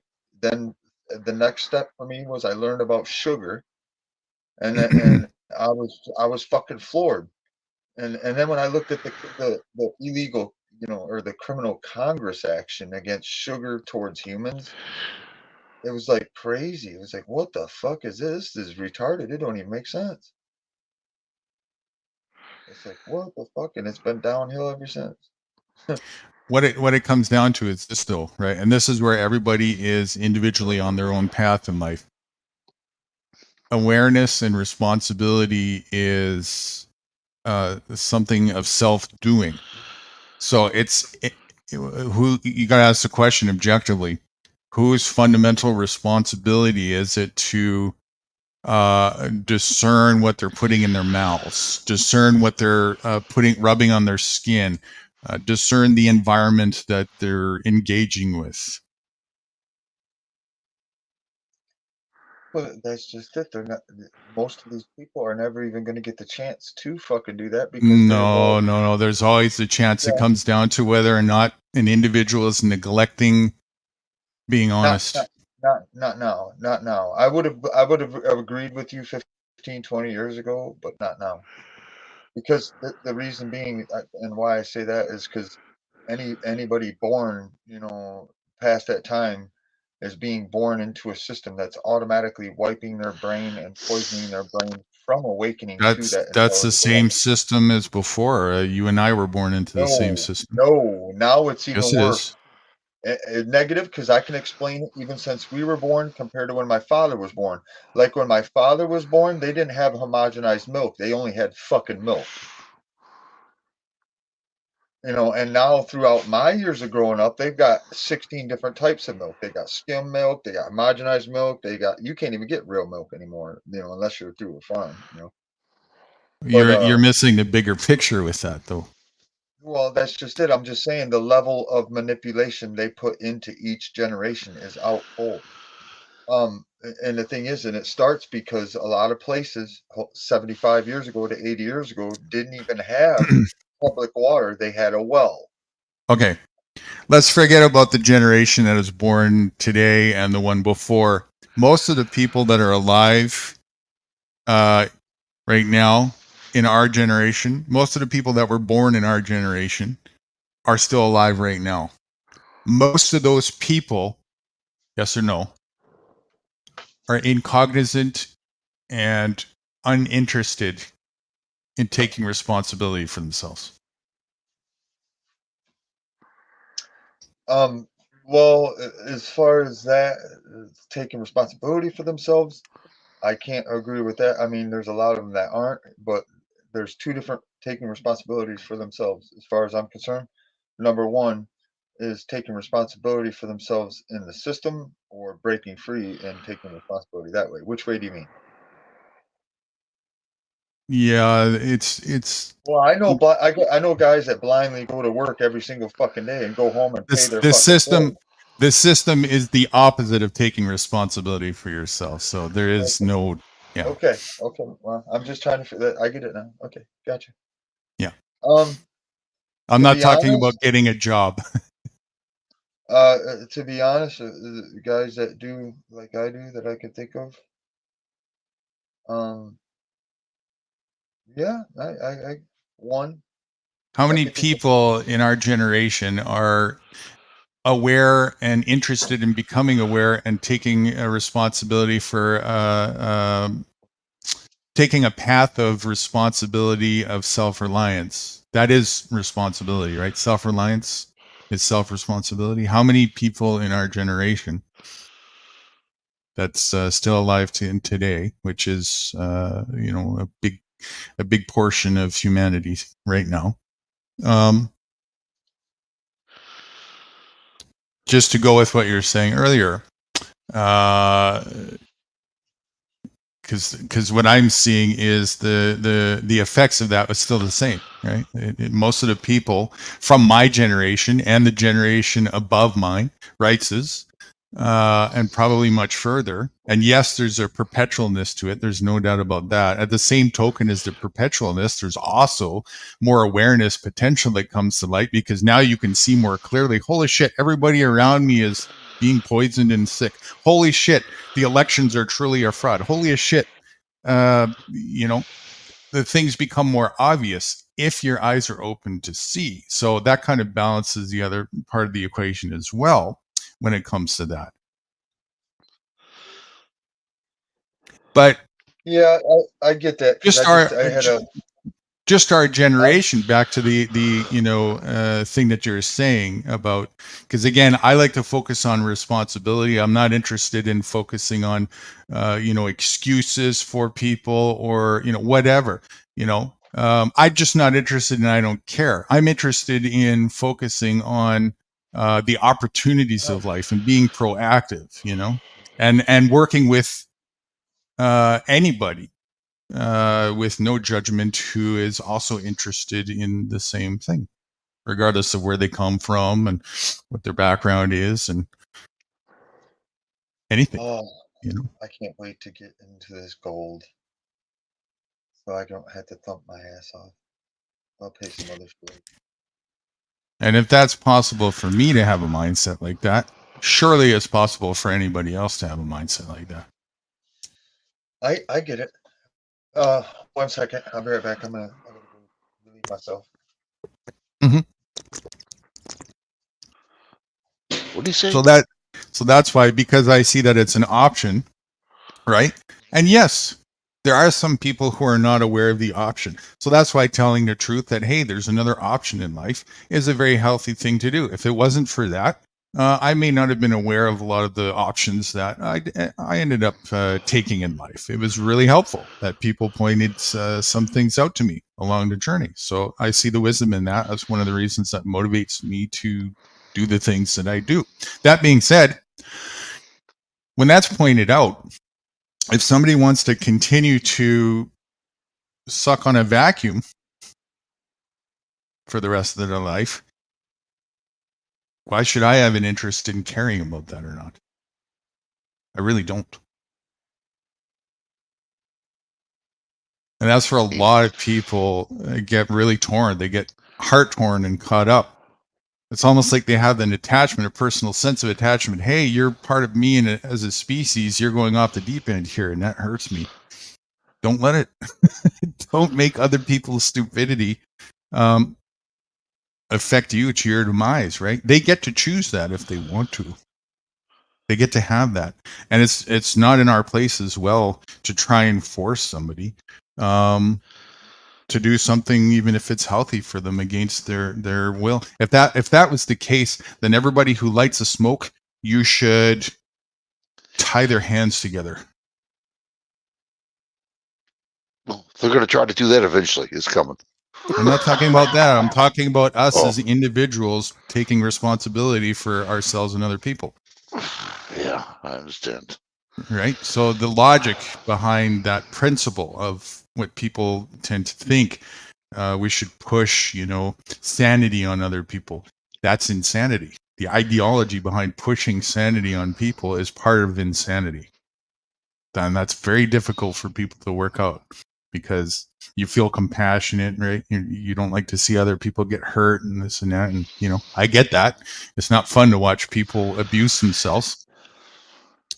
But if people want to abuse themselves, they get to. It's when they abuse other people against their will. That's when you have, and to you as well, that's when you have something that's when it becomes your business.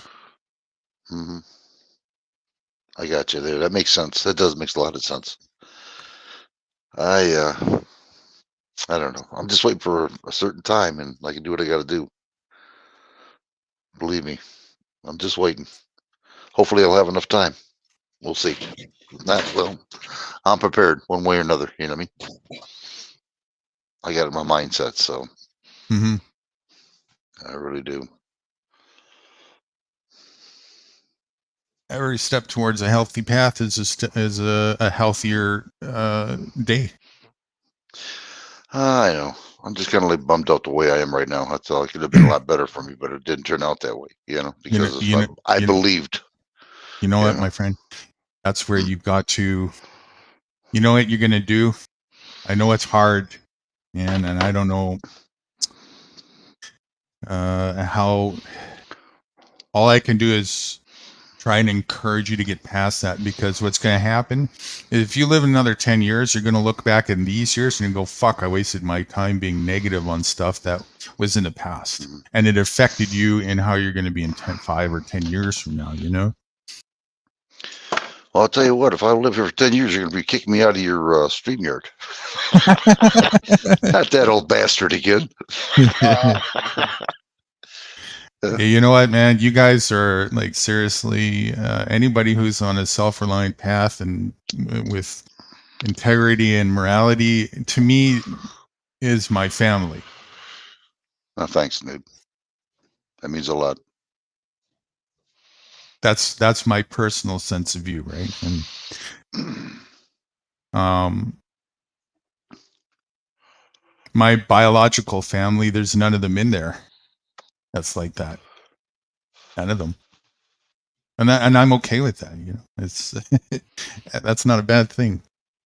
I'm grateful to have, and I have my ally friends that are just amazing, absolutely amazing. Like some of them are just the most beautiful, outgoing, pure-minded people. Some of them, if you can fathom, right? They weren't born into the indoctrinative enslavement. They were born in the environments that are healthy and pure. And some of them are even second and third generation past unindoctrinative parenting. If you can fathom that. Like they're just way outside of their abilities and their pureness is and I've been very blessed to be able to engage with minds like that, you know. That being said, that potential that I recognize in them is the same potential that I recognize in me and even everybody else here and all the indoctrinative toxic sick people. All that sickness and toxicity is an external layer on top of the purity that's underneath. So that toxicity always can be removed. It can. And anybody who wants to do that, take the responsibility for that, is somebody that I'm interested in being an ally or a friend with. Hey, Well, you see, I'd like to get a recipe for an authentic wizard smoke, like a good one. A what? A specialty wizard smoke. Wizard smoke. oh, that's Indian stuff. I think he's talking about. I'm not sure what do There's you like mean by it? there's like some type of a mixture of herbs where they mix like mullein, like just a hair dash of marijuana and Yeah, like a that sounds like dash of this and that. Yeah, and you only take like 1 or 2 puffs of it, and sometimes you don't even inhale it. You just put the stuff in your mouth, and then it soaks in your mouth, like under your tongue. And Yeah. it's part of the meditation process, and it's supposed That's to be Indian. really, yeah, it's supposed to be really, really good. But you have to stick with that regimen. You can't break from it. You have to wake up in the morning and do this certain, like, you hit it 3 times and hold it for 30 seconds each, and then do it again at night. And then it's like a cycle. It's like a cycle you do with the moon. Do you remember Michelle Bruce, Guru? She talked about that. She did it once a year. Oh, really? Yeah, remember she talked about that? I don't remember her talking about that. Mm-hmm. Because she was part Indian, she goes to the Indian tribe that she knew. She smoked some herbs and meditate with that stuff. Well, I've done it twice. I've done it twice so far, and the first time I did it was an accident, and I did it on a specific set of with the moon, and I did it by accident. The second time I did it, I did it just because I noticed how I did it, and I did it the second time, and yeah, I like it. It's fun.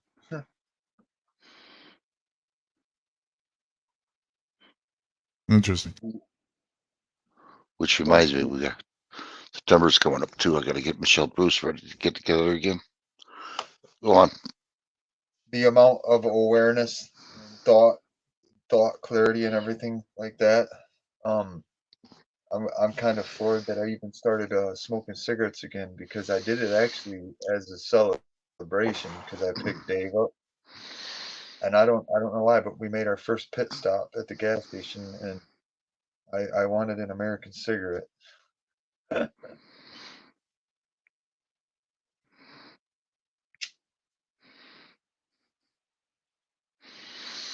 I'm going to eventually. I'm trying to get my daughter to go with me though, to go to Port Austin, so I can stick my feet in the sand, a nice clear beach, and go to where I was halfway growing up at Port Hope, where I used to hunt fish, go in the nature. Remember I told you at nighttime use my cattails? Yeah. Yeah, that's I'm gonna go over there. I'm gonna make a live, or I'm just gonna do it and then make a live when I come home, or video when I get home. I don't know which yet, but I'm trying to get my one daughter to move, so she Are can you have her. talking, are you talking at a lake or at the ocean? You're on a lake. Okay. By the thumb area. Tip of the thumb, Port Austin. Yep. I've been there once. Yeah, I've been. I was born and raised in that area. Bad Axe, Port Hope, Harbor Beach, Sanilac. I went to a funeral once there.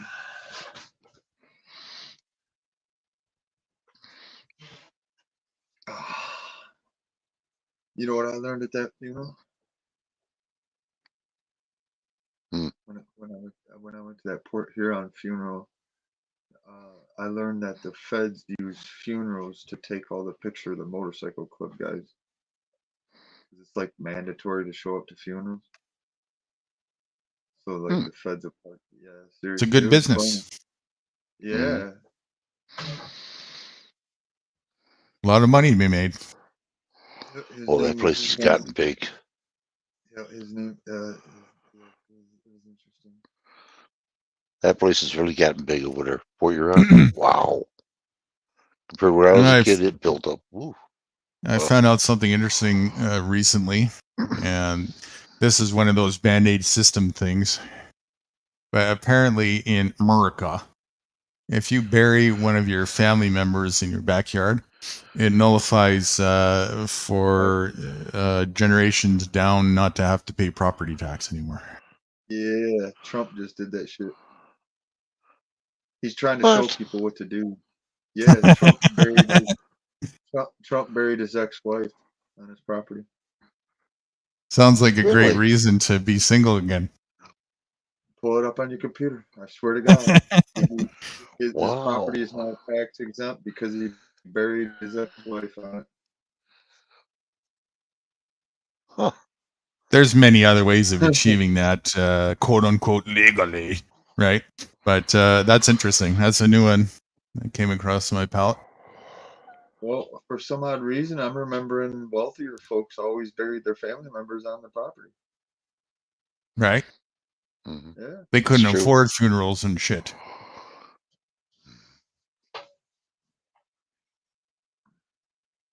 Speaking about that, when I was having a phone call talking to my son-in-law, I guess we're going to go to a cemetery. Going to try it again. Spend a night? Yeah. Yeah. When's the next? When's the idea? I don't know. There's no date yet, but it's coming up to it. So I'm going to try about this time. I want to do it by my hand. To hell with that damn UBS. You know, I'll do it by hand. Right. See what happens. So, yeah, we'll try to give the same people want to do it again this time. They don't want to pay for it. Oh, Guru, if you would have heard that guy downstairs screaming, I thought you would have laughed your ass off.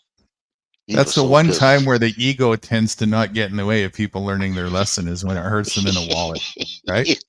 It did, yeah. Gonna get a little smarter this time. Let's go where it's free. Yeah. No pun intended, free spirited, you know? Yeah.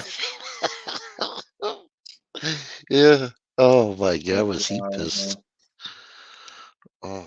Hey, how many Walmarts do you got around you? I got see 1, 2, 3 close to me. Would you do me a favor? If you're out and about running around, make it pass by and check around the left side, right side, look for any kind of odd military parking. Say that, military parking? Yeah, like military vehicles parked or military activity. I'll look around. You'll see it on the never left noticed side, it before. right? You'll see it. If you notice it, you'll see either on the left side or the right side. You'll see the military stocking. You'll see it like behind the temporary gate. If I do, I'll take a picture of it and send it to you. How's that? Yeah. And the only reason I say that is because of a comment that Trump had made. So I'm kind of watching him. We got that illegal, alien problem. So Yeah, I'll And- send you a picture if I see it. well, I worked for a company that did professional moving, and I tore down like Nationwide Insurance, Charter Cable, and stuff like that. With that being said, and I also did warehousing. With that being said, I know for sure that I could take all the product shelves and everything on the floors inside of a Walmart with 4 guys in probably 5 to 6 hours. I could completely shove everything all the way to one wall and have temporary cage systems set up in a matter of 8 to 12 hours with just 4 guys. I'm losing you. Your voice is getting lower. Oh, I'm with 4 guys within Yeah. 8 to 12 hours. I could have a whole Walmart tore down and shoved against one wall into a 16th of the space, and then start setting up fence caging really fast. Wow. And I noticed they have a lot of units on top of these Walmarts that are not normal, because I installed all that stuff before, and there's lots of units on top of Walmart that are not normal, and they're not needed for that kind of facility. Well, I'll tell you something. Something's coming down because now Putin's going to North Korea, being friends with, I forgot his name, Ping, I think his name is. Cuba is being invaded by their choice. Russia, Putin's got her subs over there by Russia. So something's going on around here a little bit. You know what I They're mean? setting up the stage for a theatrical justification for a stock what I'm market thinking. crash. That's what I'm thinking. Well, I didn't think about that, but yeah, I knew it was a setup. for Which something. also sets the stage for the perfect campaign for the next election. Isn't that just exactly a great narrative? Rah rah. That makes sense, dude. Thank you. It's such a repeat movie. I don't know how many times I can see this over and over again. And I'm not even fuck, not only am I not watching and paying attention to this shit, I was never born in America. How do I know this narrative so well? Yeah, Well, I knew they're up to something. I just didn't figure it out. That makes sense. It does. Yeah. Yeah, I know it from history. And watching. They have to have a scapegoat, right? Because the slaves need an outlet to vent their frustrations of their enslavement towards. They need a savior, right? Anything to distract them from the reality of what the slaves are doing to themselves, and to get the idea to stop for the slaves to stop doing it to themselves, to each other. Anything to distract them from that. Bro, you could put a pedophile up there, and people will argue to elect. Right in front of your fucking faces. Wow. Yeah, it doesn't get more incognizant than that, does it? Right in front of your fucking faces. And they'll get The thing that is the most despised, right, of all the heinous acts, and you got your quote-unquote leader leading the pack with that theatrical ideology. They'll get violently verbal to stand up for that chomo too. Right. Right. They will pull some of the most insane excuses I've ever heard out of their ass. And then there's Biden and his pedo theatrical performance. I hope you just caught what I said. Yeah. Who I was pointing at by saying that. I caught on to some gnarly stuff with all that stuff one day. Like I said, what I'm saying is that Trump is just as much in the pedo theater. Well, he is. They're all in on it. Yeah. Well, yeah. They have to be. That's a prerequisite to being in the club. Well, I think we're about to see something even more. I'm trying not to say too much on it, but I think we're about to see even more than that. I don't know. It's been all out in the open for anybody who wants to do a bit of research and look. They don't hide it, you know. They I've seen I'm not sure whether it's a species that's physically here or on another like mental realm, energetic wise. But this is what's fixing to go down. It's going to be very, very interesting. Well, I guess, Trump I guess already said. Go on. Sorry.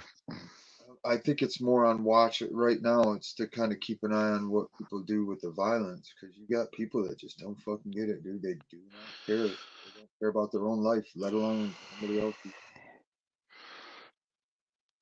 Trump already said they had it viral on the radio. I heard it on the radio. Trump, what he wants to do if he becomes president, he wants to kill every drug dealer like China has. Yes. And I heard his voice say it too. Yeah, that's genocide. Yeah, No, yeah. no, that's what I was telling you. That's what I was saying. I'm okay with that as long as it applies to Trump and his pharmaceutical fucking cohorts. Because the pharmaceutical industry is no different. It doesn't matter. They harm and kill just as much. Oh, they'll get scot free out of that. You know, they will. We're talking about fentanyl people. The first thing I would put on the table for consideration is define drug. Yeah, but it doesn't matter. It's on record that he flat out said, "Don't let anybody take credit for this vaccine." No, it does matter, because if we get to the root of the definition of drug, that's everybody. Well, let's go back to reality before everybody is a drug dealer. Agreed. But here, let's take this back a little bit. Yeah, even the tobacco guys and alcohol guys. But let's go back to something else right here that I'm watching right now. I'm telling you right now, there's a lot of people that have family and friends that were hurt by this COVID. With that being said, these people understand the whole situation. It's not going down like that.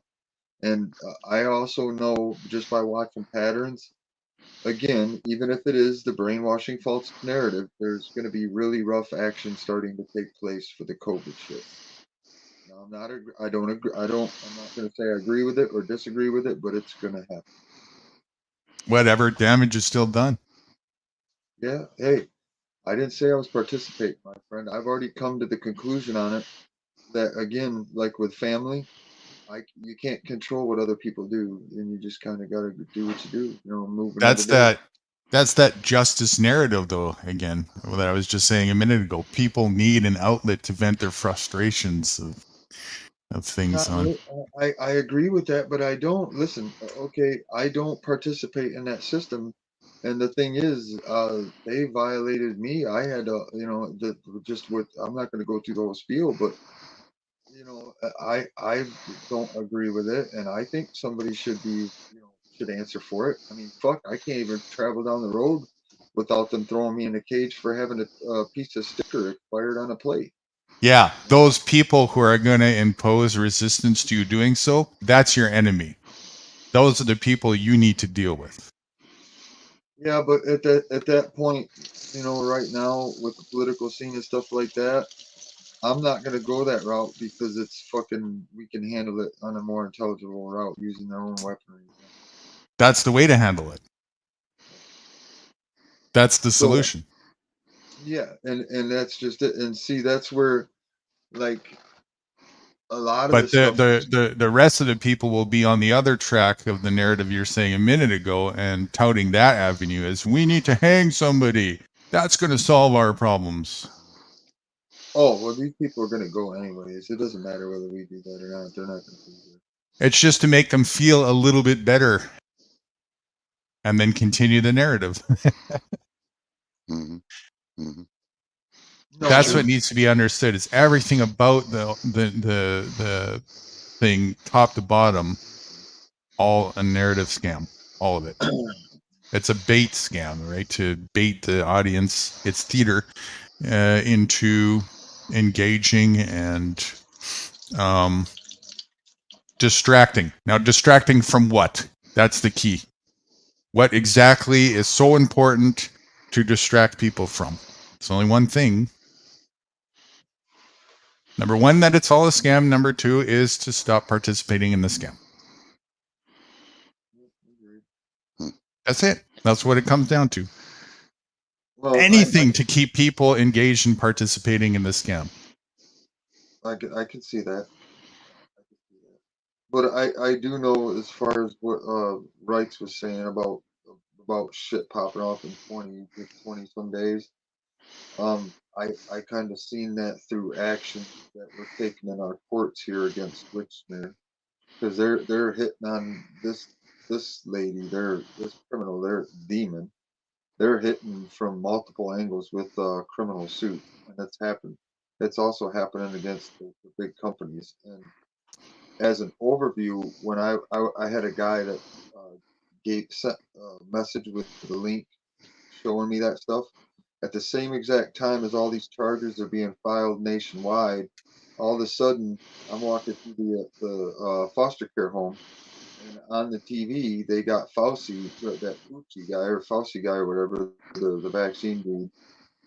They're trying to, the CIA Mockingbird media is trying to portray him as a major helping, part of the COVID relief.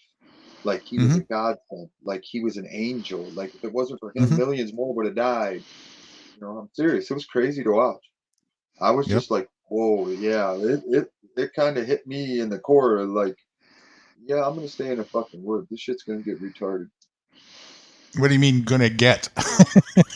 Okay. Well, okay, dude. It already is. It was that way when they called the lockdown. It was that way long before you and I were born, Mitchie. You know what? I agree with you. It was, but listen, I was bred to it. I'm trying to get out of it. I'm trying to figure a way to make it better around me. So I'm doing the best I can. And that's really what it's all about. Walk away from it as much as you can, That's the solution. I am getting tired, my friend, and I do have work to do in the morning. Not a lot, but I do have something I got to go handle, and it's going to take 2 hours of my time in the morning. So. All righty. Well, thanks for being up again. Thank you, Mitch. Yeah. Appreciate it, Mitch. I had some messages come through from my buddy and stuff, and I got the title for my truck and everything. So I'm gonna go make some moves and make some stuff happen and help a couple people. It's not. Hey, did you get that thing yet? The I forget what it's called for the shaker thing or whatever. Yes, I did. Check this out. I haven't actually received it, but I have paid it in full. And they, again, because of our, that corporate world and immoral bullshit, I paid $40, and on the sales site it says it's delivered within 24 hours. They charged me $40 for delivery, and I just got a it's been 5 days now, and I just got a delayed warning, and it says that it won't be here till the 24th. Wow. Well, they should have. That's expensive delivery. They should at least give you something back for that. I said something to my sister about that. I was like, well, didn't I pay $40 for delivery? And she didn't respond. And I was like, I even said, I was like, I could have swore on the site it said within 2 days. There should be what was it you ordered it from, Amazon or something? I don't know. She ordered it, but it was straight from the company Gold Hog Sluice. If you go to the Gold Hog Sluice, it literally says $40 shipping and handling, and it says 2 days shipping on it. That's one of the big things that's like lighting up in your face. Right. Well, usually in these cases, especially with express delivery like that, they use like either UPS or whatever courier delivery, and that typically comes with a link you can click on to see the status where it's at. So is it your sister that ordered for you? Yeah. So she should be able to go on there and see where the thing is then. Yeah. And it's saying still 5 days? Yeah, well, that's just it. She went to go check on it yesterday through that tracking thing, and she's like, I don't know what's going on there. Now it ain't even showing me nothing. And when I got at her today, she got back to me a few hours ago, and she's like, it says it's going to be the 24th. There's a delay on it, I guess. Is this something that is coming, like, is the company warehousing the product? Like it was already here when it was ordered, or it's got to come overseas, or? No, sir. It's an American company, Gold Hog Sluices. And they used. You can look it up yourself. Gold Hog Sluices, and it says right on the advertisement, 24 hours delivery, and it's $40 for shipping and handling. Very interesting. Yep. That's to me that's fucking fraud. You just took $40 for delivery, saying it was going to be 2 days, and then you took 2 weeks. I wouldn't chalk it up right away to being fraud. There's, things can happen, especially in shipping, but they should take responsibility for that. Either in giving you a rebate, especially we're not talking about a couple bucks. That's you definitely paid for overnight courier at that price. Yeah. Sure, so. Well, the way I'm going to look at it, instead of bugging out, I'll just be thankful that I'm seeing, because like I said, I'm kind of being pointed in that direction to make my life easier as a stepson to get to where I need to be. Mm-hmm. Yeah. Do it. I think the first thing I'm going to do is buy a really hefty diesel or one of the rigs that can be converted to that hydrogen or something along them lines. But a truck, you mean? Mm-hmm. A heavy duty one. I'm talking heavy duty, yeah. But the reason I'm going to go diesel is because I could take oils and stuff like that and recycle them. And given our situation, given our polluting situation, I know your outlook on it, but I could take a lot of wasted oil that's in certain storage containers all over around here, and I Oh, can for burn. sure. Making biodiesel is not very difficult, actually. So not very difficult at all. It's pretty cheap. Yeah, I just want a decent heavy duty truck for tinkering around and working, because this road I live on does get rough. But like you said, listen, I am right along with you, and I've done experiments to where I didn't leave this property for like a year and 2 months. I only left a couple of times to go help the family, and then I just took back. Yeah, I just took back dirt roads. I just took back dirt roads, and I never went anywhere near the town. So I know what it's like to have not have the town have anything to offer. I think the only thing I did need from town was chainsaw blades and gas. Yeah.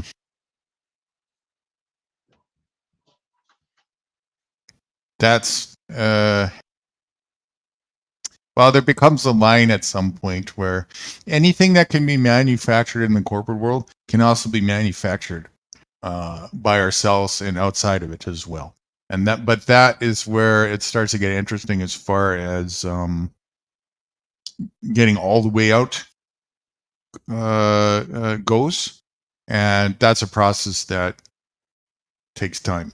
In the meantime, you have to access what you got to access to get there, and the more you pick up tools and assets that make you more self-reliant, so that you're not dependent on the things that you need to get to have those tools, such as money, the more you're already self-reliant. And again, you don't need that anyways, right? But you got to get there.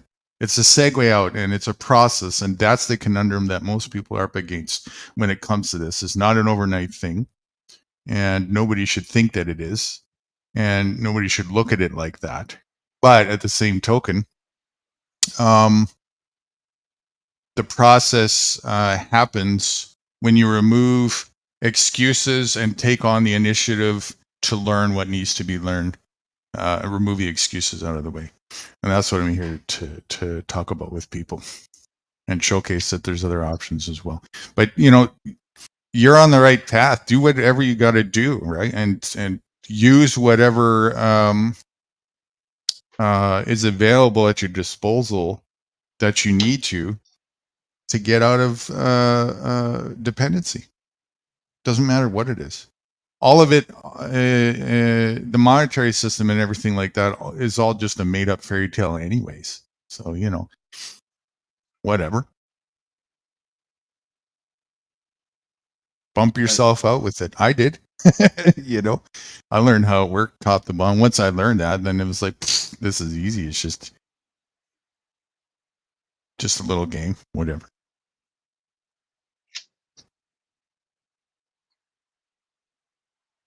Yeah, but it's a conscious thing for me. It's like the principle of touching the cursed currency. I still haven't gone and opened a bank account yet. That's evident that you don't need to, and you're just fine, right? Uh-huh. Do you know the look and response I get from people when they're like, what? Yeah, fluoride stare. Yeah, I don't have a bank account. Right. They can't even fathom what that looks like in life. How do you function, right? How do you catch your paychecks? Then when you tell them you don't touch cash, they're like, what? Paper slaves. Paper slave, right? Oh. In bondage to paper. It's entrapped them in their mind. Okay, man, have a good one. We'll see you on yours, or come join us again in the morning if we're still here if you want. Hey, Yeah, Mish. I'll end up being up by 5 to 6 in the morning. I'll be right back. Hey, Mish. Mhm. Where'd he go? Yeah, I'm here. He's there. Well, do me a favor. Don't forget now, feed my dog steak every day. I can't afford to feed myself steak, bro. Go blow on a vacuum. Listen. Not only that, I listen. I've honestly been focusing on not consuming that much meat. But I just got a T-bone in Father's Day. I hadn't had a T-bone for a while. And Yeah, I haven't seen one of those in years. Really? Oh man. It was There's like only one kind of T-bone I'm interested in, but anyways, go on.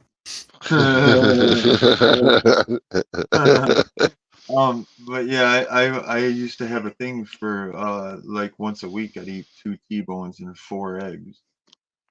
And it was like a ritual thing to make sure to hold a certain platform. And you know, that what level of vampire thing kind of kicked me in the dick for a minute. And then, you know, when I hit the conscious thing for hunting, that kind of went out the fucking window. Yeah, I don't hunt anymore either. I don't. I'm good at it, dude. I haven't hunted over 25 years. Yep. Meditation stuff is interesting. Hey, the baking soda stuff though, I'm doing lemon water a lot and getting a little bit of baking soda in here and there, and I'm ready. Oh, you putting it in your lemon juice? Yeah, no, I put fresh lemon. I get a couple lemons every day, and I at least go through 1 lemon a day and cut it up into pieces and squeeze it and then drop it into my water and then drink it. Just like natural water. I like it. I feel refreshed at even if it's warm Just water. doing that alone is has so many profound benefits to your health, especially if the water is of nature, not of tap. But even of tap, it's going to do a lot, you know. But No, it's out of the well. It's some of the best water you can get in the country. Yeah, I'm right on it. I'm hoping to get some better functioning videos. That I'm gonna team up with that chick, and we're gonna try to get an off-grid community thing going on. But you know, I'm not sure what route it's gonna what it's gonna dwarf into. But for now, I'm just gonna go with the flow. I got a funny feeling that the gold is gonna help fund it. But I was shown, and like you said, I'm not supposed to help everybody. And if I don't play my cards right with it, then I'll fuck up. You know what I mean? absolutely, and you also have to discern wisely to make sure that you don't open up the window to coattail riders, because that can happen very much, right? They'll just ride the coattail and it'll attract gold diggers, quote unquote. You know what I'm saying?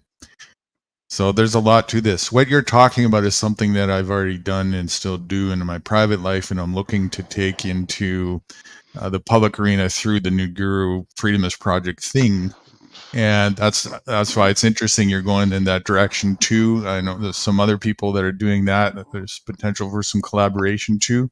So I have some experience in that field that can definitely be useful. And that's one of the things to look out for is I wouldn't just make it wide open to anybody can come. I think that's a big mistake if you do that. You need to have a set of parameters that people are willing to adhere to and not just give lip service to. You got to be careful about that. There's trolls in the real world as well, not just online. So there's that too, you know. Yep. I've just dealt with that. And you know what's funny? I didn't let it get to me, and I just stepped up and put even more work in. And because of that, to save face, that troll got a hold of me and actually started handling all the business he abandoned.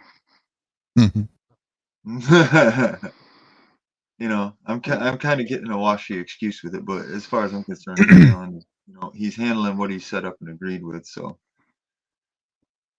that kind of made me feel good today because I just let it all go. I find, instead of being all agitated about it, this and that, it's mine, it's mine, it's mine. It's like, you know what? Yeah, fuck it. Right. Yeah, I like it, but I can get another one. When we have, as a teacher, our job is when we have a willing student, a sincere, genuine student, our job is guidance. And it's very fluid when we do have a sincere student. That's how we really know, right? That's work with the willing. Yeah, well, you know how I knew with this fella? I was sitting there focusing on eating, fresh, good, healthy cabbage and putting honey and lemon in my water and only Right. that. Yeah, Right. I wasn't even drinking coffee. And this dude was sitting there sucking down soda one after another, crying because his guts are fucked up and splattering poo all over my toilet seat. Yeah, just it's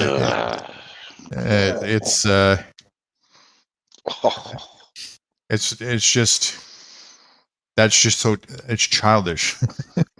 It's what it is. Well, anyhow, that situation is handled. And instead of bugging out, like I said, I let go of the whole situation. I had given up an extra $20 I didn't have to this person's ex-wife to give me the title. Uh-huh. Well, she didn't have the title and took my last $20, and I never got the title. Well, I kind of got pissed off at first, but then I let it go. And come to find out, the title was here the whole time. Wow. Interesting. But yeah, well, that's just it. He assumed that I'd get into his shit. When he left, he assumed that I'd go rifle into his shit and find it. And today, when he got a hold of me, he was shocked. And I was like, fuck no, I ain't getting in your shit. It's your stuff. Why the fuck would I get into it? I don't give a fuck what you got in there, dude. You don't have anything that interests me, bro. What, it's fucking for real, dude. Mm-hmm. Yeah. It's like,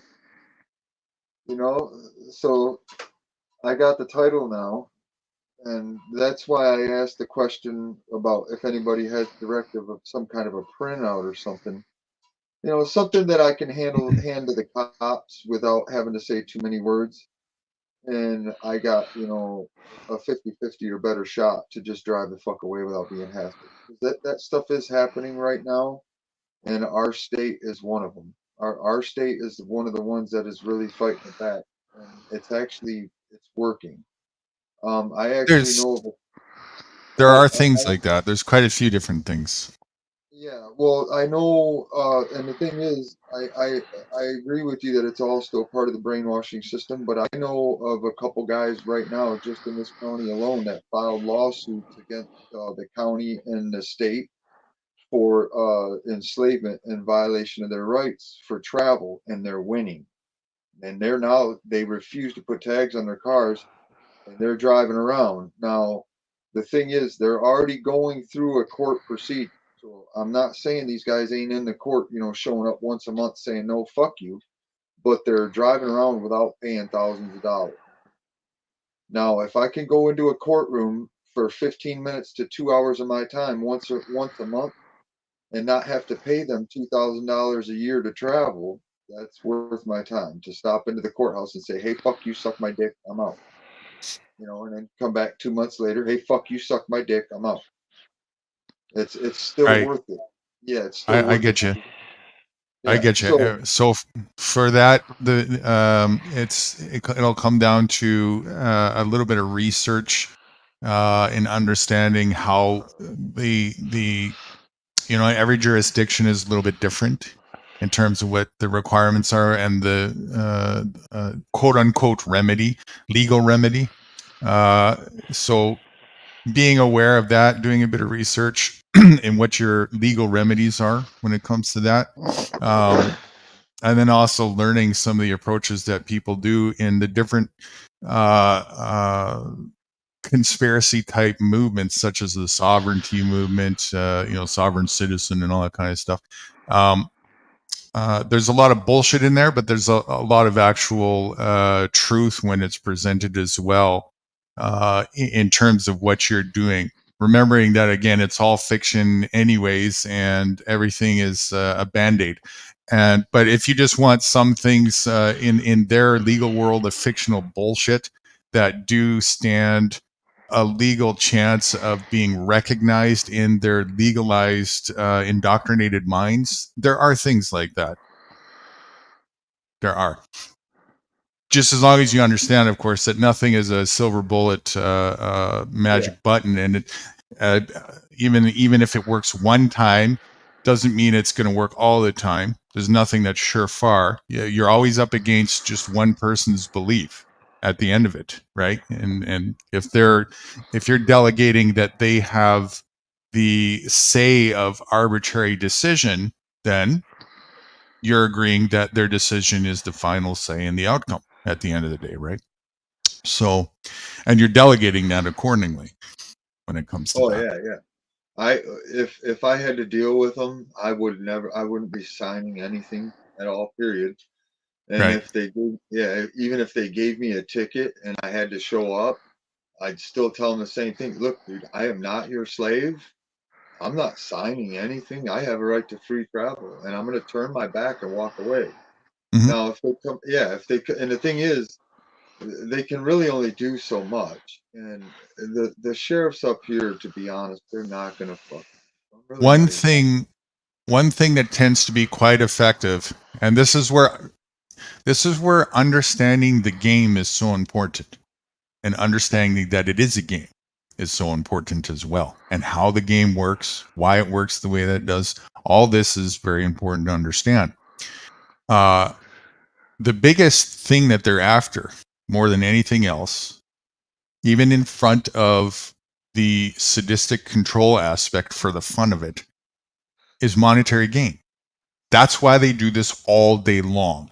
And in the system of monetary gain, time is money. So one of your best weapons in this arena, when it comes to that, is to hit them with the time is money aspect. So if you show up in a court, for example, and you start presenting a case against it, and you're wasting the court's valuable time, there's a good chance just on that alone, a huge percentage of the time, they're going to dismiss you, because they got a whole line of people that they just want to run through their administrative process and collect checks from. So it's not even a matter a lot of times of being, right at winning the mental verbal judo match to engage with them. A lot of times it's just a matter of just deflection and presenting enough, being a headache enough, as you even discovered. And I don't even mean a loud vocal one. You can do that too and have a lot of success. There's different tactics when it comes to that. But just by not acquiescing and presenting anything that wastes their time to come to a conclusion is not in their best interest, because they're wasting profit They're throwing money off the table when it comes to that. If you understand that aspect, there's a lot of things that you can mitigate anywhere in their fictional monetary system of bullshit that can you get want to things know? thrown out. You don't want to know how retarded their enslavement system is with the car insurance? It's cheap. It's cheaper for me to just say fuck off and keep driving this truck, even if they take it from me. Of course. Ain't that fucking retarded? Ain't that fucking retarded? Right. It's cheaper to say fuck you and take the risk of them stealing my car, because literally that's what it is. It's theft. They're stealing my car. That's how I got started, Mitchie. Is exactly that. It was $700 fine to drive without insurance, compared to $2,800 cost. And I factor it in. Well, the chance of me getting into an accident that's going to be anything that I couldn't pay it when it cost in 3 years, I already paid for my car over again. You know. Oh no! Oh, dude, they got AIs now in the police car. When you pass the car, it's automatically running your tag, and it'll send a flag off in the car, and the cop will turn around and come get you for no insurance. That's illegal as fuck. That's some Nazi retarded shit. Listen, if you're a cop and you're using that shit in your car, you're a fucking evil, sadistic piece of shit. You've already lost any moral ground to be in a car or in a courtroom, for that matter. And the thing is, when you say that just like that, man, that shakes them. It makes them mad. But the thing is, they also know that if you push that, you might be able to incarcerate. That's what's even more. That's what's even more insane. Listen, I get all the brainwashing stuff to it, but there's a certain point where you have to stand your ground. I'm just over it. I'm not. Again, but you just got to be careful about there's a lot of attractiveness in band-aid approaches to remedy, right? And a lot of them, a few of them you just mentioned. The entire ideology behind justice as a form of remedy is will always end up being at your own demise, nothing but a scam. That being said, also, you're totally correct. The system itself is immoral, but understanding why it's immoral is very important. And then the question becomes, is any involvement that I have in a system that's not moral my own, am I being an accomplice to that immorality? Am I the immoral individual?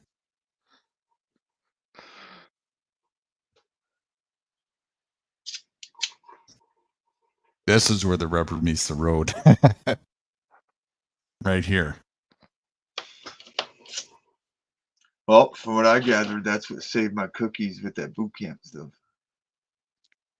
They did something wrong. There's some other aspects too that are rather interesting, though, right? Like, do you understand what capacity is?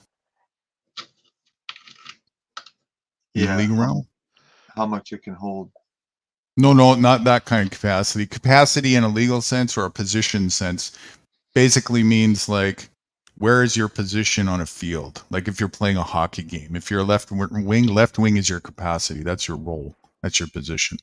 Yeah, I don't really step. I would say neutral if anything, but I don't step into them. I don't like to be labeled at all. I get frustrated with that real fucking fast. This is where it comes down to the reason. Once you start understanding the game, remember what I was saying earlier, if you're going down these routes, you need to understand the game you're playing in. They're using capacity as their ally. They're setting up the stage where, okay, there's a contract with you through birth certificates, through statism, through nationality, through these things. And the first thing they want to do is get your confession that you're operating in a capacity that gives you the obligation to perform under the contractual obligation that it's outlined. And whether you read those obligations or not are irrelevant. That's why they want to ask you for the driver's license, right?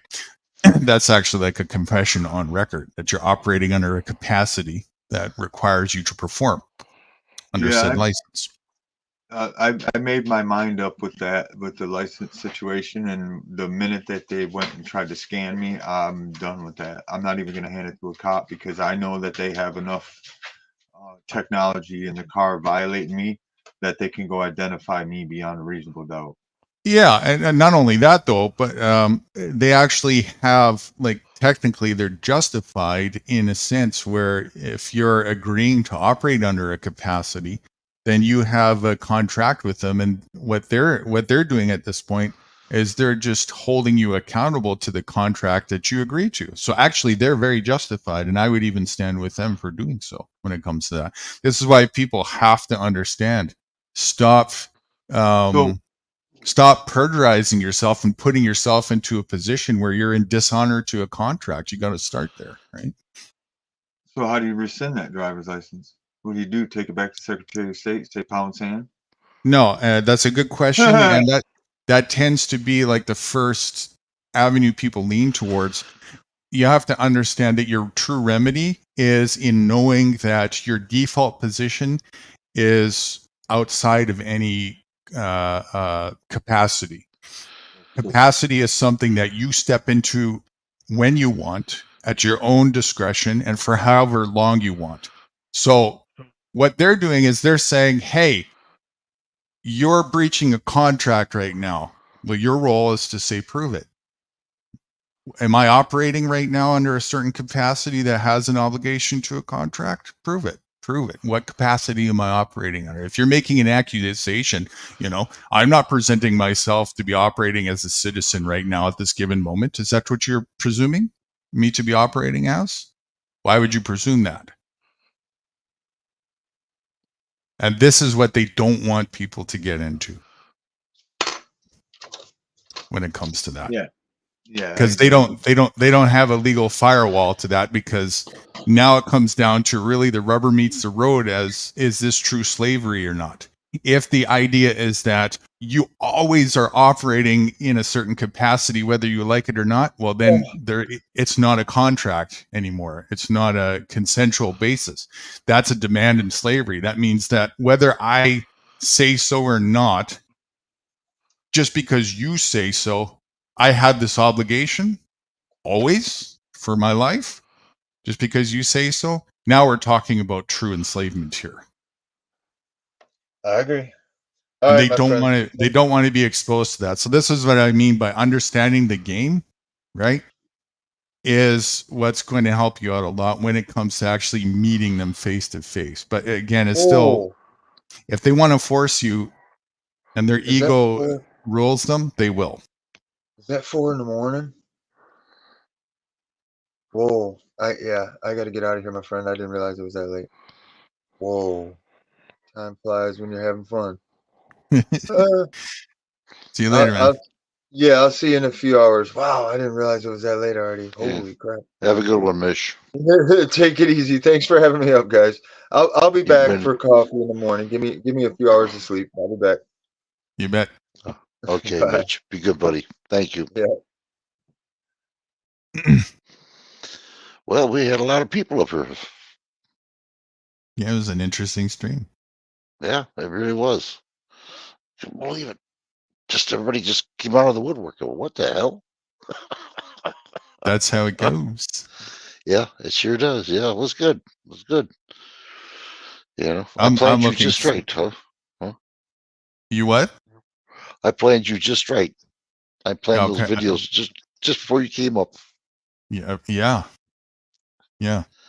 I did see the tail end of it, of the last one there, or maybe about, I don't know, 5 minutes, 10 minutes. Is that a new video or a rerun? That's a new video. I played the plantation first. Right, I wasn't here for that. And then I played the one I just made yesterday. I'm doing it off and on when I'm watching, what's going on here, time to do something. Right. So yeah, and I put it out today, and I figured, well, you know what? I'll see what goes on. And I knew you wrote to me, so I wrote back, to you, and that's why I told you I was going to come on about 7:30. Then I thought about it. I said, well, you know what? The time he gets here, I get to a half an hour of it, and then he'll be all set and ready to pop up. I was close. Yeah. This way you didn't have to sit there and watch the boring, video. So well, whatever. okay. It's for me. It's I get to point out things with that, so it doesn't bother me as much as Dan sees it for what it is. So he's he's the most aware out of all the people so far that I've talked to about this stuff. So he's even though he's most aware, it's easy to get to that side, but then quickly forget what the view of before people get across that sort of finish line, a little bit. I just doing the same thing like you did for me. He asked me, "Why do you do that?" I said, "Because dude did it for me." This is not the videos, but it says he woke me up, and maybe we might get somebody like me again. That's what I'm looking for. And he goes, "Yeah, it makes sense." So he knows why I'm doing it. You know what I mean? Trying to get people up here to listen. I think the key is to remember the target audience when deciding the focus of the videos. You lost me.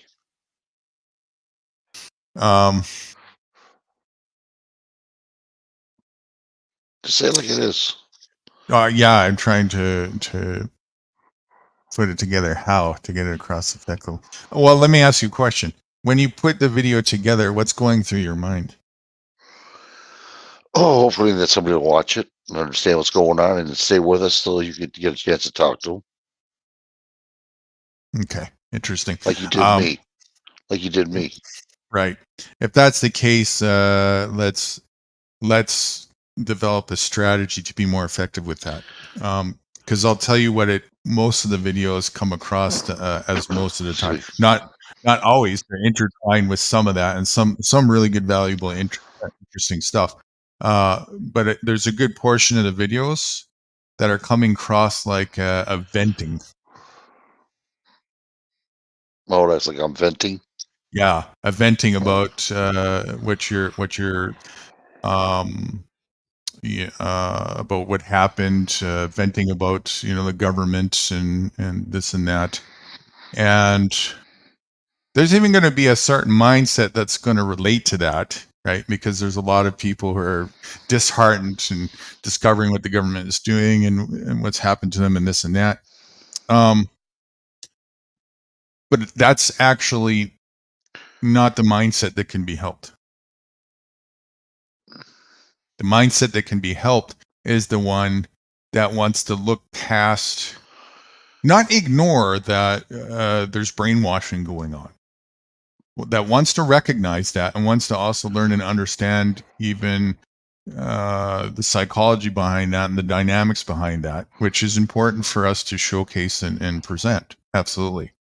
But the one that wants to actually take the initiative and take the responsibility to move past that and be proactive and do things to be the solution instead of just stay in a perpetual state of looping anger about it or whatnot, and inadvertently continuing perpetuating the problem, actually, So how you design your videos will very much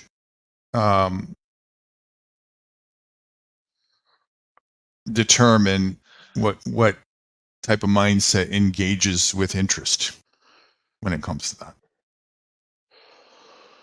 Oh, we're gonna have to watch one of yours. See what's going on. I watched one of them already on your, the one you sent me. Mine need to be redone, by the way. Those are, I've come a long way too, in my own growth, and that's another reason why I haven't put out new content is because I realized how much more work I've needed to do as far as semantics go and presenting which videos and stuff like that. And so that's one of the reasons why there hasn't been anything new. And instead of that, I've been focusing on trying things out with you guys at my disposal as guinea pigs, which I appreciate very much. Thank you. And I didn't No, get paid. And, you're you know, right. I got broke. I didn't get Yeah. paid either, so don't feel too bad. No, but with your guys' help, right, to figure that stuff out, which is what I was giving gratitude towards earlier. It's been huge for me to do that. So, you know, we're learning this together, and it's just a matter of adjusting the right things and putting the pieces together. So if you want, you know, I mean, we can do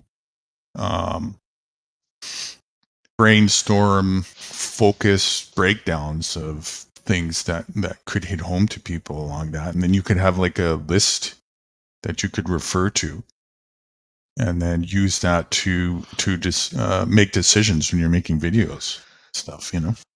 Well, I'll tell you, because of BoobTube, there's a lot of things I like to put out there, you know, and I just think, because, you know, copyright, you know. I'm so sick of that shit. Well, that's for those. What you do is you make the video and you only present a short clip of an advertisement to the video, and you make the full video on Rumble, and on YouTube you say, I can't present the whole thing on YouTube because of the concern of copyright or whatever, but the link to watch it is on Rumble. It's in the description, and those who are genuine will take the initiative to do so. Those who aren't, those who are too lazy or full of excuses, you reap what you sow. They won't get to see it. Yeah, but I'll tell you what, dude, there's so much work to do this. You just would not believe the amount I put out, the hours on there, you know? Mm-hmm. I don't know how many, you know, my analytics should tell me how many hours I got on this thing. Shouldn't it? That's where I'll suggest, and I can work on this with you as well. I mentioned this a bit ago. What's really helpful to save time is templating. Templating format, templating short promo videos. So all you have to do once you have your template together, it takes a bit of work to get the template. Once that's together, it's kind of carbon copy, cookie cutter approach, but it works and it saves a lot of time. You just insert whatever it is that you make after into the template. I tried to do that today on Canva. It didn't quite make it. What did you try and do? Well, if you look at the picture, the thumbnail, you'll see it. And I tried to make it smaller, and I couldn't. I tried my best, you know. Uh-huh. I said, I remember a new guru doing it this way. No, that ain't right. I did. The hell with it, you know. So I just put it, you know, the big large picture. I was trying to downsize it, you know what I mean, to fit. Right. But I was on Canva today. I was on it for like 45 minutes trying to figure that thing out. Right. Well, for example, like we can make a templated short video that you can use for all instances where this comes up, where you want to make a video that you're concerned about the copyright for, so that you don't have to keep making the full short video promo every single time. The only thing you'll have to change in it is the specific link that reverts to Rumble in the description, right? So something of that nature, and maybe just like a couple little clips referencing what the video is about, because it can't be so cookie cutter that, you know, it's going to suffice exactly for every single video type thing. But it'll save like a lot of time if all you have to do is change the link and, you know, a couple little descriptionary things or whatever about the video, you know. And then the rest is what you were going to do anyway, which was make the actual video, and you're just, instead of uploading it to YouTube, you're uploading it to Rumble. Yeah, I gotta get back on Rumble. I gotta do that on my computer or on my phone. Don't have any link on it yet. There's another approach you can do as well. That is kind of interesting. And we can try this out to test it for fun. And it has to do with that sort of live premiere thing that I was telling you about. You can showcase on a premiere a re-clip of the video and saying, hey, this is being broadcasted right now live on Rumble. This is the real video. You have to go there to see it.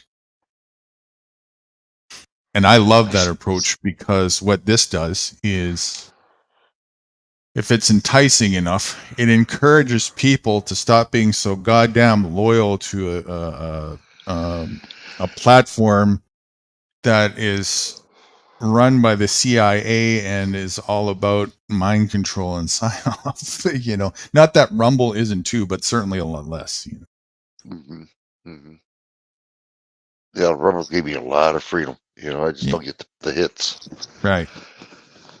That's because most people are still addicted to their mainstream pop culture bullshit, which is the same in every situation, right? Like, look how long it took people to start segueing off of the television. You know,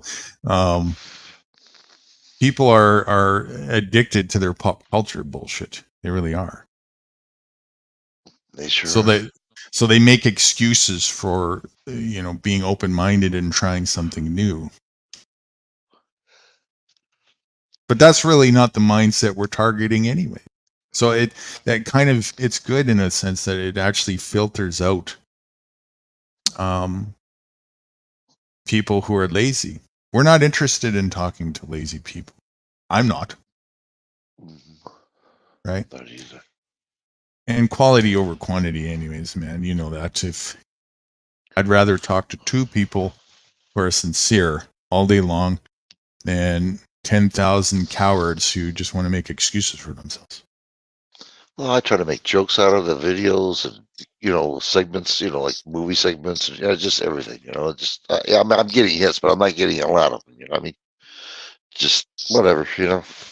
Well, when it comes to YouTube especially, there's a lot more that you have to do than just produce video content for the algorithm to pick you up. And that's what a lot of content creators don't understand. Because you have to promote it, and you have to promote it in various different ways for a various consistent amount of time. And then at some point, the algorithm picks you up as being relevant. You have to get, once one of your videos gets 500 actions, and that could be a view, a like, a share, the algorithm starts to say this video is not a nobody. It starts, keyword starts. And then you might get promoted out to 20 people. That's where it starts. See how that works? Yeah. You're a nobody to the algorithm until you prove yourself that you aren't, and the only way to do that is to go against the grain and hardcore boots on the ground grassroots promotion. That's how that works. If you really want it to be big. It's amazing. It really is. Yeah. I'll still keep doing it. You know me. I'll keep pursuing. You know what I mean? I'm not gonna give up. I'm quite frankly quite content with where we're at as far as engagement and audiences. I never wanted an influx of people too fast, too quickly, especially during the figuring out stages, you know. I'm just now coming to the tail end of the figuring out stages. And still, even, you know, there's a halt, as I mentioned a little while ago. You know where the other project is at that you're involved in. And that's scheduled to be scheduled keyword ready in October, the actual full network coming out of beta, right? It's in beta right now. There's beta testers, things are going well, so on and so forth. But the actual schedule for the full live network launch is in October. And because that came into the picture, I was like, okay. Well, maybe I best off to just continue right now in this direction and wait till that's ready, and then I can just go where it makes sense to put the project on, you know. So that's why that's the link on there. You can too, you know, on here. Yeah. Have people go over there to your stream. You know what I mean? It's a little more than that. It's well, you'll see it when it's ready. It's not my thing, right? Like it's the network itself. It's going to be like opening up a new browser, and it's going to be a little different, but it's going to be lost. Yeah, probably at first, but it's going to be here. You're welcome to do whatever you want without limitations. Huh. That's what that network is presenting for us. Well, get ready. You're going to receive a lot of help. Get ready. Go to oh my God, I can imagine what you got going. Wow. Again, that's the perfect place to put the Freedomist Project. So that's what I'm going to do, and everything that it entails, and all the subsidiary projects that are figured around it. It just makes sense for me to work with programmers that know how to do that. Like I said, instead of putting it onto the legacy internet in the legacy code format that we have today, only to just have to redo it all in that platform anyway. I'd rather save myself the trouble, and also try and find coders that I can trust to do that properly, and also know how to transfer it over then onto that. That's just like I was willing to do that, but if I don't have to, I'm kind of grateful, because it's freaking daunting, Yeah. to do something like that. So in this case, instead, what I get to do is I get to just keep the pre-launch site. I'm gonna Freddie and I have been working on upgrading that. Actually, that's what we were doing offline while we didn't have the electricity access and couldn't get online. So we've been working on that, and the phone version is almost ready. That was something that we never got to complete previously. So there's that.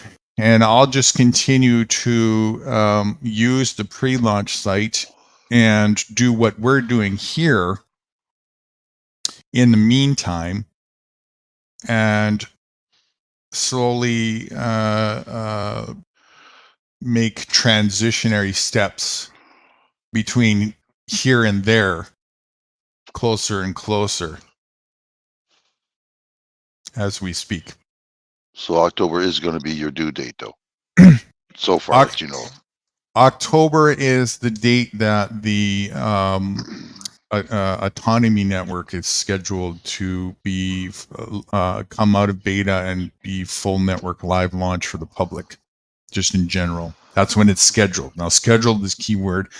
You know how things go. I think it's quite an ambitious target. At the moment, they look like they're on track with. They've got everything outlined now as far as the beta testing goes, and everything is very transparent. Everybody can see where they're at as we speak. It looks very much like things are on track. And as long as they continue that way without any major hurdles, then that will go as scheduled for sure. Good. That being said, it's still beta, so we don't know. There could be, hurdle could come, and all of a sudden they got a challenge to get it work out and fix the bugs or whatever. That's what a beta is for, Mm-hmm. Okay. So that's correct, with the participation of people. So that's it. They have over 40,000 nodes right now that are participating in the beta as we speak. 40,000? Mm-hmm. Wow. That's a lot of minds. That's in wave one. They got 4 waves of beta, and they're just about finished wave 1, going into wave 2, and they already got 40,000. So that's a good sign. Wow. That's a lot of enthusiasm. Yeah. It is. It is. Any way to get out of this Google bullshit, And you're telling me. Yeah. Oh, yeah. I'm so tired of it. Yeah, so there's that. Now, okay, keep in mind as well that once the network is live, then, and I'm going to be working with coders before that's finished, I'm waiting till the beta testing gets at least near the completion of wave 2, because as they're saying, when wave 2 is complete, it'll be ready enough for the average non-code savvy person to come in and participate without having to know command line prompts and stuff like that. That's me. So when it gets at least to that degree, then that opens up the window where I can work with coders who know the software behind that network and start already preliminarily making plans for how the thing that I'm doing is going to work on that network. Now, that doesn't mean that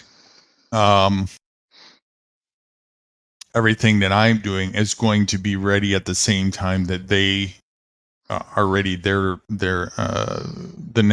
autonomy network is ready to launch. That doesn't mean that. I don't know. That will be determined based on what the coders that I work with have to say as far as their skills go and how much work is entailed to get that stuff together with that platform, you know? Mm-hmm. So that's why it's at where it's at still. And as always, I give no timelines and dates, just updates as to where things are at when it comes. And in the meantime, we are the project. We are the live version of the project, and we will always be able to do what the project is intended to do anyways, which is to learn how to be the solution and help each other out. Great. God knows I need all the help in the world right now. Oh boy.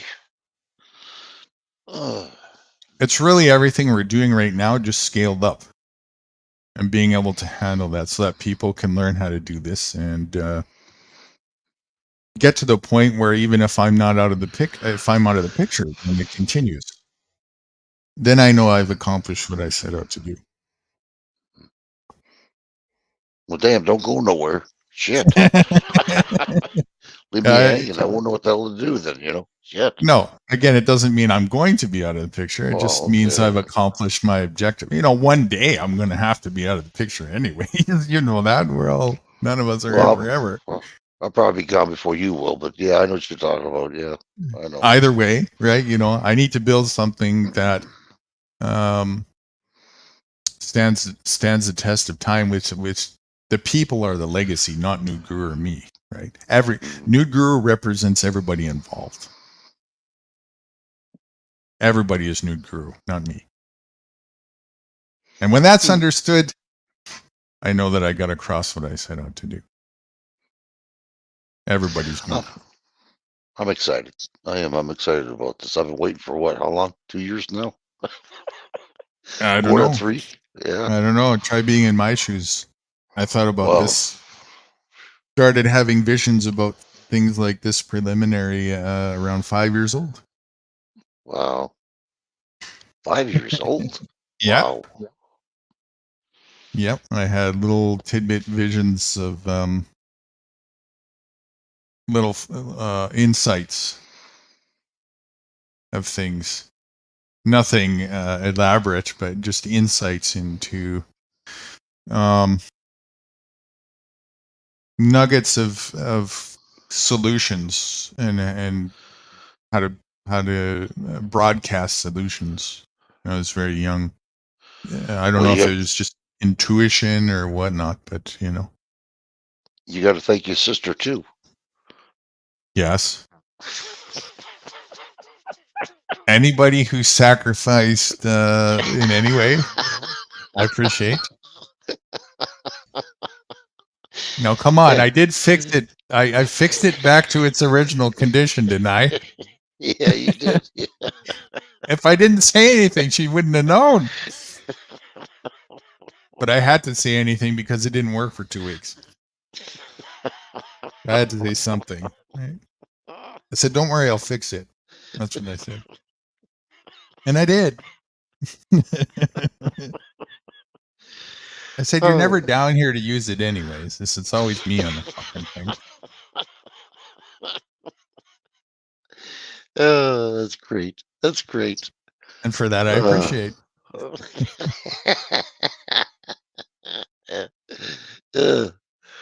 Too bad you didn't keep that computer, put it on your desktop or something to remind you, you know. Oh, that's great. No idea what happened to it. It was still there by the time I left the nest. Don't remember if it was working or not, but it was there. After I did that job on it, and then I started to pirate software for creating music on it and seeing what that could do, and that's all I remember. I made some symphonies on it, some composed some classical symphonies that were too sophisticated for the computer, but I did it anyways. So if it ended up frying and steaming or something, you know, it's but your sister just loves you. Yes, Yeah. it was a love-hate relationship.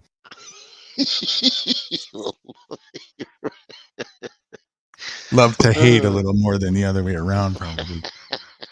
Maybe hate to love. I don't know. Oh my god, that's good. So what happened to your electricity order? Just everything blew up. There was a huge storm here, huge, at the tail end of last week, and it fried the shit. Oh man, it's funny. I drove by and saw it. Like this thing is gone. It fried the shit out of over $10 million, she said, worth of transformers and grounding poles. Whoa. Boom. Grounding pole. What? Grounding poles. Whatever that is. You know, I think I understand with it, but that's what it's a substation, right? Like a main power plant, right? That goes to the subsections. This is way out in rural country, right? So this is like a main transition zone, I guess, where cross micro towns and whatnot are getting their electricity from. And because it's so rural, this thing is a massive thing, right? So that can reach the destinations that it needs to. And this is a very old system, no doubt about it, as is all the grid, of course. And yeah, it just it was just time, I guess. You know, talk about playing Russian roulette. It just was chosen to be disintegrated, and that's exactly what had happened. And in my view, it's like, good, that'll teach you what the hell in this day and age not putting the. You think they might learn the lesson to put the fucking grid underground? You think? You think this might have cost them enough? You know? Nope. Nope. Probably not. To melt a ground. Wow, wires. Ooh, that's amazing. Yeah. Wow. That takes the initial. That must have been a hell of a voltage, right? Oh yeah, yeah. Oh yeah, they grounded out everything right to that grounding rod. You know, melted. Wow. Yes, she said it just. It said it fried over $10 million worth of transformers, poles, and the substation equipment there beyond repair. It had to be replaced. And so what they did is they told me they didn't realize the damage when they first gave me the estimate. And that's just their classic corporate excuse. Let's just settle the fucking, calm down. We're getting flooded with calls. Yeah. Usually they can say we'll fix it in 24 to 48 hours. And because it's just micro segregated, they're probably pretty good to get away with bullshitting on that, right? Because they don't have a huge city that they're responsible for or whatnot. But I guess they shot themselves in the foot, presuming that before actually waiting till the storm was over and going to see the damage. So they were giving that to the public and the people everywhere in the local towns by that estimate, and boy were they off, and boy were people pissed. Boy were people pissed because they had to present the truth after, and there was no getting around that, right? It's like, so they disclosed, yeah, the first assessed value is over 10 million in damage, and they might even be downplaying that because there's a lot of locals that they've got their skin in the bag for, and it's going to cost them, right? So, oh yeah, this is coming on the consumer. The consumer is going to get hurt by this because somebody's got to pay for this. Yep. And so they just they did a patch job enough so that the more important places could get electricity right now. So it's far from being fixed, but we got lucky. We got included in the patch job. So if that wasn't the case, I could have just, it would have been a headache, pain in the ass. I could have went and grabbed my solar equipment and my batteries. I would have done it if I really needed to, if it was going to last longer. But since they fixed it, and whatever, we'll just continue as is. But yeah, there'll be some other people right now that are out for a good few weeks, I'm sure, at least. They got farms, they got refrigerators, big agriculture. As far as I'm concerned, that should all fry up the shitter. Anyways. So yeah, I'm laughing at this. You reap what you sow in life, right? All you on-gridder folks. Jane Doe was asking for you. You heard from Nudist, not lately. Who? Well, what's going? Jane Doe. Oh. Yeah, she's asking, what's going on? I says, all I know right now, he had electricity problems. He said we've been back. He says, I says, I don't know if he still has it or what happened. He left, or I don't know what's going on. Oh, okay. Did you hear from Nude? That's just not yet.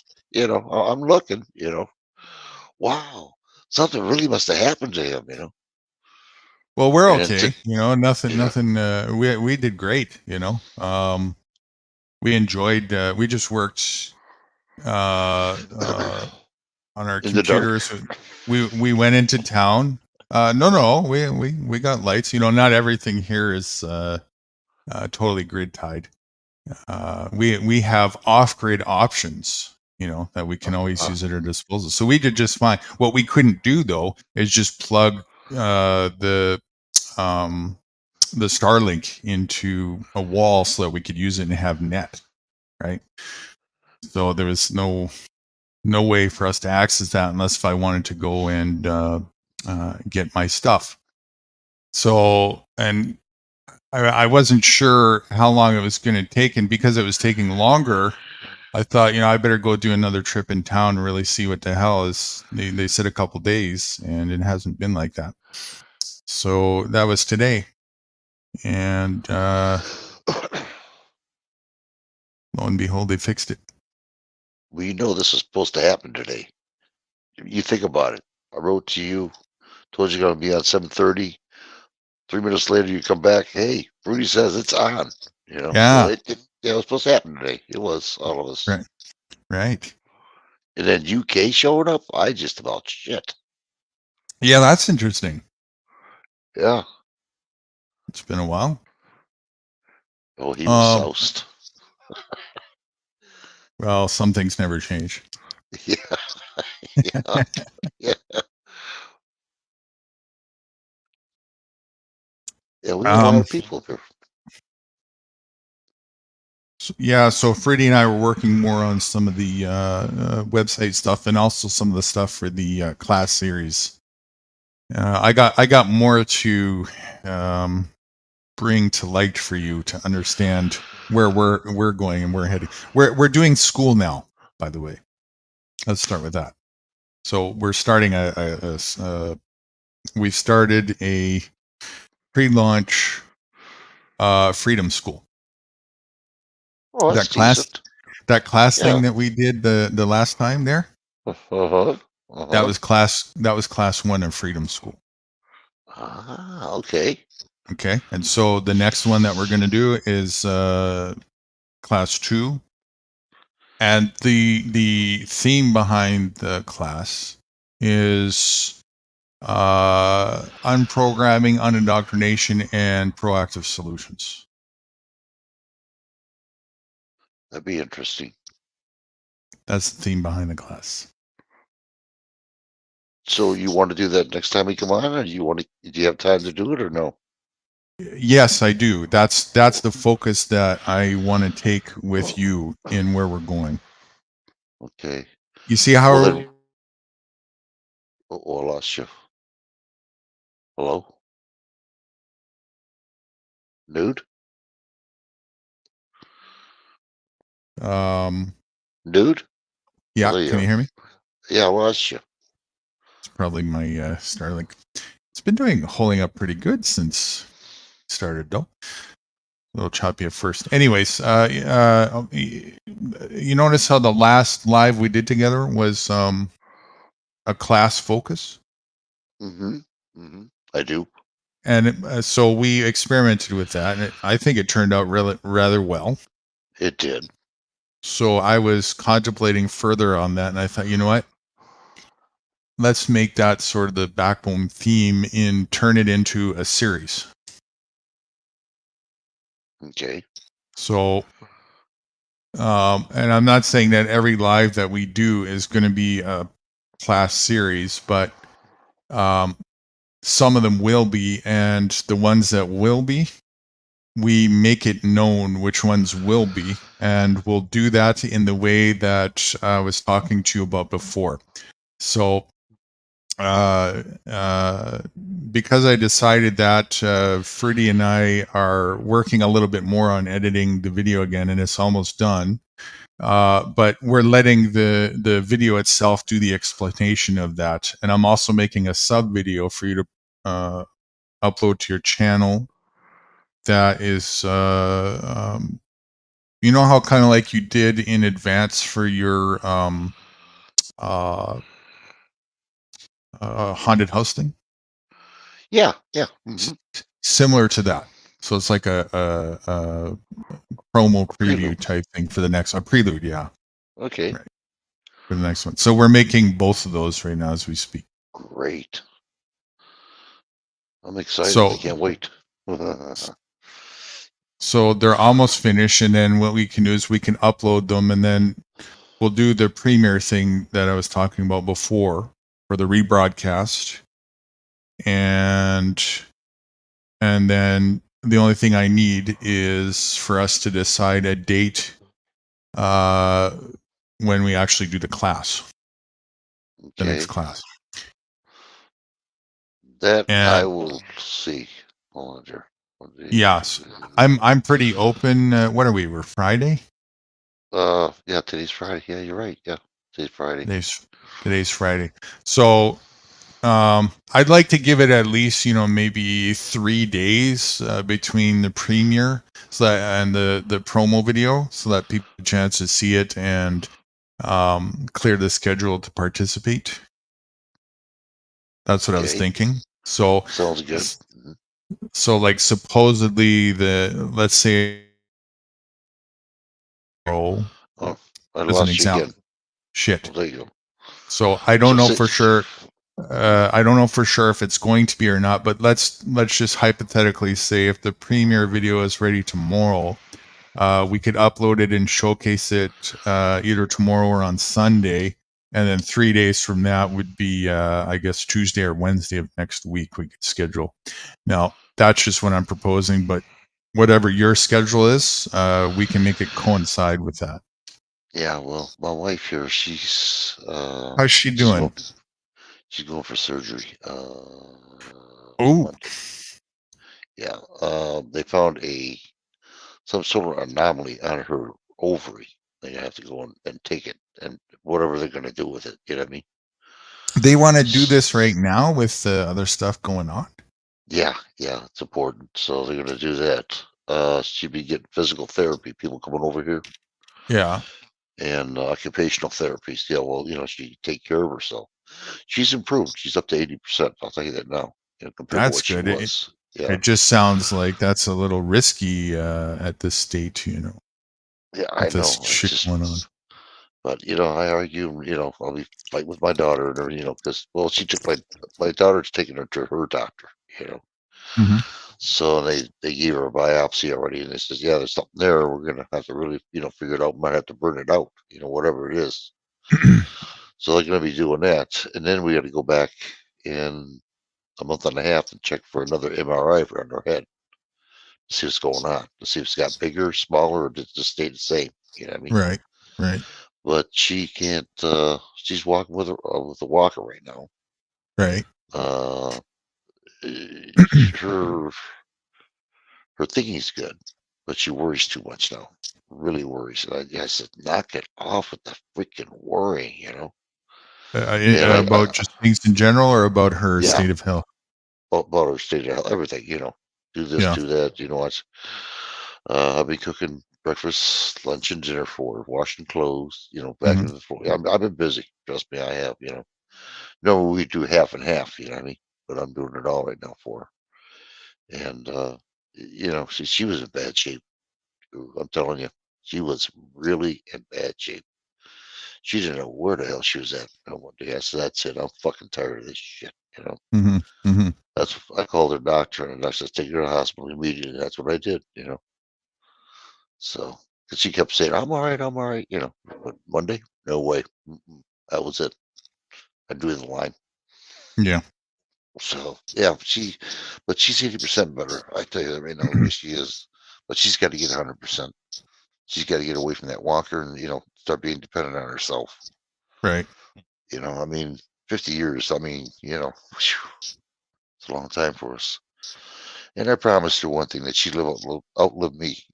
So I'm going to keep that promise if I can do it. So That's just an excuse to smoke. yeah, you're right about that too. But I don't drink and I don't have sex anymore.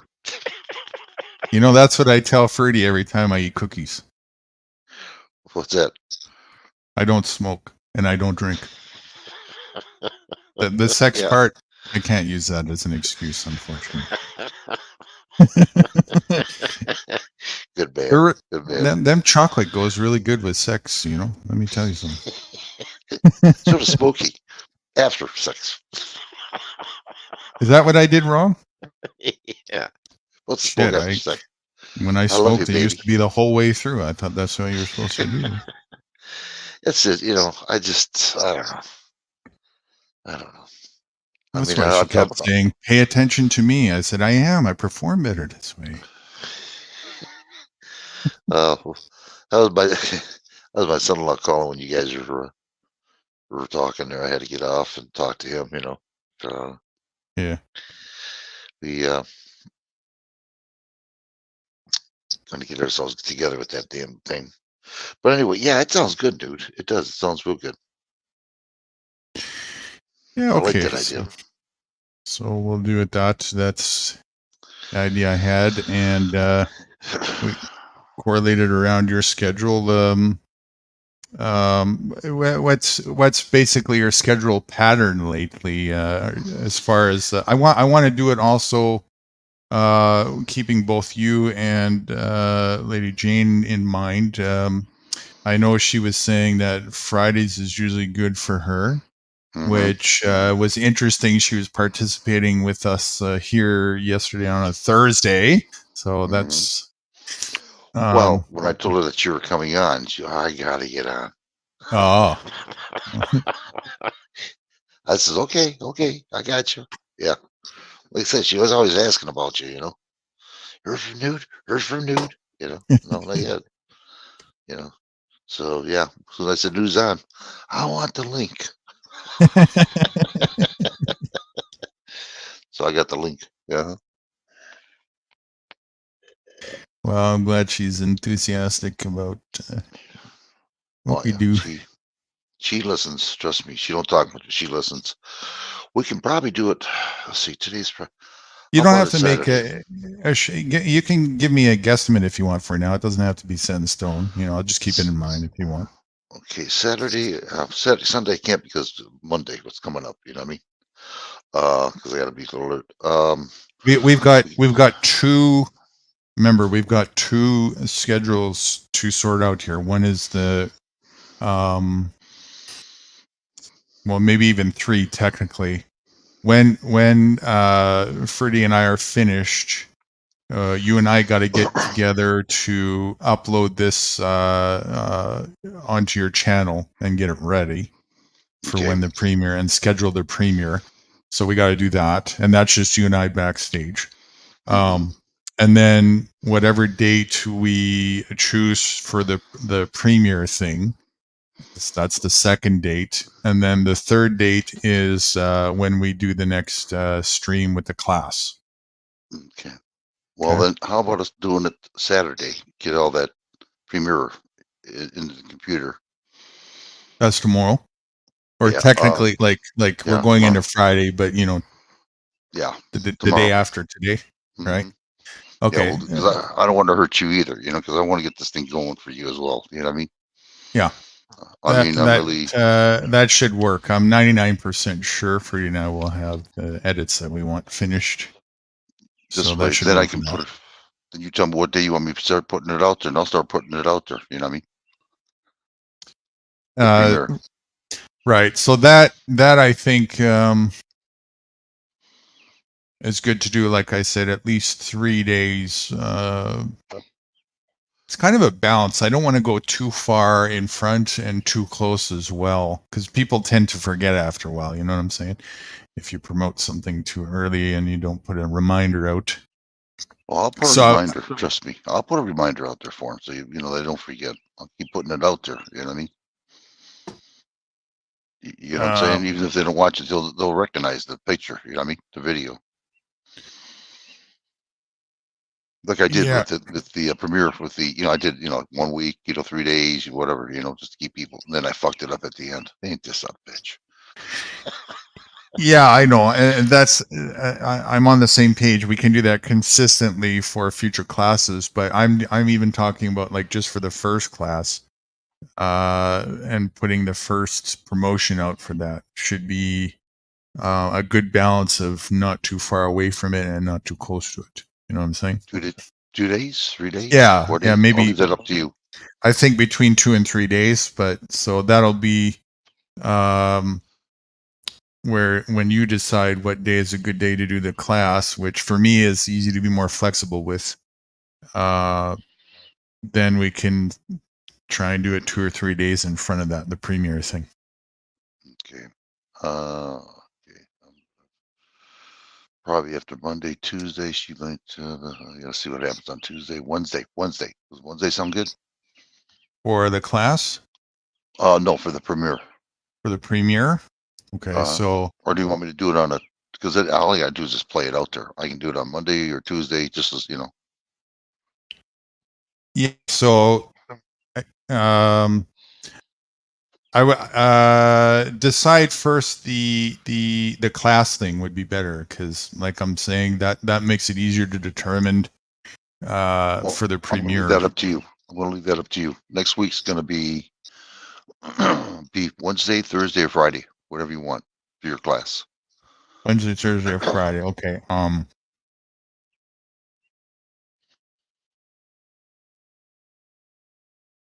Let's determine that then. Let's shoot for Saturday for getting together for backstage. Okay. And if all goes well, we can even showcase the premiere.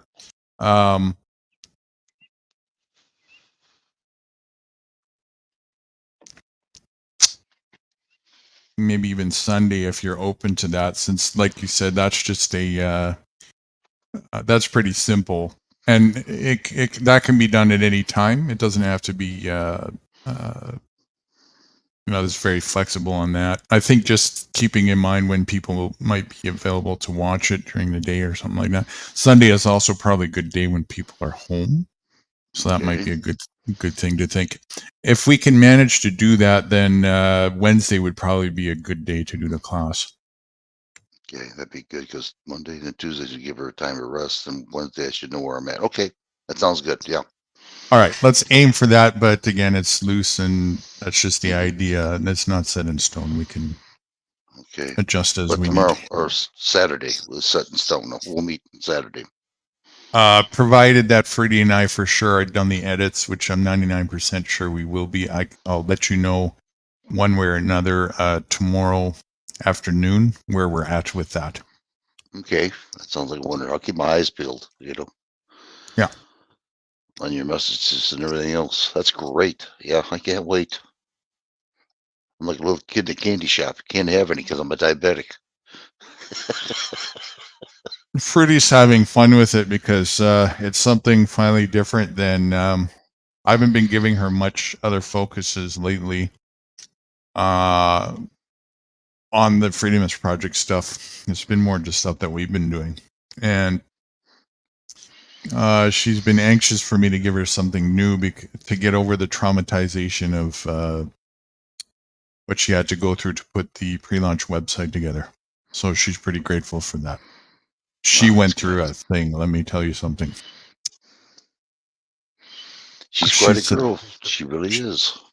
She said, I'm traumatized and scarred for life. I said, so for me, it's Winters from Winnipeg. For you, it's the pre-launch website. It's a marriage made in hell.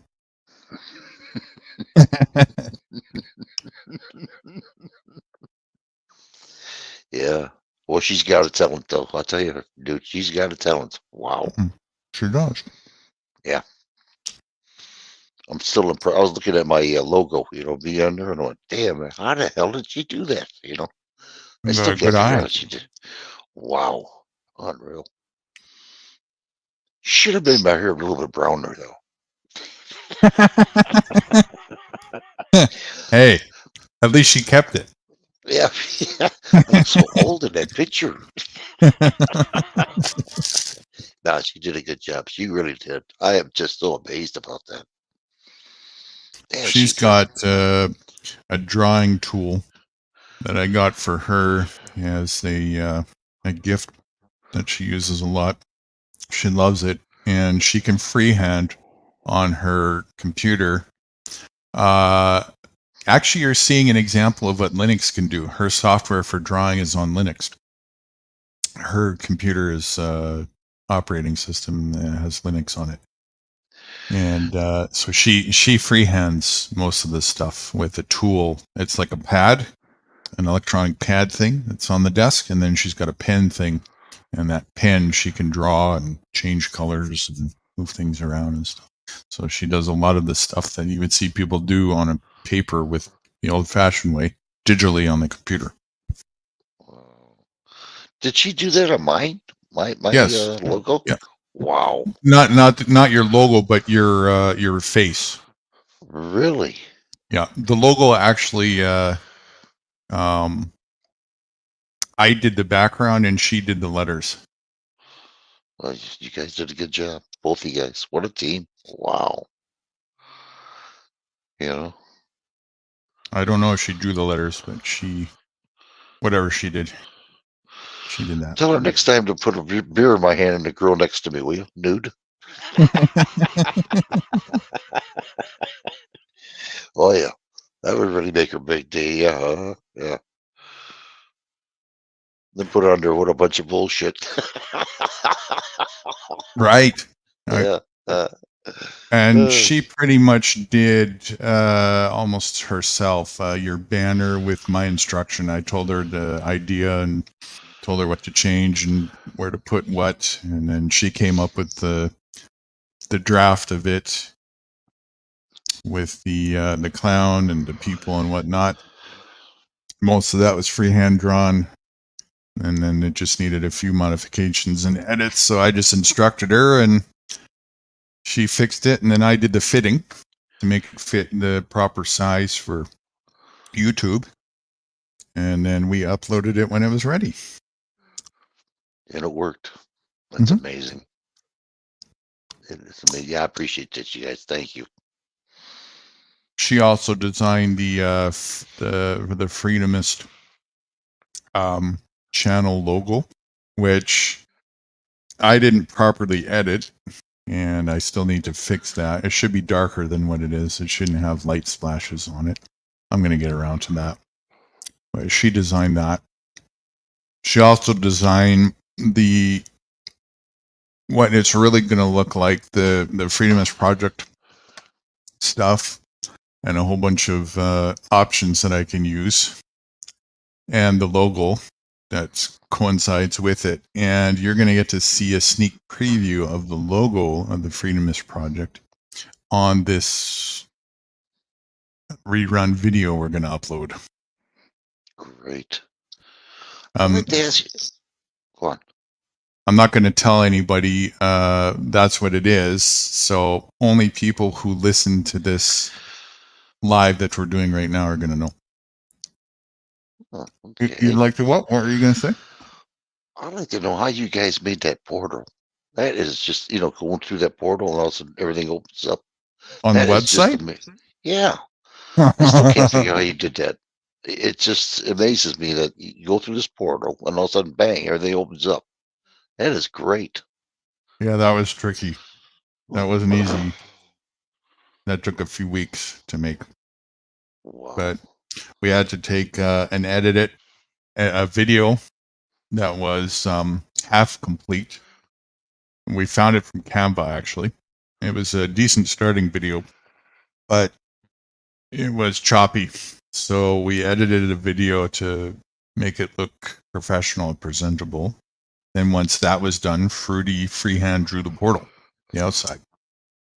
And then we used some tools in Canva to get the thing polished to make it look like it was one piece. The whole thing is about 4 different files. And then we had to upload the 4 different files into the web hosting platform and server where that's done, and size it to fit properly on the page. Yeah, sounds complicated. Kind But it of, worked yeah. great. I mean, it's a It worked. process, right? But yeah. It paid off. It sure did. I was thinking about I don't know. I like to be creative and I don't like conventional things. Before, and you won't remember this, I don't think, or maybe you will, I'm not sure. There was a time where all websites had a front door. So you would come to a home page, and the home page usually said something to present that you've landed somewhere and click here to enter inside the website.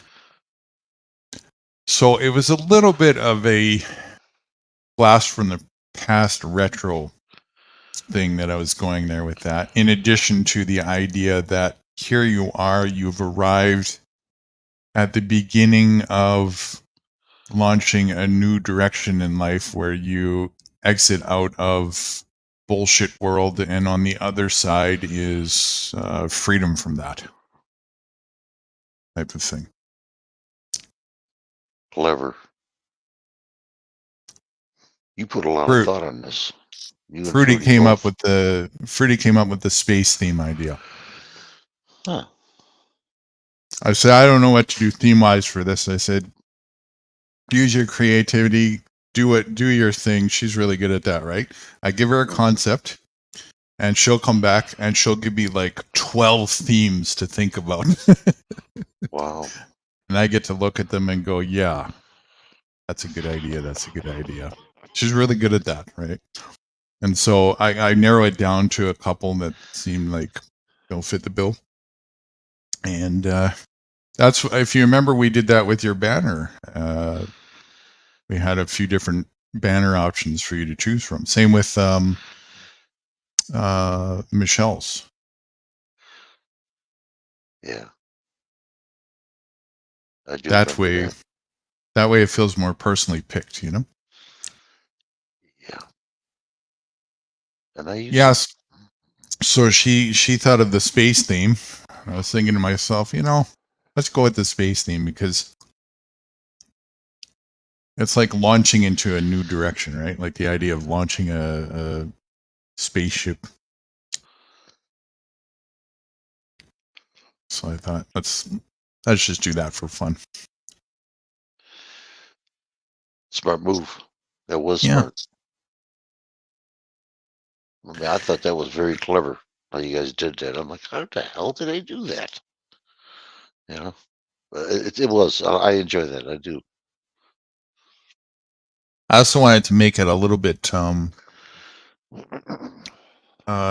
gamey-ish, sort of. Like, I wanted to add an element of fun into it, where it's not just your typical boring website of blah information, blah words, and I wanted to make it like a process of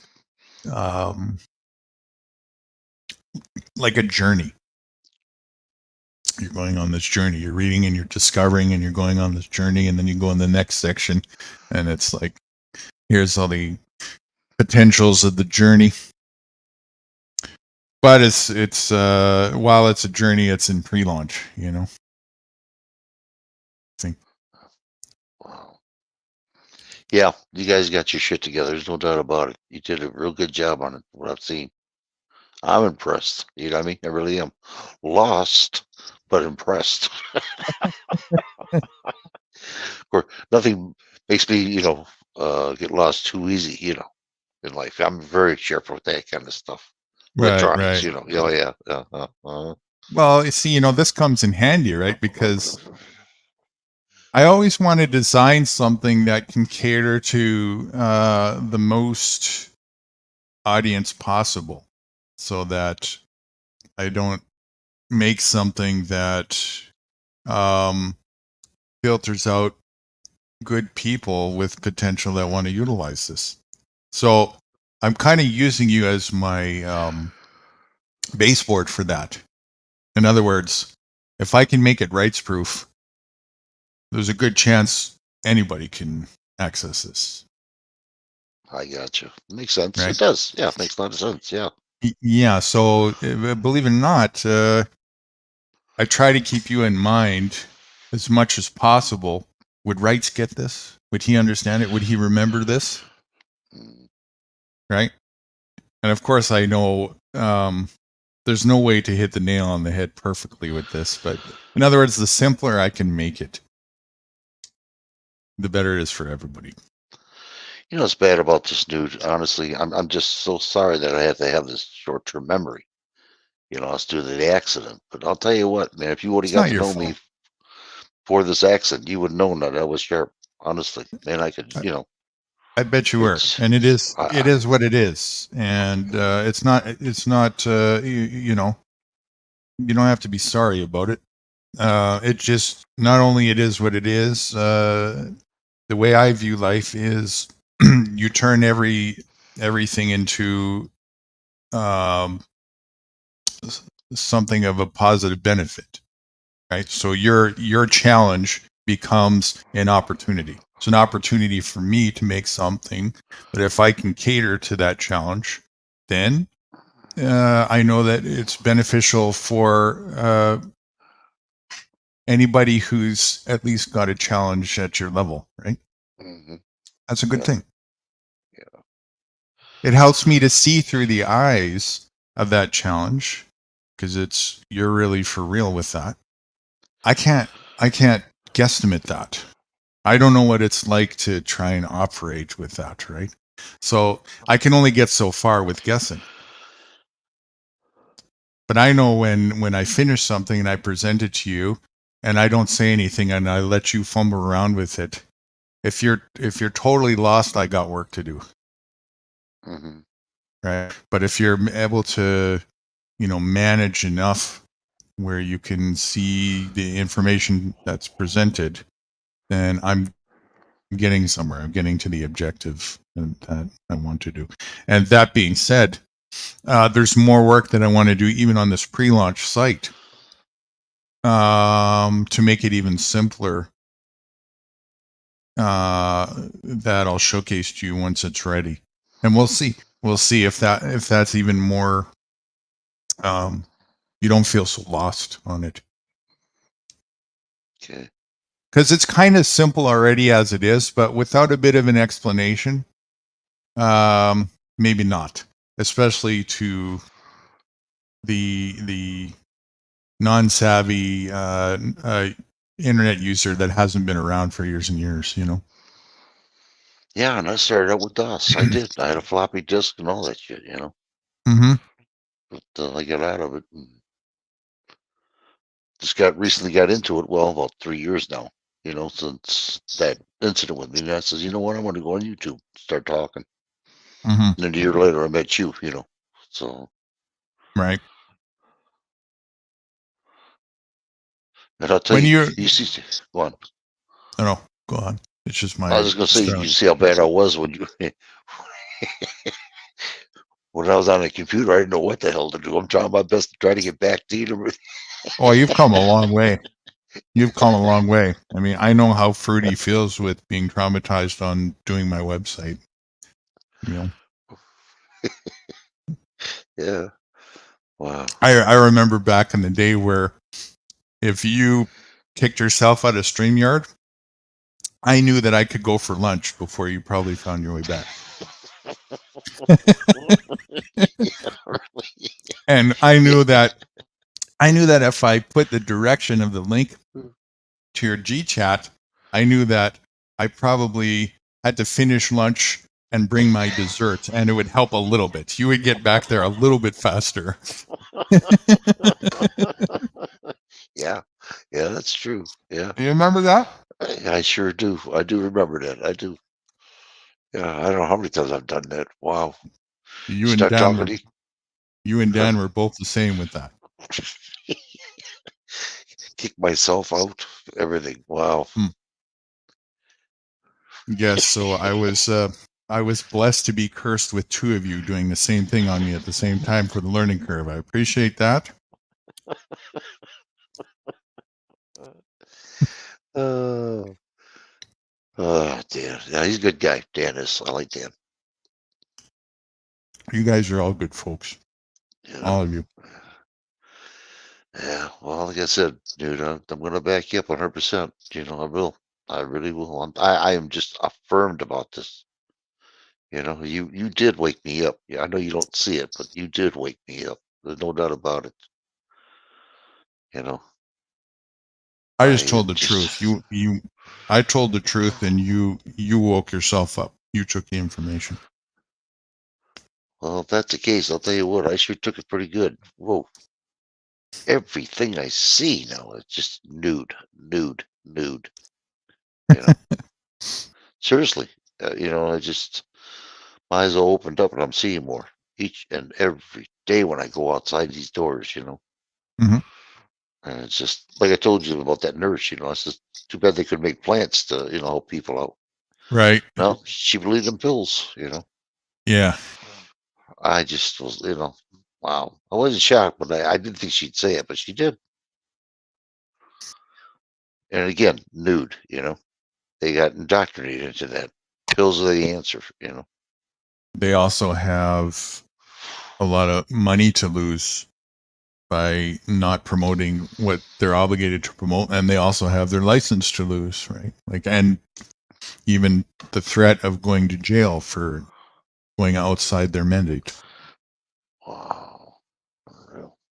A lot of people don't realize that, but that's just the case. I didn't know that either. Yep. For quite a number of years, I remember reading about this.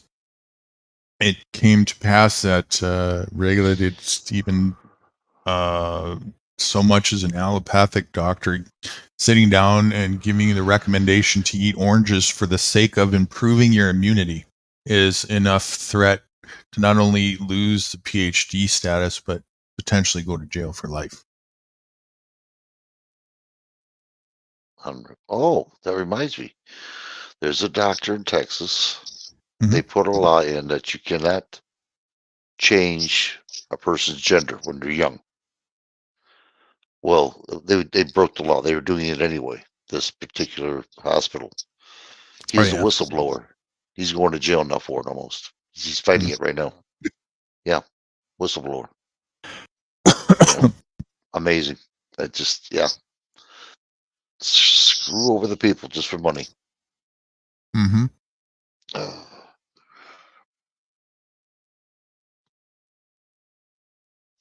Yeah, that's I don't know. That's the way it works. Morality, again, is not in the equation. I mean, I would just the logic between the idea behind a individual that is capable of making such a drastic change for themselves with not having the cognitive ability to make that kind of a determination for themselves is pretty fucking immoral. Like, you know, Yeah. it really is, right? Like, you know, and there'll be the argument against it is like, you know, my body is my choice. And yeah, absolutely, right? Absolutely. But while that's the case, there's nothing that obligates anybody to perform that surgery on somebody else. So as a more responsible, mature adult, right, who can obviously see past the immaturity behind the ideology behind that, why would you do that? Why would you be the one to perform that on somebody else? Stupid. Very good. But put money in the equation, and then, as always, morality and logic and reason goes out the equation. Not about that. No. So, you know. It's, yeah. I notice when I'm watching my old pictures, you know, every commercial, just about every commercial, I would say 95%. Well, do you have stomach problems? Take Pepto-Bismol. You can't shit? Here, have some Lexax. You know, it's all pharmacy. Got a headache? You know, take this. You can't You know breathe? what, though? Take this. Jeez, oh man. As much as I concur the immorality behind those things, I see just as much immorality with parents sending their children off to state-sponsored corporate school to begin with, instead of taking responsibility for properly educating your children. Not indoctrinating, but educating, keyword, or enlightening. So there's that. Second to that, eating and feeding corporate food to your children. That's an insanely immoral thing to do. And then all the other things, allopathics, injections, blah, blah, blah, so on and so on. The list just goes on and on and on. It does. It does. It never stops. Never Raising a child in a corporate environment with a corporate home, that's toxic, and, you know, subjecting your child to a toxic environment without question of morality behind that, that's pretty demented, you know. I grew up with two smoking parents. I had no choice about living in that environment. They should be shot. In my view, they should be shot. Just for that, right? They subjected me to a toxicity level, exposed me to that. Since I was born, that certainly caused me harm. Right? Absolutely. They harmed me. And I'm, as a individual backed into a corner, there's no way out of that as a kid. What are you supposed to do, right? 3 years old, fucking run out of the nest and go where? Nowhere. Yeah. You're stuck. Yeah. What kind of parents, you know, will do that to their child? I wouldn't do that to anyone. When I smoked, even in my own house, I preferred to smoke out of the house a lot because of just the having at least the inside a clean atmosphere for the air quality. But I had guests over. I didn't want to be inconsiderate to them, even though, you know, it's like, if you come here and you know what you're into, it's like, I still want to be considerate of them. And then sometimes I had a girlfriend. Why should I subject who didn't smoke, right? If I want to, I didn't feel it right to make my girlfriend have to bend to be with me, to live with me, require them to. Uh-oh. Nude. Hello? Nude? You didn't have to ask me to smoke outside. I totally lost you for about 15 or 10 seconds, 10 or 15 seconds. I said if I lived with a girl, it didn't have to be asked of me to smoke outside. That's just the way it was. Never would have had to have asked me.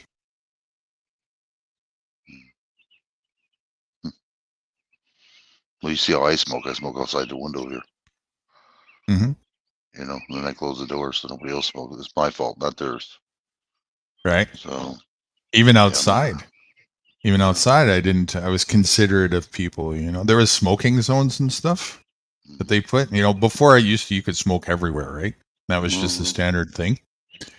I didn't care. It doesn't matter. If there's people around me who didn't smoke, I'll move. I don't expect them to move.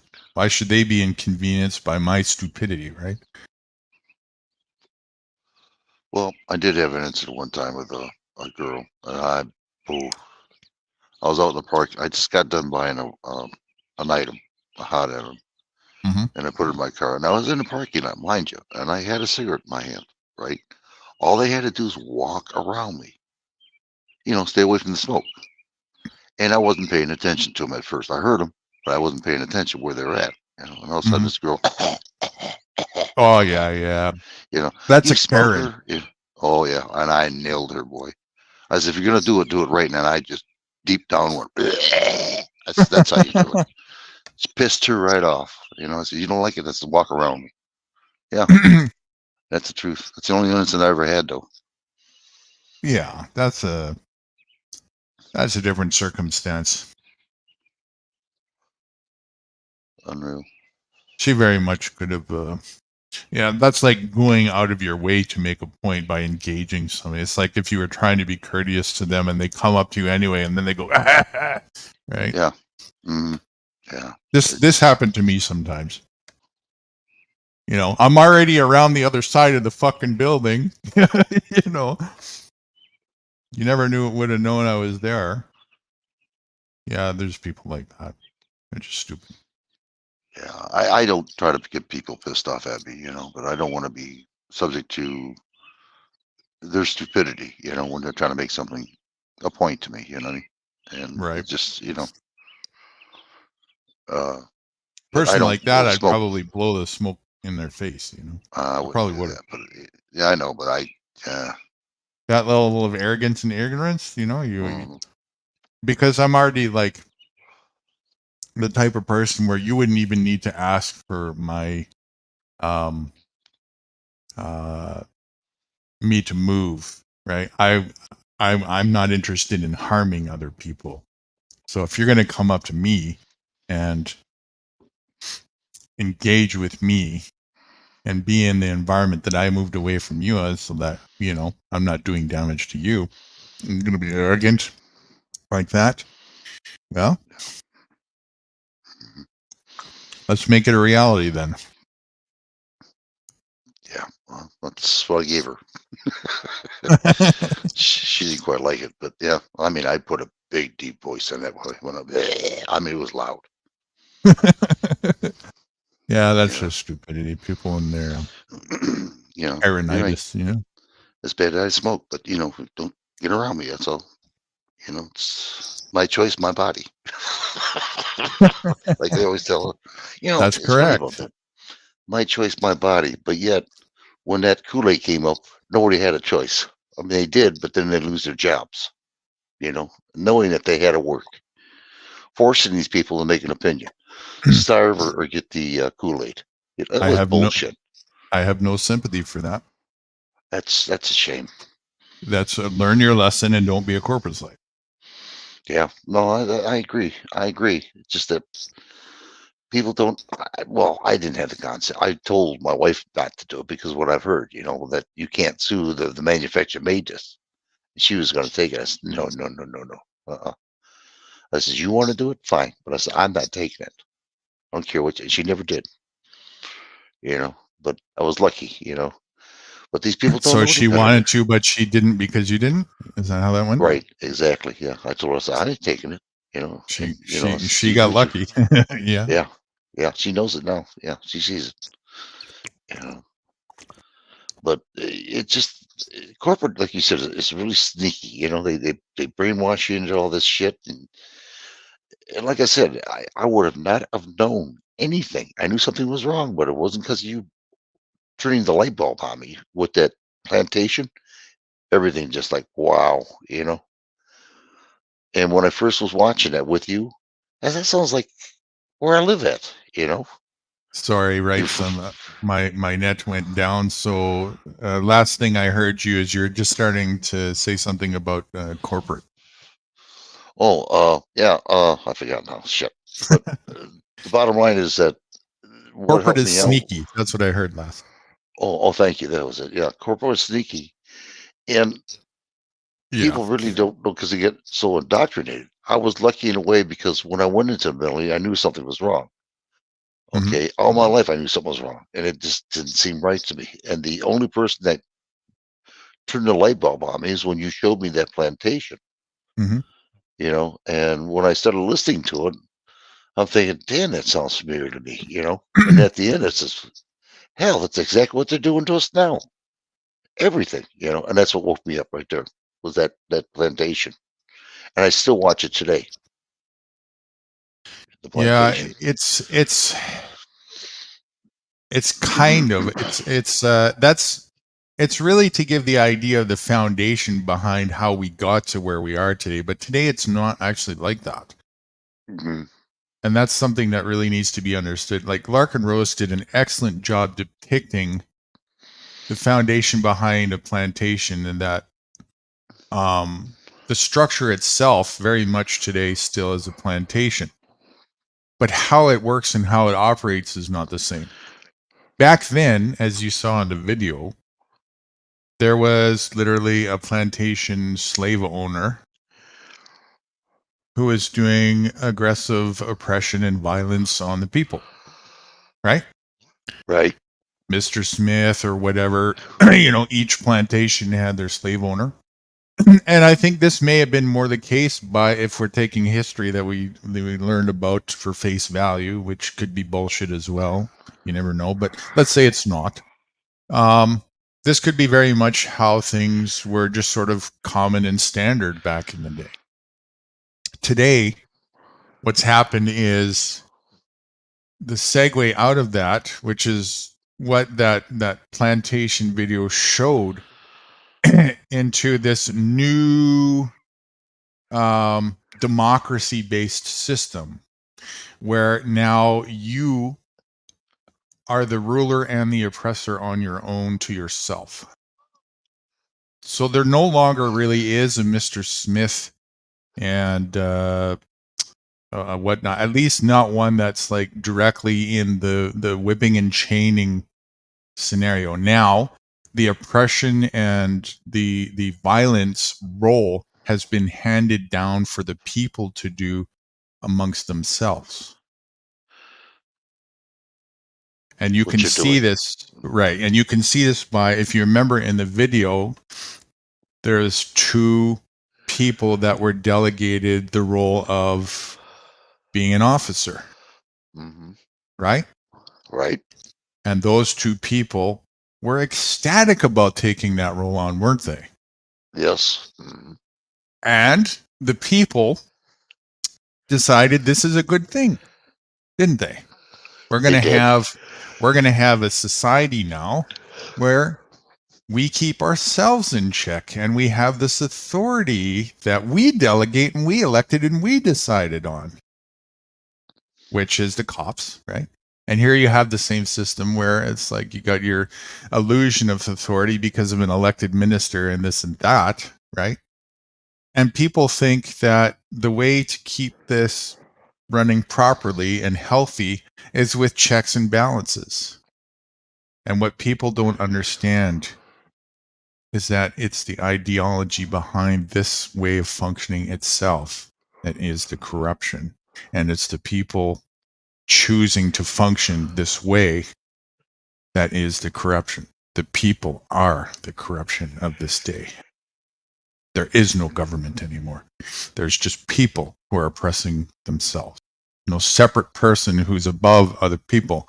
There's just people and part of our peers in society, some of them have taken on that quote unquote authority role, like in that plantation video.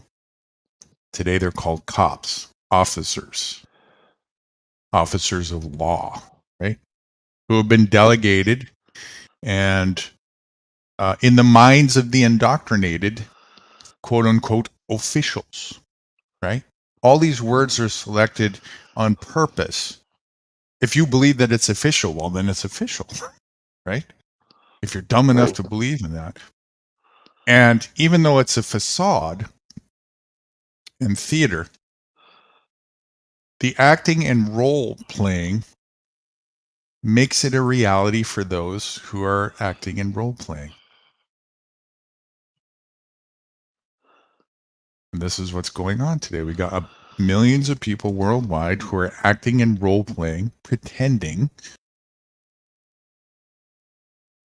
not being real with each other, pretending, lying to each other, and harming each other. This is the truth. This is the real crux and the real truth of the situation here. Could you say that, all right, the government's not involved in it, but could you say the government started this to get the ball rolling?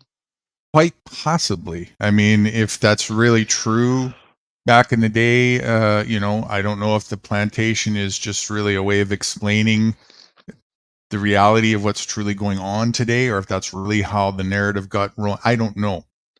To be frank, though, it really doesn't matter. The only thing that really matters is what's actually going on today.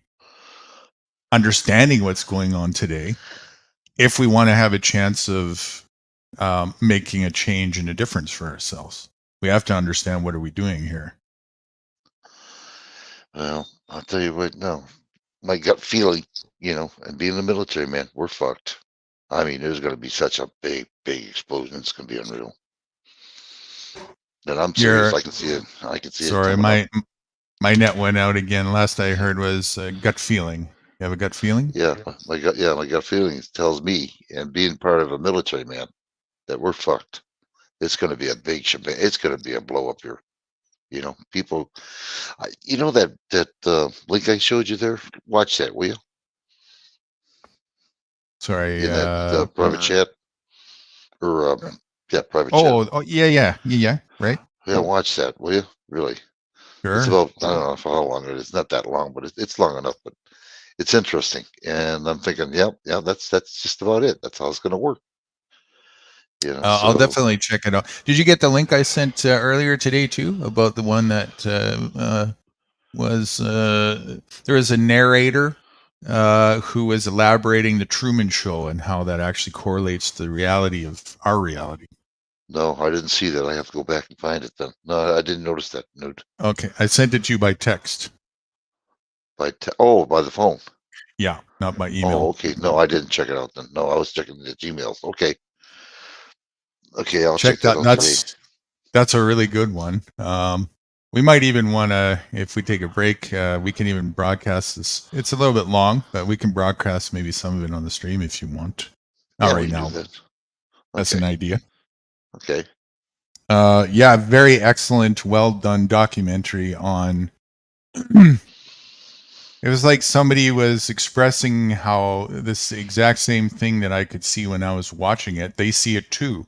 And they actually put a presentation about it. Very well done, how it actually correlates to what the movie was telling us and suggesting. They did a very good job. Right. And I concur with its message. I think it's very, very truthful and very accurate, what it was suggesting. See, what throws me off is where do these guys get these videos without being copyrighted? Or I just can't. I know they're getting it somewhere, and I don't see them getting any troubles. It's if you're adhering to the YouTube guidelines, then you should be good to go for the most part. So if you're doing a narrative study on a video or something of the sort, where like you're voicing your opinions over top of it and whatnot, there's nothing copyright breach about that. He wasn't playing a video that he wasn't playing the Truman video. What he was doing is he was cut and pasting little pieces from the video, narrating before, over top of, and after. And the video was not about the Truman Show itself. The video was about how the Truman Show projected the truth about the reality that we live in, and explaining that. I'll have to see that. Okay. All right. I'm going to have to look at it to get a real good eye on that. Wow. Yeah. So it's more than I ever thought. It's all on how you do it. You get away with a lot of stuff too, haven't you noticed? You carbon copy recording of mainstream media and you put it on your channel. You get away with it all the time. That material on the news is all copywritten. You know that, right? I thought that was public news. It's still copyright. You don't have the Really? rights to it. Yeah. Really? Oh, I didn't Yeah. know that. Okay, I thought it was. Well, I mean, what they go to court and says, well, if it's on the web, you know, it's public. You know, I figured Who the same thing says was that? on TV. A judge, I heard one time when they were trying to go to court, federal court, and he said, well, that's my personal, you know, messages. And the judge says, no, it ain't. It's all private. I mean, it's all public. So there's nothing you can do about it. Anything posted on the web is definitely public and available for public use. But if you're on a private platform, which YouTube is, you have to adhere to YouTube's rules because you're a subsidiary of YouTube. You're running off of YouTube as like a franchise. So what YouTube says goes when you're using YouTube platform, and they can see. That's why there's only one clause in the terms of service of YouTube that matters. All the rest is just jargon you can ignore. Only one. What we decide is final. Whatever decision we decide, we have the final say. Wow. That's the only thing that matters in the terms of service. And they put that in the terms of service. They did. It's in there. And as soon as I saw that, I was like, I can stop reading. That's it. That's all I need to know. It's their platform. And it's, as it being their platform, why isn't it that way anyways? They don't even have to say that. Of course it is. It's private, right? That's a lot of people that understand that complain about like freedom of speech on these private platforms. That's like going, we're in YouTube's house, right? We can't expect to have full freedom of speech in YouTube's house. Why would we? Well, the bad thing about it is they don't tell you exactly what you can do either. You know what I mean? They're not really Right. specific. Right. There's a lot of ambiguity. It's a psyop, and that's the thing. But again, if we're going to use a platform where that's the case, we reap what we sow. It's our decision. Nobody's forcing us to use this platform. So, they're the ones that sets the stage, and they're entitled to do so. Well, basically, there's not very much out there you can go to, you know, without being, you know, condemned. Rumble right now in the field of what we do is our next best bet. There are some others as well, things that work, but at the same token, it's because we didn't make that. And that's why I'm so much an advocation of the Autonomy Network, because that's the people making a network for us for a change, right? That is the direction that, rather than people learning what they need to learn, we bitch and moan and complain about using other people's places and platforms that they're not servicing us properly, and they have no obligation to. Now, that being said, it's bad for business, right? It's totally bad for business, and there's so much merit to be said about that, you know, the way that YouTube runs its platform and operation is incredibly toxic for business, even on a corporate level, on a profit level. It's insane and insidious, right? So the question becomes, well, why is that? Why is a corporate conglomerate and entity not putting profit as its priority? That's a big question. And when that question is understood, things start to make sense. Because it's not about profit. It never was, and it never will be. It's about setting the stage and continuing the narrative of the psyop of brainwashing. Keeping the mainstream going into the next level and keeping people engaged into the distraction. That's what it's about. And they have deep pockets, endless amounts of money. They're the people that don't need to care about that. That's just all part of the theater, you know.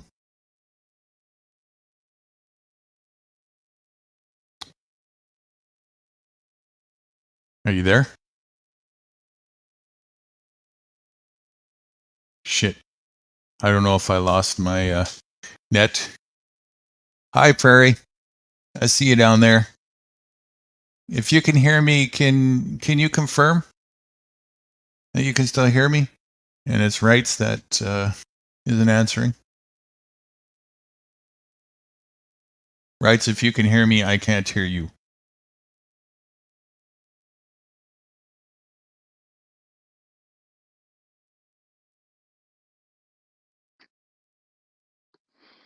Oh, Can you hear me? Rights? Can you hear? Yeah, Can you hear me I now? can hear you now. I can, yes. Okay.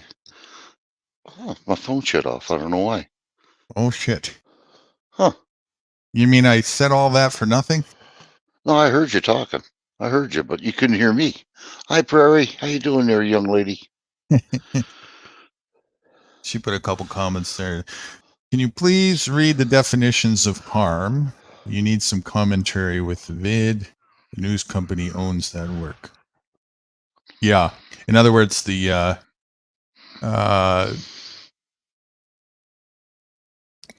news stations are not public. They're private. You didn't know that? You thought the news stations were public news stations? That's what I thought. I did too. How? In what sense did you think they were public? Talking to me? Yeah. Or Prairie? Yeah. Because it's out there in the open. You know what I mean? It's there. I mean, it's there for people to use. I mean, They're broadcasting it to the public. Yeah. But Public. the news stations themselves, you thought were public? Well, yeah, news public. You know, public news. You're getting caught up in the semantics. News for the public, brought to you by Private Corp. Oh, okay. Well, they didn't say that. It's just, you know. But okay, I got you. Let me give you another showcase of to make it easier for you to understand. You go to a restaurant. Let's say, I don't know, what's a common classic restaurant that's people go to in your neck of the woods? A Greasy Spoon or something. I can even use McDonald's. Wendy's. Okay, Wendy's. You go to a Wendy's. Is Wendy's a public restaurant? It's private. Correct. It's it's private. public. It's public. It's open to the public, serving the public, but it's a private restaurant. Correct. Right. And is it? Here's where it gets even more interesting. Is it privately, independently owned in a sovereign fashion? Is it privately independent? No. Correct. How is it not? Because you used the name Wendy's. No, not because you're using the name Wendy's. You're correct that it's not, but that's not the reason. Well, you got to buy the product too. The company itself, the corporation itself, is the corporation itself a sovereign corporate entity? Is it a private, sole sovereign corporate entity on its own? On its own. On its own. On its own. The company, the corporation, the headquarters. Yeah. Nothing to do with headquarters, just the company itself. The company is just the state itself. I would say no, because the stockholders are taking it. You're still correct on no, but that's not why. Does Wendy's have a license to operate? Yes. What does a license mean? LLC means it's their right. Not LLC. No, the LLC stands for limited liability company. That's a different thing. That's a structure of a company. But Wendy's, when you go to a Wendy's or pretty much any business, you'll probably find locally. You'll go in there, and on the wall they'll usually have a license to operate. From You the ever city. notice that? From the city, right? Mhm. Right. So why is ask the question, why does what would be the justification for a business to require a license or a permit, same thing, right, from another entity to operate? For money, revenue. No, sir. Kickback. Because they're not a sovereign company. They are a franchisee of who they're getting the license from. All right. Now, yeah. Wow. You just lost me. I don't know anything about business that much. Let's say I make a company. Okay. Okay. Right. And you want to be a franchise of the company. Right. You need my permission, right? The company's permission. Right. Yeah. If it's my company, you need my permission from the company, right? To be a franchisee. To use your name, your To product. use my name, my product, right? And so I'll give you a license to do so. That's permission. I give you a license to use the name. I give you a license to operate. And I can even give you a license to change the name within reason, to have certain regulations that you can decide over, whatever parameters I put in the license contract agreement, terms of service. And you have free range, right? Keyword free range to operate under that window as a franchise. Do you understand? Right. Now go back to the same narrative that we depicted a second ago. I don't understand how the city gets involved in this other money. The city is the mother company that you're getting the license from. Wait a minute. You're operating as a franchise under the city. That's a corporation. Wait a minute. Hold on here. You're using the name of the headquarters, a franchise. Right? Mm-hmm. Headquarters is also a franchise. So they have to have two licenses? No, the headquarters gets the that's why it's called a mother or parent company. So headquarters has the license from state, and now you're a subcontractor, you're a sub-franchiser. You're underneath the baby or the parent company in this case, and now you're getting the license from that. And then as the parent, I say, you have to also coincide with my obligations to my parent, which is the city, which means you have to go down to City Hall and pay a registration fee and put that on your window.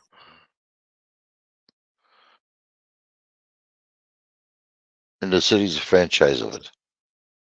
The city is the next level parent above the Wendy's, the corporate. Well, the city is a corporate. It's just a corporate above that. But guess what? The city is not the highest corporate. The city is also a baby corporation underneath another corporation. Guess which one? Wow. No wonder we're so bored. No, the county? Well, the county would be would be first before the city. So it would go, it's in order of the hierarchy, and that's what I'm getting at here. The hierarchy is just a bunch of sub corporations, franchises underneath each other with more obligations as it goes down the ladder. So you got county or township or city, right? That's under contract license of state. State is under is another subcontract under federal or national. National is another subcontract under international, i.e. the WEF, i.e. the United Nations. Wow. Yep, and Real. And then here's where it gets really interesting. That level of subcorporation is the lower end of at least 33 subcorporations above it. Just like we talked before, the 33 level. I'll Yes, be sir. danged. Yes, sir. So that's the hierarchy, right? It's all just franchise. It's all just business, right? Business, sub-business, subcontracting, whatever terminology you want to use. It all just means the same thing. And it's just to depict what's going on in the hierarchy status in the corporate world here. So that's why you got to set of parameters, right? Like, and then there you get these arguments which are just distractions, like, oh well, the states and the municipalities are not allowed to override any parameters of the federal, which is the Constitution and this and that. The corporate headquarters, as high as they go, right? And then it's like, yeah, well, that's the case, but there's exceptions to that. You know what? You know where the exceptions are? I have no idea, dude. Believe me. When the two parties involved agree, they don't give a shit about federal, and they say they're going to waive that, and they're going to do business on their own and take matters into their own hand. And that's what you do when you get a driver's license. So fuck the federal. Now you're under state contract as a federal state operating in capacity of an agent or a ward of the state, commonly known as a citizen, which is just a synonym for prisoner of war. That's all that is. Great status to be operating, which is just another, also a semantic trick for sub-franchiser, which means you don't have full range to do what you want. It means you're in a box. You're in a cage of some sort, limited in parameters by contract to operate in order to have the privileges that come along with it, such as the protection of that parent company or, tax benefits or whatever it is, right? It's all business. Yeah. Oh, yeah. Money. No, you don't have to be a lawyer. You just have to understand the corporate structure of corporate business, the hierarchy of business, and then a bit the terminology that goes along with it. Prairie wrote something here. It says under food and health and safety. Maybe how it started. Under food, health, and safety. Maybe how it started. What are you referring to there, Prairie? Maybe how it started. Just looking at what she wrote earlier before that. Still subject to government regulations, just as the news is licensed by CRTC here. Yeah, correct. Absolutely. So the CRTC. Let's remember that. This is where things really get interesting, where like if you bind yourself to a contract and you do so naively, it doesn't escape you from the binding of that contract. And it's your response. When I say you, that's all of us. It's our responsibility to know what we engage into and what our obligations are if we're going to engage in a contract with anybody. So, by default, we're not in any contracts with anybody. And this is where most people completely don't even think to look what our starting position is in life. We're not born with any contractual obligations to anybody. None at all. I wasn't born with a permit. I wasn't born with a driver's license. I wasn't born with a birth certificate. I wasn't born with any of this. That all happened after the fact. My default position will remain always stateless, permissionless, regulationless, nationless. That's all of our default position. And it's up to us from that default position to decide if and when we ever engage and operate in any capacity under a contract with anybody for whatever length of time we decide to do so. In and out, if ever. That's just the reality of life. And where the real heavy duty brainwashing is coming is they've tricked everybody into conditioning, a conditioned brainwashing to think that your default position is your citizenship status. And that to think otherwise would be very unpatriotic. How dare you? So you have a commitment and a loyalty from birth for life to this fiction called the nation, or whatever corporate, conglomerate it is, and whatever subsidiary corporate ideologies that go along with it, such as religions, even the way families are structured, marriages, all of that. All of that is just a gaslight. Very, not only a gaslight, but very unhealthy and very toxic as well. They got us coming and going, them bastards too. Yes, sir. Listen to them, Right. And you do it yourselves. You did it to yourselves, right? And that's the part where people really have a hard time coming to terms with, because that means, fuck, I got to stop doing it to myself and stop blaming anybody or anything else for the problems that I chose to do upon myself. I just got to stop blaming and stop doing it to myself. That's the solution. Realize that it's all a facade, a scam. And to know how it's a facade, that it's just a made-up fiction, and let the fiction go. Stop believing in the fiction anymore. That's what it comes down to. Be it. Like you said, these people won't understand and they'll fight for it. You know what I mean?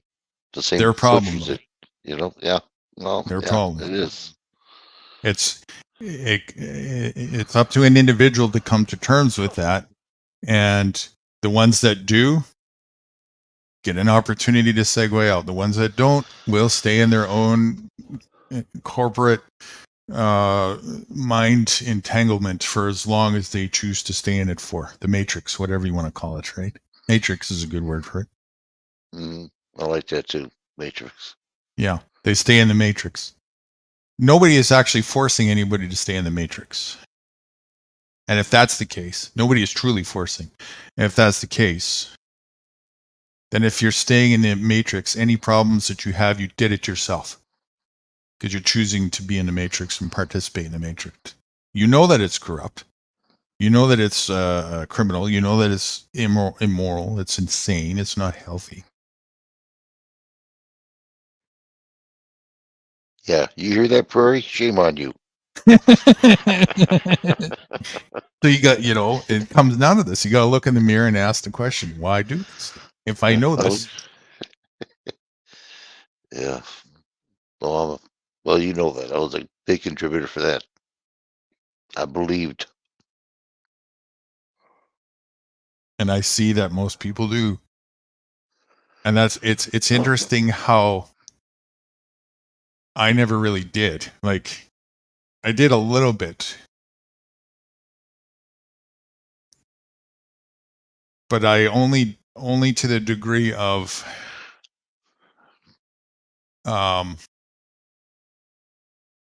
knowing how to function otherwise, and I sought the answers of how to do that. Other than that, though, I said a million times, as soon as I found out about Santa Claus, it's like I realized I'm on my own in this fucking world. And I didn't believe in any of the bullshit anymore. So I don't care what you people tell me. You're full shit about that. And I already realized that, what was it, 5-6 years old? It just hit me like a ton of bricks. That millions of people worldwide are committing a lie conspiracy on children, parents that you're supposed to trust year after year after year, after they just told you to tell the truth and never lie. Holy fuck. I knew I was like, these people are nuts. Can't trust anybody here. And then I realized trust is a scam. And I was taught to do that by liars. I was taught to do these things and gaslit by people who are lying. Why would I want to take on their ways, right? I also Go on. I also learned to shut my mouth about it pretty quick because I was small and weak, and it got me in trouble and my ass kicked very quick by my peers. Well, I know you don't believe in a Santa Claus. I don't either, but you do believe in a bunny rabbit, right? I was close, but the truth fairy exposed the Easter Bunny to me. The truth, not the tooth fairy. Yeah. The truth fairy. Truth fairy. Yeah, Truth fairy. truth. Yeah. That's even better. Yeah, I like that. Truth fairy. Yeah. Shoots. So I guess I kind of got lucky in that sense, right? Like, to me, it was there's a couple of things that happened early that, I was already just very honest natured, where when I was told to, the psychology behind honesty, to me it was like, it was a beautiful thing, and to me it was like, yeah, that sounds like heaven, that everybody is like that, right? So to me it was like just full embracement of that, because to me it was already like that, right? So now I'm being depicted something that I resonated with perfectly. And then on the other side of the equation, very quickly, the people who told me that became that were presenting that I should place my trust in, especially like parents, right? Family, parents, very quickly showed me that they were the last persons that I should ever give an ounce of trust to. Wow. Because the very same people that were telling me to never lie and talk to strangers sent me off to fucking a sea full of strangers with no explanations, only to be doing that every day for the next 18 fucking years, and show me that them and millions of other people around the world every single year are lying to me, while pretending it's okay and saying open your presents and shut up about it. And just go along with it. Just do the pretend thing. As a kid, as a 5-year-old, I knew right then and there is like, I'm surrounded by monsters. You're lucky because during my time, I didn't question nothing. I didn't dare question anything. I mean, And that we had a seems to strict be Oh. and that seems to be really the only fundamental difference, other than maybe some I got some booster shots, but I never took any allopathics. Other than that, one other vaccine I got, they sold me on the mumps when I was 17, I think. Scared the shit out of me. They said, if you don't get the mumps, it's for boys, it's really risky. There's a good chance of before you're 24 years old, your testicles are going to swell up and blow up on you. I was like, shit. Wow. Feared me right into it. I literally was tormented by the thought for a few days. I said, okay. Held the arm for fucking, I fell for that shit. Leave that. What the fuck? Prairie says something here. Yes, I agree. Why do we lie about these things to our children? Easter Bunny Easter and the Bunny, Tooth Fairy. Tooth Fairy, Santa. Yeah. And participate in these lies and scams year after year after year and justify it. All of them. All these religions, right? They're just religions. Oh, yeah. Do you have grandbabies yet? Will you still go along with the lies with them knowing what you know now? That's yours, dude. Do I have grandbabies? I don't even have babies. But if I did, no. I mean, the question for me is, I'm the one, you guys know me. I'm the one who goes up to the liars and say, fuck you and your bullshit.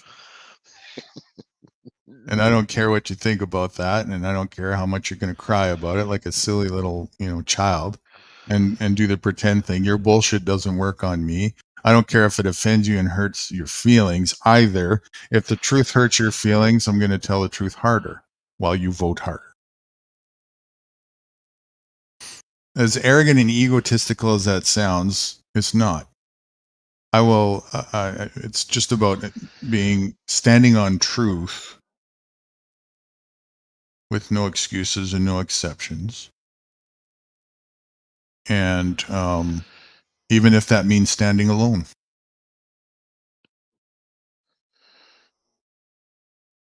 What else you put down here? What's that say? Oh my gosh. I can't read that. FNK. Fuck doctors and fear mongering. Oh yeah. But not just them. It's everybody, right? Everybody is going along with it.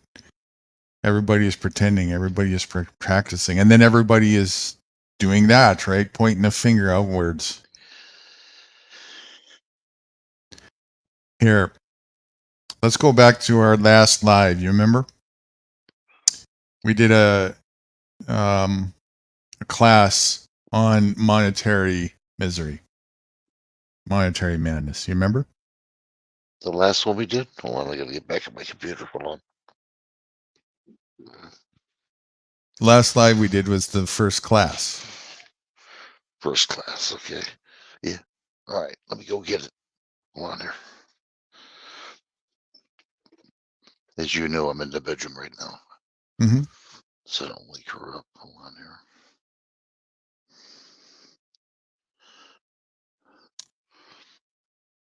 Get your pencil and papers ready there, Perry.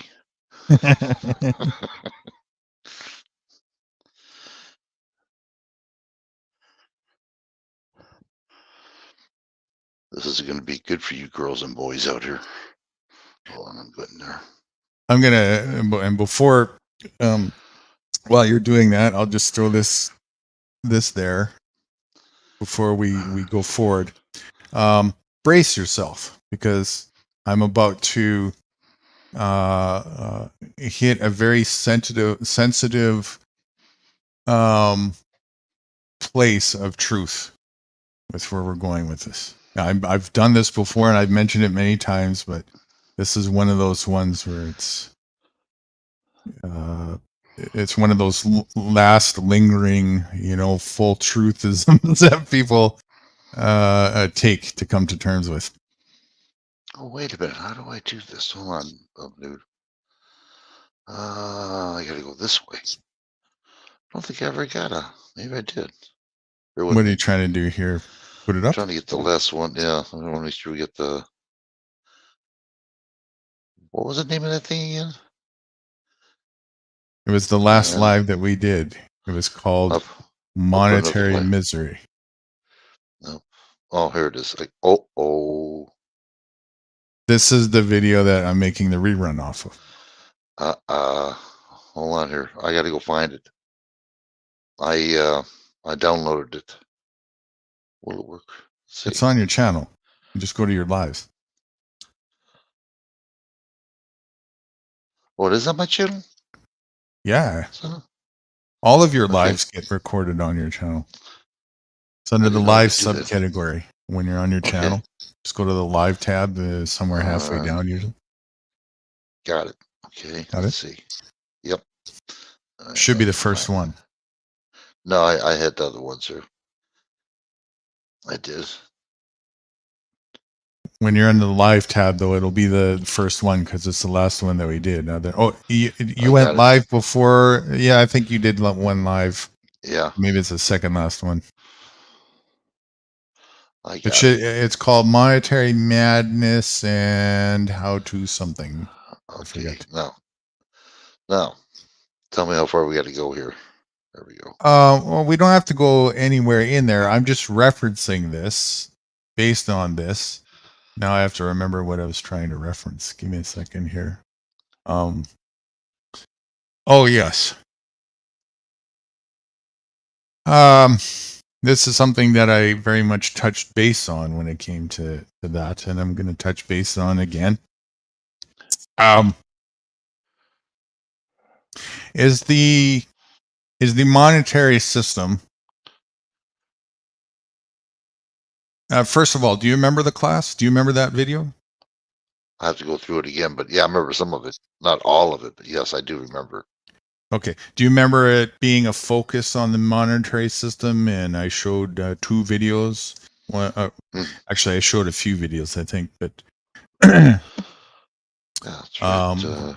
we were talking about what's It is right called? here. Oh, I wonder. Yeah, we Right were there. talking about it's a holistic overview of the monetary system and how it worked, and I showcased how it's a zero-sum game. You remember the zero-sum game thing? Mm-hmm. And how it's a Ponzi scheme. Do you remember that? I remember the Ponzi scheme, how the guy first started out and did a Ponzi himself. Right. And then I showed a couple videos to showcase how the monetary system is a Ponzi scheme and how it is a zero-sum game, and the elaboration on what that is to be understood. Well, let's play parts of it here. We play parts of it. Sure, if you want. Let's see where we're at. Right about here, was it? All right. That they tell all their friends and family about it too. Oh, let me go a little bit further back here a little bit. No. Sure. Shit. I think it's right about here. You ready? Mm-hmm. Audio check. So as you can see here in my quote, there's another part of that. Who here knows what a zero-sum structure is? I don't. That I I'm don't actually know. not sure. I'm not No, sure. I don't either. Never even heard of that. Okay. Dan, do you know? Or anybody in chat? No idea. I'm No gonna idea? guess so before you give us the answer. My guess is a zero-sum structure is basically where nobody wins.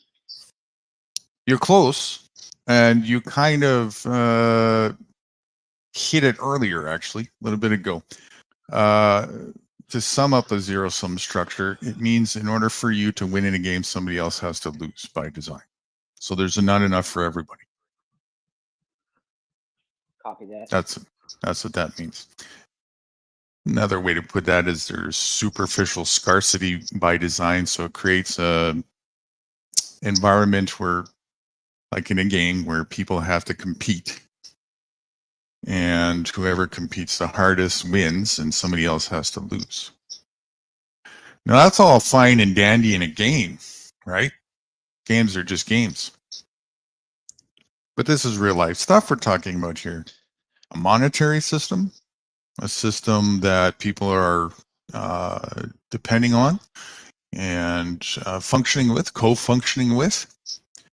You can already start to see, even before we elaborate on this, if that's the case, it's going to set up a pretty dodgy, unhealthy environment for people, where they're going to start to have to do things outside of their character and nature just for survival.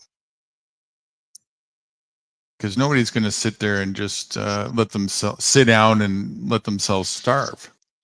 So it really takes things to a pretty toxic situation, where you've got a synthetic scarcity situation going on by design that is not in line with the way things work in nature, which we just started to touch on that a bit ago with Moose, with the abundance that happens in nature. In nature, this is not the case whatsoever. You've got way more than enough for anybody who wants to access into that. It's just never ending. And there is no zero-sum game in nature, not at all. It's healthy. That's why it exists and functions. But in the corporate world and the capitalist monetary system that we have going on today, the entire thing, top to bottom, is zero-sum. Now you got to ask yourself, if you're a moral person, and I reckon most people are, is it moral to participate in this? Now, Definitely not. definitely not, of course. Now, most people, of course, don't know or understand how the monetary system actually works. And of course, a lot of that is by design from the corporate school system. It intentionally doesn't even touch base on any of that. It doesn't want, by design, people to even think about that or focus on that. It just wants the people who designed it, the people that aren't present in the public view, by design, they know how it works. And so they're the people at the top of this Ponzi pyramid structure, reaping the most benefits on the backs of all the rest of the people who are naive to this. Now, just because you're naive to this doesn't forgive you. It doesn't forgive you for your participation in this. It doesn't make it okay. It's your responsibility. And this is what a lot of people do. You know, a lot of people, they say, well, you know, I wasn't taught this in school. I wasn't taught this by my parents. And yeah, you weren't. But whose responsibility is it? If you're going to partake in a system of some kind in life, whose responsibility is it to take the initiative, to learn the ins and outs and the top to bottom ins and outs of how the system that you're functioning in? It's certainly not going to be the responsibility of what many people would refer to as your oppressors to give you that information, right? So, and this is what a lot of people go sideways with. They think they've, by design, again, the corporate school system and everybody has taught patriotism and to put your trust into these things that we just take for granted and send our children away to think that, okay, it's been designed for our benefit when it hasn't. And don't question that. Just don't rock the boat or challenge the status quo. That's perfect. Can we give a pause there? Most people don't even have enough time once you get too caught up in the So, okay, that's perfect. And we can play a bit more after, but let me use what just played there to point to what it's exactly what I was looking to get at a moment ago. So we went over the monetary system and to the point where it was understood that I asked the question, is the monetary system, now that it's understood what it is, a system with morality integrated into the design? That was the first question I asked there, and I asked it. Do you recall enough of what was presented there in the class, right, to answer that question, whether the monetary system, the way it's designed and functions, is a system with morality integrated into it? Morality? Yes. I'd say no. All right. And if you could just, from what you remember, elaborate why it's not, the morality's not in it. What's so immoral about it? Well, I mean, like you said before, that's the Sub-Zero. I mean, someone wins and someone's got to lose. Right. You know, why not just have everybody win? You know, go to Right. nature, have it all you want. Everybody Right. wins. So And the we're not monetary even, system. right. And we're not even talking like extracurricular luxuries or anything of that nature. We're literally talking, in order for some people to eat, some people literally have to starve because there's artificial scarcity integrated into the design of it, right? That's right. Right. That's right. So that's a zero-sum system, and then the Ponzi scheme as well adds on top of it, the way that works. So here's the question then, and I was getting towards it there, and I'll do it now again. As a person, there's a couple questions. As a person of, and by the way, as I'm asking you, Rights, you're representing all the people right now. I'm asking this question to everybody who is who lives in society and participates in this system. And I can pretty much foresee that your answers will represent the same as most individuals. They would definitely tend to typically have the same answers and responses when it comes to this. So you get to be the elected representative. Congratulations. Thank you. Where's Prairie at when I need her? On behalf of everybody here to be on the hot seat. If anybody else wants to be on the hot seat as well, feel free to come up. Okay. Do you consider yourself to be a person who has a sense of moral compass and makes that a priority in their life? Moral? Yes. Yeah, Are well, you? I can say, yeah, I can say I'm a moral person right now. When I was younger, I wouldn't say it. Yeah, I'm just talking about, in general, like you as an individual. Do you consider yourself to be a person with moral integrity? Yeah, I do. All right. And now you said, hang on, let me just recap there. You said when younger, what was that again? When I was younger, I wouldn't say that. I was, moral. Knowingly or unknowingly? Knowingly. Knowingly? So, in what I was way? a little asshole. Yeah. Are you willing to elaborate on that a little Well, bit? no, I'll just let that okay. one be for now. Yeah, I just, All right, yeah. so I'll say that for backstage. Young and dumb. Yeah. Well, young and dumb doesn't necessarily mean immoral, though. Well, I just, like if you did drugs or whatever, that's not immoral. That's what you're. Oh no, I'm just saying I just didn't give a shit at the time. You know what I mean? Really, you're young and dumb. Okay. All right. Well, let's not put that into the equation then. Because I don't know what it was or whatever, right? So, but okay, nonetheless. All right. Well, let me ask you: for how long do you think you've changed your ways and would consider yourself to have been a man of moral integrity? When I got married. I had to be. Okay. Yeah. Roughly, what age was that around? 24. 24. Okay, so you were a shithead before 24, and we're going to start from 24. Excellent. Okay, so from 24 till your current age, which talking what, 40 some odd years, something like that. 50. You're supposed to say "bless you, kind sir." I appreciate it. Oh, bless you, kind sir. I'm sorry. Yes. You're right. Yeah, I'm young. Yes, I'm sorry. You are kind. You are kind.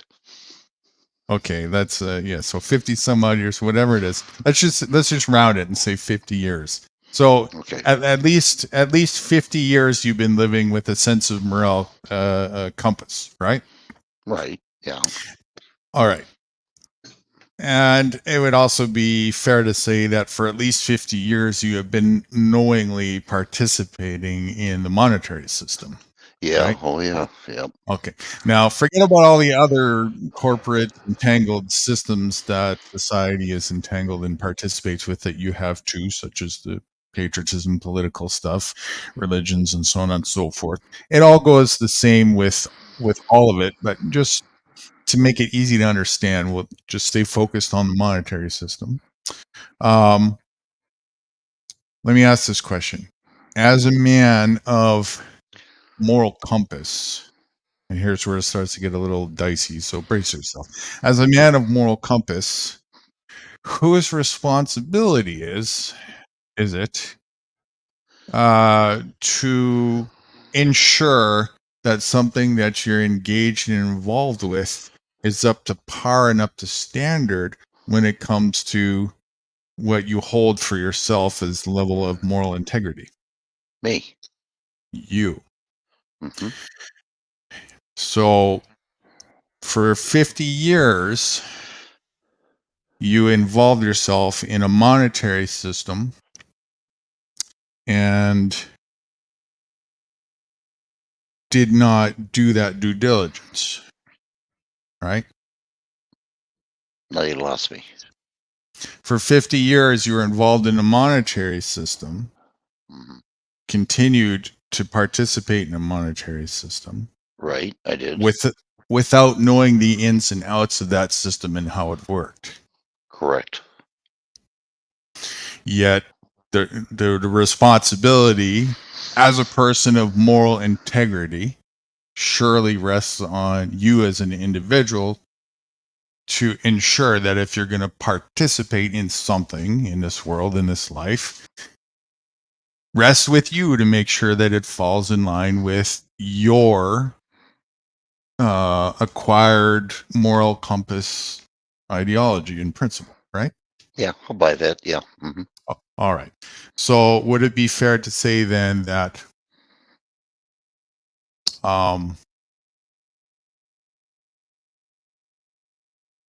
what would you call it if somebody stated that they had a sense of moral compass but then didn't do that part of the equation? Can you explain yourself just a little bit more? Kind of a white band there.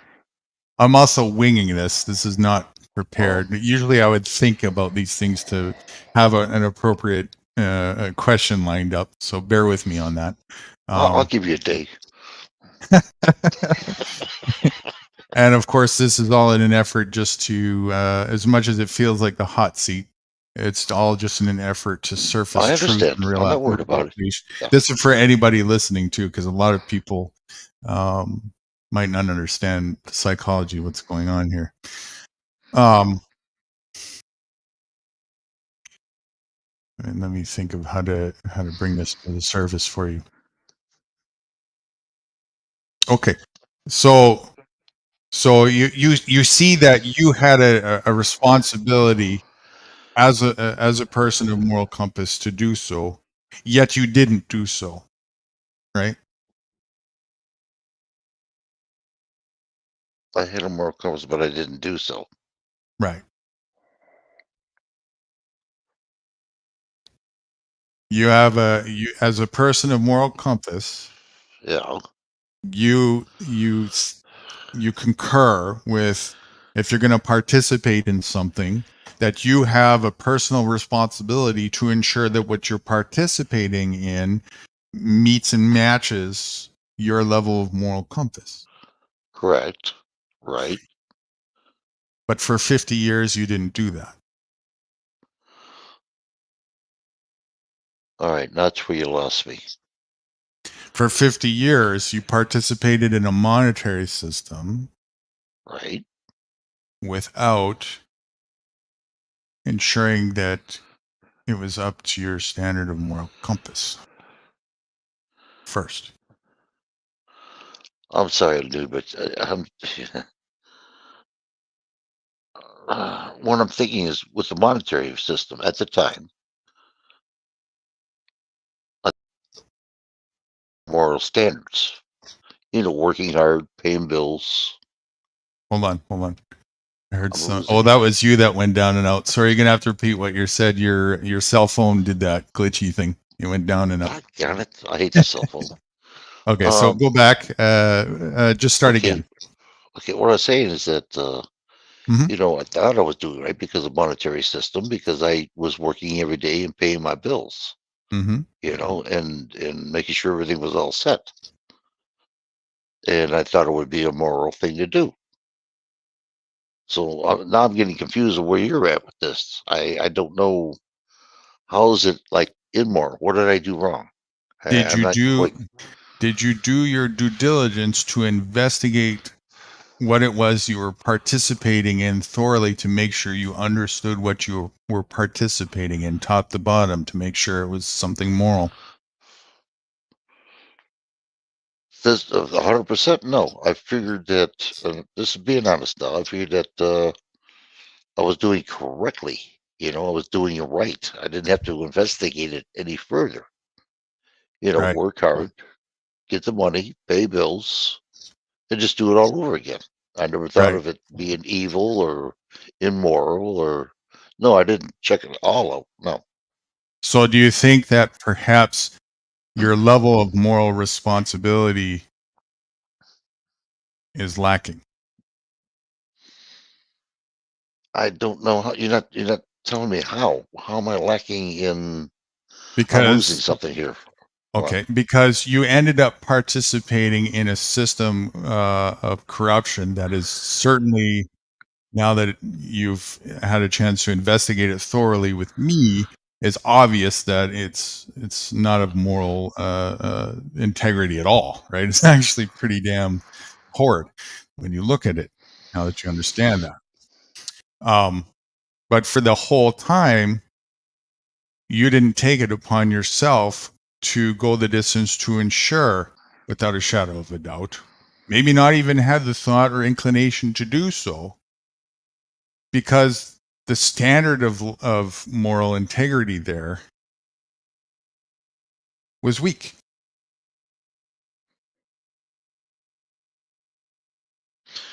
Are you saying because the monetary system was fake anyway? There's no value, no tangible value to it?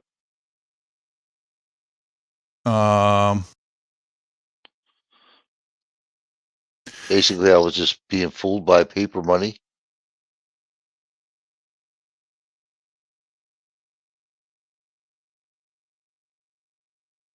Oh, did I lose you? Oh no. Hello? Uh-oh. Can you hear me, Prairie? Can anybody hear me?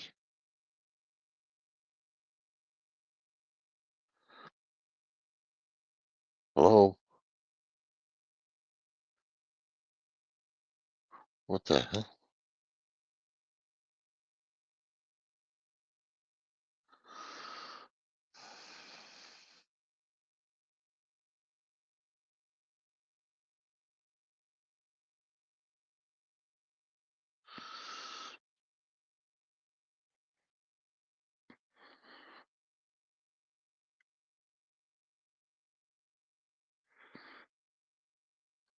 Testing 1, 2. Yeah, I'm getting out.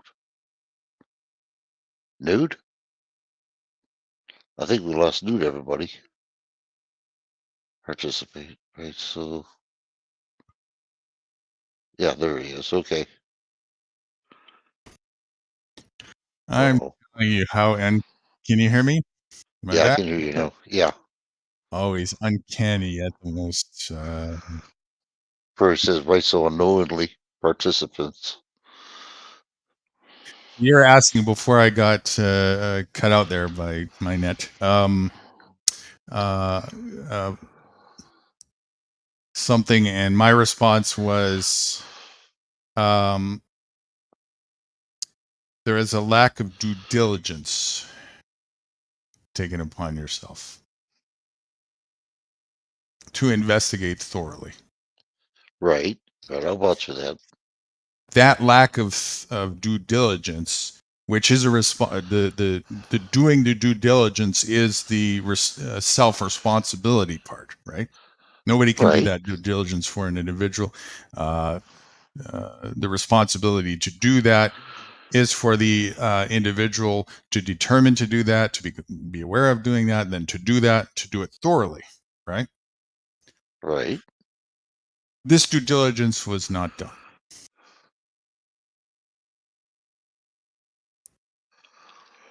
All right. What harm did I do, though? This is what I'm trying to figure out. What harm did I do by doing this? You participated in the system, in an immoral system, making you an accomplice to the system of immoral. I see what you're talking about now. I got it. I got it now. All right. Now I understand what you're saying. That's what I mean by we the people are doing it to ourselves.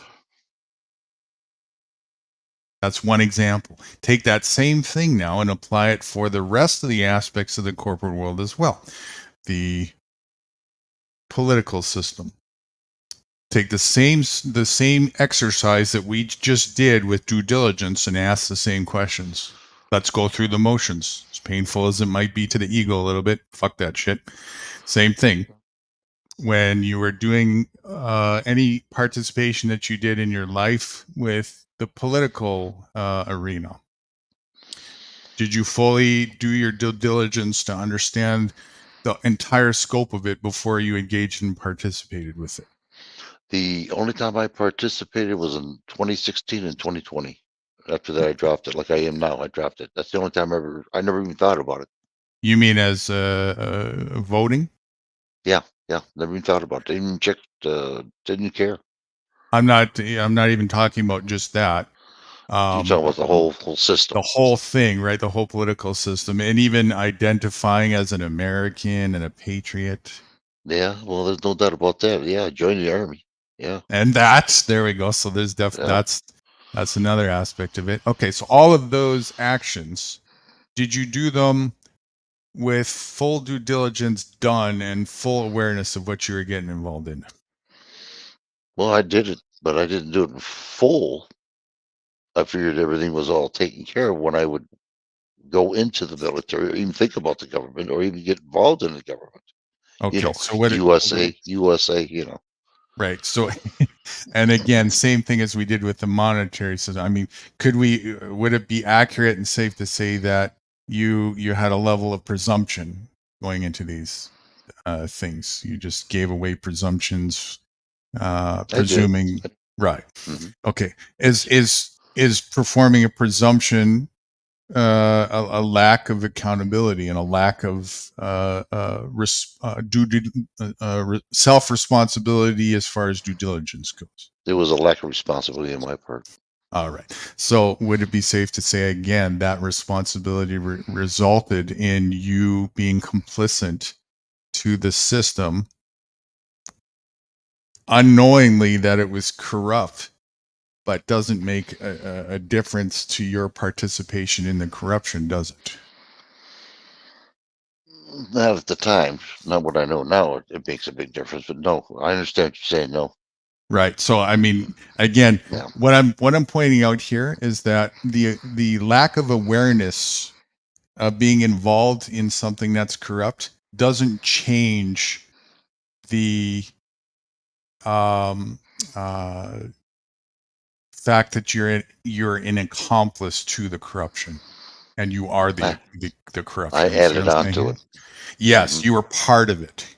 Mm-hmm. See what I'm saying? Whether the awareness of that is there or not is irrelevant. In fact, the only thing that might be different is if you have the awareness of it, you're really immoral because now you're doing it and you know this is immoral, right? If you really investigate it thoroughly, then you're saying, like, well, you're making excuses for it and you're doing it anyway. So that's a whole nother level of special.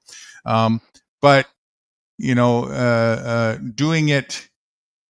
doing it with without the due diligence and not knowing doesn't excuse it. You see what I'm saying? It makes you unawareingly complicit in an action, and it makes you irresponsible as far as due diligence and moral integrity goes. Because if you're a man of moral integrity, which I concur that you are, you're going to make sure that everything that you do is definitely meets that level of moral integrity that you have for yourself. And I'll tell you what. And when that's weak, and that's where a lot of people are, they're weak with moral integrity. We end up being complicit into very harmful things, and we do it to ourselves. And that's what cognitive dissonance is about. We're not cognitive. We have cognitive dissonance to the harm that we're doing to ourselves because we've made presumptions that it's okay, or we've delegated the responsibility away to some third party, such as a government. They're supposed to be responsible for that, and we're just allowing that and presuming, expecting, right? But we're doing the expecting. We're doing the presumption when it's our responsibility to begin with. So we're the ones who are actually being irresponsible when it comes to this. For ourselves. And because of that, Prairie, you can spank me. And this is why, you know, it's so important that I'm able to get this across, because when people come to terms with this, they can begin to start to have a better sense of where they're going wrong in life, and start to take back the sense of responsibility when it comes to these things, and start making better choices with moral integrity involved for themselves. And that's real change. That's real solutions. Honestly, I wish I would have known you 20 years ago. I really do. It would have been so much easier for me, you know? Damn. Past is the past. We can't do nothing about it. All I we know. can do, I could wish it a little bit, but it ain't going to help any, you know? yeah, it isn't. And, you know, but on the flip side, there's other ways to look at it, right? Like, some people will never see these things, and they have to live out their lives without this being pointed out and stuff. And, you know, so there's a lot of reasons to be grateful. Learning the truth and recognizing that we made a mistake is something to be grateful for, because it means that we're not in our own way at this point from growing. And it's very unhealthy to be in our way from growing, isn't it? Yeah, well, no, I agree. I agree. But what about the people who don't know? They won't even know what they're doing. You know what I'm saying? They don't even know they're guilty.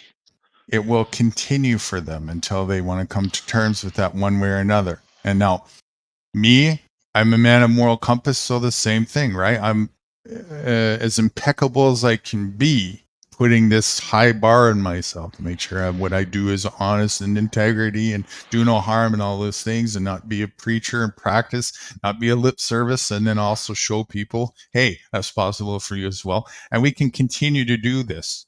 And we'll reach as many people that want to be reached with this type of thinking. And that's as far as it goes. I'm not interested in the people that want to stay lost, right? The people that want to continue the path of the chaos and the negativity and the destruction and the wars and the excuses and the lies and the theater and the drama and the this and that. They're not in my field of view. They're not in my world. Yeah, I know they're not. I know that. And you're smart too. You are about that. You know, I mean, the people I talk to, they, you know, right. Why waste your time with them? Seriously. Right. I'm here first and foremost to live my life the best that I can, make the most of the opportunity of this. It's a divine opportunity. And I don't know how it happened, but I'm here. And to me, it's all a gift, right? One that I'm not going to waste. And I'm certainly not going to waste it. I'm not going to waste it on my own behalf, never mind on the behalf of anybody else. And so what I'm interested in doing is propagating and sharing the wisdom with others who have the same sincere interest in doing so for themselves, and sharing the beauty of all this together with the same understanding, however many that may be, with no expectation. Could be 1, it could be 10. Sometimes it could be by myself. Nature is fluid. That's the way it goes. And that's the way to be in life. It's an enjoyable ride this way, you know?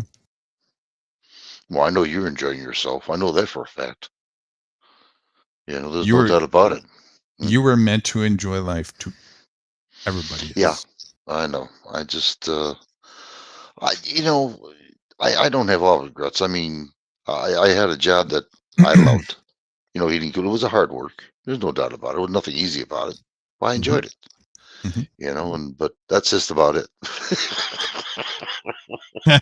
You know, I liked my job. That was it. You know, I look forward to it. I didn't like factory work. I did it for 9 years. You know, and same repetitious job. But nah, that's the only thing I can say. I went to college and learned heating and cooling, and I enjoyed that. I did. Prairie, I was at 3:38. That was 10 minutes ago. I hope that's not still the case. Oh, that might have been when my net cut out. She said, I hear rights only. Yeah, that must have been when my net. cut out. Yeah. Sorry, we gotta I get wanted off to. here though. Just a short. You knew it's getting almost 12 hours. It is. You want to? Yeah. You want to continue? I'm up for it gotta, if you are. I gotta help my wife out here. Oh, okay. You want to take She's a gonna be break she's gonna be waking up in about another hour. Yeah. I gotta. Yeah, we can. If you. Yeah.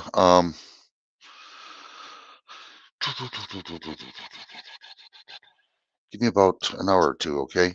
I want to get her set. I gotta fix breakfast and stuff like that for her. Do you want to get one started then? And while you do that, I can showcase some other things to anybody who's with us, and then you can come back. Okay. I'll try to get back as fast as I can. I don't know how long it's going to be, but I'll be back. Trust me. That's okay. I mean, as long as you come, are you sure that you can? You just need to help. Yeah. Okay. Yeah, this is going to, boy, I got to help. Yeah. I got, so yeah. All right. Yeah, and I completely understand. No, you gotta take care of what you need to there. Yeah. I just don't know what it's, every day is different. Okay, let me see here. Just fuck you for not having 3 of you, I mean, do it better next time, okay? Actually, that's what I say about myself, right? How do I create a couple partners, clone myself? Shoot. Hold on, I got to get rid of, I forget about that. Oh, no, wait a minute, I still got enough. 12, I must have did, okay, I got enough time. I think Dennison must have fell asleep when I that way. He's a live person, ain't he? He was when he was with us, and then all of a sudden he just. Okay, what do you want? You know what? No, what do you want on the heading, Dennis? I'll leave this one up to you. Oh shit! I don't know. Oh shit! Again. Okay, oh shit! Sure, yeah. I don't know. I'm still just thinking casual, not a not a formality to this one as well. Not a class, right? So talking. That's what I'm gonna put on there. Casual talking. Okay. Oops. That ain't right. Continue to shout the fuck out of the shit. Yes. I even spelled casual wrong. Son of a. There we go. Casual. How do you spell casual? C-A-S-U. C-A-S-U-A-L. I think. A-L. Yeah. How come that doesn't look right to me? Okay. All right. Well, let's see. Okay. Description, short one. Sure. Short one, continuing on from Shout It Out. Something like that.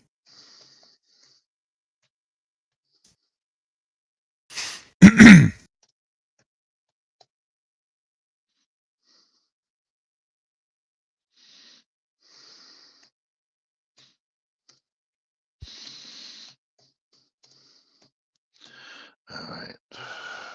Think. All right. Continuing. That's wrong. You know what? I need Prey up here to write for me. Okay, here we go. Let me get this thing started. Get you order. Hold on, dude. Prairie's been with me since almost day 1. Really? Bless your heart, Prairie. On streams, yeah. Day 2 or 3, actually. Day 1 was on Tammy Lynn's. That was a debut, but it was just nothing serious. And then after that, on Epic Cop Watches, it was co-hosted there. Bless her heart. There you go. Okay, it's in the description. Let me shut this thing down to get the. Oh, okay. Where'd it go? Everybody, I do appreciate it. Anything you want to say, Nude, before I shut this thing down? Shout the fuck up. Okay. You heard that. We'll meet you on the next one.